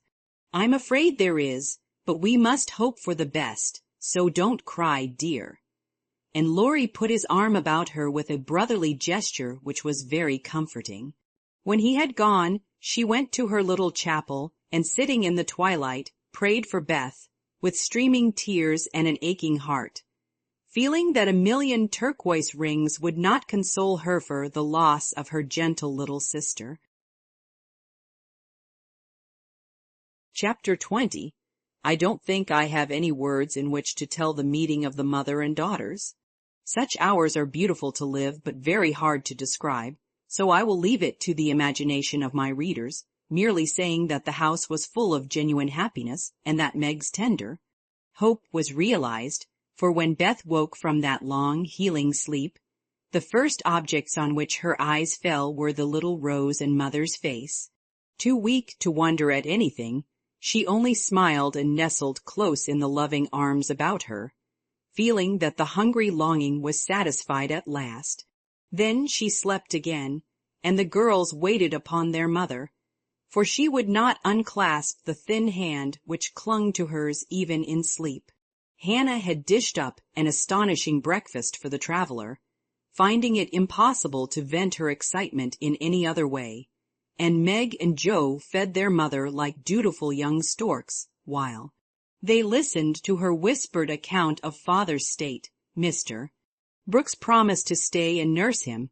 The delays which the storm occasioned on the homeward journey, and the unspeakable comfort Laurie's hopeful face had given her when she arrived, worn out with fatigue, anxiety, and cold. What a strange yet pleasant day that was, so brilliant and gay without, for all the world seemed abroad to welcome the first snow. So quiet and reposeful within, for everyone slept, spent with watching, and a Sabbath stillness reigned through the house, while nodding Hannah mounted guard at the door. With a blissful sense of burdens lifted off, Meg and Joe closed their weary eyes and lay at rest like storm, beaten boats safe at anchor in a quiet harbor. Mrs. March would not leave Beth's side, but rested in the big chair, waking often to look at, touch, and brood over her child, like a miser over some recovered treasure. Laurie meanwhile posted off to comfort Amy, and told his story so well that Aunt March actually sniffed herself, and never once said, "I told you so." Amy came out so strong on this occasion that I think the good thoughts in the little chapel really began to bear fruit. She dried her tears quickly, restrained her impatience to see her mother, and never even thought of the turquoise ring when the old lady heartily agreed in Laurie's opinion that she behaved like a capital little woman. Even Polly seemed impressed, for he called her a good girl, blessed her buttons, and begged her to come and take a walk, dear, in his most affable tone. She would very gladly have gone out to enjoy the bright wintry weather, but discovering that Laurie was dropping with sleep in spite of manful efforts to conceal the fact, she persuaded him to rest on the sofa while she wrote a note to her mother. She was a long time about it, and when she returned, he was stretched out with both arms under his head, sound asleep, while Aunt March had pulled down the curtains and sat doing nothing in an unusual fit of benignity. After a while, they began to think he was not going to wake up till night, and I'm not sure that he would, had he not been effectually roused by Amy's cry of joy at sight of her mother. There probably were a good many happy little girls in and about the city that day, but it is my private opinion that Amy was the happiest of all, when she sat in her mother's lap and told her trials, receiving consolation and compensation in the shape of approving smiles and fond caresses. They were alone together in the chapel, to which her mother did not object when its purpose was explained to her. On the contrary, I like it very much, dear, looking from the dusty rosary to the well-worn little book, and the lovely picture with its garland of evergreen. It is an excellent plan to have some place where we can go to be quiet, when things vex or grieve us. There are a good many hard times in this life of ours, but we can always bear them if we ask help in the right way. I think my little girl is learning this. Yes, Mother, and when I go home I mean to have a corner in the big closet to put my books and the copy of that picture which I've tried to make. The woman's face is not good. It's too beautiful for me to draw, but the baby is done better, and I love it very much. I like to think he was a little child once, for then I don't seem so far away, and that helps me. As Amy pointed to the smiling Christ child on his mother's knee, Mrs. March saw something on the lifted hand that made her smile. She said nothing, but Amy understood the look, and after a minute's pause she added gravely, I wanted to speak to you about this, but I forgot it. Aunt gave me the ring today. She called me to her and kissed me and put it on my finger and said I was a credit to her, and she'd like to keep me always. She gave that funny guard to keep the turquoise on as it's too big. I'd like to wear them, Mother, can I? They are very pretty, but I think you're rather too young for such ornaments, Amy, said Mrs. March, looking at the plump little hand with the band of sky blue stones on the forefinger and the quaint guard formed of two tiny golden hands clasped together. I'll try not to be vain, said Amy. I don't think I like it only because it's so pretty, but I want to wear it as the girl in the story wore her bracelet, to remind me of something. Do you mean Aunt March? Asked her mother, laughing. No, to remind me not to be selfish. Amy looked so earnest and sincere about it that her mother stopped laughing and listened respectfully to the little plan. I've thought a great deal lately about my bundle of naughties, and being selfish is the largest one in it, so I'm going to try hard to cure it if I can. Beth isn't selfish, and that's the reason everyone loves her and feels so bad at the thoughts of losing her. People wouldn't feel so bad about me if I was sick, and I don't deserve to have them, but I'd like to be loved and missed by a great many friends, so I'm going to try and be like Beth all I can. I'm apt to forget my resolutions, but if I had something always about me to remind me, I guess I should do better. May we try this way? Yes, but I have more faith in the corner of the big closet. Where? Your ring, dear, and do your best. I think you will prosper, for the sincere wish to be good is half the battle. Now I must go back to Beth. Keep up your heart, little daughter, and we will soon have you home again. That evening, while Meg was writing to her father to report the traveler's safe arrival, Jo slipped upstairs into Beth's room, and finding her mother in her usual place, stood a minute twisting her fingers in her hair, with a worried gesture and an undecided look. What is it, dearie? Asked Mrs. March, holding out her hand with a face which invited confidence. I want to tell you something, Mother. About Meg. How quickly you guessed. Yes, it's about her, and though it's a little thing, it fidgets me. Beth is asleep. Speak low and tell me all about it. That Moffat hasn't been here, I hope? Asked Mrs.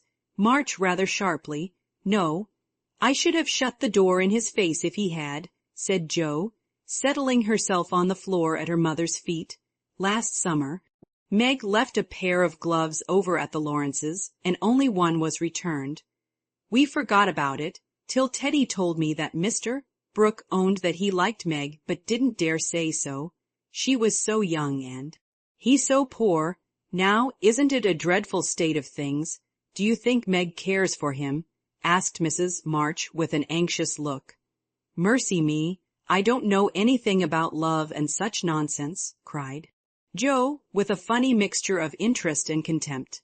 In novels, the girls show it by starting and blushing, fainting away, growing thin, and acting like fools. Now Meg does not do anything of the sort. She eats and drinks and sleeps like a sensible creature. She looks straight in my face when I talk about that man, and only blushes a little bit when Teddy jokes about lovers. I forbid him to do it. But he doesn't mind me as he ought. Then you fancy that Meg is not interested in John, who, cried Joe, staring, Mr. Brooke. I call him John now. We fell into the way of doing so at the hospital, and he likes it. Oh dear, I know you'll take his part. He's been good to father, and you won't send him away, but let Meg marry him if she wants to. Mean thing, to go petting papa and helping you, just to wheedle you into liking him. And Joe pulled her hair again with a wrathful tweak. My dear, don't get angry about it, and I will tell you how it happened. John went with me at Mr. Lawrence's request, and was so devoted to poor father that we couldn't help getting fond of him. He was perfectly open and honorable about Meg, for he told us he loved her, but would earn a comfortable home before he asked her to marry him. He only wanted our leave to love her and work for her, and the right to make her love him if he could. He is a truly excellent young man, and we could not refuse to listen to him, but I will not consent to Meg's engaging herself so young. Of course not. It would be idiotic. I knew there was mischief brewing. I felt it, and now it's worse than I imagined. I just wish I could marry Meg myself and keep her safe in the family. This odd arrangement made Mrs. March smile, but she said gravely, Joe, I confide in you and don't wish you to say anything to Meg yet.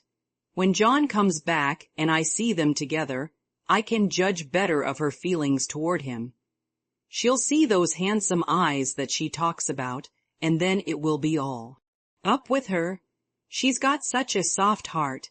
It will melt like butter in the sun if anyone looks sentimentally at her. She read the short reports he sent more than she did your letters, and pinched me when I spoke of it, and likes brown eyes, and doesn't think John an ugly name, and she'll go and fall in love, and there's an end of peace and fun, and cozy times together. I see it all. They'll go lovering around the house, and we shall have to dodge.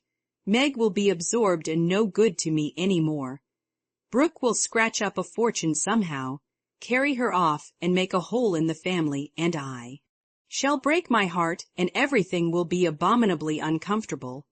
Oh, dear me, why weren't we all boys? Then there wouldn't be any bother. Joe leaned her chin on her knees in a disconsolate attitude and shook her fist at the reprehensible John. Mrs. March sighed, and Joe looked up with an air of relief. You don't like it, Mother. I'm glad of it. Let's send him about his business and not tell Meg a word of it, but all be happy together as we always have been. I did wrong to sigh, Joe. It is natural and right you should all go to homes of your own in time, but I do want to keep my girls as long as I can, and I am sorry that this happened so soon, for Meg is only 17, and it will be some years before John can make a home for her. Your father and I have agreed that she shall not bind herself in any way, nor be married before 20. If she and John love one another, they can wait, and test the love by doing so. She is conscientious, and I have no fear of her treating him unkindly. My pretty, tender-hearted girl, I hope things will go happily with her. Hadn't you rather have her marry a rich man? Asked Joe, as her mother's voice faltered a little over the last words. Money is a good and useful thing, Joe, and I hope my girls will never feel the need of it too bitterly, not be tempted by too much. I should like to know that John was firmly established in some good business, which gave him an income large enough to keep free from debt and make Meg comfortable. I'm not ambitious for a splendid fortune, a fashionable position, or a great name for my girls. If rank and money come with love and virtue, also, I should accept them gratefully and enjoy your good fortune, but I know, by experience, how much genuine happiness can be had in a plain little house where the daily bread is earned and some privations give sweetness to the few pleasures. I am content to see Meg begin humbly, for if I am not mistaken, she will be rich in the possession of a good man's heart, and that is better than a fortune. I understand, Mother, and quite agree, but I'm disappointed about Meg, for I'd planned to have her marry Teddy by and sit in the lap of luxury all her days. Wouldn't it be nice? Asked Joe, looking up with a brighter face. He is younger than she, you know, began Mrs. March, but Joe broke in. Only a little. He's old for his age and tall, and can be quite grown up in his manners if he likes. Then he's rich and generous and good, and loves us all, and I say it's a pity my plan is spoiled. I'm afraid Laurie is hardly grown up enough for Meg, and altogether too much of a weathercock just now for anyone to depend on. Don't make plans, Joe, but let time and their own hearts mate your friends. We can't meddle safely in such matters, and had better not get romantic rubbish, as you call it, into our heads, lest it spoil our friendship. Well, I won't, but I hate to see things going all crisscross and getting snarled up, when a pull her and a snip there would straighten it out. I wish wearing flat irons on our heads would keep us from growing up. But buds will be roses, and kittens cats, more's the pity. What's that about flat irons and cats? Asked Meg as she crept into the room with the finished letter in her hand. Only one of my stupid speeches. I'm going to bed. Come, Peggy, said Joe, unfolding herself like an animated puzzle. Quite right, and beautifully written. Please add that I send my love to John, said Mrs. March, as she glanced over the letter and gave it back. Do you call him John? Asked Meg, smiling, with her innocent eyes looking down into her mother's. Yes, he has been like a son to us, and we are very fond of him, replied Mrs. March, returning the look with a keen one. I'm glad of that. He is so lonely. Good night, Mother, dear. It is so inexpressibly comfortable to have you here, was Meg's answer.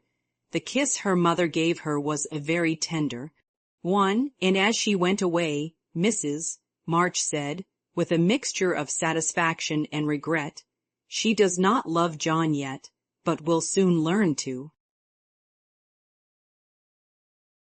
Chapter 21. Joe's face was a study next day, for the secret rather weighed upon her, and she found it hard not to look mysterious and important. Meg observed it, but did not trouble herself to make inquiries, for she had learned that the best way to manage Joe was by the law of contraries, so she felt sure of being told everything if she did not ask. She was rather surprised, therefore, when the silence remained unbroken, and Joe assumed a patronizing air, which decidedly aggravated Meg, who in turn assumed an air of dignified reserve and devoted herself to her mother. This left Joe to her own devices, for Mrs. March had taken her place as nurse and bade her rest, exercise, and amuse herself after her long confinement. Amy being gone, Laurie was her only refuge, and much as she enjoyed his society, she rather dreaded him just then, for he was an incorrigible tease, and she feared he would coax the secret from her. She was quite right, for the mischief-loving lad no sooner suspected a mystery than he set himself to find it out, and led Joe a trying life of it. He wheedled, bribed, ridiculed, threatened, and scolded, affected indifference that he might surprise the truth from her, declared her knew then that he didn't care, and at last, by dint of perseverance, he satisfied himself that it concerned Meg and Mr. Brooke. Feeling indignant that he was not taken into his tutor's confidence, he set his wits to work to devise some proper retaliation for the slight Meg meanwhile had apparently forgotten the matter and was absorbed in preparations for her father's return. But all of a sudden a change seemed to come over her, and for a day or two she was quite unlike herself. She started when spoken to, blushed when looked at, was very quiet, and sat over her sewing with a timid, troubled look on her face. To her mother's inquiries, she answered that she was quite well, and Joe's she silenced by begging to be let alone. She feels it in the air, love, I mean, and she's going very fast. She's got most of the symptoms as twittery and cross, doesn't eat, lies awake, and mopes in corners.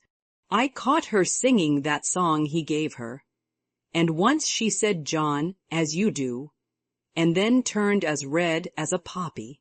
Whatever shall we do? Said Joe, looking ready for any measures, however violent. Nothing but wait. Let her alone, be kind and patient, and father's coming will settle everything, replied her mother. Here's a note to you, Meg, all sealed up. How odd, Teddy never seals mine, said Joe next day, as she distributed the contents of the little post office. Mrs. March and Joe were deep in their own affairs, when a sound from Meg made them look up to see her staring at her note with a frightened face. My child, what is it? Cried her mother, running to her, while Joe tried to take the paper which had done the mischief. It's all a mistake, he didn't send it. Oh, Joe, how could you do it? And Meg hid her face in her hands, crying as if her heart were quite broken. Me, I've done nothing. What's she talking about? Cried Joe, bewildered. Meg's mild eyes kindled with anger as she pulled a crumpled note from her pocket and threw it at Joe, saying reproachfully, You wrote it, and that bad boy helped you. How could you be so rude, so mean and cruel to us both? Joe hardly heard her, for she and her mother were reading the note, which was written in a peculiar hand. My dearest Margaret, I can no longer restrain my passion, and must know my fate before I return. I dare not tell your parents yet, but I think they would consent if they knew that we adored one another. Mr. Lawrence will help me to some good place, and then, my sweet girl, you will make me happy. I implore you to say nothing to your family yet, but to send one word of hope through Laurie to your devoted John. Oh, the little villain. That's the way he meant to pay me for keeping my word to mother. I'll give him a hearty scolding and bring him over to beg pardon, cried Joe, burning to execute immediate justice. But her mother held her back, saying, with a look she seldom wore, Stop, Joe, you must clear yourself first. You have played so many pranks that I am afraid you have had a hand in this. On my word, mother, I haven't. I never saw that note before, and don't know anything about it, as true as I live, said Joe, so earnestly that they believed her. If I had taken part in it, I'd have done it better than this, and have written a sensible note. I should think you'd have known Mr. Brooke wouldn't write such stuff as that, she added, scornfully tossing down the paper. It's like his writing, faltered Meg, comparing it with the note in her hand. Oh, Meg, you didn't answer it, cried Mrs. March quickly. Yes, I did, and Meg hid her face again, overcome with shame. Here's a scrape. Do let me bring that wicked boy over to explain and be lectured. I can't rest till I get hold of him. And Joe made for the door again. Hush, let me handle this, for it is worse than I thought. Margaret, tell me the whole story, commanded Mrs. March, sitting down by Meg, yet keeping hold of Joe, lest she should fly off. I received the first letter from Laurie, who didn't look as if he knew anything about it, began Meg, without looking up. I was worried at first and meant to tell you. Then I remembered how you liked Mr. Brooke, so I thought you wouldn't mind if I kept my little secret for a few days. I'm so silly that I like to think no one knew, and while I was deciding what to say, I felt like the girls in books, who have such things to do. Forgive me, mother, I'm paid for my silliness now. I never can look him in the face again. What did you say to him? Asked Mrs. March. I only said I was too young to do anything about it yet, that I didn't wish to have secrets from you, and he must speak to father. I was very grateful for his kindness, and would be his friend, but nothing more for a long while. Mrs.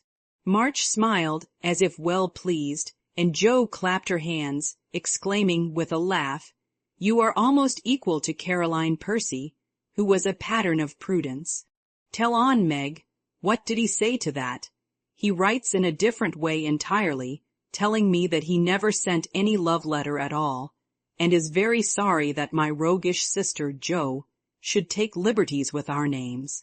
It's very kind and respectful, but think how dreadful for me." Meg leaned against her mother, looking the image of despair, and Jo tramped about the room, calling Laurie names. All of a sudden she stopped, caught up the 2 notes, and after looking at them closely, said decidedly, "I don't believe Brooke ever saw either of these letters. Teddy wrote both, and keeps yours to crow over me with because I wouldn't tell him my secret. Don't have any secrets, Jo. Tell it to mother and keep out of trouble, as I should have done," said Meg warningly. "Bless you, child. Mother told me. That will do, Jo. I'll comfort Meg while you go and get Laurie. I shall sift the matter to the bottom and put a stop to such pranks at once." Away ran Jo, and Mrs. March gently told Meg Mr. Brooke's real feelings. "Now, dear, what are your own? Do you love him enough to wait till her can make a home for you? Or will you keep yourself quite free for the present? I've been so scared and worried.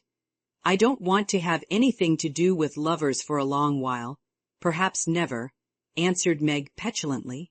"If John doesn't know anything about this nonsense, don't tell him, and make Jo and Laurie hold their tongues. I won't be deceived and plagued and made a fool of. It's a shame." Seeing Meg's usually gentle temper was roused, and her pride hurt by this mischievous joke, Mrs. March soothed her by promises of entire silence and great discretion for the future. The instant Laurie's step was heard in the hall, Meg fled into the study, and Mrs. March received the culprit alone. Jo had not told him why he was wanted, fearing he wouldn't come, but he knew the minute he saw Mrs. March's face, and stood twirling his hat with a guilty air which convicted him at once. Jo was dismissed, but chose to march up and down the hall like a sentinel, having some fear that the prisoner might bolt. The sound of voices in the parlor rose and fell for half an hour, but what happened during that interview the girls never knew. When they were called in, Laurie was standing by their mother with such a penitent face that Jo forgave him on the spot, but did not think it wise to betray the fact. Meg received his humble apology, and was much comforted by the assurance that Brooke knew nothing of the joke. "I'll never tell him to my dying day. Wild horses shan't drag it out of me. So you'll forgive me, Meg, and I'll do anything to show how out. And doubt sorry I am," he added, looking very much ashamed of himself. "I'll try, but it was a very ungentlemanly thing to do. I didn't think you could be so sly and malicious, Laurie," replied Meg, trying to hide her maidenly confusion under a gravely reproachful air. "It was altogether abominable, and I don't deserve to be spoken to for a month. But you will, though, won't you?" And Laurie folded his hands together with such an imploring gesture, as he spoke in his irresistibly persuasive tone, that it was impossible to frown upon him in spite of his scandalous behavior. Meg pardoned him, and Mrs. March's grave face relaxed, in spite of her efforts to keep sober, when she heard him declare that he would atone for his sins by all sorts of penances, and abase himself like a worm before the injured damsel. Jo stood aloof meanwhile, trying to harden her heart against him, and succeeding only in primming up her face into an expression of entire disapprobation. Laurie looked at her once or twice, but as she showed no sign of relenting, he felt injured and turned his back on her till the others were done with him, when he made her a low bow and walked off. Without a word, as soon as he had gone, she wished she had been more forgiving, and when Meg and her mother went upstairs, she felt lonely and longed for Teddy. After resisting for some time, she yielded to the impulse, and armed with a book to return, went over to the big house. "Is Mr. Lawrence in?" asked Joe of a housemaid who was coming downstairs. "Yes, miss, but I don't believe he's seeable just yet." "Why not?" "Is he ill?" "La, no, miss, but he's had a scene with Mr. Laurie, who is in one of his tantrums about something, which vexes the old gentleman, so I dursn't go nigh him." "Where is Laurie?" "Shut up in his room, and he won't answer, though I've been tapping. I don't know what's to become of the dinner, for it's ready, and there's no one to eat it. I'll go and see what the matter is." "I'm not afraid of either of them." Up went Joe and knocked smartly on the door of Laurie's little study. "Stop that, or I'll open the door and make you," called out the young gentleman in a threatening tone. Joe immediately knocked again. The door flew open, and in she bounced before Laurie could recover from his surprise. Seeing that he really was out of temper, Joe, who knew how to manage him, assumed a contrite expression, and going artistically down upon her knees, said meekly, "Please forgive me for being so cross. I came to make it up and can't go away till I have." "It's all right. Get up and don't be a goose, Joe," was the cavalier reply to her petition. "Thank you, I will. Could I ask what's the matter? You don't look exactly easy in your mind." "I've been shaken, and I won't bear it," growled Laurie indignantly. "Who did it?" demanded Joe. "Grandfather. If it had been anyone else I'd have." And the injured youth finished his sentence by an energetic gesture of the right arm. "That's nothing. I often shake you, and you don't mind," said Joe soothingly. "Pooh, you're a girl, and it's fun, but I'll allow no man to shake me. I don't think anyone would care to try it, if you looked as much like a thundercloud as you do now. Why were you treated so? Just because I wouldn't say what your mother wanted me for. I'd promised not to tell, and of course I wasn't going to break my word.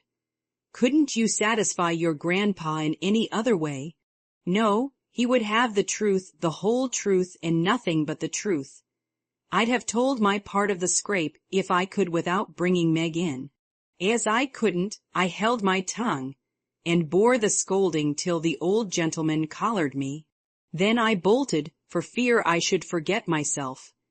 It wasn't nice, but he's sorry, I know, so go down and make up." "I'll help you." "Hanged if I do. I'm not going to be lectured and pummeled by everyone, just for a bit of a frolic. I was sorry about Meg, and begged pardon like a man, but I won't do it again when I wasn't in the wrong. He didn't know that. He ought to trust me and not act as if I was a baby.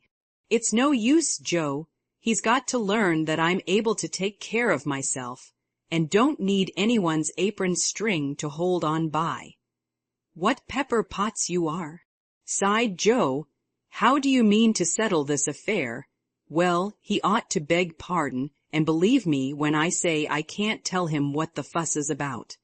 "Bless you." "He won't do that. I won't go down till he does. Now, Teddy, be sensible. Let it pass, and I'll explain what I can. You can't stay here, so what's the use of being melodramatic? I don't intend to stay here long, anyway.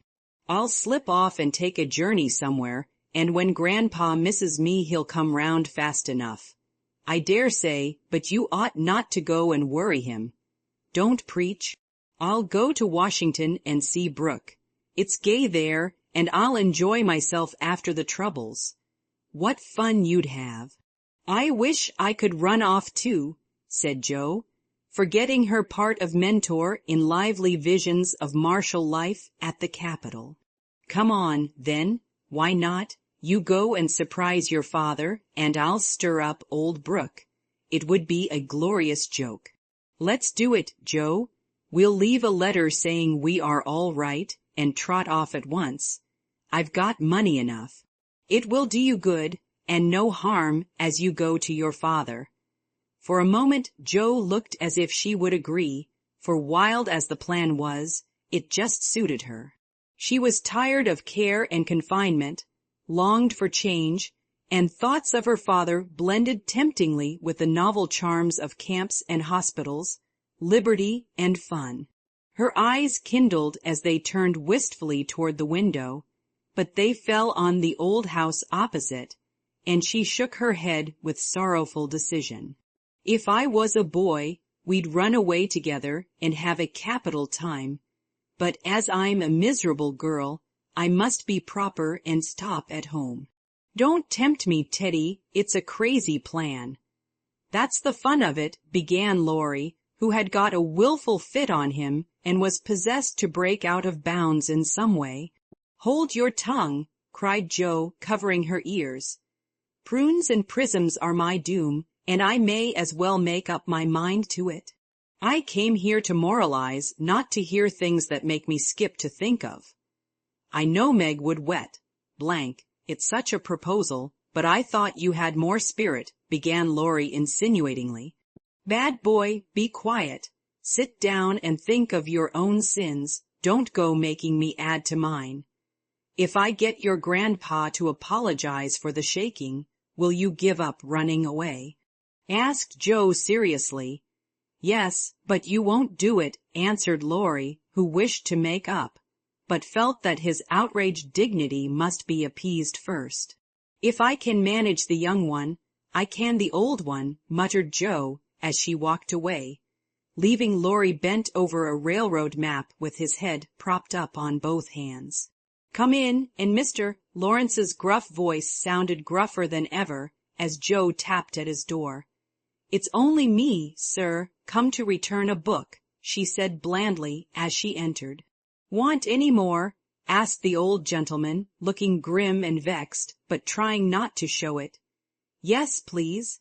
I like old Sam so well. I think I'll try the second volume, returned Joe, hoping to propitiate him by accepting a second dose of Boswell's Johnson, as he had recommended that lively work. The shaggy eyebrows unbent a little as he rolled the steps toward the shelf where the Johnsonian literature was placed. Joe skipped up and sitting on the top step, affected to be searching for her book, but was really wondering how best to introduce the dangerous object of her visit. Mr. Lawrence seemed to suspect that something was brewing in her mind, for after taking several brisk turns about the room, he faced round on her, speaking so abruptly that Ricella's tumbled face. Downward on the floor, what has that boy been about? Don't try to shield him. I know he has been in mischief by the way he acted when he came home. I can't get a word from him, and when I threatened to shake the truth out of him, he bolted upstairs and locked himself into his room. He did wrong, but we forgave him, and all promised not to say. A word to anyone, began Joe reluctantly.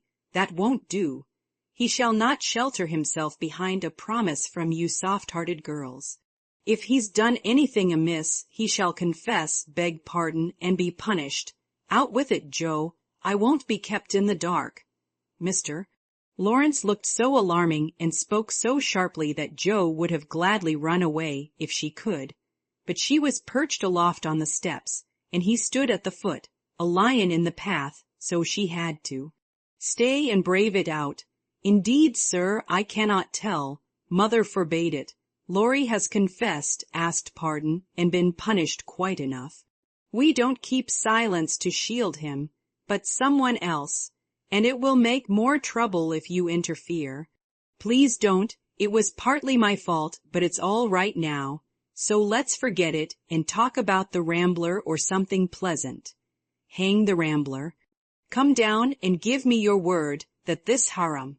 Scarum boy of mine hasn't done anything ungrateful or impertinent.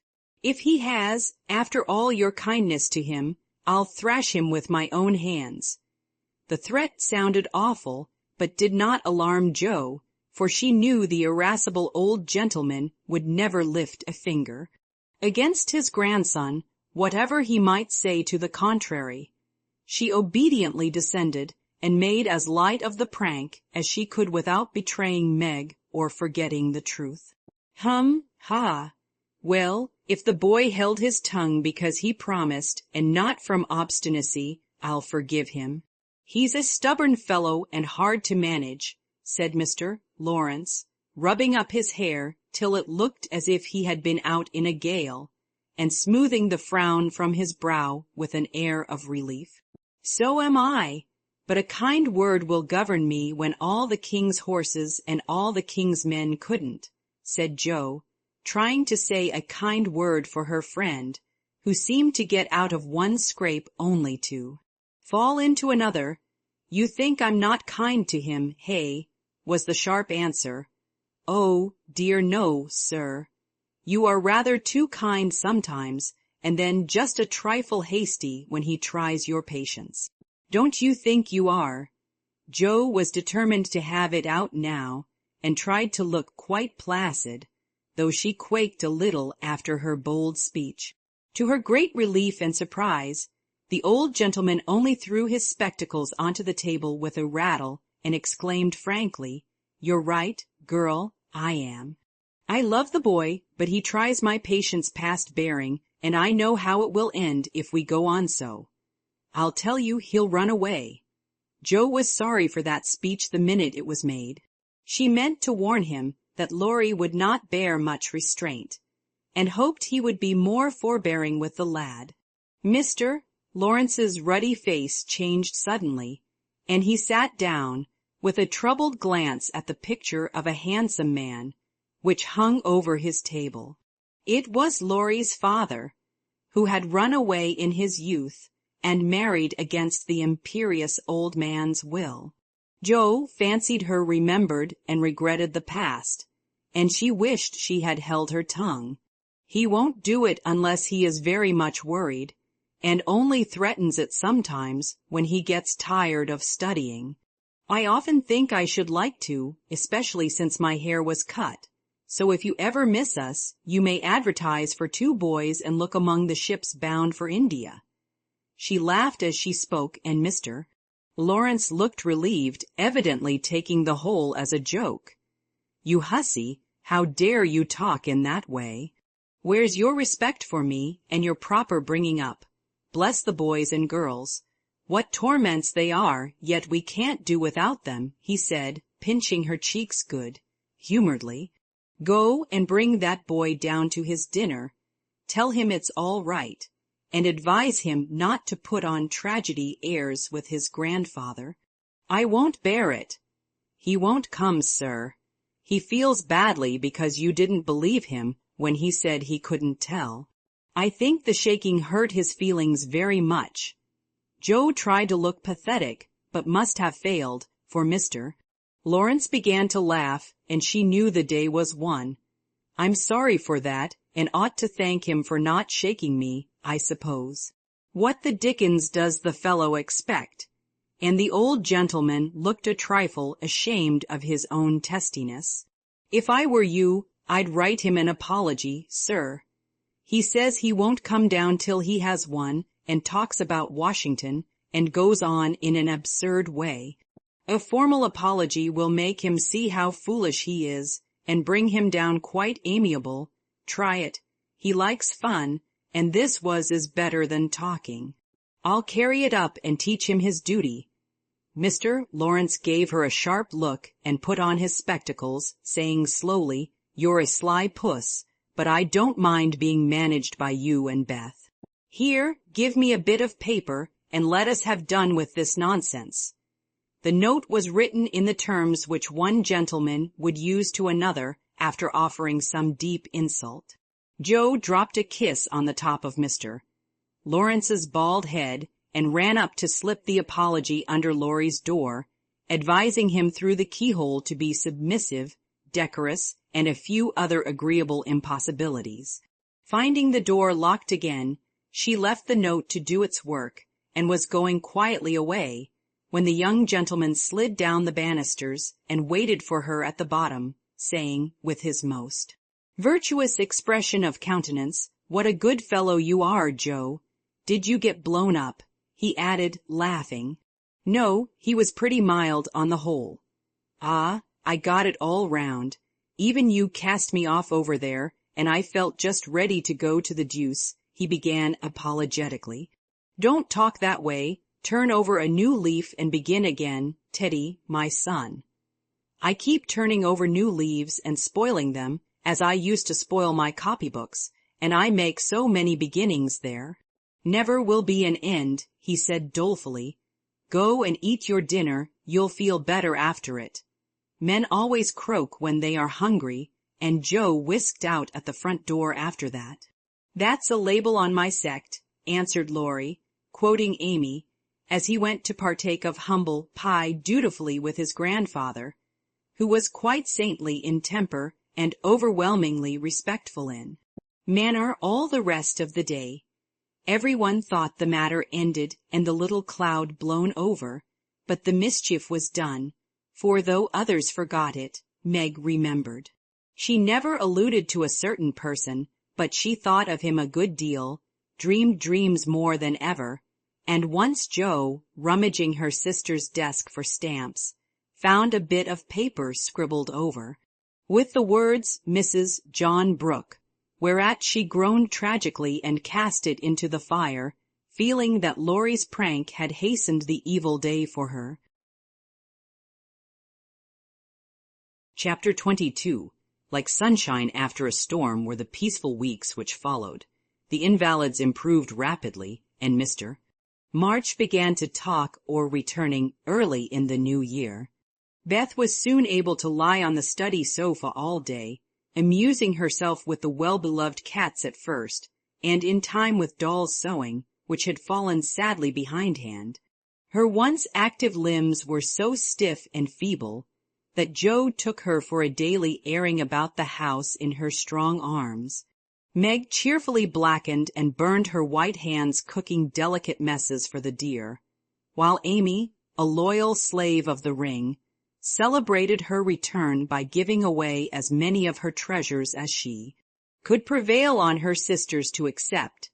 As Christmas approached, the usual mysteries began to haunt the house, and Joe frequently convulsed the family by proposing utterly impossible or magnificently absurd ceremonies in honor of this unusually merry Christmas.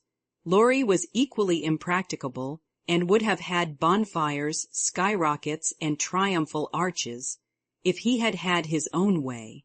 After many skirmishes and snubbings, the ambitious pair were considered effectually quenched and went about with forlorn faces, which were rather belied by explosions of laughter when the two got together. Several days of unusually mild weather fitly ushered in a splendid Christmas day. Hannah felt in her bones that it was going to be an unusually fine day, and she proved herself a true prophetess, for everybody and everything seemed bound to produce a grand success. To begin with, Mr. March wrote that he should soon be with them. Then Beth felt uncommonly well that morning, and being dressed in her mother's gift, a soft crimson merino wrapper, was borne in high triumph to the window to behold the offering of Joe and Laurie. The Unquenchables had done their best to be worthy of the name, for like elves they had worked by night and conjured up a comical surprise. Out in the garden stood a stately snow maiden, crowned with holly, bearing a basket of fruit and flowers in one hand, a great roll of music in the other, a perfect rainbow of an Afghan round her chilly shoulders, and a Christmas carol issuing from her lips on a pink paper streamer. The young Frau to Beth, God bless you, dear Queen Bess. May nothing you dismay, but health and peace and happiness be yours this Christmas day. Here's fruit to feed our busy bee and flowers for her nose. Here's music for her peony, an Afghan for her. Toes, a portrait of Joanna C. by Raphael No. 2, who labored with great industry to make it fair and true. Except a ribbon red, I beg, for Madame Purr's tail, and ice cream made by lovely Peg, a Mont Blanc in a pail. Their dearest love my makers, laid within my breast of snow. Accept it, and the Alpine maid, from Laurie and from Joe. How Beth laughed when she saw it. How Laurie ran up and down to bring in the gifts, and what ridiculous speeches Joe made as she presented them. I'm so full of happiness that if Father was only here, I couldn't hold one drop more, said Beth, quite sighing with contentment as Joe carried her off to the study to rest after the excitement, and to refresh herself with some of the delicious grapes the Jungfrau had sent her.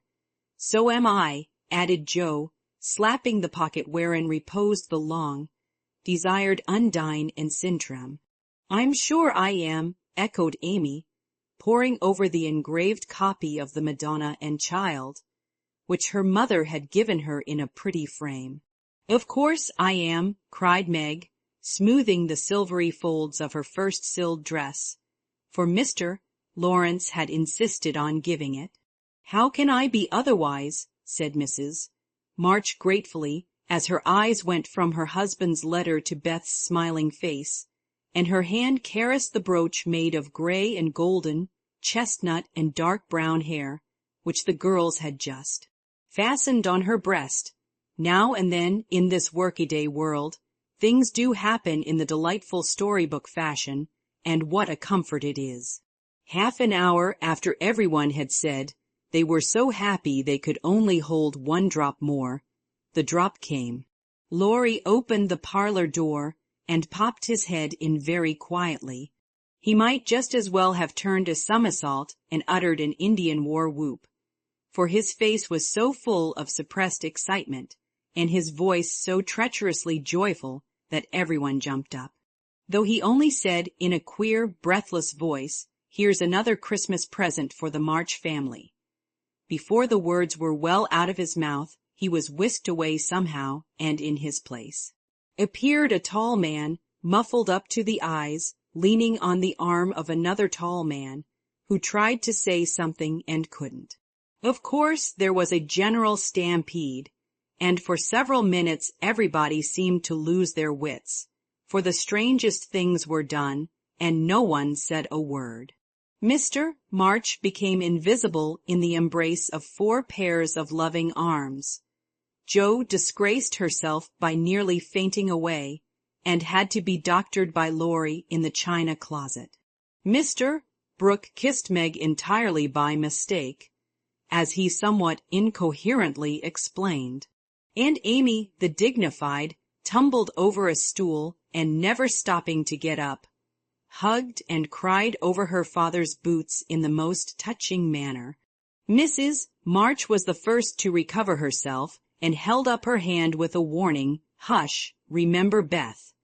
But it was too late. The study door flew open, the little red wrapper appeared on the threshold. Joy put strength into the feeble limbs, and Beth ran straight into her father's arms. Never mind what happened just after that, for the full hearts overflowed, washing away the bitterness of the past and leaving only the sweetness of the present. It was not at all romantic, but a hearty laugh set everybody straight again, for Hannah was discovered behind the door, sobbing over the fat turkey, which she had forgotten to put down when she rushed up from the kitchen. As the laugh subsided, Mrs. March began to thank Mr. Brooke for his faithful care of her husband, at which Mr. Brooke suddenly remembered that Mr. March needed rest, and seizing Laurie, he precipitately retired. Then the 2 invalids were ordered to repose, which they did, by both sitting in one big chair and talking hard. Mr. March told how he had longed to surprise them, and how, when the fine weather came, he had been allowed by his doctor to take advantage of it, how devoted Brooke had been, and how he was altogether a most estimable and upright young man. Why, Mr. March paused a minute just there, and after a glance at Meg, who was violently poking the fire, looked at his wife with an inquiring lift of the eyebrows. I leave you to imagine. Also, why Mrs. March gently nodded her head and asked, rather abruptly, if he wouldn't like to have something to eat. Joe saw and understood the look, and she stalked grimly away to get wine and beef tea, muttering to herself as she slammed the door, I hate estimable young men with brown eyes. There never was such a Christmas dinner as they had that day. The fat turkey was a sight to behold when Hannah sent him up, stuffed, browned, and decorated. So was the plum pudding, which melted in one's mouth, likewise the jellies, in which Amy reveled like a fly in a honey-pot. Everything turned out well, which was a mercy, Hannah said, for my mind was that flustered, Mum, that it's a miracle I didn't roast the pudding and stuff the turkey with raisins, let alone billin' of it in a cloth. Mr. Lawrence and his grandson dined with them, also Mr. Brooke, at whom Joe glowered darkly, to Laurie's infinite amusement. 2 easy chairs stood side by side at the head of the table, in which sat Beth and her father, feasting modestly on chicken and a little fruit. They drank healths, told stories, sang songs, reminisced, as the old folks say, and had a thoroughly good time. A sleigh ride had been planned, but the girls would not leave their father, so the guests departed early, and as twilight gathered, the happy family sat together round the fire. Just a year ago we were groaning over the dismal Christmas we expected to have. Do you remember? Asked Joe, breaking a short pause which had followed a long conversation about many things. Rather a pleasant year on the whole, said Meg, smiling at the fire, and congratulating herself on having treated Mr. Brooke with dignity. I think it's been a pretty hard one, observed Amy, watching the light shine on her ring with thoughtful eyes. I'm glad it's over, because we've got you back, whispered Beth, who sat on her father's knee. Rather a rough road for you to travel, my little pilgrims, especially the latter part of it. But you have got on bravely, and I think the burdens are in a fair way to tumble off very soon, said Mr. March, looking with fatherly satisfaction at the 4 young faces gathered round him. How do you know? Did Mother tell you? Asked Joe. Not much. Straws show which way the wind blows, and I've made several discoveries today. Oh, tell us what they are, cried Meg, who sat beside him. Here is one. And taking up the hand which lay on the arm of his chair, he pointed to the roughened forefinger, a burn on the back, and 2 or 3 little hard spots on the palm. I remember a time when this hand was white and smooth, and your first care was to keep it so. It was very pretty then, but to me it is much prettier now, for in this seeming blemishes I read a little history. A burnt offering has been made to vanity. This hardened palm has earned something better than blisters, and I'm sure the sewing done by these pricked fingers will last a long time. So much goodwill went into the stitches. Meg, my dear, I value the womanly skill which keeps home happy more than white hands or fashionable accomplishments. I'm proud to shake this good, industrious little hand, and hope I shall not soon be asked to give it away. If Meg had wanted a reward for hours of patient labor, she received it in the hearty pressure of her father's hand and the approving smile he gave her. What about Joe? Please say something nice, for she has tried so hard and been so very, very good to me, said Beth in her father's ear. He laughed and looked across at the tall girl who sat opposite, with an unusually mild expression in her face. In spite of the curly crop, I don't see the son Joe whom I left a year ago, said Mr. March. I see a young lady who pins her collar straight, laces her boots neatly, and neither whistles, talks slang, nor lies on the rug as she used to do. Her face is rather thin and pale just now, with watching and anxiety, but I like to look at it, for it has grown gentler, and her voice is lower. She doesn't bounce, but moves quietly, and takes care of a certain little person in a motherly way which delights me. I rather miss my wild girl, but if I get a strong, helpful, tender-hearted woman in her place, I shall feel quite satisfied. I don't know whether the shearing sobered our black sheep, but I do know that in all Washington I couldn't find anything beautiful enough to be bought with the $5 and $20 my good girl sent me.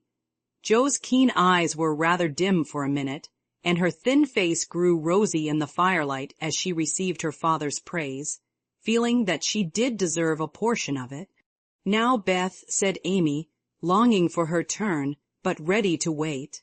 "There's so little of her, I'm afraid to say much, for fear she will slip away altogether, though she is not so shy as she used to be," began their father cheerfully. But recollecting how nearly he had lost her, he held her close, saying tenderly, with her cheek against his own, "I've got you safe, my Beth, and I'll keep you so, please God." After a minute's silence, he looked down at Amy, who sat on the cricket at his feet, and said, with a caress of the shining hair, "I observed that Amy took drumsticks at dinner, ran errands for her mother all the afternoon, gave Meg her place tonight, and has waited on every one with patience and good humor. I also observe that she does not fret much nor look in the glass, and has not even mentioned a very pretty ring which she wears. So I conclude that she has learned to think of other people more and of herself less, and has decided to try and mold her character as carefully as she molds her little clay figures.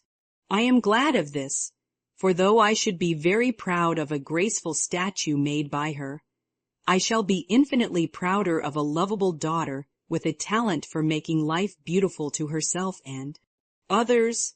"What are you thinking of, Beth?" asked Joe, when Amy had thanked her father and told about her ring. "I read in Pilgrim's Progress today how, after many troubles, Christian and Hopeful came to a pleasant green meadow where lilies bloomed all year round, and there they rested happily, as we do now." "Before they went on to their journey's end," answered Beth, adding, as she slipped out of her father's arms and went to the instrument, "It's singing time now, and I want to be in my old place. I'll try to sing the song of the shepherd boy, which the pilgrims heard. I made the music for father because he likes the verses." So, sitting at the dear little piano, Beth softly touched the keys, and in the sweet voice they had never thought to hear again, sang to her own accompaniment the quaint hymn, which was a singularly fitting song for her. "He that is down need fear no fall, he that is low no pride. He that is humble ever shall have God to be his guide. I am content with what I have, little be it or much, and, Lord, contentment still I crave, because thou savest such. Fullness to them a burden is that go on pilgrimage. Here little and hereafter bliss is best from age to age." Chapter 23. Like bees swarming after their queen, mother and daughters hovered about Mr. March the next day, neglecting everything to look at, wait upon, and listen to the new invalid, who was in a fair way to be killed by kindness. As he sat propped up in a big chair by Beth's sofa, with the other three close by, and Hannah popping in her head now and then to peek at the dear man, nothing seemed needed to complete their happiness, but something was needed, and the elder ones felt it, though none confessed the fact. Mr. and Mrs. March looked at one another with an anxious expression as their eyes followed Meg. Joe had sudden fits of sobriety, and was seen to shake her fist at Mr. Brooks' umbrella, which had been left in the hall. Meg was absent, minded, shy, and silent, started when the bell rang, and colored when John's name was mentioned. Amy said, Everyone seemed waiting for something and couldn't settle down, which was queer, since father was safe at home, and Beth innocently wondered why their neighbors didn't run over as usual.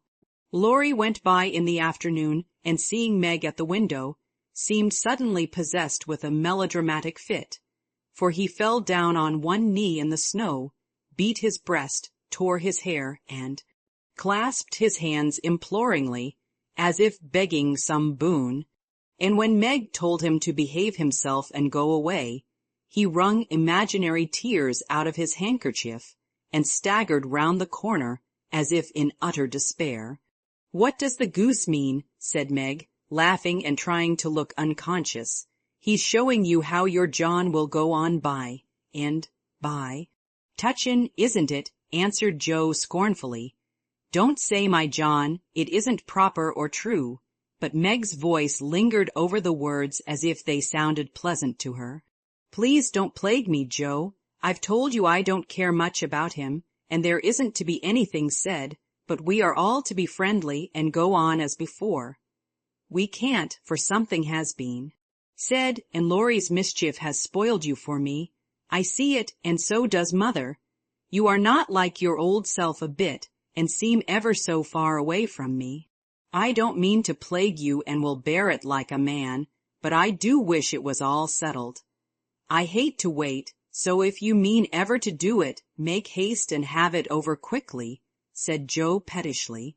"I can't say anything till he speaks, and he won't because father said I was too young," began Meg, bending over her work with a queer little smile, which suggested that she did not quite agree with her father on that point. If he did speak, you wouldn't know what to say, but would cry or blush, or let him have his own way instead of giving a good, decided no. "I'm not so silly and weak as you think. I know just what I should say, for I've planned it all, so I needn't be taken unawares. There's no knowing what may happen, and I wish to be prepared." Joe couldn't help smiling at the important air which Meg had unconsciously assumed, and which was as becoming as the pretty color varying in her cheeks. "Would you mind telling me what you'd say?" asked Joe more respectfully. "Not at all. You are 16 now, quite old enough to be my confidant, and my experience will be useful to you perhaps, in your own affairs of this sort. Don't mean to have any. It's fun to watch other people philander, but I should feel like a fool doing it myself," said Joe, looking alarmed at the thought. "I think not, if you liked anyone very much, and he liked you." Meg spoke as if to herself, and glanced out at the lane where she had often seen lovers walking together in the summer twilight. "I thought you were going to tell your speech to that man," said Joe, rudely shortening her sister's little reverie. "Oh, I should merely say, quite calmly and decidedly, 'Thank you, Mr. Brooke, you are very kind, but I agree with father that I am too young to enter into any engagement at present. So please say no more, but let us be friends as we were.'"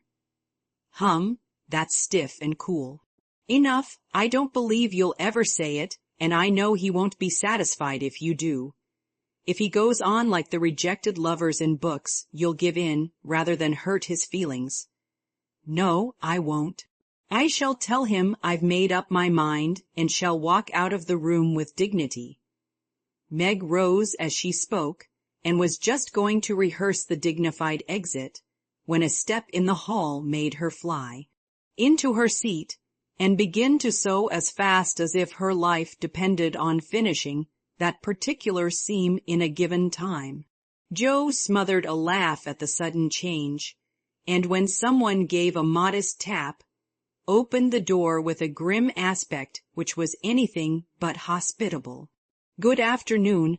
I came to get my umbrella, that is, to see how your father finds himself today," said Mr. Brooke, getting a trifle confused as his eyes went from one telltale face to the other. "It's very well. He's in the rack. I'll get him and tell it you are here." and having jumbled her father and the umbrella well together in her reply, Jo slipped out of the room to give Meg a chance to make her speech and air her dignity, but the instant she vanished, Meg began to sidle toward the door, murmuring, "Mother will like to see you. Pray sit down, I'll call her." "Don't go. Are you afraid of me, Margaret?" And Mr. Brooke looked so hurt that Meg thought she must have done something very rude. She blushed up to the little curls on her forehead, for he had never called her Margaret before, and she was surprised to find how natural and sweet it seemed to hear him say it. Anxious to appear friendly and at her ease, she put out her hand with a confiding gesture and said gratefully, "How can I be afraid when you have been so kind to Father? I only wish I could thank you for it." "Shall I tell you how?" asked Mr. Brooke, holding the small hand fast in both his own, and looking down at Meg with so much love in the brown eyes that her heart began to flutter, and she both longed to run away and to stop and listen. "Oh no, please don't, I'd rather not," she said, trying to withdraw her hand and looking frightened in spite of her denial. "I won't trouble you. I only want to know if you care for me a little, Meg." "I love you so much, dear," added Mr. Brooke tenderly. This was the moment for the calm, proper speech, but Meg didn't make it. She forgot every word of it, hung her head and answered, "I don't know," so softly that John had to stoop down to catch the foolish little reply. He seemed to think it was worth the trouble, for he smiled to himself as if quite satisfied, pressed the plump hand gratefully, and said in his most persuasive tone, "Will you try and find out? I want to know so much, for I can't go to work with any heart until I learn whether I am to have my reward in the end or not." "I'm too young," faltered Meg, wondering was she was so fluttered yet rather enjoying it. "I'll wait, and in the meantime you could be learning to like me. Would it be a very hard lesson, dear?" "Not if I chose to learn it, but please choose to learn, Meg. I love you to teach, and this is easier than German," broke in John, getting possession of the other hand, so that she had no way of hiding her face as he bent to look into it. His tone was properly beseeching, but stealing a shy look at him, Meg saw that his eyes were merry as well as tender, and that he wore the satisfied smile of one who had no doubt of his success. This nettled her. Annie Moffat's foolish lessons in coquetry came into her mind, and the love of power, which sleeps in the bosoms of the best of little women, woke up all of a sudden and took possession of her. She felt excited and strange, and not knowing what else to do, followed a capricious impulse, and, withdrawing her hands, said petulantly, "I don't choose. Please go away and let me be." Poor Mr. Brooke looked as if his lovely castle in the air was tumbling about his ears, for he had never seen Meg in such a mood before, and it rather bewildered him. "Do you really mean that?" he asked anxiously, following her as she walked away. "Yes, I do. I don't want to be worried about such things. Father says I needn't, it's too soon and I'd rather not. Mayn't I hope you'll change your mind by and by? I'll wait and say nothing till you have had more time. Don't play with me, Meg. I didn't think that of you. Don't think of me at all." "I'd rather you wouldn't," said Meg, taking a naughty satisfaction in trying her lover's patience and her own power. He was grave and pale now, and looked decidedly more like the novel heroes whom she admired, but he neither slapped his forehead nor tramped about the room as they did. He just stood looking at her so wistfully, so tenderly, that she found her heart relenting in spite of herself. What would have happened next I cannot say, if Aunt March had not come hobbling in at this interesting minute. The old lady couldn't resist her longing to see her nephew, for she had met Laurie as she took her airing, and hearing of Mr. March's arrival, drove straight out to see him. The family were all busy in the back part of the house, and she had made her way quietly in, hoping to surprise them. She did surprise two of them so much that Meg started as if she had seen a ghost, and Mr. Brooke vanished into the study. "Bless me, what's all this?" cried the old lady with a rap of her cane as she glanced from the pale young gentleman to the scarlet young lady. "It's father's friend. I'm so surprised to see you," stammered Meg, feeling that she was in for a lecture now. "That's evident," returned Aunt March, sitting down. "But what is father's friend saying to make you look like a peony? There's mischief going on, and I insist upon knowing what it is," with another rap. "We were only talking." "Mr. Brooke came for his umbrella," began Meg, wishing that Mr. Brooke and the umbrella were safely out of the house. "Brooke, that boy's tutor. Ah, I understand now. I know all about it. Joe blundered into a wrong message in one of your father's letters, and I made her tell me." "You haven't gone and accepted him, child," cried Aunt March, looking scandalized. "Hush, he'll hear." "Shan't I call Mother?" said Meg, much troubled. "Not yet. I've something to say to you, and I must free my mind at once. Tell me, do you mean to marry this cook? If you do, not 1 penny of my money ever goes to you. Remember that, and be a sensible girl," said the old lady impressively. Now Aunt March possessed in perfection the art of rousing the spirit of opposition in the gentlest people, and enjoyed doing it. The best of us have a spice of perversity in us, especially when we are young and in love. If Aunt March had begged Meg to accept John Brooke, she would probably have declared she couldn't think of it, but as she was peremptorily ordered not to like him, she immediately made up her mind. That she would. Inclination as well as perversity made the decision easy, and being already much excited, Meg opposed the old lady with unusual spirit. "I shall marry whom I please, Aunt March, and you can leave your money to anyone you like," she said, nodding her head with a resolute air. "Highty-tighty, is that the way you take my advice, miss? You'll be sorry for it by, when you've tried love in a cottage and found it a failure. It can't be a worse one than some people find in big houses," retorted Meg. Aunt March put on her glasses and took a look at the girl, for she did not know her in this new mood. Meg hardly knew herself. She felt so brave and independent, so glad to defend John and assert her right to love him if she liked. Aunt March saw that she had begun wrong, and after a little pause made a fresh start, saying as mildly as she could, "Now, Meg, my dear, be reasonable and take my advice.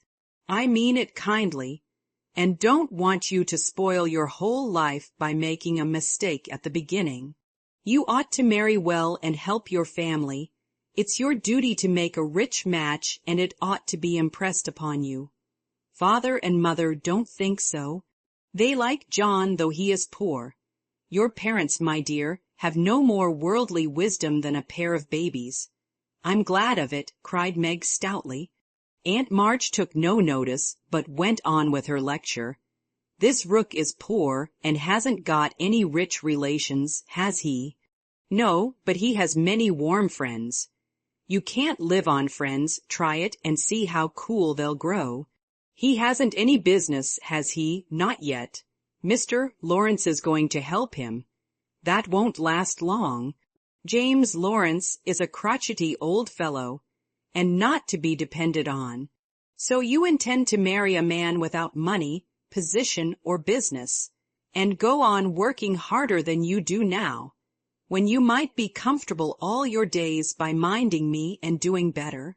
I thought you had more sense, Meg. I couldn't do better if I waited half my life. John is good and wise. He's got heaps of talent. He's willing to work and sure to get on. He's so energetic and brave. Everyone likes and respects him, and I'm proud to think he cares for me, though I'm so poor and young and silly," said Meg, looking prettier than ever in her earnestness. He knows you have got rich relations, child. That's the secret of his liking, I suspect. Aunt March, how dare you say such a thing? John is above such meanness, and I won't listen to you a minute if you talk so," cried Meg indignantly, forgetting everything but the injustice of the old lady's suspicions. "My John wouldn't marry for money any more than I would. We are willing to work, and we mean to wait.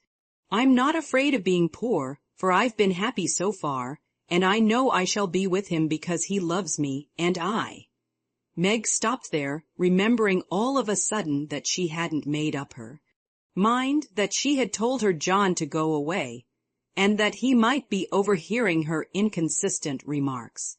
Aunt March was very angry, for she had set her heart on having her pretty niece make a fine match, and something in the girl's happy young face made the lonely old woman feel both sad and sour. "Well, I wash my hands of the whole affair. You are a willful child, and you've lost more than you know by this piece of folly. No, I won't stop. I'm disappointed in you, and haven't spirits to see your father now. Don't expect anything from me when you are married. Your Mr. Book's friends must take care of you. I'm done with you forever." And slamming the door in Meg's face, Aunt March drove off in high dudgeon. She seemed to take all the girls' courage with her, for when left alone, Meg stood for a moment, undecided whether to laugh or cry. Before she could make up her mind, she was taken possession of by Mr. Brooke, who said all in one breath, "I couldn't help hearing, Meg. Thank you for defending me, and Aunt March for proving that you do care for me a little bit. I didn't know how much till she abused you," began Meg. "And I needn't go away, but may stay and be happy, may I, dear?" Here was another fine chance to make the crushing speech and the stately exit, but Meg never thought of doing either, and disgraced herself forever in Joe's eyes by meekly whispering, "Yes, John," and hiding her face on Mr. Brooke's waistcoat. 15 minutes after Aunt March's departure, Joe came softly downstairs, paused an instant at the parlor door, and hearing no sound within, nodded and smiled with a satisfied expression, saying to herself, "She has seen him away as we planned, and that affair is settled. I'll go and hear the fun and have a good laugh over it." But poor Joe never got her laugh, for she was transfixed upon the threshold by a spectacle which held her there, staring with her mouth nearly as wide open as her eyes. Going in to exult over a fallen enemy and to praise a strong-minded sister for the banishment of an objectionable lover, it certainly was a shock to behold the aforesaid enemy serenely sitting on the sofa, with the strong-minded sister enthroned upon his knee, and wearing an expression of the most abject submission. Joe gave a sort of gasp, as if a cold shower bath had suddenly fallen upon her, for such an unexpected turning of the tables actually took her breath away. At the odd sound, the lovers turned and saw her. Meg jumped up, looking both proud and shy, but that man, as Joe called him, actually laughed and said coolly, as he kissed the astonished newcomer, "Sister Joe, congratulate us." That was adding insult to injury. It was altogether too much, and making some wild demonstration with her hands, Joe vanished without a word. Rushing upstairs, she startled the invalids by exclaiming tragically as she burst into the room, "Oh, do somebody go down quick. John Brooke is acting dreadfully, and Meg likes it. Mr. and Mrs. March left the room with speed, and casting herself upon the bed, Joe cried and scolded tempestuously as she told the awful news to Beth and Amy. The little girls, however, considered it a most agreeable and interesting event, and Joe got little comfort from them, so she went up to her refuge in the garret and confided her troubles to the rats. Nobody ever knew what went on in the parlor that afternoon, but a great deal of talking was done, and quiet Mr. Brooke astonished his friends by the eloquence and spirit with which he pleaded his suit, told his plans, and persuaded them to arrange everything just as he wanted it. The tea bell rang before he had finished describing the paradise which he meant to earn for Meg, and he proudly took her in to supper, both looking so happy that Joe hadn't the heart to be jealous or dismal. Amy was very much impressed by John's devotion and Meg's dignity. Beth beamed at them from a distance, while Mr. and Mrs. March surveyed the young couple with such tender satisfaction that it was perfectly evident Aunt March was right in calling them as unworldly as a pair of babies. No one ate much, but everyone looked very happy, and the old room seemed to brighten up amazingly when the first romance of the family began there. "You can't say nothing pleasant ever happens now, can you, Meg?" said Amy, trying to decide how she would group the lovers in a sketch she was planning to make. "No, I'm sure I can't. How much has happened since I said that?" "It seems a year ago," answered Meg, who was in a blissful dream lifted far above such common things as bread and butter. "The joys come close upon the sorrows this time, and I rather think the changes have begun," said Mrs. March. "In most families there comes, now and then, a year full of events. This has been such a one, but it ends well, after all." "Hope the next will end better," muttered Joe, who found it very hard to see Meg absorbed in a stranger before her face, for Joe loved a few persons very dearly and dreaded to have their affection lost or lessened in any way. "I hope the third year from this will end better." "I mean it shall, if I live to work out my plans," said Mr. Brooke, smiling at Meg, as if everything had become possible to him now. "Doesn't it seem very long to wait?" asked Amy, who was in a hurry for the wedding. "I've got so much to learn before I shall be ready. It seems a short time to me," answered Meg, with a sweet gravity in her face never seen there before. "You have only to wait. I am to do the work," said John, beginning his labors by picking up Meg's napkin, with an expression which caused Joe to shake her head, and then say to herself with an air of relief as the front door banged, "Here comes Laurie. Now we shall have some sensible conversation." But Joe was mistaken, for Laurie came prancing in, overflowing with good spirits, bearing a great bridal-looking bouquet for Mrs. John Brooke, and evidently laboring under the delusion that the whole affair had been brought about by his excellent management. "I knew Brooke would have it all his own way. He always does, for when he makes up his mind to accomplish anything, it's done though the sky falls," said Laurie, when he had presented his offering. "And his congratulations. Much obliged for that recommendation. I take it as a good omen for the future and invite you to my wedding on the spot," answered Mr. Brooke, who felt at peace with all mankind, even his mischievous pupil. "I'll come if I'm at the ends of the earth, for the sight of Joe's face alone on that occasion would be worth a long journey." "You don't look festive, ma'am. What's the matter?" asked Laurie, following her into a corner of the parlor, whither all had adjourned to greet Mr. Lawrence. "I don't approve of the match, but I've made up my mind to bear it, and shall not say a word against it," said Joe solemnly. "You can't know how hard it is for me to give up Meg," she continued with a little quiver in her voice. "You don't give her up. You only go halves," said Laurie consolingly. "It can never be the same again." "I've lost my dearest friend," sighed Joe. "You've got me anyhow. I'm not good for much, I know, but I'll stand by you, Joe, all the days of my life." "Upon my word I will," and Laurie meant what he said. "I know you will, and I'm ever so much obliged." "You are always a great comfort to me, Teddy," returned Joe, gratefully shaking hands. "Well, now, don't be dismal, there's a good fellow. It's all right, you see.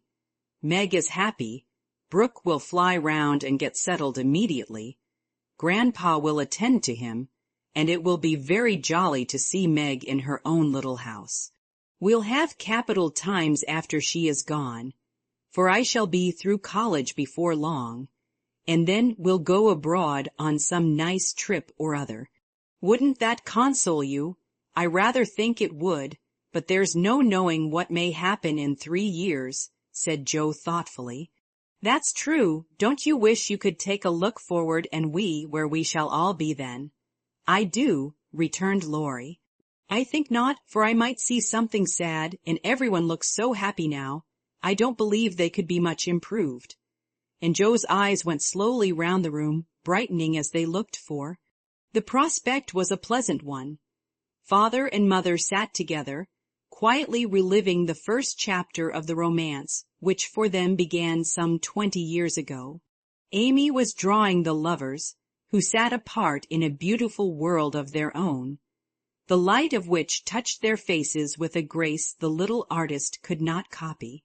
Beth lay on her sofa, talking cheerily with her old friend, who held her little hand as if he felt that it possessed the power to lead him along the peaceful way she walked. Joe lounged in her favorite low seat, with the grave, quiet look which best became her, and Laurie, leaning on the back of her chair, his chin on a level with her curly head, smiled with his friendliest aspect and nodded at her in the long glass which reflected them both. So the curtain falls upon Meg, Joe, Beth, and Amy. Whether it ever rises again depends upon the reception given the first act of the domestic drama called Little Women. Little Women Poetry. Chapter 24.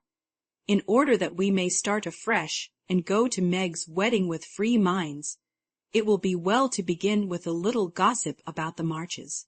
And here let me premise that if any of the elders think there is too much lovering in the story, as I fear they may, I'm not afraid the young folks will make that objection. I can only say with Mrs. March, what can you expect when I have 4 gay girls in the house, and a dashing young neighbor over the way? The 3 years that have passed have brought but few changes to the Quiet family. The war is over, and Mr. March safely at home, busy with his books and the small parish which found in him a minister by nature as by grace, a quiet, studious man, rich in the wisdom that is better than learning, the charity which calls all mankind brother, the piety that blossoms into character, making it august and lovely. These attributes, in spite of poverty and the strict integrity which shut him out from the more worldly successes, attracted to him many admirable persons, as naturally as sweet herbs draw bees, and as naturally he gave them the honey into which 50 years of hard experience had distilled no bitter drop. Earnest young men found the gray-headed scholar as young at heart as they.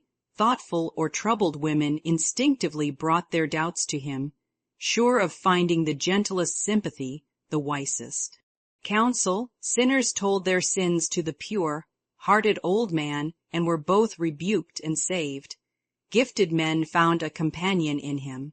Ambitious men caught glimpses of nobler ambitions than their own, and even worldlings confessed that his beliefs were beautiful and true, although they wouldn't pay.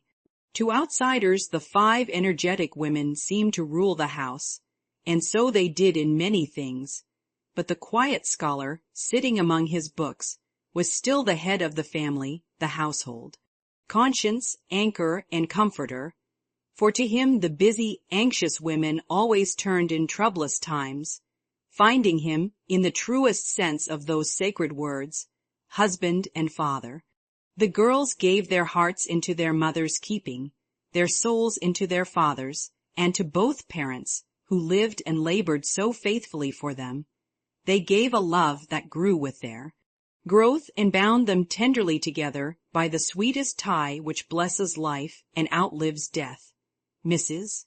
March is as brisk and cheery, though rather grayer, than when we saw her last, and just now so absorbed in Meg's affairs that the hospitals and homes still full of wounded boys and soldiers. Widows decidedly miss the motherly missionaries' visits. John Brooke did his duty manfully for a year, got wounded, was sent home, and not allowed to return. He received no stars or bars, but he deserved them, for he cheerfully risked all he had, and life and love are very precious when both are in full bloom. Perfectly resigned to his discharge, he devoted himself to getting well, preparing for business, and earning a home for Meg. With the good sense and sturdy independence that characterized him, he refused Mr. Lawrence's more generous offers and accepted the place of bookkeeper, feeling better satisfied to begin with an honestly earned salary than by running any risks with borrowed money. Meg had spent the time in working as well as waiting, growing womanly in character, wise in housewifely arts, and prettier than ever, for love is a great beautifier. She had her girlish ambitions and hopes, and felt some disappointment at the humble way in which the new life must begin. Ned Moffat had just married Sally Gardner, and Meg couldn't help contrasting their fine house and carriage, many gifts, and splendid outfit with her own, and secretly wishing she could have the same. But somehow envy and discontent soon vanished when she thought of all the patient love and labor John had put into the little home awaiting her, and when they sat together in the twilight, talking over their small plans, the future always grew so beautiful and bright that she forgot Sally's splendor and felt herself the richest, happiest girl in Christendom. Joe never went back to Aunt March, for the old lady took such a fancy to Amy that she bribed her with the offer of drawing lessons from one of the best teachers going, and for the sake of this advantage, Amy would have served a far harder mistress. So she gave her mornings to duty, her afternoons to pleasure, and prospered finely. Jo meantime devoted herself to literature and Beth, who remained delicate long after the fever was a thing of the past. Not an invalid exactly, but never again the rosy, healthy creature she had been, yet always hopeful, happy, and serene, and busy with the quiet duties she loved, everyone's friend and an angel in. The house, long before those who loved her most had learned to know it.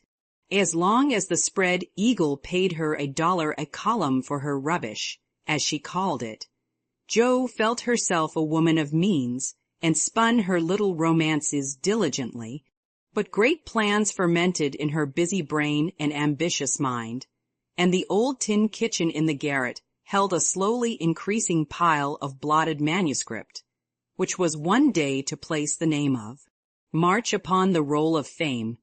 Laurie, having dutifully gone to college to please his grandfather, was now getting through it in the easiest possible manner to please himself.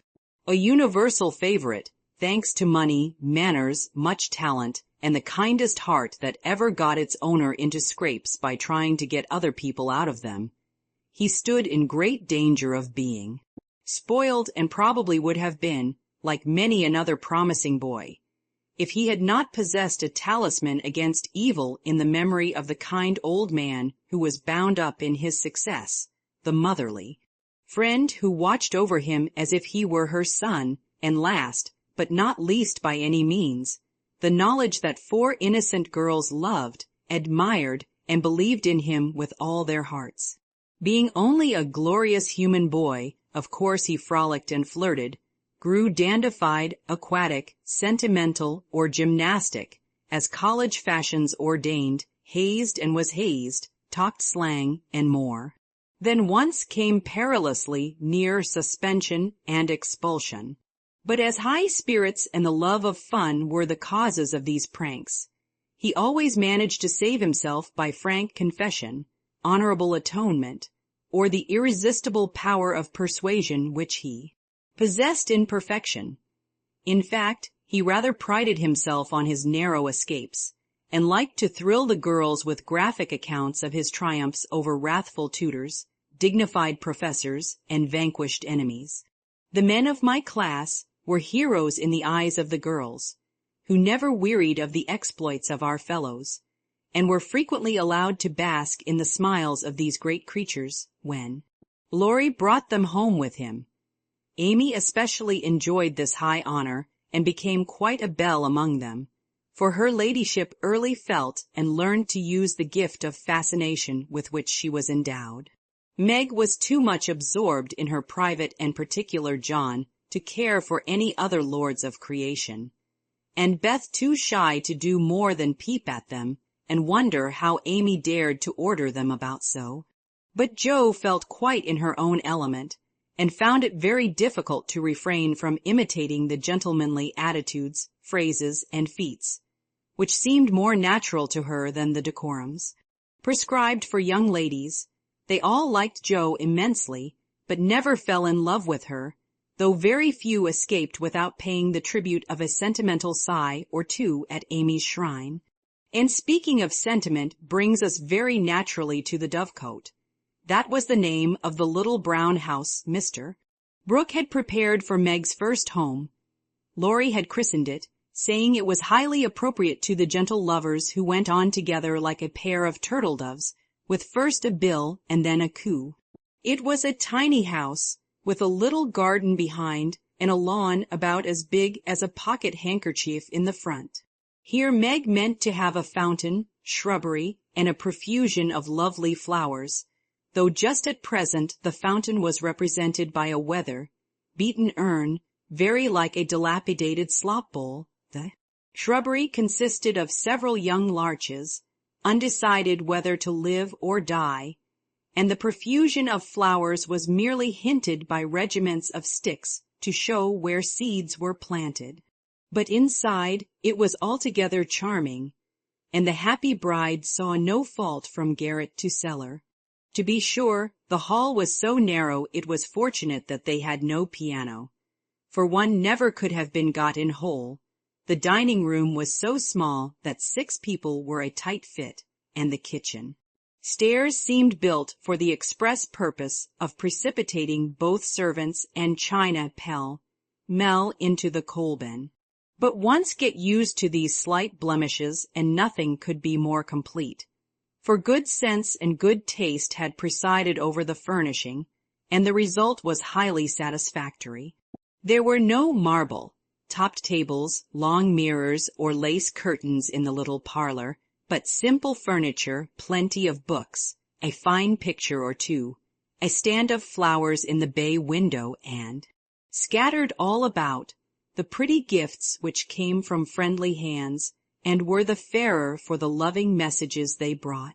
I don't think the Parian Psyche Laurie gave lost any of its beauty, because John put up the bracket it stood upon, that any upholsterer could have draped the plain muslin curtains more gracefully than Amy's artistic hand, or that any store-room was ever better provided with good wishes, merry words, and happy hopes than that in which Jo and her mother put away Meg's few boxes, barrels, and bundles, and I am morally certain that the spandy new kitchen never could have looked so cozy and neat if Hannah had not arranged every pot and pan a dozen times over, and laid the fire all ready for lighting the minute Miss Brooke came home. I also doubt if any young matron ever began life with so rich a supply of dusters, holders, and piece bags, for Beth made enough to last till the silver wedding came round and invented 3 different kinds of dishcloths for the express service of the bridal china.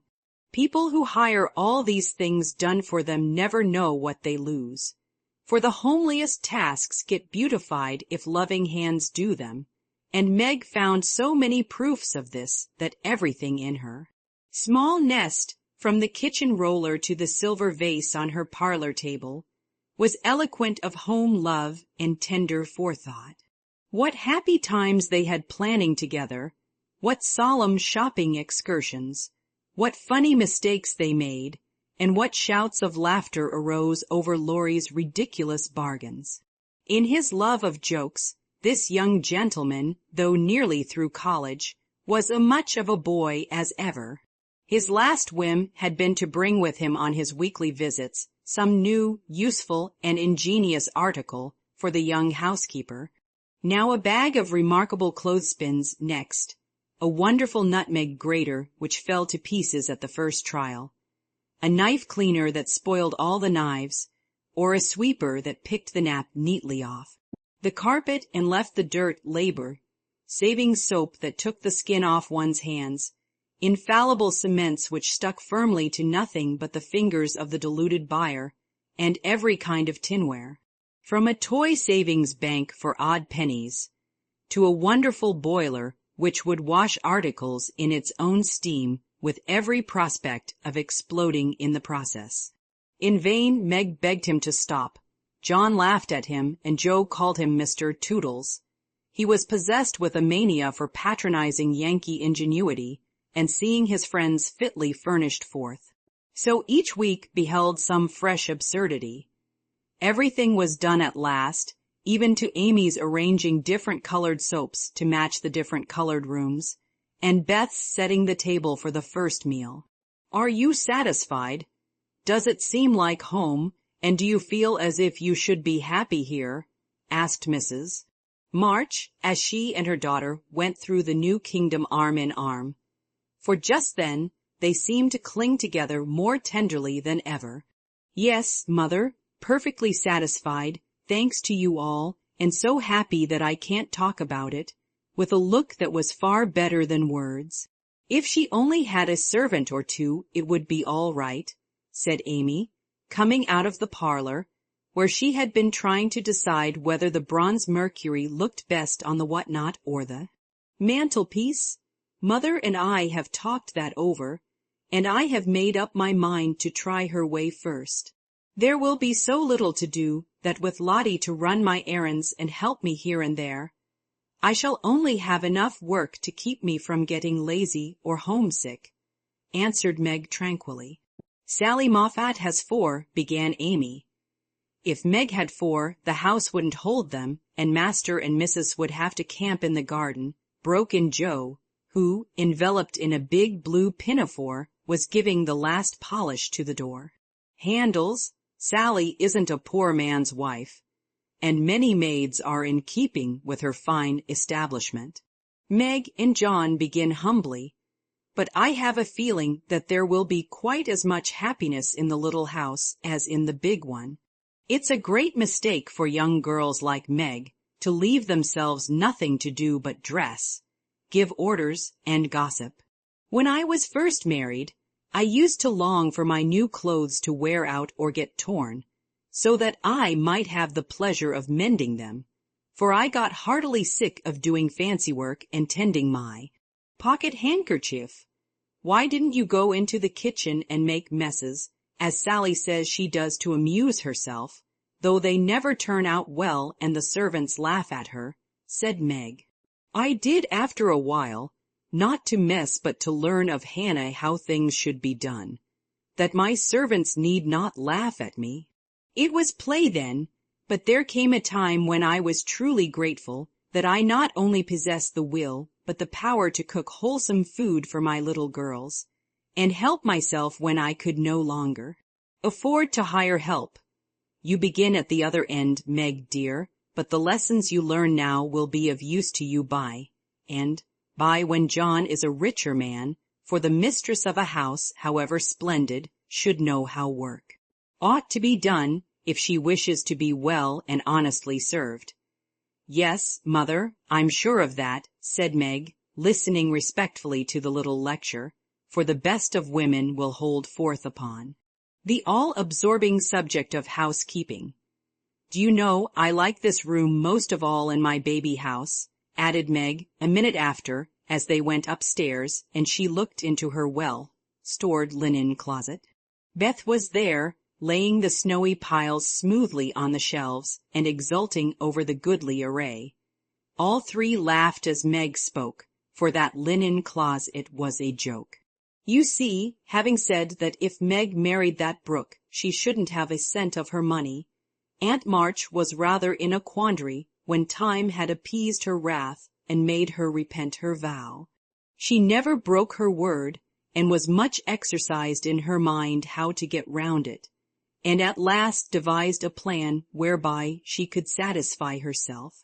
Mrs. Carroll, Florence's mamma, was ordered to buy, have made, and marked a generous supply of house and table linen, and send it as her present, all of which was faithfully done, but the secret leaked out and was greatly enjoyed by the family, for Aunt March tried to look utterly unconscious, and insisted that she could give nothing but the old-fashioned pearls long promised to the first bride.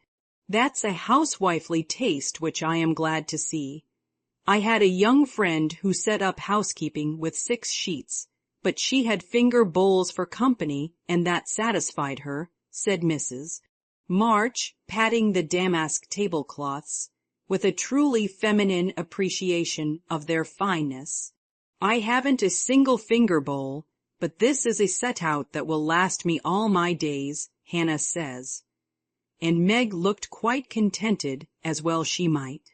A tall, broad-shouldered young fellow, with a cropped head, a felt basin of a hat, and a flyaway coat, came tramping down the road at a great pace, walked over the low fence without stopping to open the gate, straight up to Mrs. March, with both hands out and a hearty, "Here I am, mother. Yes, it's all right." The last words were in answer to the look the elder lady gave him, a kindly questioning look which the handsome eyes met so frankly that the little ceremony closed as usual, with a motherly kiss for Mrs. John Brooke, with the maker's congratulations and compliments. "Bless you, Beth. What a refreshing spectacle you are, Joe. Amy, you are getting altogether too handsome for a single lady." As Laurie spoke, he delivered a brown paper parcel to Meg, pilled Beth's hair ribbon, stared at Joe's bib pinafore, and fell into an attitude of mock rapture before Amy, then shook hands all round, and everyone began to talk. "Where is John?" asked Meg anxiously. "Stopped to get the license for tomorrow, ma'am." "Which side won the last match, Teddy?" inquired Joe, who persisted in feeling an interest in manly sports despite her 19 years. "Ours, of course." "Wish you'd been there to see. How is the lovely Miss Randall?" asked Amy with a significant smile, more cruel than ever. "Don't you see how I'm pining away?" And Laurie gave his broad chest a sounding slap and heaved a melodramatic sigh. "What's the last joke?" "Undo the bundle and see, Meg," said Beth, eyeing the knobby parcel with curiosity. "It's a useful thing to have in the house in case of fire or thieves," observed Laurie, as a watchman's rattle appeared, amid the laughter of the girls. "Any time when John is away and you get frightened, Mrs. Meg, just swing that out of the front window, and it will rouse the neighborhood in a jiffy. Nice thing, isn't it?" And Laurie gave them a sample of its powers that made them cover up their ears. "There's gratitude for you. And speaking of gratitude reminds me to mention that you may thank Hannah for saving your wedding cake from destruction. I saw it going into your house as I came by, and if she hadn't defended it manfully, I'd have had a pick at it, for it looked like a remarkably plummy one. I wonder if you will ever grow up." "Laurie," said Meg in a matronly tone. "I'm doing my best, ma'am, but can't get much higher, I'm afraid, as 6 feet is about all men can do in these degenerate days," responded the young gentleman, whose head was about level with the little chandelier. "I suppose it would be profanation to eat anything in this spick-and span bower, so as I'm tremendously hungry, I propose an adjournment," he added presently. "Mother and I are going to wait for John. There are some last things to settle," said Meg, bustling away. Beth and I are going over to Kitty Bryant's to get more flowers for tomorrow, added Amy, tying a picturesque hat over her picturesque curls and enjoying the effect as much as anybody. Come, Joe, don't desert a fellow. I'm in such a state of exhaustion I can't get home without help. Don't take off your apron. Whatever you do, it's peculiarly becoming, said Laurie, as Joe bestowed his especial aversion in her capacious pocket and offered her arm to support his feeble steps. Now, Teddy, I want to talk seriously to you about tomorrow, began Joe as they strolled away together. You must promise to behave well and not cut up any pranks and spoil our plans. Not a prank. And don't say funny things when we ought to be sober. I never do. You are the one for that. And I implore you not to look at me during the ceremony. I shall certainly laugh if you do. You won't see me, you'll be crying so hard that the thick fog round you will obscure the prospect. I never cry unless for some great affliction, such as, fellows going to college, hey? Cut in Laurie with suggestive laugh. Don't be a peacock. I only moaned a trifle to keep the girls company. Exactly. I say, Joe, how is Grandpa this week? Pretty amiable, very. Why, have you got into a scrape and want to know how he'll take it? Asked Joe rather sharply. Now, Joe, do you think I'd look your mother in the face and say all right if it wasn't? And Laurie stopped short with an injured air. No, I don't. Then don't go and be suspicious. I only want some money, said Laurie, walking on again, appeased by her hearty tone. You spend a great deal, Teddy. Bless you, I don't spend it. It spends itself somehow and is gone before I know it. You are so generous and kind-hearted that you let people borrow and can't. Say no to anyone. We heard about Henshaw and all you did for him. If you always spent money in that way, no one would blame you, said Joe warmly. Oh, he made a mountain out of a molehill. You wouldn't have me let that fine fellow work himself to death just for want of a little help, when he is worth a dozen of us lazy chaps, would you? Of course not, but I don't see the use of your having 17 waistcoats, endless neckties, and a new hat every time you come home. I thought you'd got over the dandy period, but every now and then it breaks out in a new spot. Just now it's the fashion to be hideous, to make your head look like a scrubbing brush. Wear a straight jacket, orange gloves, and clumping square ode boots. If it was cheap ugliness, I'd say nothing, but it costs as much as the other, and I don't get any satisfaction out of it. Laurie threw back his head and laughed so heartily at this attack that the felt hat fell off and Joe walked on it, which insult only afforded him an opportunity for expatiating on the advantages of a rough and ready costume as he folded up the maltreated hat and stuffed it into his pocket. Don't lecture any more, there's a good soul. I have enough all through the week and like to enjoy myself when I come home. I'll get myself up regardless of expense tomorrow and be a satisfaction to my friends. I'll leave you in peace if you'll only let your hair grow. I'm not aristocratic, but I do object to being seen with a person who looks like a young prize fighter, observed Joe severely.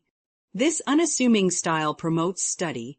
That's why we adopt it, returned Laurie, who certainly could not be accused of vanity, having voluntarily sacrificed a handsome curly crop to the demand for quarter-inch-long stubble. By the way, Joe, I think that little Parker is really getting desperate about Amy. He talks of her constantly, writes poetry, and moons about in a most suspicious manner. He'd better nip his little passion in the bud, hadn't he? Added Laurie in a confidential, elder brotherly tone after a minute's silence. Of course he had. We don't want any more marrying in this family for years to come. Mercy on us, what are the children thinking of? And Joe looked as much scandalized as if Amy and little Parker were not yet in their teens. It's a fast age, and I don't know what we are coming to, ma'am. You are a mere infant, but you'll go next, Joe, and we'll be left lamenting," said Laurie, shaking his head over the degeneracy of the times. "Don't be alarmed. I'm not one of the agreeable sort. Nobody will want me, and it's a mercy, for there should always be one old maid in a family." "You won't give anyone a chance," said Laurie, with a sidelong glance and a little more color than before in his sunburned face. "You won't show the soft side of your character, and if a fellow gets a peep at it by accident and can't help showing that he likes it, you treat him as Mrs. Gummidge did her sweetheart, throw cold water over him, and get so thorny no one dares touch or look at you. I don't like that sort of thing. I'm too busy to be worried with nonsense, and I think it's dreadful to break up families so. Now, don't say any more about it. Meg's wedding has turned all our heads, and we talk of nothing but lovers and such absurdities. I don't wish to get cross, so let's change the subject." And Joe looked quite ready to fling cold water on the slightest provocation. Whatever his feelings might have been, Laurie found a vent for them in a long, low whistle, and the fearful prediction as they parted at the gate, "Mark my words, Joe, you'll go next." Chapter 25. The June roses over the porch were awake bright and early on that morning, rejoicing with all their hearts in the cloudless sunshine, like friendly little neighbors as they were. Quite flushed with excitement were their ruddy faces, as they swung in the wind, whispering to one another what they had seen. For some peeped in at the dining-room windows where the feast was spread, some climbed up to nod and smile at the sisters as they dressed the bride. Others waved a welcome to those who came and went on various errands in garden, porch, and hall, and all, from the rosiest full, blown flower to the palest baby bud, offered their tribute of beauty and fragrance to the gentle mistress who had loved and tended them so long. Meg looked very like a rose herself, for all that was best and sweetest in heart and soul seemed to bloom into her face that day, making it fair and tender, with a charm more beautiful than beauty. Neither silk, lace, nor orange flowers would she have. "I don't want a fashionable wedding, but only those about me whom I love, and to them I wish to look and be my familiar self." So she made her wedding gown herself, sewing into it the tender hopes and innocent romances of a girlish heart. Her sisters braided up her pretty hair, and the only ornaments she wore were the lilies of the valley, which her John liked best of all the flowers that grew. "You do look just like our own dear Meg, only so very sweet and lovely that I should hug you if it wouldn't crumple your dress," cried Amy, surveying her with delight when all was done. "Then I am satisfied. But please hug and kiss me, everyone, and don't mind my dress. I want a great many crumples of this sort put into it today." And Meg opened her arms to her sisters, who clung about her with April faces for a minute, feeling that the new love had not changed the old. "Now I'm going to tie John's cravat for him, and then to stay a few minutes with Father quietly in the study." And Meg ran down to perform these little ceremonies, and then to follow her mother, wherever she went, conscious that in spite of the smiles on the motherly face, there was a secret sorrow hid in the motherly heart at the flight of the first bird from the nest. As the younger girls stand together, giving the last touches to their simple toilet, it may be a good time to tell of a few changes which 3 years have wrought in their appearance, for all are looking their best just now. Jo's angles are much softened. She has learned to carry herself with ease, if not grace. The curly crop has lengthened into a thick coil, more becoming to the small head atop of the tall figure. There is a fresh color in her brown cheeks, a soft shine in her eyes, and only gentle words fall from her sharp tongue today. Beth has grown slender, pale, and more quiet than ever. The beautiful, kind eyes are larger, and in them lies an expression that saddens one, although it is not sad itself. It is the shadow of pain which touches the young face with such pathetic patience. But Beth seldom complains, and always speaks hopefully of being better soon. Amy is with truth considered the flower of the family, for at 16 she has the air and bearing of a full, grown woman, not beautiful, but possessed of that indescribable charm called grace. One saw it in the lines of her figure, the make and motion of her hands, the flow of her dress, the droop of her hair, unconscious yet harmonious, and as attractive to many as beauty itself. Amy's nose still afflicted her, for it never would grow Grecian, so did her mouth, being too wide and having a decided chin. These offending features gave character to her whole face, but she never could see it, and consoled herself with her wonderfully fair complexion, keen blue eyes, and curls more golden and abundant than ever. All three wore suits of thin silver gray, their best gowns for the summer, with blush roses in hair and bosom, and all three looked just what they were, fresh-faced, happy-hearted girls, pausing moment in their busy lives to read with wistful eyes the sweetest chapter in the romance of womanhood.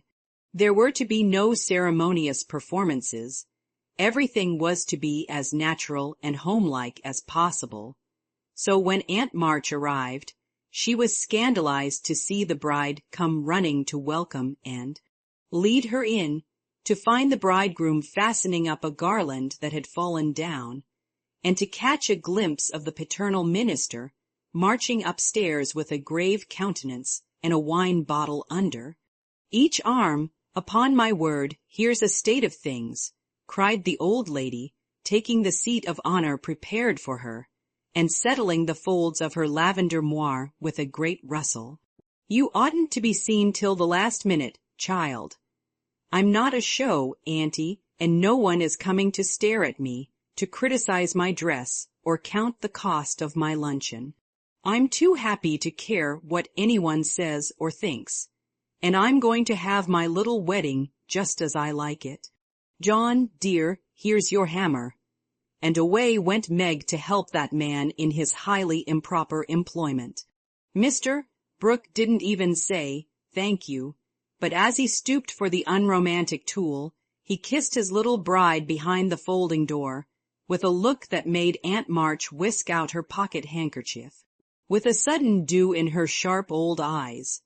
A crash, a cry, and a laugh from Laurie, accompanied by the indecorous exclamation, "Jupiter Ammon."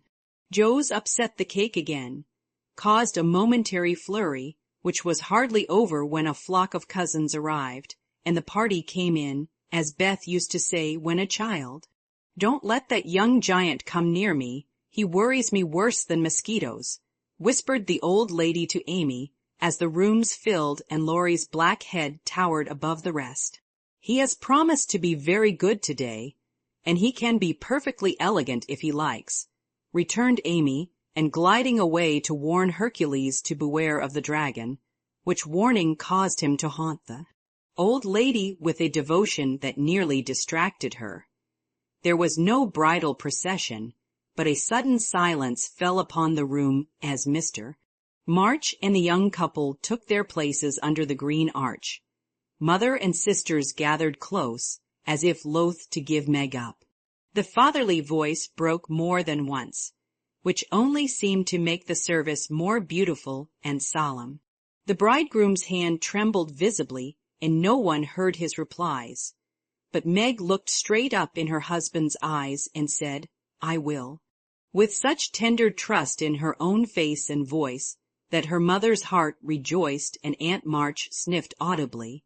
Joe did not cry, though she was very near it once, and was only saved from a demonstration by the consciousness that Laurie was staring fixedly at her, with a comical mixture of merriment and emotion in his wicked black eyes.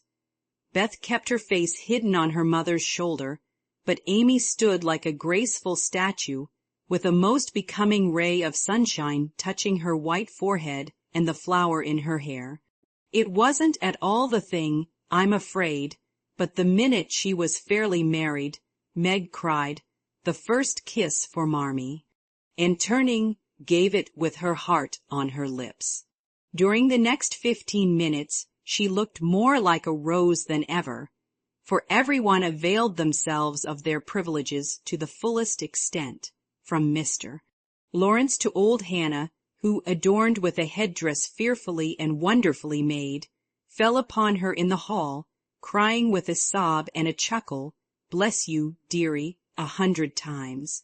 The cake ain't hurt a mite, and everything looks lovely. Everybody cleared up after that, and said something brilliant, or tried to, which did just as well, for laughter is ready when hearts are light.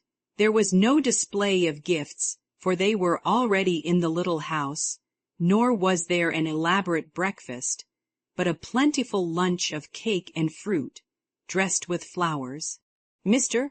Lawrence and Aunt March shrugged and smiled at one another, when water, lemonade, and coffee were found to be two only sorts of nectar which the three Hebes carried around. No one said anything till Laurie, who insisted on serving the bride, appeared before her, with a loaded salver in his hand and a puzzled expression on his face. "Has Joe smashed all the bottles by accident?" he whispered, "or am I merely laboring under a delusion that I saw some lying about loose this morning?" "No, your grandfather kindly offered us his best, and Aunt March actually sent some. But father put away a little for Beth, and dispatched the rest to the soldiers' home. You know he thinks that wine should be used only in illness, and mother says that neither she nor her daughters will ever offer it to any young man under her roof." Meg spoke seriously and expected to see Laurie frown or laugh, but he did neither, for after a quick look at her, he said, in his impetuous way, "I like that, for I've seen enough harm done to wish other women would think as you do. You are not made wise by experience, I hope." And there was an anxious accent in Meg's voice. "No, I give you my word for it. Don't think too well of me, either. This is not one of my temptations. Being brought up where wine is as common as water and almost as harmless, I don't care for it, but when a pretty girl offers it, one doesn't like to refuse, you see. But you will for the sake of others, if not for your own. Come, Laurie, promise, and give me one more reason to call this the happiest day of my life." A demand so sudden and so serious made the young man hesitate a moment, for ridicule is often harder to bear than self-denial. Meg knew that if he gave the promise he would keep it at all costs, and feeling her power, used it as a woman may for her friend's good. She did not speak, but she looked up at him with a face made very eloquent by happiness, and a smile which said, "No one can refuse me anything today." Laurie certainly could not, and with an answering smile, he gave her his hand, saying heartily, "I promise, Mrs. Brooke." "I thank you very, very much." "And I drink long life to your resolution, Teddy," cried Joe, baptizing him with a splash of lemonade, as she waved her glass and beamed approvingly upon him. So the toast was drunk, the pledge made and loyally kept in spite of many temptations. For with instinctive wisdom, the girls seized a happy moment to do their friend a service, for which he thanked them all his life. After lunch, people strolled about by twos and threes through the house and garden, enjoying the sunshine without and within. Meg and John happened to be standing together in the middle of the grass plot, when Laurie was seized with an inspiration which put the finishing touch to this unfashionable wedding. All the married people take hands and dance round the new-made husband and wife, as the Germans do, while we bachelors and spinsters prance in couples outside, cried Laurie, promenading down the path with Amy, with such infectious spirit and skill that everyone else followed their example without a murmur. Mr. and Mrs. March, Aunt and Uncle Carroll began it. Others rapidly joined in.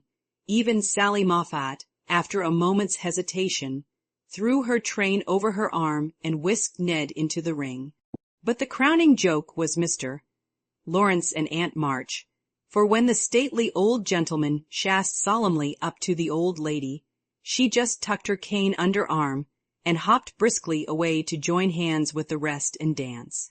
About the bridal pair, while the young folks pervaded the garden like butterflies on a midsummer day, want of breath brought the impromptu ball to a close, and then people began to go. "I wish you well, my dear. I heartily wish you well, but I think you'll be sorry for it," said Aunt March to Meg, adding to the bridegroom, as he led her to the carriage, "You've got a treasure. Young man, see that you deserve it." "That is the prettiest wedding I've been to for an age, Ned, and I don't see why, for there wasn't a bit of style about it," observed Mrs. Moffat to her husband as they drove away. "Laurie, my lad, if you ever want to indulge in this sort of thing, get one of those little girls to help you, and I shall be perfectly satisfied," said Mr. Lawrence, settling himself in his easy chair to rest after the excitement of the morning.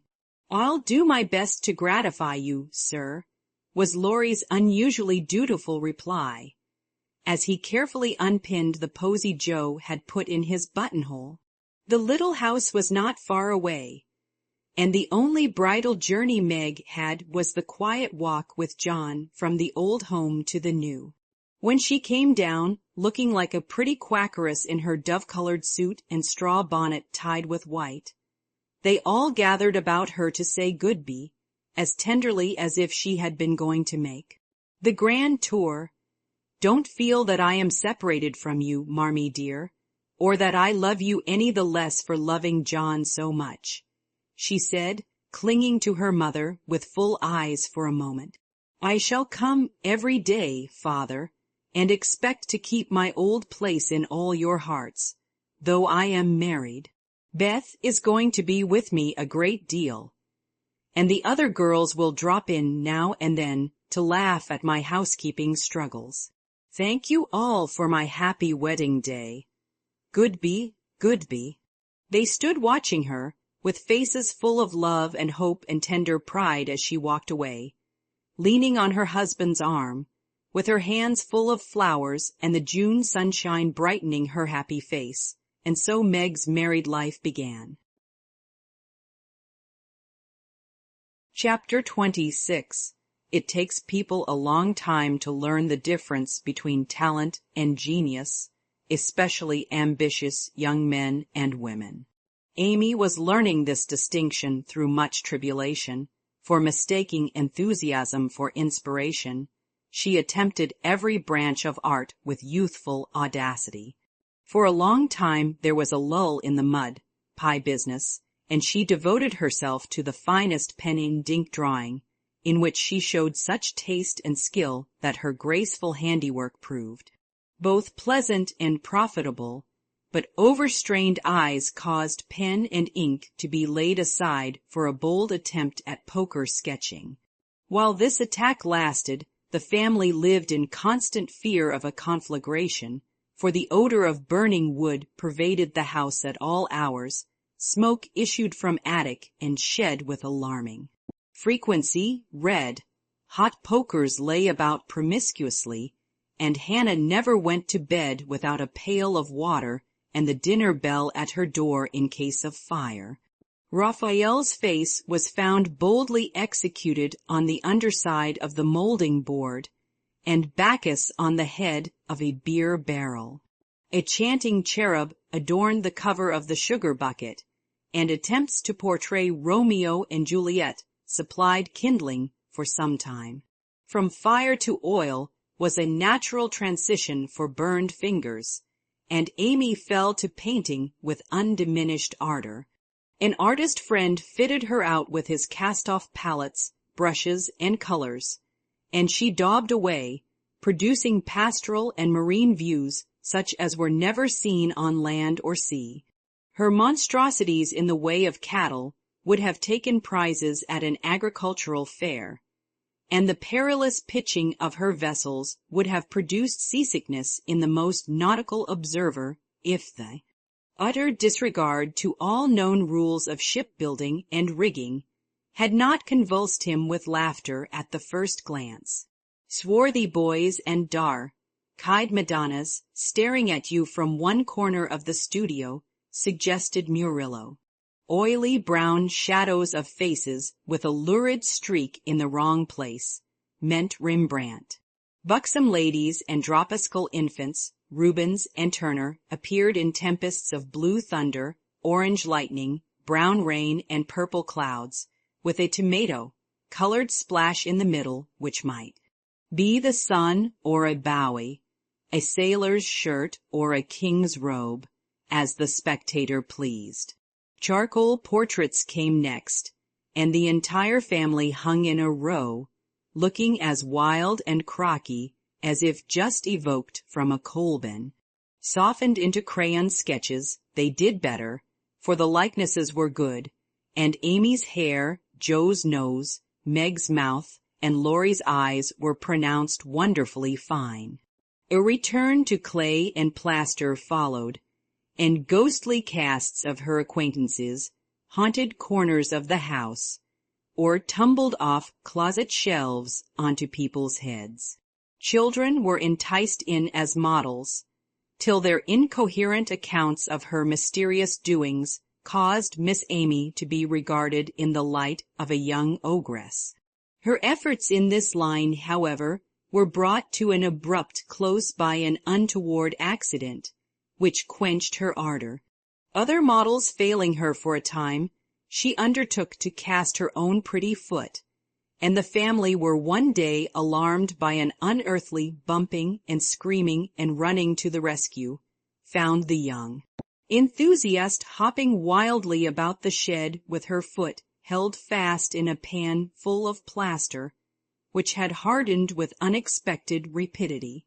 With much difficulty and some danger she was dug out, for Joe was so overcome with laughter while she excavated that her knife went too far, cut the poor foot, and left a lasting memorial of one artistic attempt at least.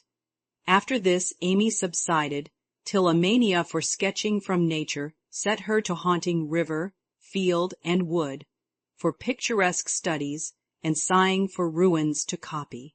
She caught endless colds sitting on damp grass to book delicious bit, composed of a stone, a stump, one mushroom, and a broken mullein stalk, or a heavenly mass of clouds that looked like a choice display of featherbeds when done. She sacrificed her complexion floating on the river in the midsummer sun to study light and shade, and got a wrinkle over her nose trying after points of sight, or whatever the squint and string performance is called. If genius is eternal patience, as Michelangelo affirms, Amy had some claim to the divine attribute, for she persevered in spite of all obstacles, failures, and discouragements, firmly believing that in time she should do something worthy to be called high art. She was learning, doing, and enjoying other things meanwhile, for she had resolved to be an attractive and accomplished woman, even if she never became a great artist.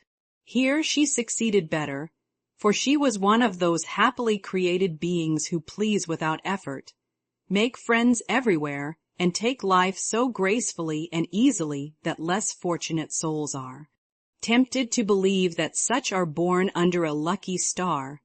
Everybody liked her, for among her good gifts was tact. She had an instinctive sense of what was pleasing and proper, always said the right thing to the right person, did just what suited the time and place, and was so self-possessed that her sisters used to say if Amy went to court without any rehearsal beforehand, she'd know exactly what to do. One of her weaknesses was a desire to move in our best society without being quite sure what the best really was. Money, position, Fashionable accomplishments and elegant manners were most desirable things in her eyes, and she liked to associate with those who possessed them, often mistaking the false for the true and admiring what was not admirable. Never forgetting that by birth she was a gentlewoman, she cultivated her aristocratic tastes and feelings, so that when the opportunity came she might be ready to take the place from which poverty now excluded her. My lady, as her friends called her, sincerely desired to be a genuine lady, and was so at heart, but had yet to learn that money cannot buy refinement of nature, that rank does not always confer nobility, and that true breeding makes itself felt in spite of external drawbacks. "I want to ask a favor of you, Mamma," Amy said, coming in with an important air one day. "Well, little girl, what is it?" replied her mother, in whose eyes the stately young lady still remained the baby. "Our drawing class breaks up next week, and before the girls separate for the summer, I want to ask them out here for a day. They are wild to see the river, sketch the broken bridge, and copy some of the things they admire in my book. They have been very kind to me in many ways, and I am grateful, for they are all rich and I know I am poor, yet they never made any difference. Why should they?" And Mrs. March put the question with what the girls called her Maria Theresa air. "You know as well as I that it does make a difference with nearly everyone. So don't ruffle up like a dear, motherly hen when your chickens get pecked by smarter birds. The ugly duckling turned out a swan, you know." And Amy smiled without bitterness, for she possessed a happy temper and hopeful spirit. Mrs. March laughed and smoothed down her maternal pride as she asked, "Well, my swan, what is your plan?" "I should like to ask the girls out to lunch next week, to take them for a drive to the places they want to see, a row on the river, perhaps, and make a little artistic fete for them." "That looks feasible. What do you want for lunch?" "Cake, sandwiches, fruit, and coffee will be all that is necessary, I suppose." "Oh, dear, no. We must have cold tongue and chicken, French chocolate and ice cream, besides. The girls are used to such things, and I want my lunch to be proper and elegant, though I do work for my living." "How many young ladies are there?" asked her mother, beginning to look sober. 12 or 14 in the class, but I dare say they won't all come." "Bless me, child, you will have to charter an omnibus to carry them about." "Why, mother, how can you think of such a thing? Not more than 6 or 8 will probably come. So I shall hire a beach wagon and borrow Mr. Lawrence's cherry, Bounce, Hannah's pronunciation of charabanc. All of this will be expensive, Amy." "Not very. I've calculated the cost, and I'll pay for it myself.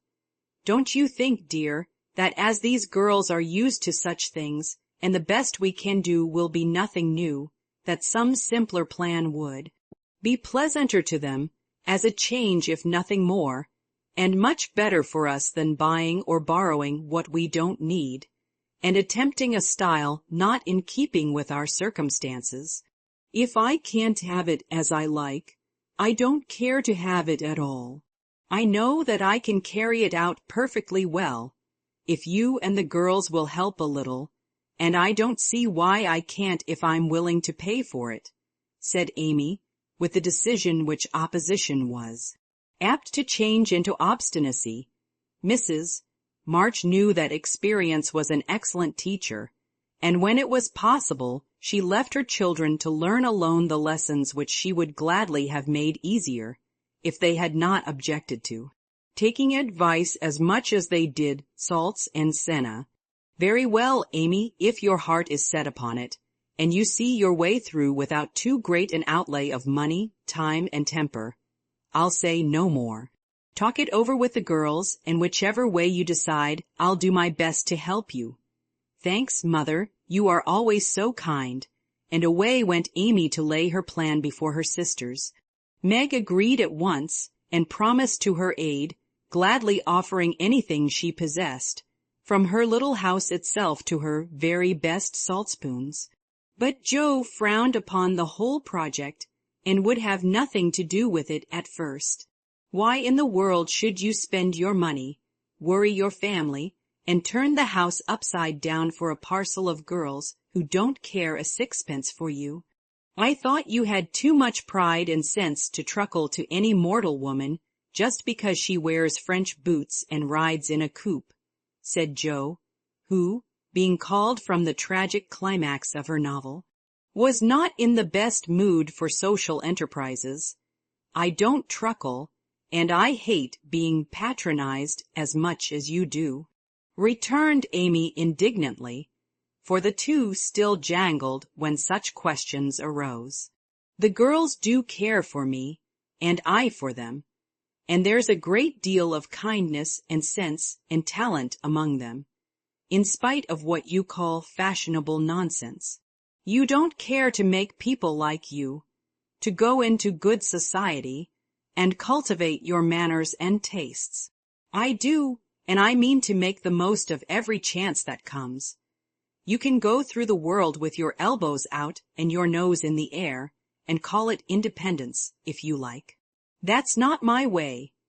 When Amy had wetted her tongue and freed her mind, she usually got the best of it, for she seldom failed to have common sense on her side, while Joe carried her love of liberty and hate of conventionalities to such an unlimited extent that she naturally found herself worsted in an argument.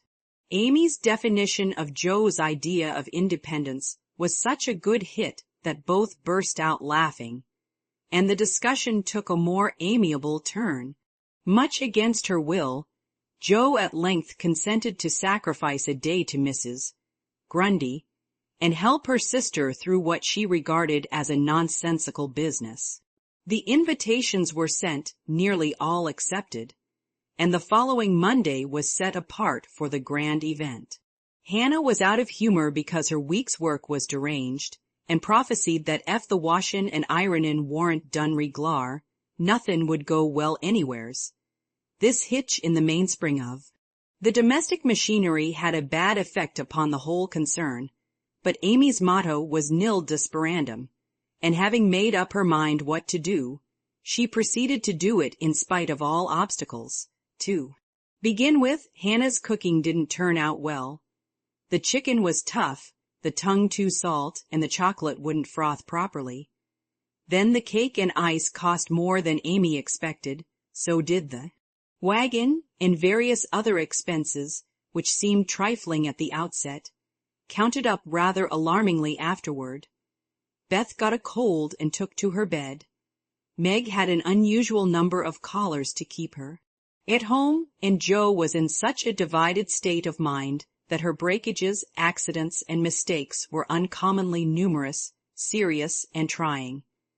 It was not fair on Monday, the young ladies were to come on Tuesday, an arrangement which aggravated Joe and Hannah to the last degree.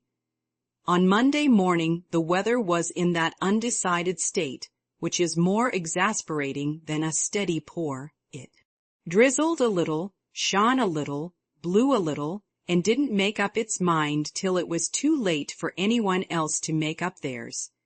Amy was up at dawn, hustling people out of their beds and through their breakfasts that the house might be got in order. The parlor struck her as looking uncommonly shabby, but without stopping to sigh for what she had not, she skillfully made the best of what she had, arranging chairs over the worn places in the carpet, covering stains on the walls with homemade statuary, which gave an artistic air to the room, as did the lovely vases of flowers Joe scattered about. The lunch looked charming, and as she surveyed it, she sincerely hoped it would taste well, and that the borrowed glass, china, and silver would get safely home again. The carriages were promised. Meg and Mother were all ready to do the honors. Beth was able to help Hannah behind the scenes. Joe had engaged to be as lively and amiable as an absent mind and aching head, and a very decided disapproval of everybody and everything would allow, and as she wearily dressed, Amy cheered herself with anticipations of the happy moment when, lunch safely over, she should drive away with her friends for an afternoon of artistic delights, for the cherry bounce and the broken bridge were her strong points. Then came the hours of suspense, during which she vibrated from parlor to porch, while public opinion varied like the weathercock. A smart shower at 11 had evidently quenched the enthusiasm of the young ladies who were to arrive at 12, for nobody came, and at 2. The exhausted family sat down in a blaze of sunshine to consume the perishable portions of the feast, that nothing might be lost. No doubt about the weather today, they will certainly come, so we must fly round and be ready for them, said Amy as the sun woke her next morning. She spoke briskly, but in her secret soul she wished she had said nothing about Tuesday, for her interest like her cake was getting a little stale. I can't get any lobsters, so you will have to do without salad today, said Mr. March, coming in half an hour later with an expression of placid despair. Use the chicken then? The toughness won't matter in a salad, advised his wife. Hannah left it on the kitchen table a minute, and the kittens got at it. I'm very sorry, Amy, added Beth, who was still a patroness of cats. Then I must have a lobster, for tongue alone won't do, said Amy decidedly. Shall I rush into town and demand one? Asked Joe, with the magnanimity of a martyr. You'd come, bringing it home under your arm without any paper, just to try me.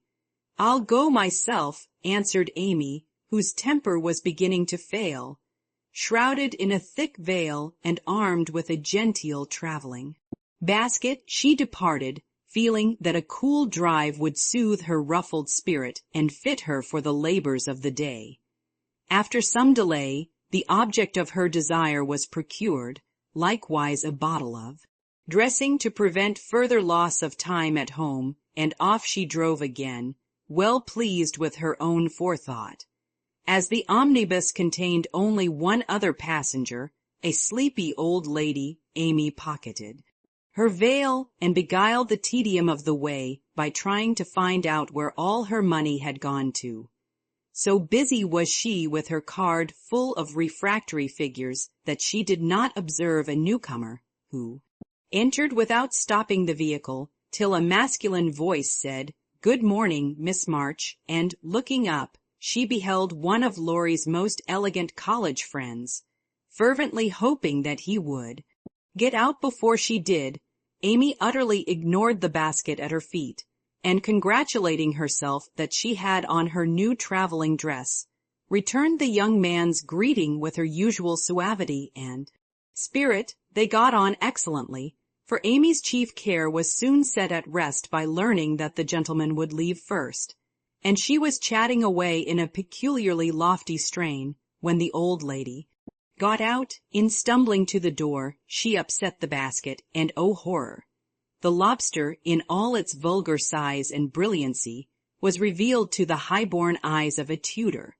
By Jove, she's forgotten her dinner, cried the unconscious youth, poking the scarlet monster into its place with his cane, and preparing to hand out the basket after the old lady. Please don't, it's mine, murmured Amy, with a face nearly as red as her fish. Oh, really, I beg pardon. It's an uncommonly fine one, isn't it? Said Tudor, with great presence of mind, and an air of sober interest that did credit to his breeding. Amy recovered herself in a breath, set her basket boldly on the seat, and said, laughing, Don't you wish you were to have some of the salad he's going to make, and to see the charming young ladies who are to eat it? Now that was tact, for two of the ruling foibles of the masculine mind were touched. The lobster was instantly surrounded by a halo of pleasing reminiscences, and curiosity about the charming young ladies diverted his mind from the comical mishap. I suppose he'll laugh and joke over it with Laurie, but I shan't see them, that's a comfort, thought Amy as Tudor bowed and departed. She did not mention this meeting at home, though she discovered that, thanks to the upset, Her new dress was much damaged by the rivulets of dressing that meandered down the skirt, but went through with the preparations which now seemed more irksome than before, and at 12 o'clock all was ready again. Feeling that the neighbors were interested in her movements, she wished to efface the memory of yesterday's failure by a grand success today. So she ordered the cherry bounce and drove away in state to meet and escort her guests to the banquet. There's the rumble, they're coming. I'll go on to the porch and meet them. It looks hospitable, and I want the poor child to have a good time after all her trouble, said Mrs. March, suiting the action to the word, but after one glance she retired with an indescribable expression, for looking quite lost in the big carriage sat Amy and one young lady. Run, Beth, and help Hannah clear half the things off the table. It will be too absurd to put a luncheon for 12 before a single girl, cried Joe, hurrying away to the lower regions, too excited to stop even for a laugh. In came Amy, quite calm and delightfully cordial to the one guest who had kept her promise. The rest of the family, being of a dramatic turn, played their parts equally well, and Miss Elliot found them a most hilarious set, for it was impossible to control entirely the merriment which possessed them. The remodeled lunch being gaily partaken of, the studio and garden visited, and art discussed with enthusiasm, Amy ordered a buggy, alas for the elegant cherry bounce, and drove her friend quietly about the neighborhood till sunset, when the party went out. As she came walking in, looking very tired but as composed as ever, she observed that every vestige of the unfortunate fate had disappeared, except a suspicious pucker about the corners of Joe's mouth. "You've had a lovely afternoon for your drive, dear," said her mother, as respectfully as if the whole 12 had come. "Miss Elliot is a very sweet girl, and seemed to enjoy herself, I thought," observed Beth, with unusual warmth. "Could you spare me some of your cake? I really need some. I have so much company, and I can't make such delicious stuff as yours," asked Meg soberly. "Take it all. I'm the only one here who likes sweet things." "And it will mold before I can dispose of it," answered Amy, thinking with a sigh of the generous store she had laid in for such an end as this. "It's a pity Laurie isn't here to help us," began Joe, as they sat down to ice cream and salad for the second time in 2 days. A warning look from her mother checked any further remarks, and the whole family ate in heroic silence, till Mr. March mildly observed, salad was one of the favorite dishes of the ancients, and Evelyn. Here a general explosion of laughter cut short the history of salads, to the great surprise of the learned gentleman. "Bundle everything into a basket and send it to the Hummels. Germans like messes. I'm sick of the sight of this, and there's no reason you should all die of a surfeit because I've been a fool," cried Amy, wiping her eyes. "I thought I should have died when I saw you 2 girls rattling about in the what-you-call-it, like 2 little kernels in a very big nutshell, and mother waiting in state to receive the throng," sighed Joe, quite spent with laughter. "I'm very sorry you were disappointed, dear, but we all did our best to satisfy you," said Mrs. March in a tone full of motherly regret. "I am satisfied. I've done what I undertook, and it's not my fault that it failed. I comfort myself with that," said Amy with a little quiver in her voice. "I thank you all very much for helping me, and I'll thank you still more if you won't allude to it for a month, at least." No one did for several months, but the word fate always produced a general smile, and Laurie's birthday gift to Amy was tiny coral lobster in the shape of a charm for her watch guard. Chapter 27. Fortune suddenly smiled upon Joe, and dropped a good luck penny in her path. Not a golden penny exactly, but I doubt if 500,000 would have given more real happiness. than did the little sum that came to her in this wise. Every few weeks she would shut herself up in her room, put on her scribbling suit, and fall into a vortex, as she expressed it, writing away at her novel with all her heart and soul, for till that was finished she could find no peace. Her scribbling suit consisted of a black woolen pinafore on which she could wipe her pen at will, and a cap of the same material, adorned with a cheerful red bow, into which she bundled her hair.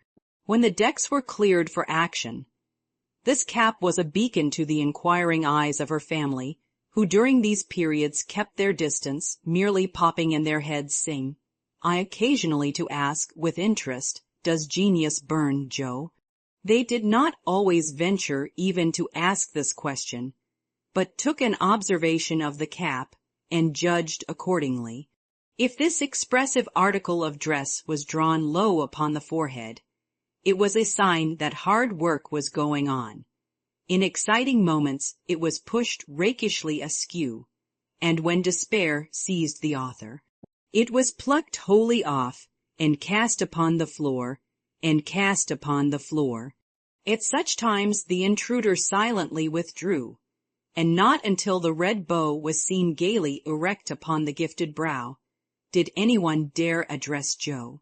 She did not think herself a genius by any means, but when the writing fit came on, she gave herself up to it with entire abandon, and led a blissful life, unconscious of want, care, or bad weather, while she sat safe and happy in an imaginary world, full of friends almost as real and dear to her as any in the flesh.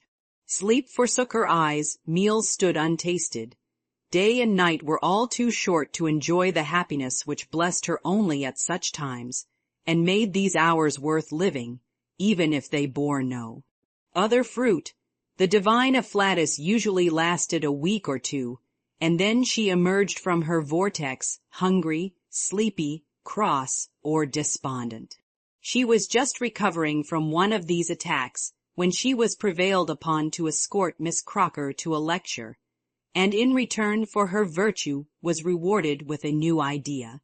It was a people's course, the lecture on the pyramids, and Jo rather wondered at the choice of such a subject for such an audience, but took it for granted that some great social evil would be remedied, or some great want supplied by unfolding the glories of the pharaohs to an audience whose thoughts were busy with the price of coal and flour, and whose lives were spent in trying to solve harder riddles than that of the Sphinx. They were early, and while Miss Crocker set the heel of her stocking, Jo amused herself by examining the faces of the people who occupied the seat with them.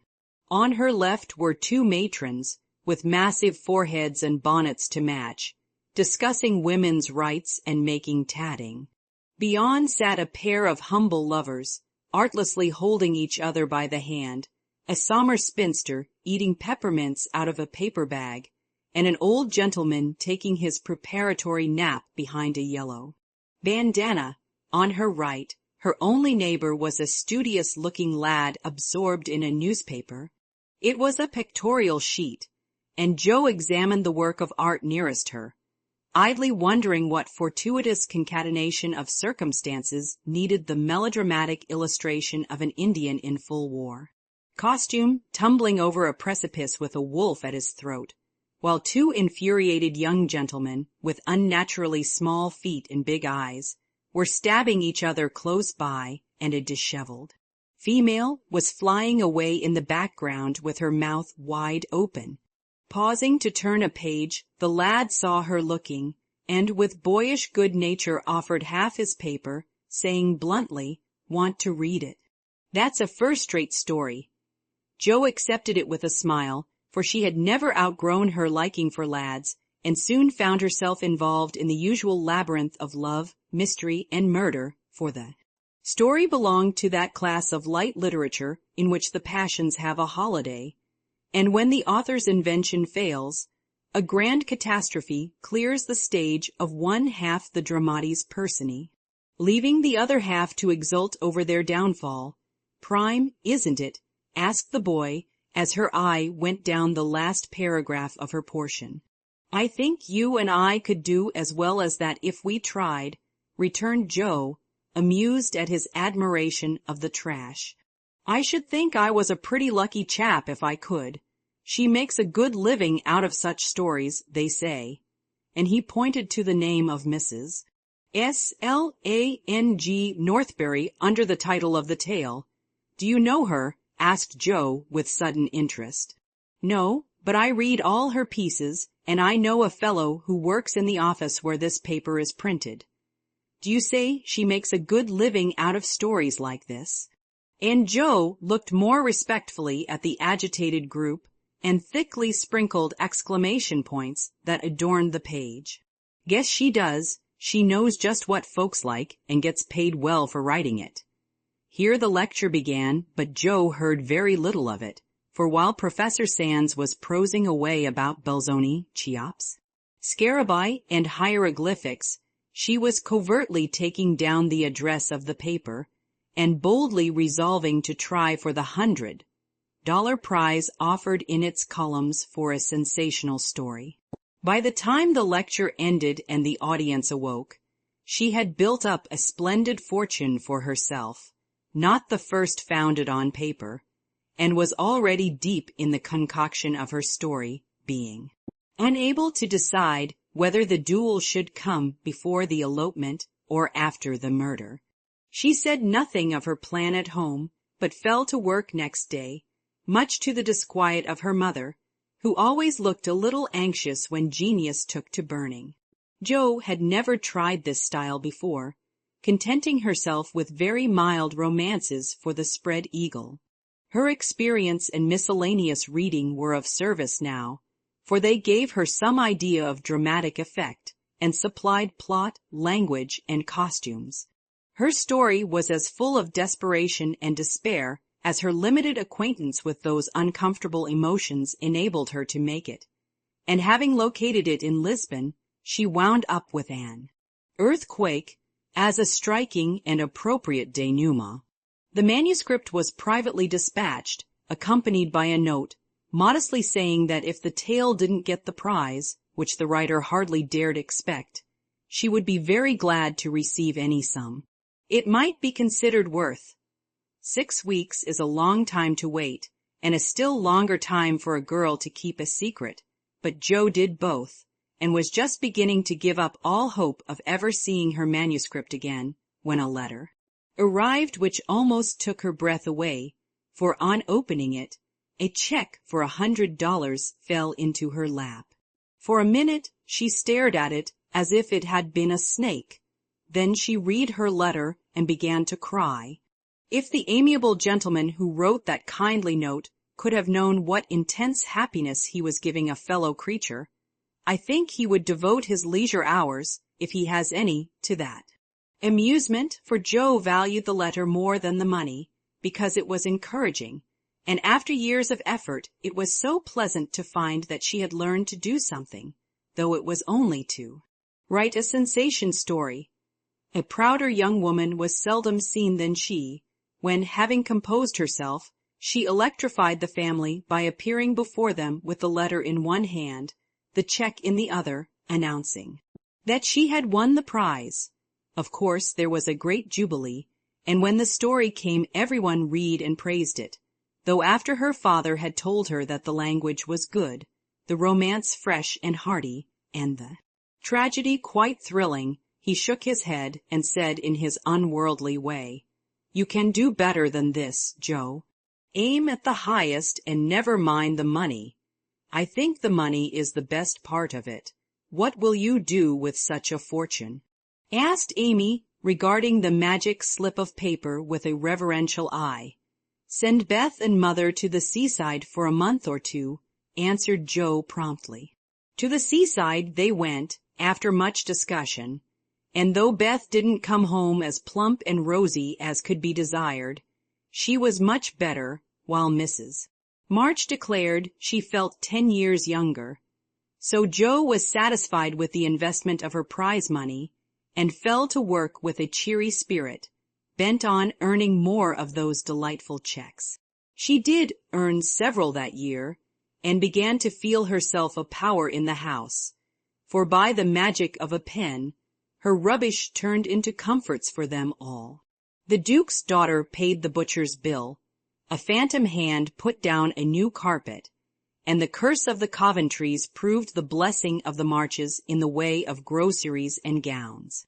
Wealth is certainly a most desirable thing, but poverty has its sunny side, and one of the sweet uses of adversity is the genuine satisfaction which comes from hearty work of head or hand, and to the inspiration of necessity we owe half the wise, beautiful, and useful blessings of the world. Jo enjoyed a taste of this satisfaction, and ceased to envy richer girls, taking great comfort in the knowledge that she could supply her own wants, and need ask no one for a penny. Little notice was taken of her stories, but they found a market, and encouraged by this fact, she resolved to make a bold stroke for fame and fortune. Having copied her novel for the 4th time, read it to all her confidential friends, and submitted it with fear and trembling to 3 publishers, she at last disposed of it on condition that she would cut it down 1/3 and omit all the parts which she particularly admired. Now I must either bundle it back into my tin kitchen to mold, pay for printing it myself, or chop it up to suit purchasers and get what I can for it. Fame is a very good thing to have in the house, but cash is more convenient. So I wish to take the sense of the meeting on this important subject, said Jo, calling a family council. Don't spoil your book, my girl, for there is more in it than you know, and the idea is well worked out. Let it wait and ripen, was her father's advice, and he practiced what he preached, having waited patiently 30 years for fruit of his own to ripen, and being in no haste to gather it even now, when it was sweet and mellow. It seems to me that Jo will profit more by taking the trial than by waiting, said Mrs. March. Criticism is the best test of such work, for it will show her both unsuspected merits and faults, and help her to do better next time. We are too partial, but the praise and blame of outsiders will prove useful, even if she gets but little money. Yes, said Jo, knitting her brows, that's just it. I've been fussing over the thing so long, I really don't know whether it's good, bad, or indifferent. It will be a great help to have cool, impartial persons take a look at it and tell me what they think of it. I wouldn't leave a word out of it.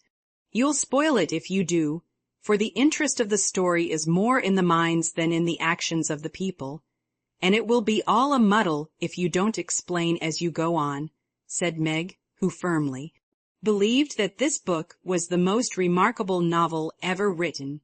But Mr. Allen says, leave out the explanations, make it brief and dramatic, and let the characters tell the story, interrupted Jo, turning to the publisher's note. Do as he tells you. He knows what will sell, and we don't. Make a good, popular book, and get as much money as you can. By and by, when you've got a name, you can afford to digress and have philosophical and metaphysical people in your novels, said Amy, who took a strictly practical view of the subject. Well, said Jo, laughing, if my people are philosophical and metaphysical, it isn't my fault, for I know nothing about such things except what I hear Father say, sometimes. If I've got some of his wise ideas jumbled up with my romance, so much the better for me. Now, Beth, what do you say? I should so like to see it printed soon, was all Beth said, and smiled in saying it. But there was an unconscious emphasis on the last word, and a wistful look in the eyes that never lost their childlike candor, which chilled Jo's heart for a minute with a foreboding fear, and decided her to make her little venture soon. So, with Spartan firmness, the young authoress laid her first, born on her table, and chopped it up as ruthlessly as any ogre. In the hope of pleasing everyone, she took everyone's advice, and like the old man and his donkey in the fable, suited nobody. Her father liked the metaphysical streak which had unconsciously got into it, so that was allowed to remain, though she had her doubts about it. Her mother thought that there was a trifle too much description. Out, therefore, it came, and with it many necessary links in the story. Meg admired the tragedy, so Joe piled up the agony to suit her, while Amy objected to the fun, and, with the best intentions in life, Joe quenched the spritly scenes which relieved the somber character of the story. Then, to complicate the ruin, she cut it down 1/3, and confidingly sent the poor little romance, like a picked robin, out into the big, busy world to try its fate. Well, it was printed, and she got $300 for it, likewise plenty of praise and blame, both so much greater than she expected that she was thrown into a state of bewilderment from, which it took her some time to recover. You said, Mother, that criticism would help me. But how can it, when it's so contradictory that I don't know whether I've written a promising book or broken all the 10 commandments? Cried poor Joe, turning over a heap of notices, the perusal of which filled her with pride and joy 1 minute, wrath and dismay the next. This man says, an exquisite book, full of truth, beauty, and earnestness, all is sweet, pure, and healthy, continued the perplexed authoress. The next, the theory of the book is bad, full of morbid fancies, spiritualistic ideas, and unnatural characters. Now, as I had no theory of any kind, don't believe in spiritualism, and copied my characters from life, I don't see how this critic can be right. Another says, it's one of the best American novels which has appeared for years. I know better than that, and the next asserts that though it is original and written with great force and feeling, it is a dangerous book. 'Tisn't, some make fun of it, some overpraise, and nearly all insist that I had a deep theory to expound, when I only wrote it for the pleasure and the money. I wish I'd printed the whole or not at all, for I do hate to be so misjudged. Her family and friends administered comfort and commendation liberally. Yet it was a hard time for sensitive, high-spirited Joe, who meant so well and had apparently done so ill. But it did her good, for those whose opinion had real val, you gave her the criticism which is an author's best education, and when the first soreness was over, she could laugh at her poor little book, yet believe in it still, and feel herself the wiser and stronger for the buffeting she had received. Not being a genius like Keats, it won't kill me, she said stoutly, and I've got the joke on my side after all, for the parts that were taken straight out of real life are denounced as impossible and absurd, and the scenes that I made up out of my own silly head are pronounced charmingly natural, tender, and true. So I'll comfort myself with that, and when I'm ready, I'll up again and take another. Chapter 28. Like most other young matrons, Meg began her married life with the determination to be a model housekeeper. John should find home a paradise. He should always see a smiling face, should fare sumptuously every day, and never know the loss of a button. She brought so much love, energy, and cheerfulness to the work that she could not but succeed, in spite of some obstacles.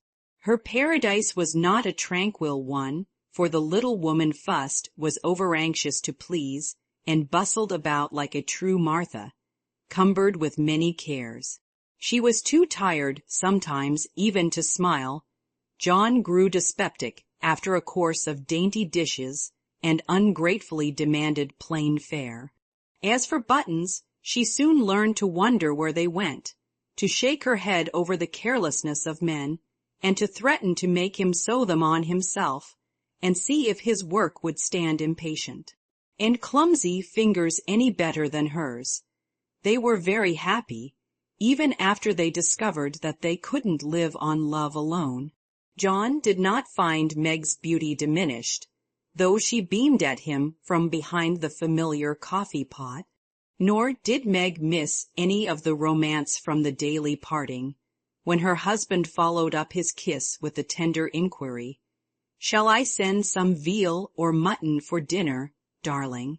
The little house ceased to be a glorified bower, but it became a home, and the young couple soon felt that it was a change for the better. At first they played keep, house, and frolicked over it like children.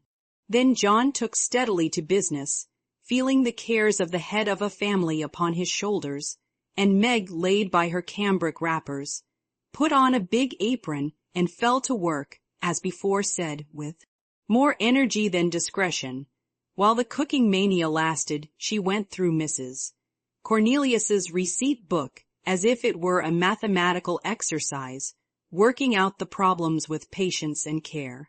Sometimes her family were invited in to help eat up a too bounteous feast of successes, or Lottie would be privately dispatched with a batch of failures, which were to be concealed from all eyes in the convenient stomachs of the little Hummels.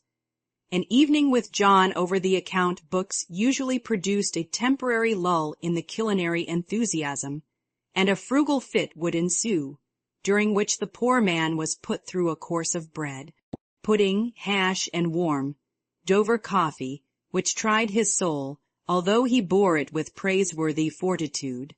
Before the golden mean was found, however, Meg added to her domestic possessions what young couples seldom get on long without, a family jar. Fired with housewifely wish to see her storeroom stocked with homemade preserves, she undertook to put up her own currant jelly. John was requested to order home a dozen or so of little pots and an extra quantity of sugar, for their own currants were ripe and were to be attended to at once. As John firmly believed that my wife was equal to anything, and took a natural pride in her skill, he resolved that she should be gratified, and their only crop of fruit laid by in a most pleasing form for winter use. Home came 4 dozen delightful little pots, half a barrel of sugar, and a small boy to pick the currants for her, with her pretty hair tucked into a little cap, arms bared to the elbow, and a checked apron which had a coquettish look in spite of the bib. The young housewife fell to work, feeling no doubts about her success, for hadn't she seen Hannah do it hundreds of times? The array of pots rather amazed her at first, but John was so fond of jelly, and the nice little jars would look so well on the top shelf, that Meg resolved to fill them all and spend a long day, picking, boiling, straining, and fussing over her jelly. She did her best. She asked advice of Mrs. Cornelius. She racked her brain to remember what Hannah did that she left undone. She reboiled, resugared, and restrained, but that dreadful stuff wouldn't gel. She longed to run home, bib and all, and ask Mother to lend her a hand, but John and she had agreed that they would never annoy anyone with their private worries, experiments, or quarrels. They had laughed over that last word as if the idea it suggested was a most preposterous one, but they had held to their resolve, and whenever they could get on without help they did so, and no one interfered, for Mrs. March had advised the plan. So Meg wrestled alone with the refractory sweetmeats all that hot summer day, and at 5 o'clock sat down in her topsy-turvy kitchen, wrung her bedaubed hands, lifted up her voice, and wept. Now, in the first flush of the new life, she had often said, "My husband shall always feel free to bring a friend home whenever he likes. I shall always be prepared. There shall be no flurry, no scolding, no discomfort, but a neat house, a cheerful wife, and a good dinner. John, dear, never stop to ask my leave. Invite whom you please, and be sure of a welcome from me." How charming that was, to be sure. John quite glowed with pride to hear her say it, and felt what a blessed thing it was to have a superior wife. But, although they had had company from time to time, It never happened to be unexpected, and Meg had never had an opportunity to distinguish herself till now. It always happens so in this vale of tears. There is an inevitability about such things which we can only wonder at, deplore, and bear as we best can. If John had not forgotten all about the jelly, it really would have been unpardonable in him to choose that day, of all the days in the year, to bring a friend home to dinner unexpectedly, congratulating himself that a handsome repast had been ordered that morning, feeling sure that it would be ready to the minute, and indulging in pleasant anticipations of the charming effect it would produce when his pretty wife came running out to meet him. He escorted his friend to his mansion with the irrepressible satisfaction of a young host and husband. It is a world of disappointments, as John discovered when he reached the Dovecote. The front door usually stood hospitably open. Now it was not only shut, but locked, and yesterday's mud still adorned the steps. The parlor windows were closed and curtained. No picture of the pretty wife sewing on the piazza, in white, with a distracting little bow in her hair, or a bright-eyed hostess, smiling a shy welcome. As she greeted her guest, nothing of the sort, for not a soul appeared but a sanguinary-looking boy asleep under the currant bushes. "I'm afraid something has happened. Step into the garden, Scott, while I look up Mrs. Brooke," said John, alarmed at the silence and solitude. Round the house he hurried, led by a pungent smell of burned sugar, and Mr. Scott strolled after him with a queer look on his face. He paused discreetly at a distance when Brooke disappeared, but he could both see and hear, and being a bachelor, enjoyed the prospect mightily. In the kitchen reigned confusion and despair. One edition of jelly was trickled from pot to pot, another lay upon the floor, and a third was burning gaily on the stove. Lottie, with Teutonic phlegm, was calmly eating bread and currant wine, for the jelly was still in a hopelessly liquid state, while Mrs. Brooke, with her apron over her head, sat sobbing dismally. "My dearest girl, what is the matter?" cried John, rushing in, with awful visions of scalded hands, sudden news of affliction, and secret consternation at the thought of the guest in the garden. "Oh, John, I am so tired and hot and cross and worried. I've been at it till I'm all worn out. Do come and help me, or I shall die." And the exhausted housewife cast herself upon his breast, giving him a sweet welcome in every sense of the word, for her pinafore had been baptized at the same time as the floor. "What worries you, dear? Has anything dreadful happened?"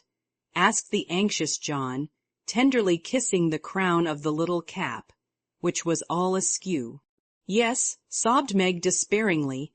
"Tell me quick, then. Don't cry. I can bear anything better than that. Out with it, love. The jelly won't gel, and I don't know what to do." John Brooke laughed then, as he never dared to laugh afterward, and the derisive Scot smiled involuntarily as he heard the hearty peal, which put the finishing stroke to poor Meg's woe. "Is that all? Fling it out of the window, and don't bother any more about it. I'll buy you quarts if you want it, but for heaven's sake don't have hysterics, for I've brought Jack Scott home to dinner and—" John got no further, for Meg cast him off and clasped her hands, with a tragic gesture as she fell into a chair, exclaiming in a tone of mingled indignation, reproach, and dismay, "A man to dinner, and everything in a mess. John Brooke, how could you do such a thing? Hush, he's in the garden." "I forgot the confounded jelly, but it can't be helped now," said John, surveying the prospect with an anxious eye. "You ought to have sent word, or told me this morning, and you ought to have remembered how busy I was," continued Meg petulantly, for even turtle doves will peck when ruffled. "I didn't know it this morning, and there was no time to send word, for I met him on the way out. I never thought of asking leave when you have always told me to do as I liked. I never tried it before, and hang me if I ever do again," added John with an aggrieved air. "I should hope not. Take him away at once. I can't see him, and there isn't any dinner." "Well, I like that. Where's the beef and vegetables I sent home, and the pudding you promised?" cried John, rushing to the larder. "I hadn't time to cook anything. I meant to dine at Mother's. I'm sorry, but I was so busy," and Meg's tears began again. John was a mild man, but he was human, and after a long day's work to come home tired, hungry, and hopeful, to find a chaotic house, an empty table, and a cross wife was not exactly conducive to repose of mind or manner. He restrained himself, however, and the little squall would have blown over, but for one unlucky word. "It's a scrape, I acknowledge, but if you will lend a hand, we'll pull through and have a good time yet. Don't cry, dear, but just exert yourself a bit and fix us up something to eat. We're both as hungry as hunters, so we shan't mind what it is. Give us the cold meat and bread and cheese. We won't ask for jelly." He meant it to be a good-natured joke, but that one word sealed his fate.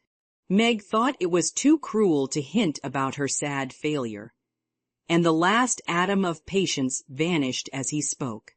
"You must get yourself out of the scrape as you can. I'm too used up to exert myself for anyone. It's like a man to propose a bone and vulgar bread and cheese for company. I won't have anything of the sort in my house. Take that Scot up to Mother's and tell him I'm away, sick, dead, anything. I won't see him, and you two can laugh at me and my jelly as much as you like. You won't have anything else here." And having delivered her defiance all on one breath, Meg cast away her pinafore and precipitately left the field to bemoan herself in her own room. What those two creatures did in her absence, she never knew, but Mr. Scott was not taken up to Mother's, and when Meg descended, after they had strolled away together, she found traces of a promiscuous lunch which filled her with horror. Lottie reported that they had eaten a much and greatly laughed, and the master bid her throw away all the sweet stuff and hide the pots. Meg longed to go and tell Mother, but a sense of shame at her own shortcomings of loyalty to John, who might be cruel, but nobody should know it, restrained her, and after a summary cleaning up, she dressed herself prettily and sat down to wait for John to come and be forgiven. Unfortunately, John didn't come, not seeing the matter in that light. He had carried it off as a good joke with Scott, excused his little wife as well as he could, and played the host so hospitably that his friend enjoyed the impromptu dinner and promised to come again, but John was angry, though he did not show it. He felt that Meg had deserted him in his hour of need.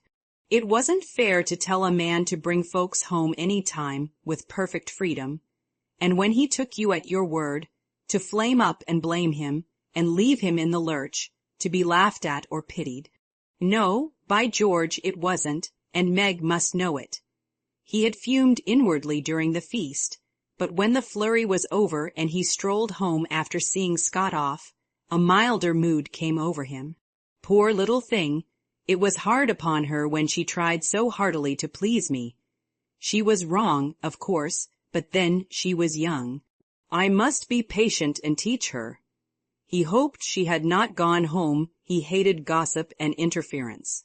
For a minute he was ruffled again at the mere thought of it, and then the fear that Meg would cry herself sick softened his heart and sent him on at a quicker pace, resolving to be calm and kind, but firm, quite firm, and show her where she had failed in her duty to her spouse. Meg likewise resolved to be calm and kind, but firm, and show him his duty. She longed to run to meet him and beg pardon, and be kissed and comforted, as she was sure of being, but, of course, she did nothing of the sort, and when she saw John coming, began to hum quite naturally, as she rocked and sewed, like a lady of leisure in her best parlor. John was a little disappointed not to find a tender Niobe, but feeling that his dignity demanded the first apology, he made none, only came leisurely in and laid himself upon the sofa with the singularly relevant remark, "We are going to have a new moon, my dear." "I've no objection," was Meg's equally soothing remark. A few other topics of general interest were introduced by Mr. Brooke and Wet, blanketed by Mrs. Brooke, and conversation languished. John went to one window, unfolded his paper, and wrapped himself in it, figuratively speaking. Meg went to the other window, and sewed as if new rosettes for slippers were among the necessaries of life. Neither spoke. Both looked quite calm and firm, and both felt desperately uncomfortable. "Oh, dear," thought Meg, "married life is very trying, and does need infinite patience as well as love, as Mother says." The word mother suggested other maternal counsels given long ago, and received with unbelieving protests. "John is a good man, but he has his faults, and you must learn to see and bear with them, remembering your own. He is very decided, but never will be obstinate, if you reason kindly, not oppose impatiently. He is very accurate, and particular about the truth, a good trait, though you call him fussy. Never deceive him by look or word, Meg, and he will give you the confidence you deserve, the support you need. He has a temper, not like ours, one flash, and then all over but the white, still anger that is seldom stirred, but once kindled is hard to quench.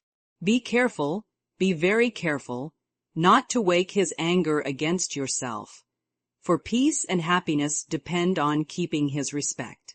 Watch yourself, be the first to ask pardon if you both err, and guard against the little piques, misunderstandings, and hasty words that often pave the way for bitter sorrow and regret. These words came back to Meg as she sat sewing in the sunset, especially the last. This was the first serious disagreement. Her own hasty speeches sounded both silly and unkind as she recalled them. Her own anger looked childish now, and thoughts of poor John coming home to such a scene quite melted her heart. She glanced at him with tears in her eyes, but he did not see them. She put down her work and got up, thinking, "I will be the first to say, 'Forgive me,' but he did not seem to hear her. She went very slowly across the room, for pride was hard to swallow, and stood by him, but he did not turn his head. For a minute she felt as if she really couldn't do it. Then came the thought, "This is the beginning. I'll do my part and have nothing to reproach myself with," and stooping she softly kissed her husband on the forehead. Of course that settled it. The penitent kiss was better than a world of words, and John had her on his knee in a minute, saying tenderly, "It was too bad to laugh at the poor little jelly pots. Forgive me, dear. I never will again." But he did, oh bless you, yes, hundreds of times, and so did Meg, both declaring that it was the sweetest jelly they ever made, for family peace was preserved in that little family jar. After this, Meg had Mr.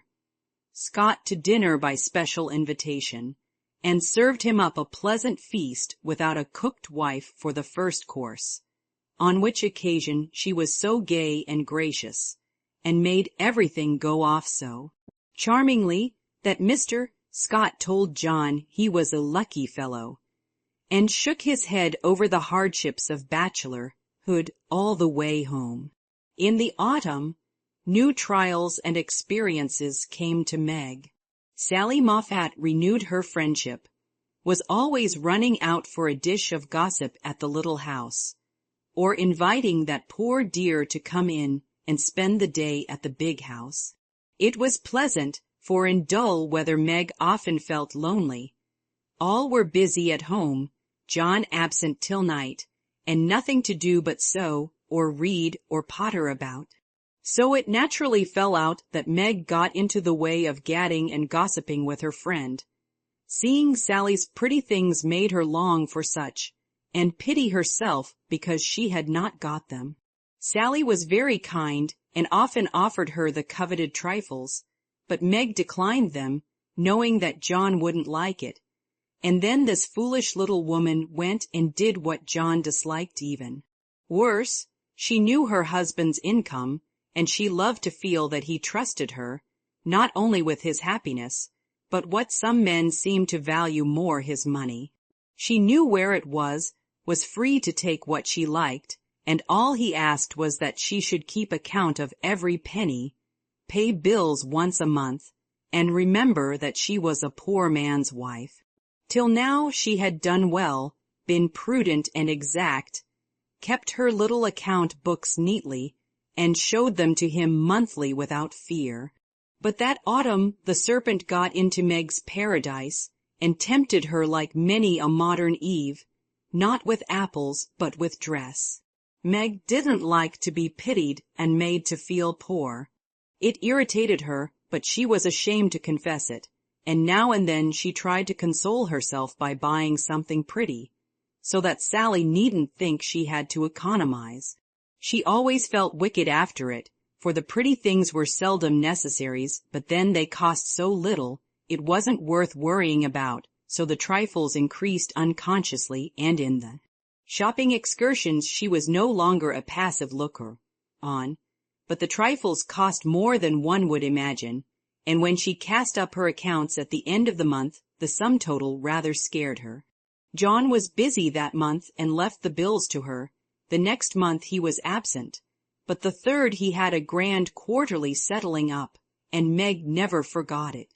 A few days before she had done a dreadful thing, and it weighed upon her conscience. Sally had been buying silks, and Meg longed for a new one, just a handsome light one for parties. Her black silk was so common, and thin things for evening wear were only proper for girls. Aunt March usually gave the sisters a present of $25 apiece at New Year's. That was only a month to wait, and here was a lovely violet silk going at a bargain, and she had the money if she only dared to take it.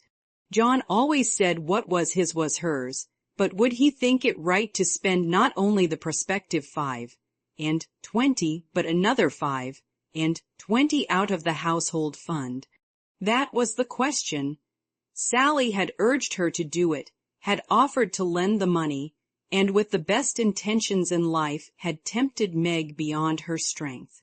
In an evil moment the shopman held up the lovely, shimmering folds and said, "A bargain, I assure you, ma'am." She answered, "I'll take it," and it was cut off and paid for, and Sally had exulted, and she had laughed as if it were a thing of no consequence, and driven away, feeling as if she had stolen something, and the police were after her. When she got home, she tried to assuage the pangs of remorse by spreading forth the lovely silk, but it looked less silvery now, didn't become her, after all, and the words $50 seemed stamped like a pattern down each breadth. She put it away, but it haunted her, not delightfully as a new dress should, but dreadfully like the ghost of a folly that was not easily laid. When John got out his books that night, Meg's heart sank, and for the first time in her married life she was afraid of her husband. The kind brown eyes looked as if they could be stern, and though he was unusually merry, she fancied he had found her out, but didn't mean to let her know it. The house bills were all paid, the books all in order. John had praised her, and was undoing the old pocketbook which they called the bank, when Meg, knowing that it was quite empty, stopped his hand, saying nervously, "You haven't seen my private expense book yet." John never asked to see it, but she always insisted on his doing so, and used to enjoy his masculine amazement at the queer things women wanted, and made him guess what piping was, demand fiercely the meaning of a hug, me tight, or wonder how a little thing composed of 3 rosebuds, a bit of velvet, and a pair of strings, could possibly be a bonnet and cost $6. That night he looked as if he would like the fun of quizzing her figures and pretending to be horrified at her extravagance, as he often did, being particularly proud of his prudent wife. The little book was brought slowly out and laid down before him. Meg got behind his chair under pretense of smoothing the wrinkles out of his tired forehead, and standing there, she said, with her panic increasing with every word, "John, dear, I'm ashamed to show you my book, for I've really been dreadfully extravagant lately. I go about so much I must have things, you know, and Sally advised my getting it, so I did, and my New Year's money will partly pay for it. But I was sorry after I had done it, for I knew you'd think it wrong in me." John laughed and drew her round beside him, saying good-humoredly, "Don't go and hide. I won't beat you if you have got a pair of killing boots. I'm rather proud of my wife's feet, and don't mind if she does pay $8 or $9 for her boots, if they are good ones." That had been one of her last trifles, and John's eye had fallen on it as he spoke. "Oh, what will he say when he comes to that awful $50, thought Meg with a shiver. "It's worse than boots, it's a silk dress," she said with the calmness of desperation, for she wanted the worst over. "Well, dear, what is the demmed total, as Mr. Mantalini says?" That didn't sound like John, and she knew he was looking up at her with the straightforward look that she had always been ready to meet and answer with one as frank till now. She turned the page and her head at the same time, pointing to the sum which would have been bad enough without the 50, but which was appalling to her with that added. For a minute the room was very still. Then John said slowly, but she could feel it cost him an effort to express no displeasure, "Well, I don't know that 50 is much for a dress, with all the furbelows and notions you have to finish it off these days. It isn't made or trimmed," sighed Meg faintly, for a sudden recollection of the cost still to be incurred quite overwhelmed her. 25 yards of silk seems a good deal to cover one small woman, but I've no doubt my wife will look as fine as Ned Moffat's when she gets it on," said John dryly. "I know you are angry, John, but I can't help it. I don't mean to waste your money, and I didn't think those little things would count up so. I can't resist them when I see Sally buying all she wants, and pitying me because I don't. I try to be contented, but it is hard, and I'm tired of being poor." The last words were spoken so low she thought he did not hear them, but he did, and they wounded him deeply, for he had denied himself many pleasures for Meg's sake. She could have bitten her tongue out the minute she had said it, for John pushed the books away and got up, saying with a little quiver in his voice, "I was afraid of this. I do my best, Meg." If he had scolded her, or even shaken her, it would not have broken her heart like those few words. She ran to him and held him close, crying, with repentant tears, "Oh, John, my dear, kind, hard, working boy, I didn't mean it. It was so wicked, so untrue and ungrateful. How could I say it? Oh, how could I say it?" He was very kind, forgave her readily, and did not utter one reproach. But Meg knew that she had done and said a thing which would not be forgotten soon, although he might never allude to it again. She had promised to love him for better or worse, and then she, his wife, had reproached him with his poverty, after spending his earnings recklessly. It was dreadful, and the worst of it was John went on so quietly afterward, just as if nothing had happened, except that he stayed in town later, and worked at night when she had gone to cry herself to sleep. A week or remorse nearly made Meg sick, and the discovery that John had countermanded the order for his new greatcoat reduced her to a state of despair which was pathetic to behold. He had simply said, in answer to her surprised inquiries as to the change, "I can't afford it, my dear." Meg said no more, but a few minutes after he found her in the hall with her face buried in the old greatcoat, crying as if her heart would break. They had a long talk that night, and Meg learned to love her husband better for his poverty, because it seemed to have made a man of him, given him the strength and courage to fight his own way, and taught him a tender patience with which to bear and comfort the natural longings and failures of those he loved. Next day she put her pride in her pocket, went to Sally, told the truth, and asked her to buy the silk as a favor. The good-natured Mrs. Moffat willingly did so, and had the delicacy not to make her a present of it immediately afterward.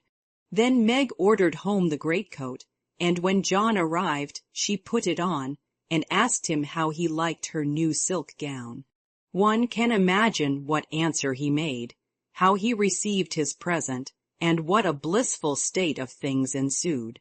John came home early, Meg gadded no more, and that greatcoat was put on in the morning by a very happy husband, and taken off at night by a most devoted little wife.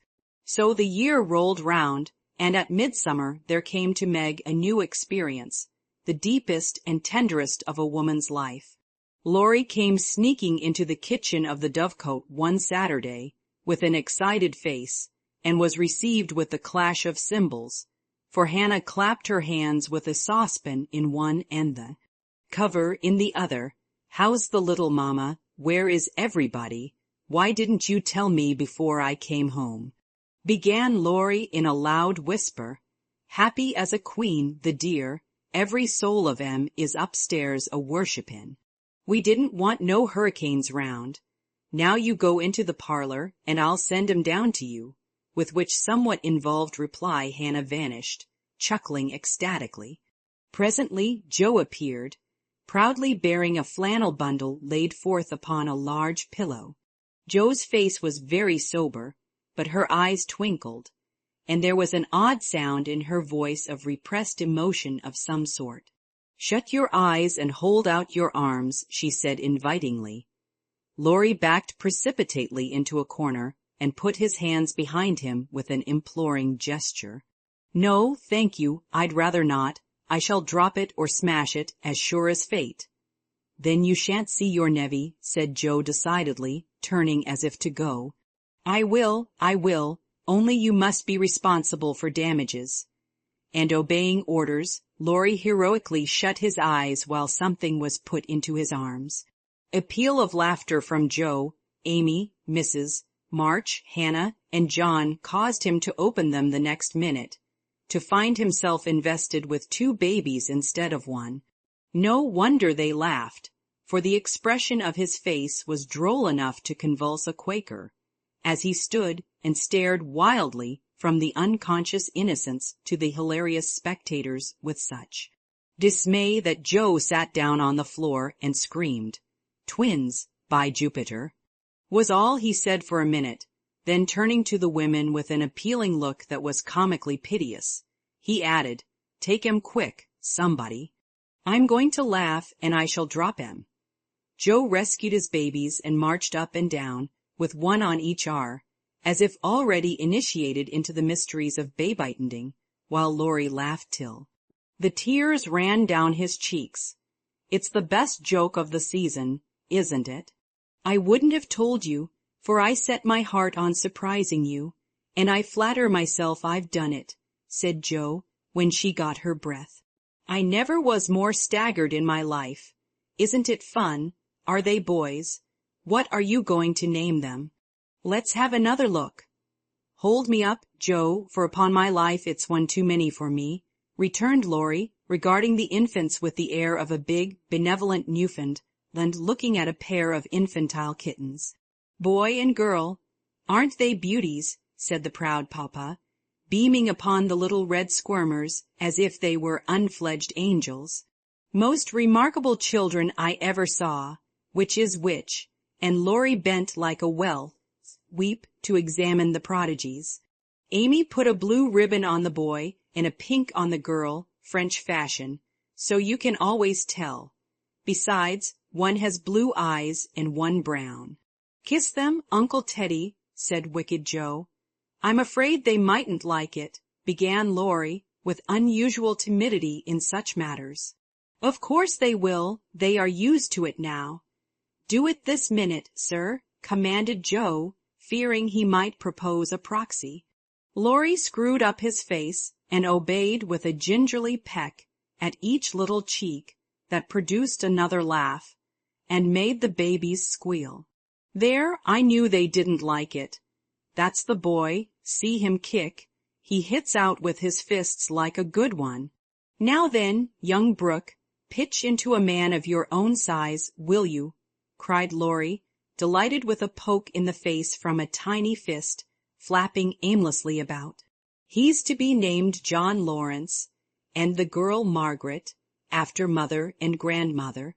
We shall call her Daisy, so as not to have two Megs, and I suppose the Manny will be Jack, unless we find a better name, said Amy with aunt-like interest. Name him Demijohn, and call him Demi for short, said Laurie. Daisy and Demi, just the thing. I knew Teddy would do it, cried Joe, clapping her hands. Teddy certainly had done it that time, for the babies were Daisy and Demi to the end of the chapter.